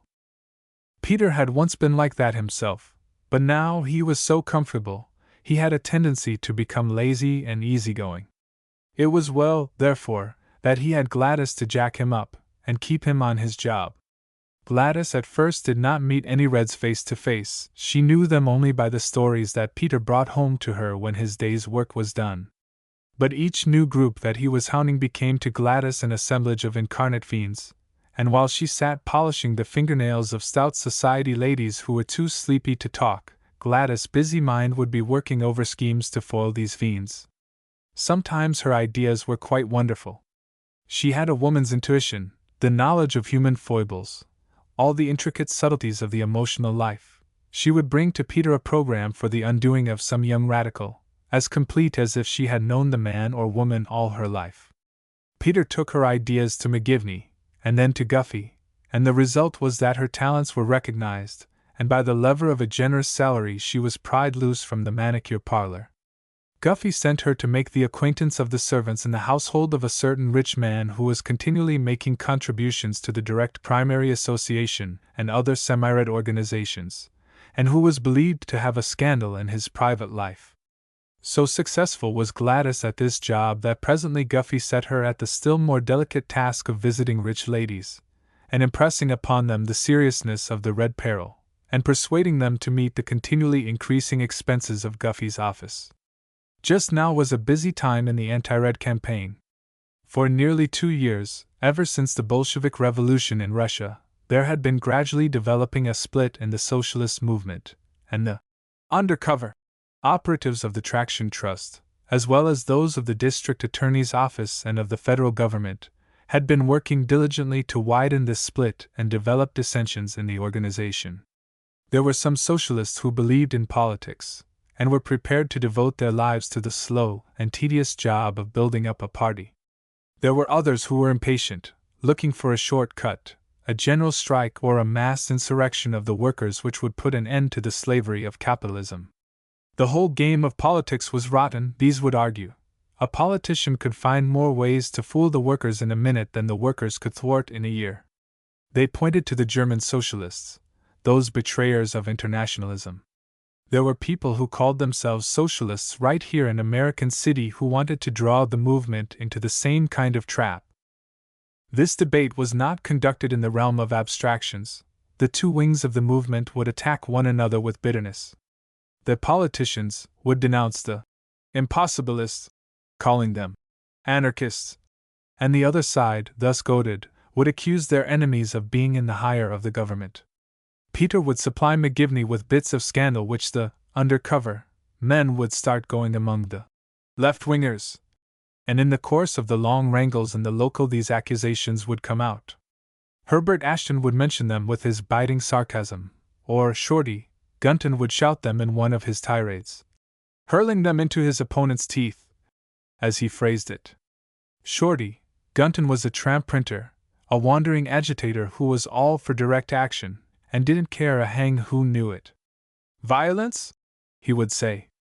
How many thousand years shall we submit to the violence of capitalist governments, and never have the right to reply?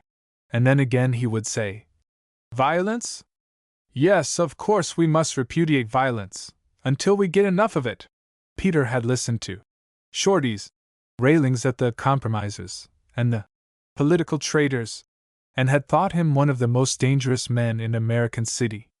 But later on, after the episode of Joe Angel had opened Peter's eyes, he decided that Shorty must also be a secret agent like himself.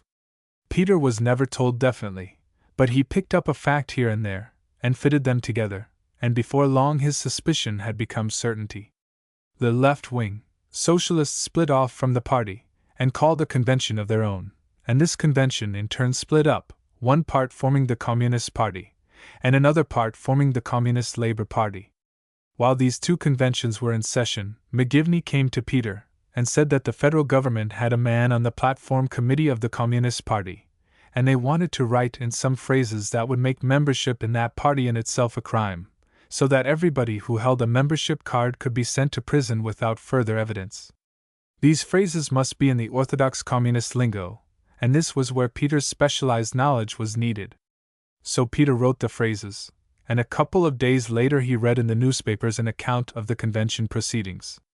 The platform committee had reported, and Shorty Gunton had submitted a minority report, and had made a fiery speech in the convention, with the result that his minority report was carried by a narrow margin. This minority report contained all the phrases that Peter had written. A couple of months later, when the government had its case ready, and the wholesale raids upon the communists took place, Shorty Gunton was arrested, But a few days later he made a dramatic escape by sawing his way through the roof of the jail. Section 80. The I.W.W. had bobbed up again in American City, and had ventured to open another headquarters. Peter did not dare go to the place himself, but he coached a couple of young fellows whom McGivney brought to him, teaching them the red lingo, and how to worm their way into the movement. Before long one of them was secretary of the local, and Peter, directing their activities, received reports twice a week of everything the Wobblies were planning and doing. Peter and Gladys were figuring out another bomb conspiracy to direct attention to these dangerous men, when one day Peter picked up the morning paper and discovered that a kind Providence had delivered the enemy into his hands. Up in the lumber country of the far northwest, in a little town called Centralia, the Wobblies had had their headquarters raided and smashed, just as in American City. They had got themselves another meeting place, and again the members of the Chamber of Commerce and the Merchants and Manufacturers Association had held a secret meeting and resolved to wipe them out.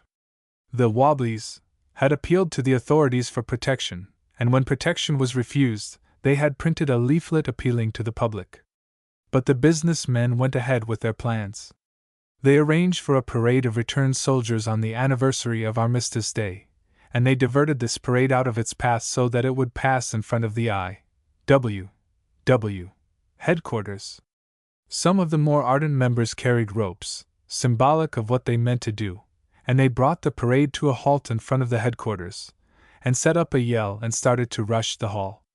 They battered in the door, and had pushed their way half through it when the Wobblies opened fire from inside, killing several of the paraders.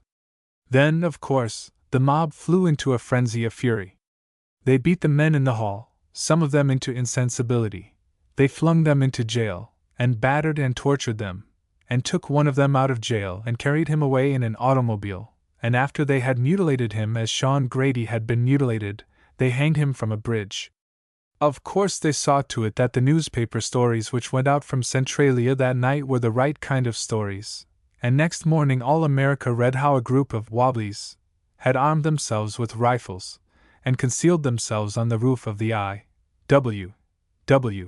headquarters, and deliberately and in cold blood had opened fire upon a peaceful parade of unarmed war veterans. Of course the country went wild, and the Guffeys and McGivneys and Gudges all over the United States realized that their chance had come. Peter instructed the secretary of the I.W.W.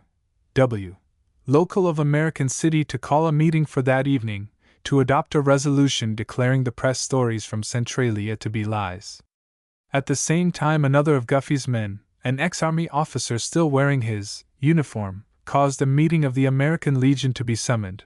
He made a furious address to the boys, and at 9 o'clock that night some 20 of them set out, armed with big monkey wrenches from their automobiles, and raided the I.W.W.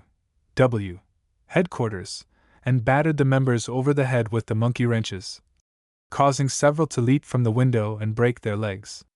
Next morning the incident was reported in the American City Times, with shouts of glee, and District Attorney Burchard issued a public statement to the effect that no effort would be made to punish the soldier boys. The Wobblies had wanted direct action, and they had got it, and it would be assumed that they were satisfied. Then the members of the American Legion, encouraged by this applause, and instigated by Guffey's ex-army officer, proceeded to invade and wreck every radical meeting place in the city. They smashed the Clarion office and the Socialist Party headquarters again, and confiscated more tons of literature.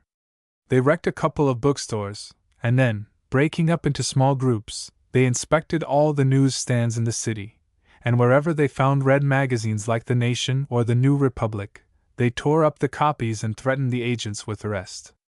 They invaded the rooms of a literary society called the Ruskin Club, frequented mostly by amiable old ladies, and sent some of these elderly dames into hysterics. They discovered the Russian People's Club, which had hitherto been overlooked because it was an educational organization. But of course no Russian could be trusted these days. All of them were Bolsheviks, or on the way to becoming Bolsheviks, which was the same thing.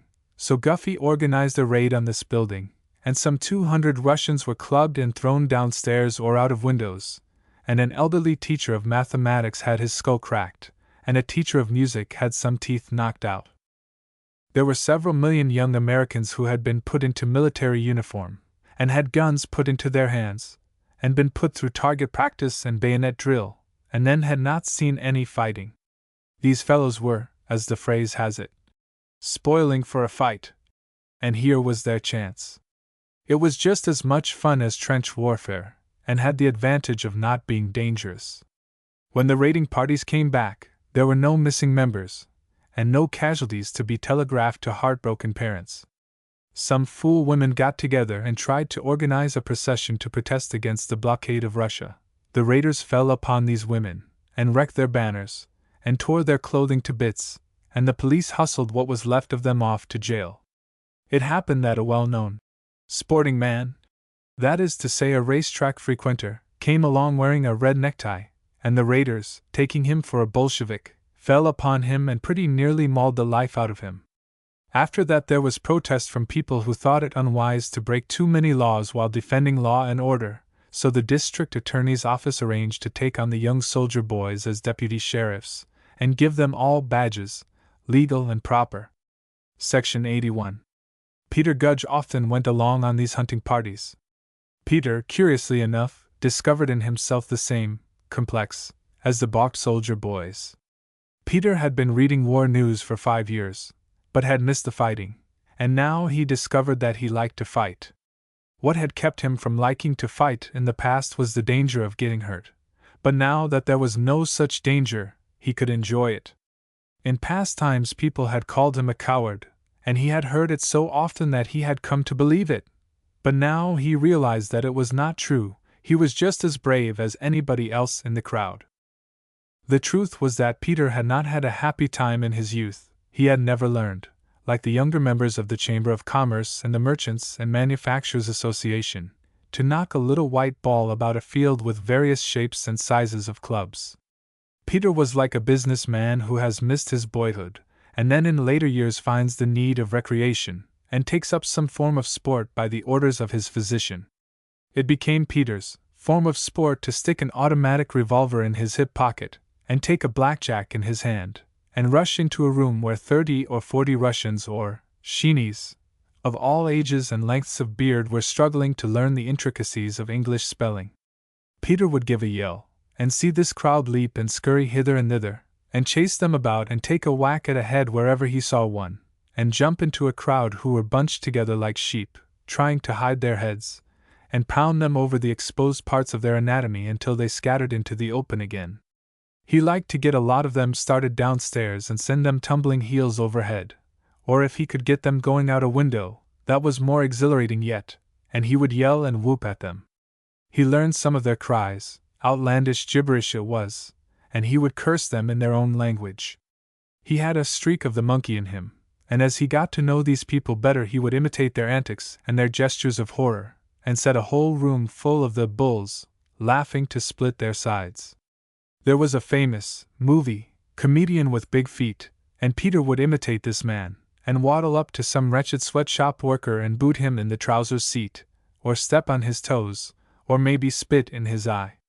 So he became extremely popular among the bulls, and they would insist on his going everywhere with them. Later on, when the government set to work to break up the Communist Party and the Communist Labor Party, Peter's popularity and prestige increased still more. For now, instead of just raiding and smashing, the police and detectives would round up the prisoners and arrest them by hundreds, and carry them off and put them through examinations. And Peter was always needed for this. His special knowledge made him indispensable, and he became practically the boss of the proceedings. It had been arranged through Shorty, Gunton and the other undercover men that the meetings of the Communist and Communist Labor parties should be held on the same night, and all over the country this same thing was done, and next morning the world was electrified by the news that all these meetings had been raided at the same hour, and thousands of Reds placed under arrest. In American City the federal government had hired a suite of about a dozen rooms adjoining the offices of Guffey, and all night and next morning batches of prisoners were brought in, until there were about 400 in all. They were crowded into these rooms with barely space to sit down. Of course there was an awful uproar, moaning and screaming of people who had been battered, and a smell that beat the monkey cage at the zoological gardens. The prisoners were kept penned up in this place for several weeks, and all the time more were being brought in. There were so many that the women had to be stored in the toilets. Many of the prisoners fell ill, or pretended to fall ill, and several of them went insane, or pretended to go insane, and several of them died, or pretended to die. And of course the parlor Reds and sympathizers were busy outside making a terrible fuss about it.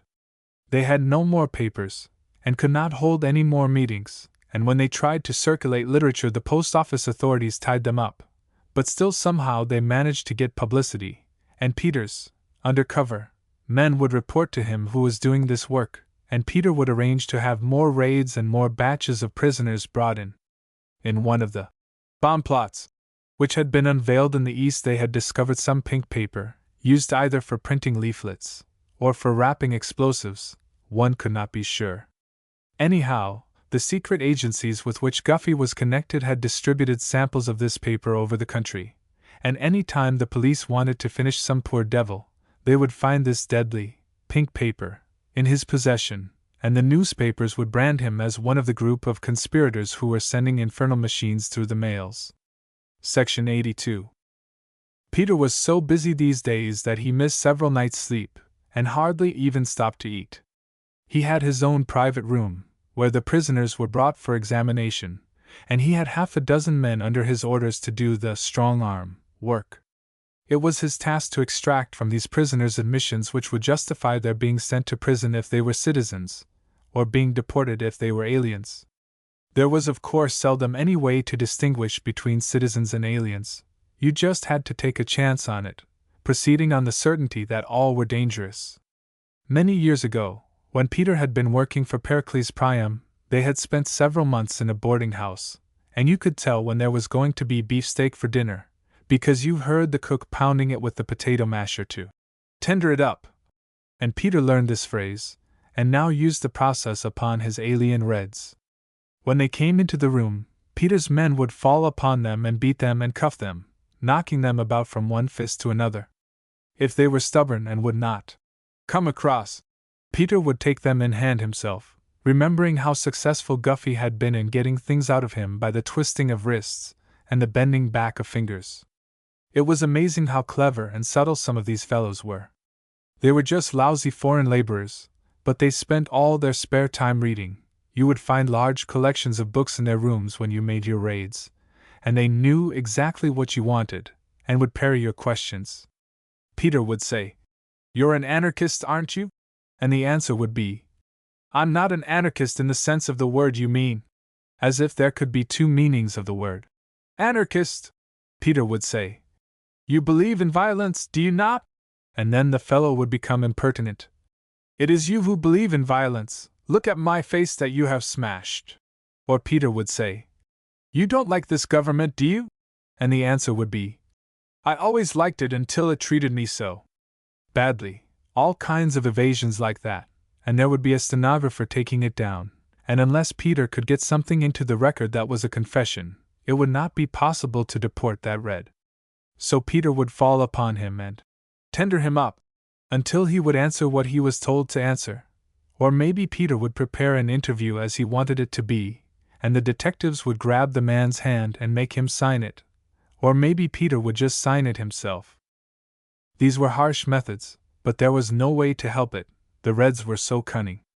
They were secretly undermining the government, and was the government to lie down and admit its helplessness?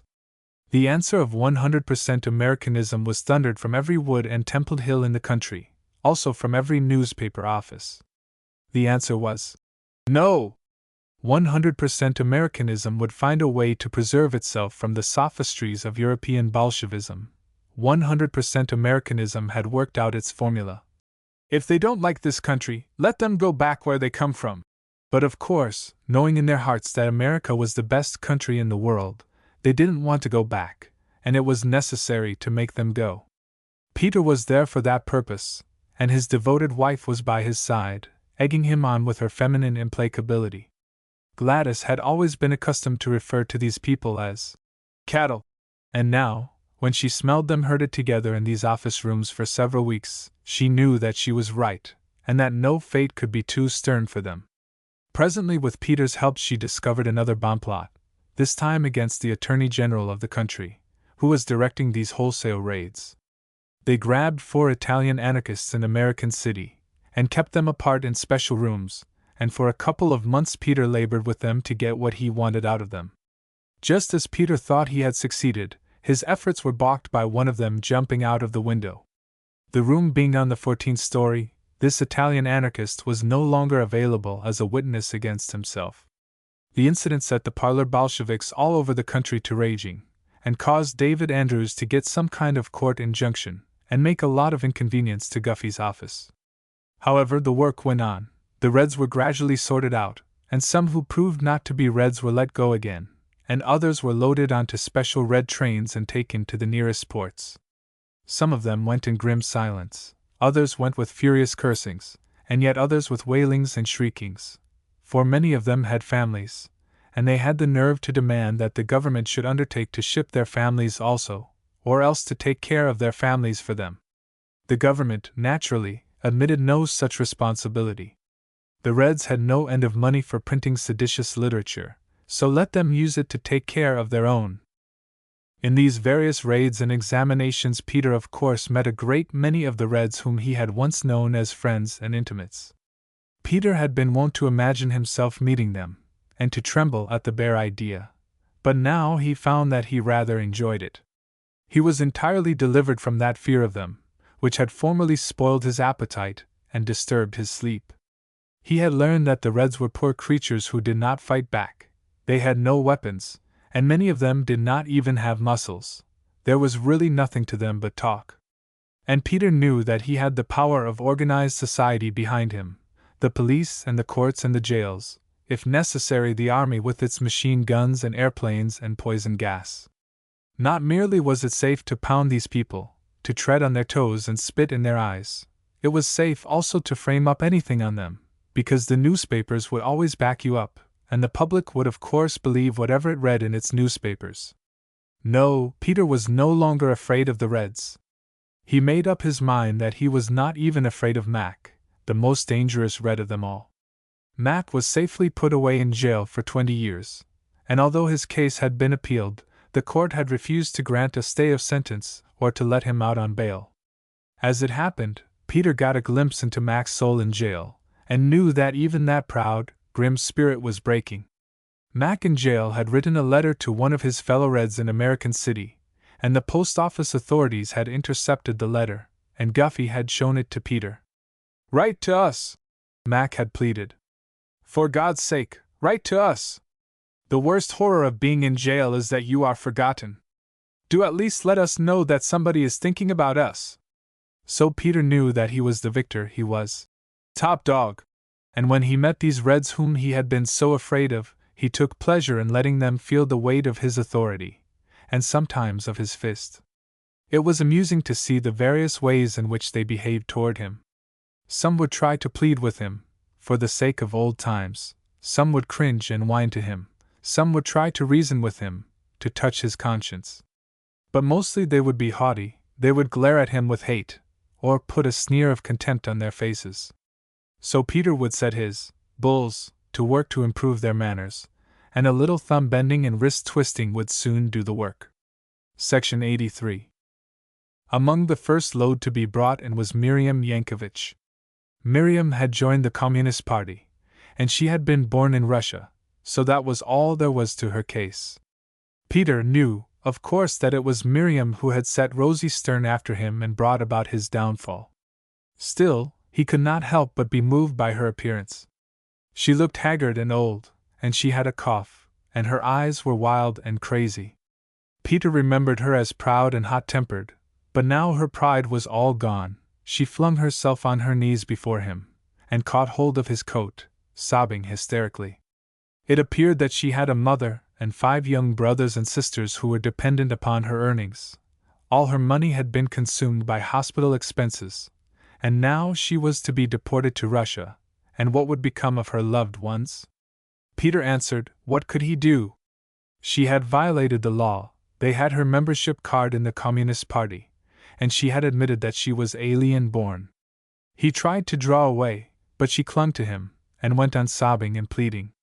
At least she ought to have a chance to talk with her old mother, to tell her what to do, where to go for help, how to communicate with Miriam in future.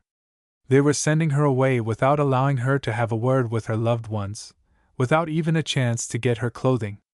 Peter, as we know, had always been soft-hearted towards women, so now he was embarrassed.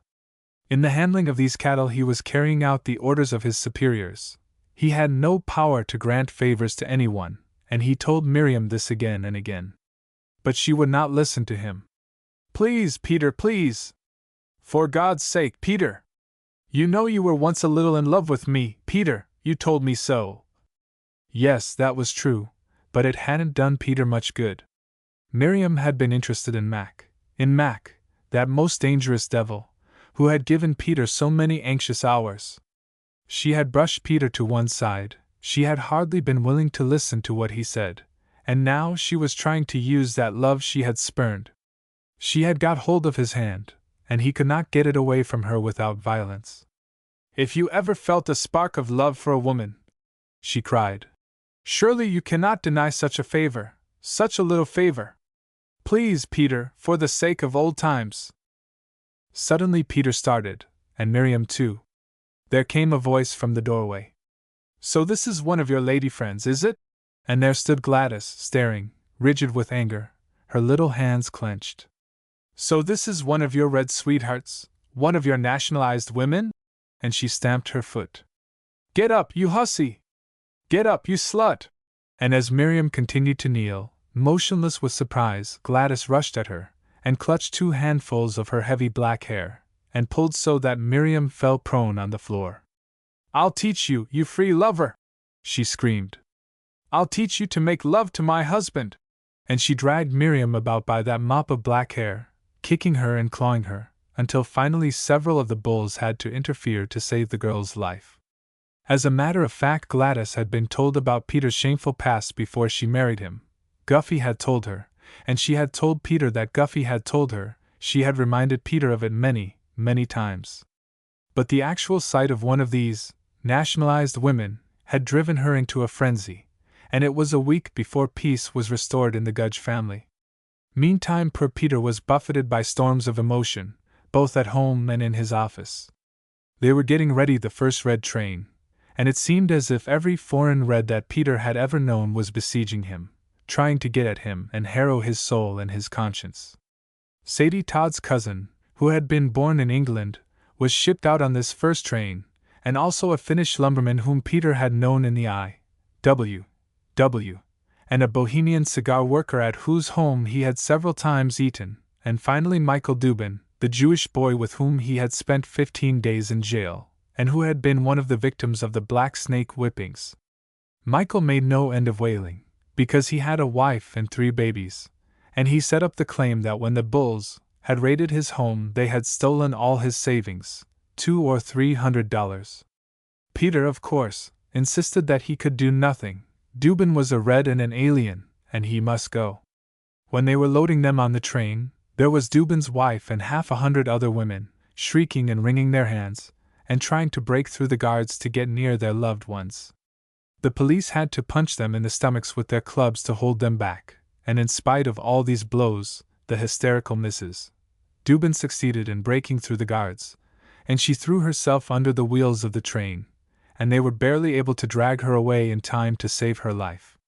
Scenes like this would, of course, have a bad effect upon the public, and so Guffey called up the editors of all the newspapers, and obtained a gentleman's agreement that none of them would print any details.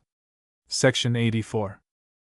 All over the country the Red trains were moving eastward, loaded with wobblies, and communists, pacifists and anarchists, and 100 other varieties of Bolsheviks. They got a shipload together and started them off for Russia. The Red Ark, it was called, and the Red soapboxers set tip a terrific uproar, and one Red clergyman compared the Red Ark to the Mayflower. Also there was some Red official in Washington, who made a fuss and canceled a whole block of deportation orders, including some of Peter's own cases. This, naturally, was exasperating to Peter and his wife, and on top of it came another incident that was still more humiliating. There was a pink mass meeting held in American City to protest against the deportations. Guffey said they would quite probably raid the meeting, and Peter must go along, so as to point out the Reds to the Bulls. The work was in charge of a police detective by the name of Garrity, head of what was called the bomb squad, but this man didn't know very much, so he had the habit of coming to Peter for advice. Now he had the whole responsibility of this meeting, and he asked Peter to come up on the platform with him, and Peter went. Here was a vast audience, all the red fury which had been pent up for many months, breaking loose in a whirlwind of excitement. Here were orators, well-dressed and apparently respectable men, not in any way to be distinguished from the born rulers of the country, coming forward on the platform and uttering the most treasonable sentences, denouncing the government, denouncing the blockade against Russia, praising the Bolshevik government of Russia, declaring that the people who went away in the Soviet Ark were fortunate, because they were escaping from a land of tyranny into a land of freedom. At every few sentences the orator would be stopped by a storm of applause that broke from the audience. And what was a poor Irish Catholic police detective to make of a proposition like that? Here stood an orator declaring, "Whenever any form of government becomes destructive to these ends, it is the right of the people to alter or to abolish it, and to institute new government, laying its foundations on such principles and organizing its powers in such form as to them shall seem most likely to affect their safety and happiness." And Garrity turned to Peter. "What do you think of that?" he said, his good-natured Irish face blank with dismay. Peter thought it was the limit. Peter knew that thousands of men all over America had been sent to prison for saying things less dangerous than that. Peter had read many sets of instructions from the Office of the Attorney General of the United States, and knew officially that that was precisely the thing you were never under any circumstances permitted to say, or to write, or even to think. So Peter said to Garrity, "That fellow's gone far enough. You better arrest him." Garrity spoke to his men, and they sprang forward on the platform, and stopped the orator and placed him and all his fellow orators under arrest, and ordered the audience out of the building. There were a couple of hundred policemen and detectives on hand to carry out Garrity's commands, and they formed a line with their clubs, and drove the crowd before them, and carted the speakers off in a patrol wagon. Then Peter went back to Guffey's office, and told what he had done, and got a reception that reminded him of the time Guffey had confronted him with the letter from Nell Doolin. "Who do you think that was you pinched?" cried Guffey. "He's the brother of a United States senator. And what do you think he was saying? That was a sentence from the Declaration of Independence." Peter couldn't get it. Peter was utterly lost. Could a man go ahead and break the law, just because he happened to be a brother of a United States senator? And what difference did it make whether a thing was in the Declaration of Independence, if it was seditious, if it wasn't allowed to be said? This incident brought Guffey and the police authorities of the city so much ridicule that Guffey got all his men together and read them a lecture, explaining to them just what were the limits of the anti-red activities, just who it was they mustn't arrest, and just what it was they couldn't keep people from saying. For example, a man couldn't be arrested for quoting the Bible.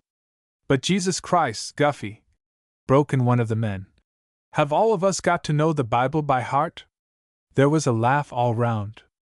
"No," Guffey admitted, "but at least be careful, and don't arrest anybody for saying anything that sounds as if it came from the Bible." "But hell," put in another of the men, who happened to be an ex-preacher. "That'll tie us up tighter than a jail sentence. Look what's in the Bible." And he proceeded to quote some of the things, and Peter knew that he had never heard any Bolshevik talk more outrageous than that. It made one realize more than ever how complicated was this red problem, for Guffey insisted, in spite of everything, that every word out of the Bible was immune. "Up in Winnipeg," said he, "they indicted a clergyman for quoting 2 passages from the prophet Isaiah, but they couldn't face it, they had to let the fellow go." And the same thing was true of the Declaration of Independence. Anybody might read it, no matter how seditious it was. And the same thing was true of the Constitution, even though the part called the Bill of Rights declared that everybody in America might do all the things that Guffey's office was sending them to jail for doing. This seemed a plain crazy proposition, but Guffey explained it as a matter of politics.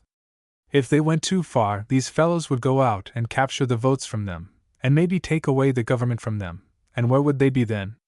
Peter had never paid any attention to politics before this, but both he and Gladys realized after this lecture that they must broaden their viewpoint. It was not enough to put the Reds in jail and crack their skulls. You had to keep public sympathy for what you were doing. You had to make the public understand that it was necessary. You had to carry on what was called propaganda, to keep the public aware of the odiousness of these cattle, and the desperate nature of their purposes. The man who perceived that most clearly was the Attorney General of the country, and Guffey in his lecture pointed out the double nature of his activities. Not merely was the Attorney General breaking up the Communist and the Communist Labor parties and sending their members to jail, he was using the funds of his office to send out an endless stream of propaganda, to keep the country frightened about these red plots. Right now he had men in American City working over the data which Guffey had collected, and every week or two he would make a speech somewhere, or would issue a statement to the newspapers, telling of new bomb plots and new conspiracies to overthrow the government. And how clever he was about it! He would get the pictures of the very worst looking of the Reds, pictures taken after they had been kept in jail for weeks without a shave, and with the third degree to spoil their tempers, and these pictures would be spread on a sheet with the caption, "Men like these would rule you." This would be sent to 10,000 country newspapers all over the nation, and 9,900 would publish it, and 99 million Americans would want to murder the Reds next morning. So successful had this plan proven that the Attorney General was expecting to be nominated for president by means of it, and all the agencies of his department were working to that end. The same thing was being done by all the other agencies of big business all over the country. The Improve America League of American City was publishing full-page advertisements in the Times, and the Home and Fireside Association of El Dorado was doing the same thing in the El Dorado Times, and the Patriot's Defense Legion was doing the same thing in the Flagland Banner. They were investigating the records of all political candidates, and if any of them showed the faintest tinge of pink, Guffey's office would set to work to rake up their records and get up scandals on them. And the businessmen would contribute a big campaign fund, and these candidates would be snowed under at the polls. That was the kind of work they were doing, and all Guffey's operatives must bear in mind the importance of it, and must never take any step that would hamper this political campaign, this propaganda on behalf of law and order. Section 85. Peter went out from this conference a sober man, realizing for the first time his responsibilities as a voter, and a shepherd to other voters. Peter agreed with Gladys that his views had been too narrow. His conception of the duties of a secret agent had been of the pre-war order. Now he must realize that the world was changed. Now, in this new world made safe for democracy, the secret agent was the real ruler of society, the real master of affairs, the trustee, as it were, for civilization. Peter and his wife must take up this new role and make themselves fit for it. They ought of course not be moved by personal considerations, but at the same time they must recognize the fact that this higher role would be of great advantage to them. It would enable them to move up in the world, to meet the best people. Through 5 or 6 years of her young life Gladys had sat polishing the fingernails and fondling the soft white hands of the genteel, and always a fire of determination had burnt in her breast, that some day she would belong to this world of gentility, she would meet these people, not as an employee, but as an equal. She would not merely hold their hands, but would have them hold hers. Now the chance had come. She had a little talk with Guffey, and Guffey said it would be a good idea, and he would speak to Billy Nash, the secretary of the Improve America League. And he did so, and next week the American City Times announced that on the following Sunday evening the men's Bible class of the Bethlehem Church would have an interesting meeting.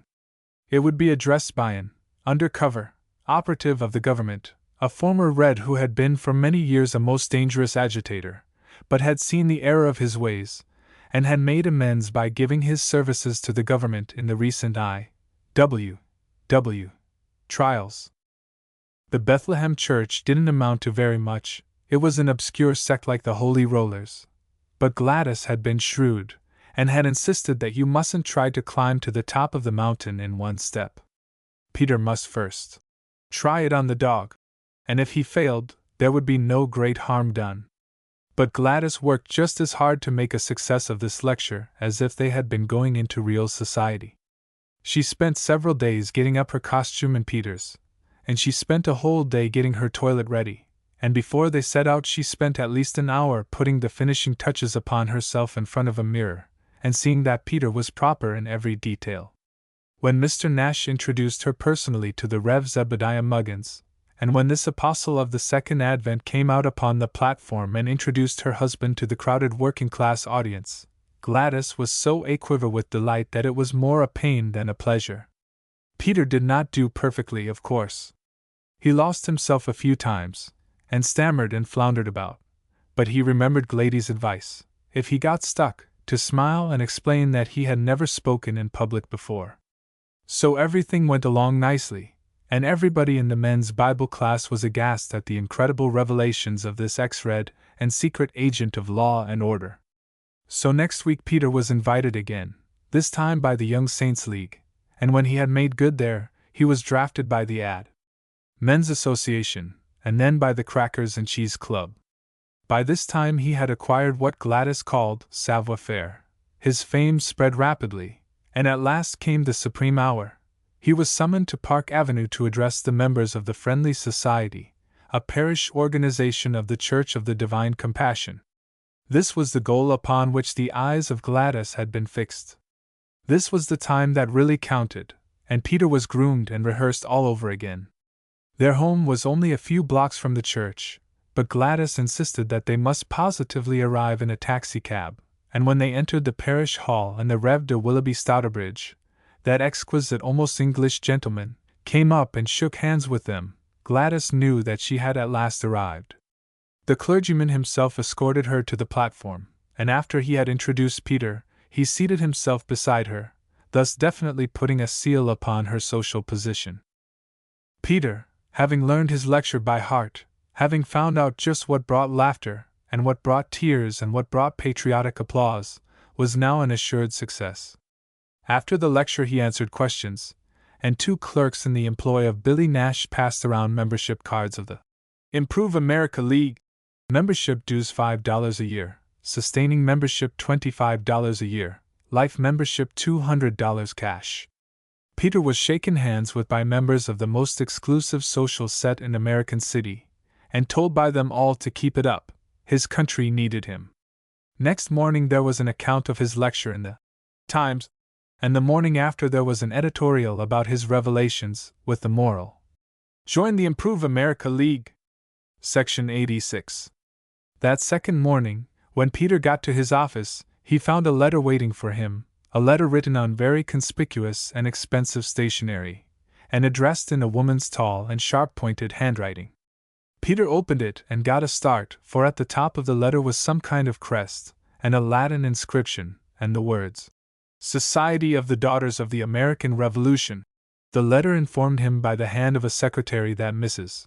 Waring Sammy requested that Mr. Peter Gudge would be so good as to call upon her that afternoon at 3 o'clock. Peter studied the letter, and tried to figure out what kind of red this was. He was impressed by the stationery and the regal tone, but that word, revolution, was one of the forbidden words. Mrs. Waring Sammy must be one of the parlor reds, like Mrs. God. So Peter took the letter to McGivney, and said suspiciously, What kind of a red plot is this? McGivney read the letter and said, Red plot? How do you mean? Why, explained Peter, it says Daughters of the American Revolution. And McGivney looked at him. At first he thought that Peter was joking, but when he saw that the fellow was really in earnest, he guffawed in his face. You boog, he said. Didn't you ever hear of the American Revolution?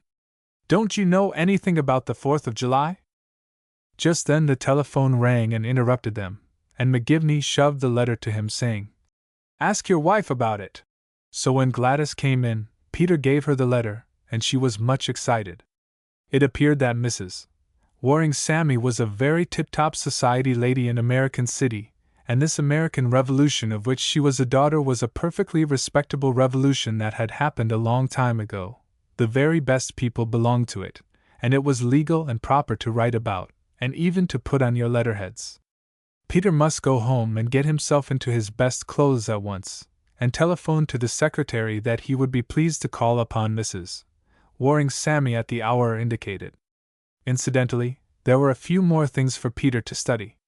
He must get a copy of the Social Register, Who's Who in American City, and he must get a history of his country, and learn about the Declaration of Independence, and what was the difference between a revolution that had happened a long time ago and one that was happening now.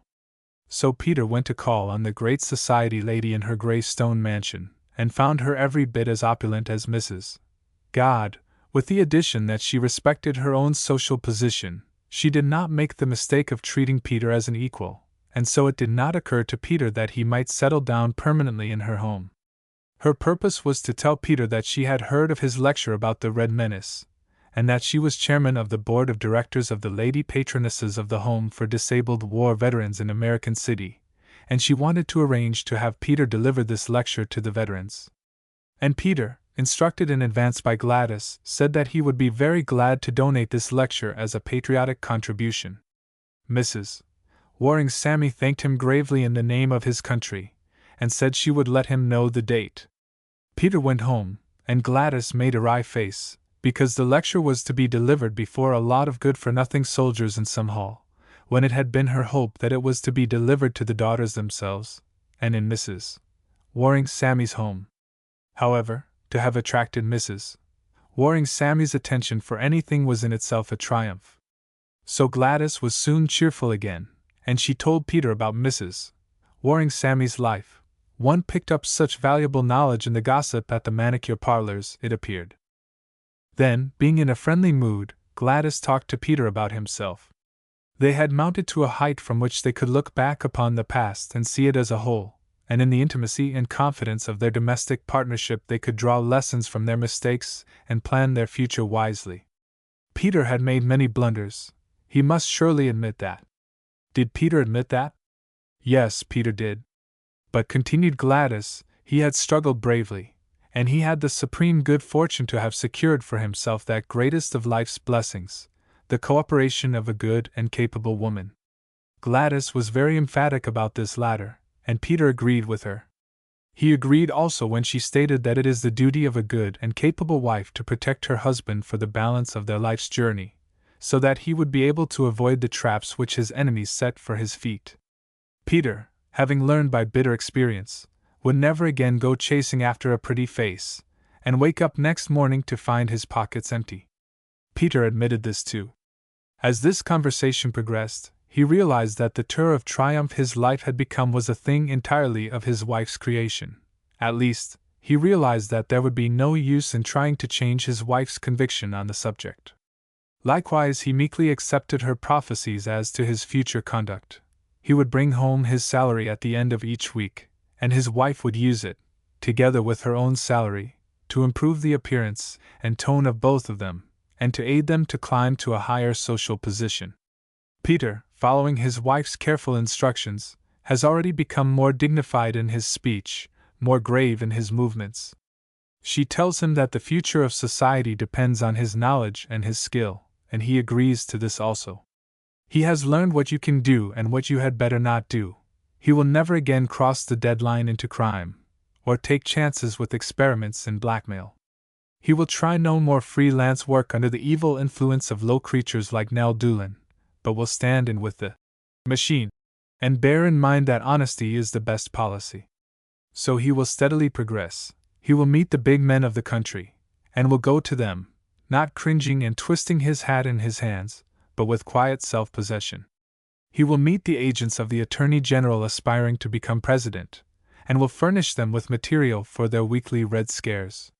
He will meet legislators who want to unseat elected socialists, and governors who wish to jail the leaders of outlaw strikes. He will meet magazine writers getting up articles, and popular novelists looking for local red color. But Peter's best bit of all will be as a lecturer. He will be able to travel all over the country, making a sensation. Did he know why? No, Peter answered, he was not sure he did. Well, Gladys could tell him. It was because he was romantic.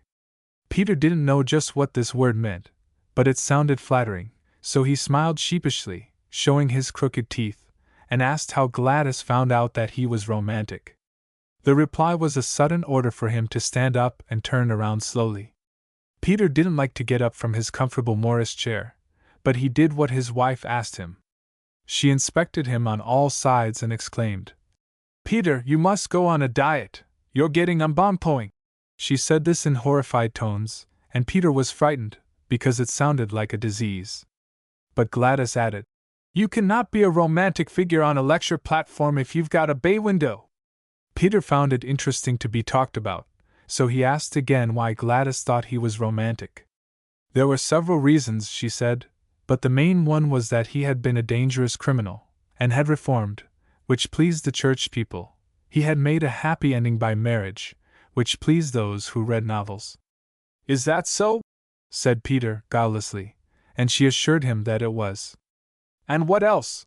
he asked, and she explained that he had known intimately and at first hand those dreadful and dangerous people, those ogres of the modern world, the Bolsheviks, about whom the average man and woman learned only through the newspapers.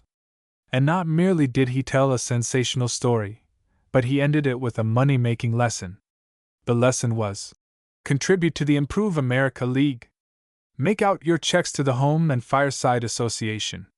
The existence of your country depends upon your sustaining the Patriot's Defense Legion. So the fame of Peter's lecture would spread, and the Guffeys and Billy Nashes of every city and town in America would clamor for him to come, and when he came, the newspapers would publish his picture, and he and his wife would be welcomed by leaders of the best society. They would become social lions, and would see the homes of the rich, and gradually become one of the rich. Gladys looked her spouse over again, as they started to their sleeping apartment. Yes, he was undoubtedly putting on embonpoint. He would have to take up golf. He was wearing a little American flag dangling from his watch chain, and she wondered if that wasn't a trifle crude. Gladys herself now wore a real diamond ring, and had learned to say vas and bath. She yawned prettily as she took off her lovely brown tailor-made, and reflected that such things come with ease and security. Both she and Peter now had these in full measure. They had lost all fear of ever finding themselves out of a job.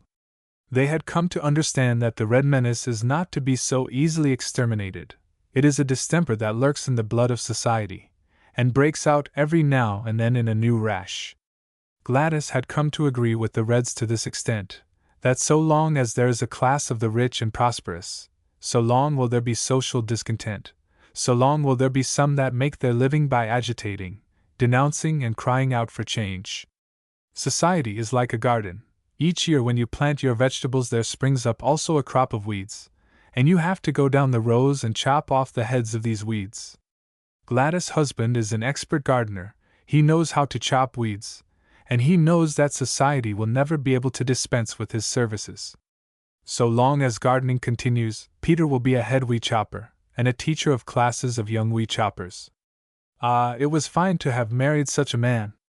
It was the reward a good woman received for helping her husband, making him into a good citizen, a patriot, and an upholder of law and order, for always, of course, those who owned the garden would see that their head weed chopper was taken care of, and had his share of the best that the garden produced.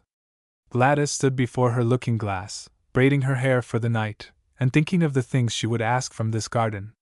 She and Peter had earned, and they would demand, the sweetest flowers, the most luscious fruits.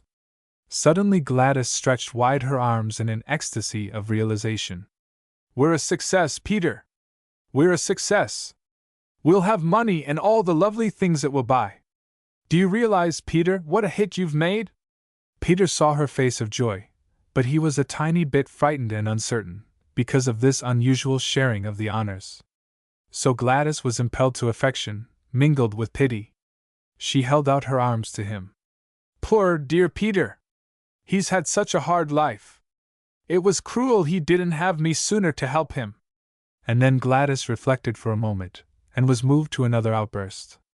"Just think, Peter, how wonderful it is to be an American! In America, you can always rise if you do your duty. America is the land of the free.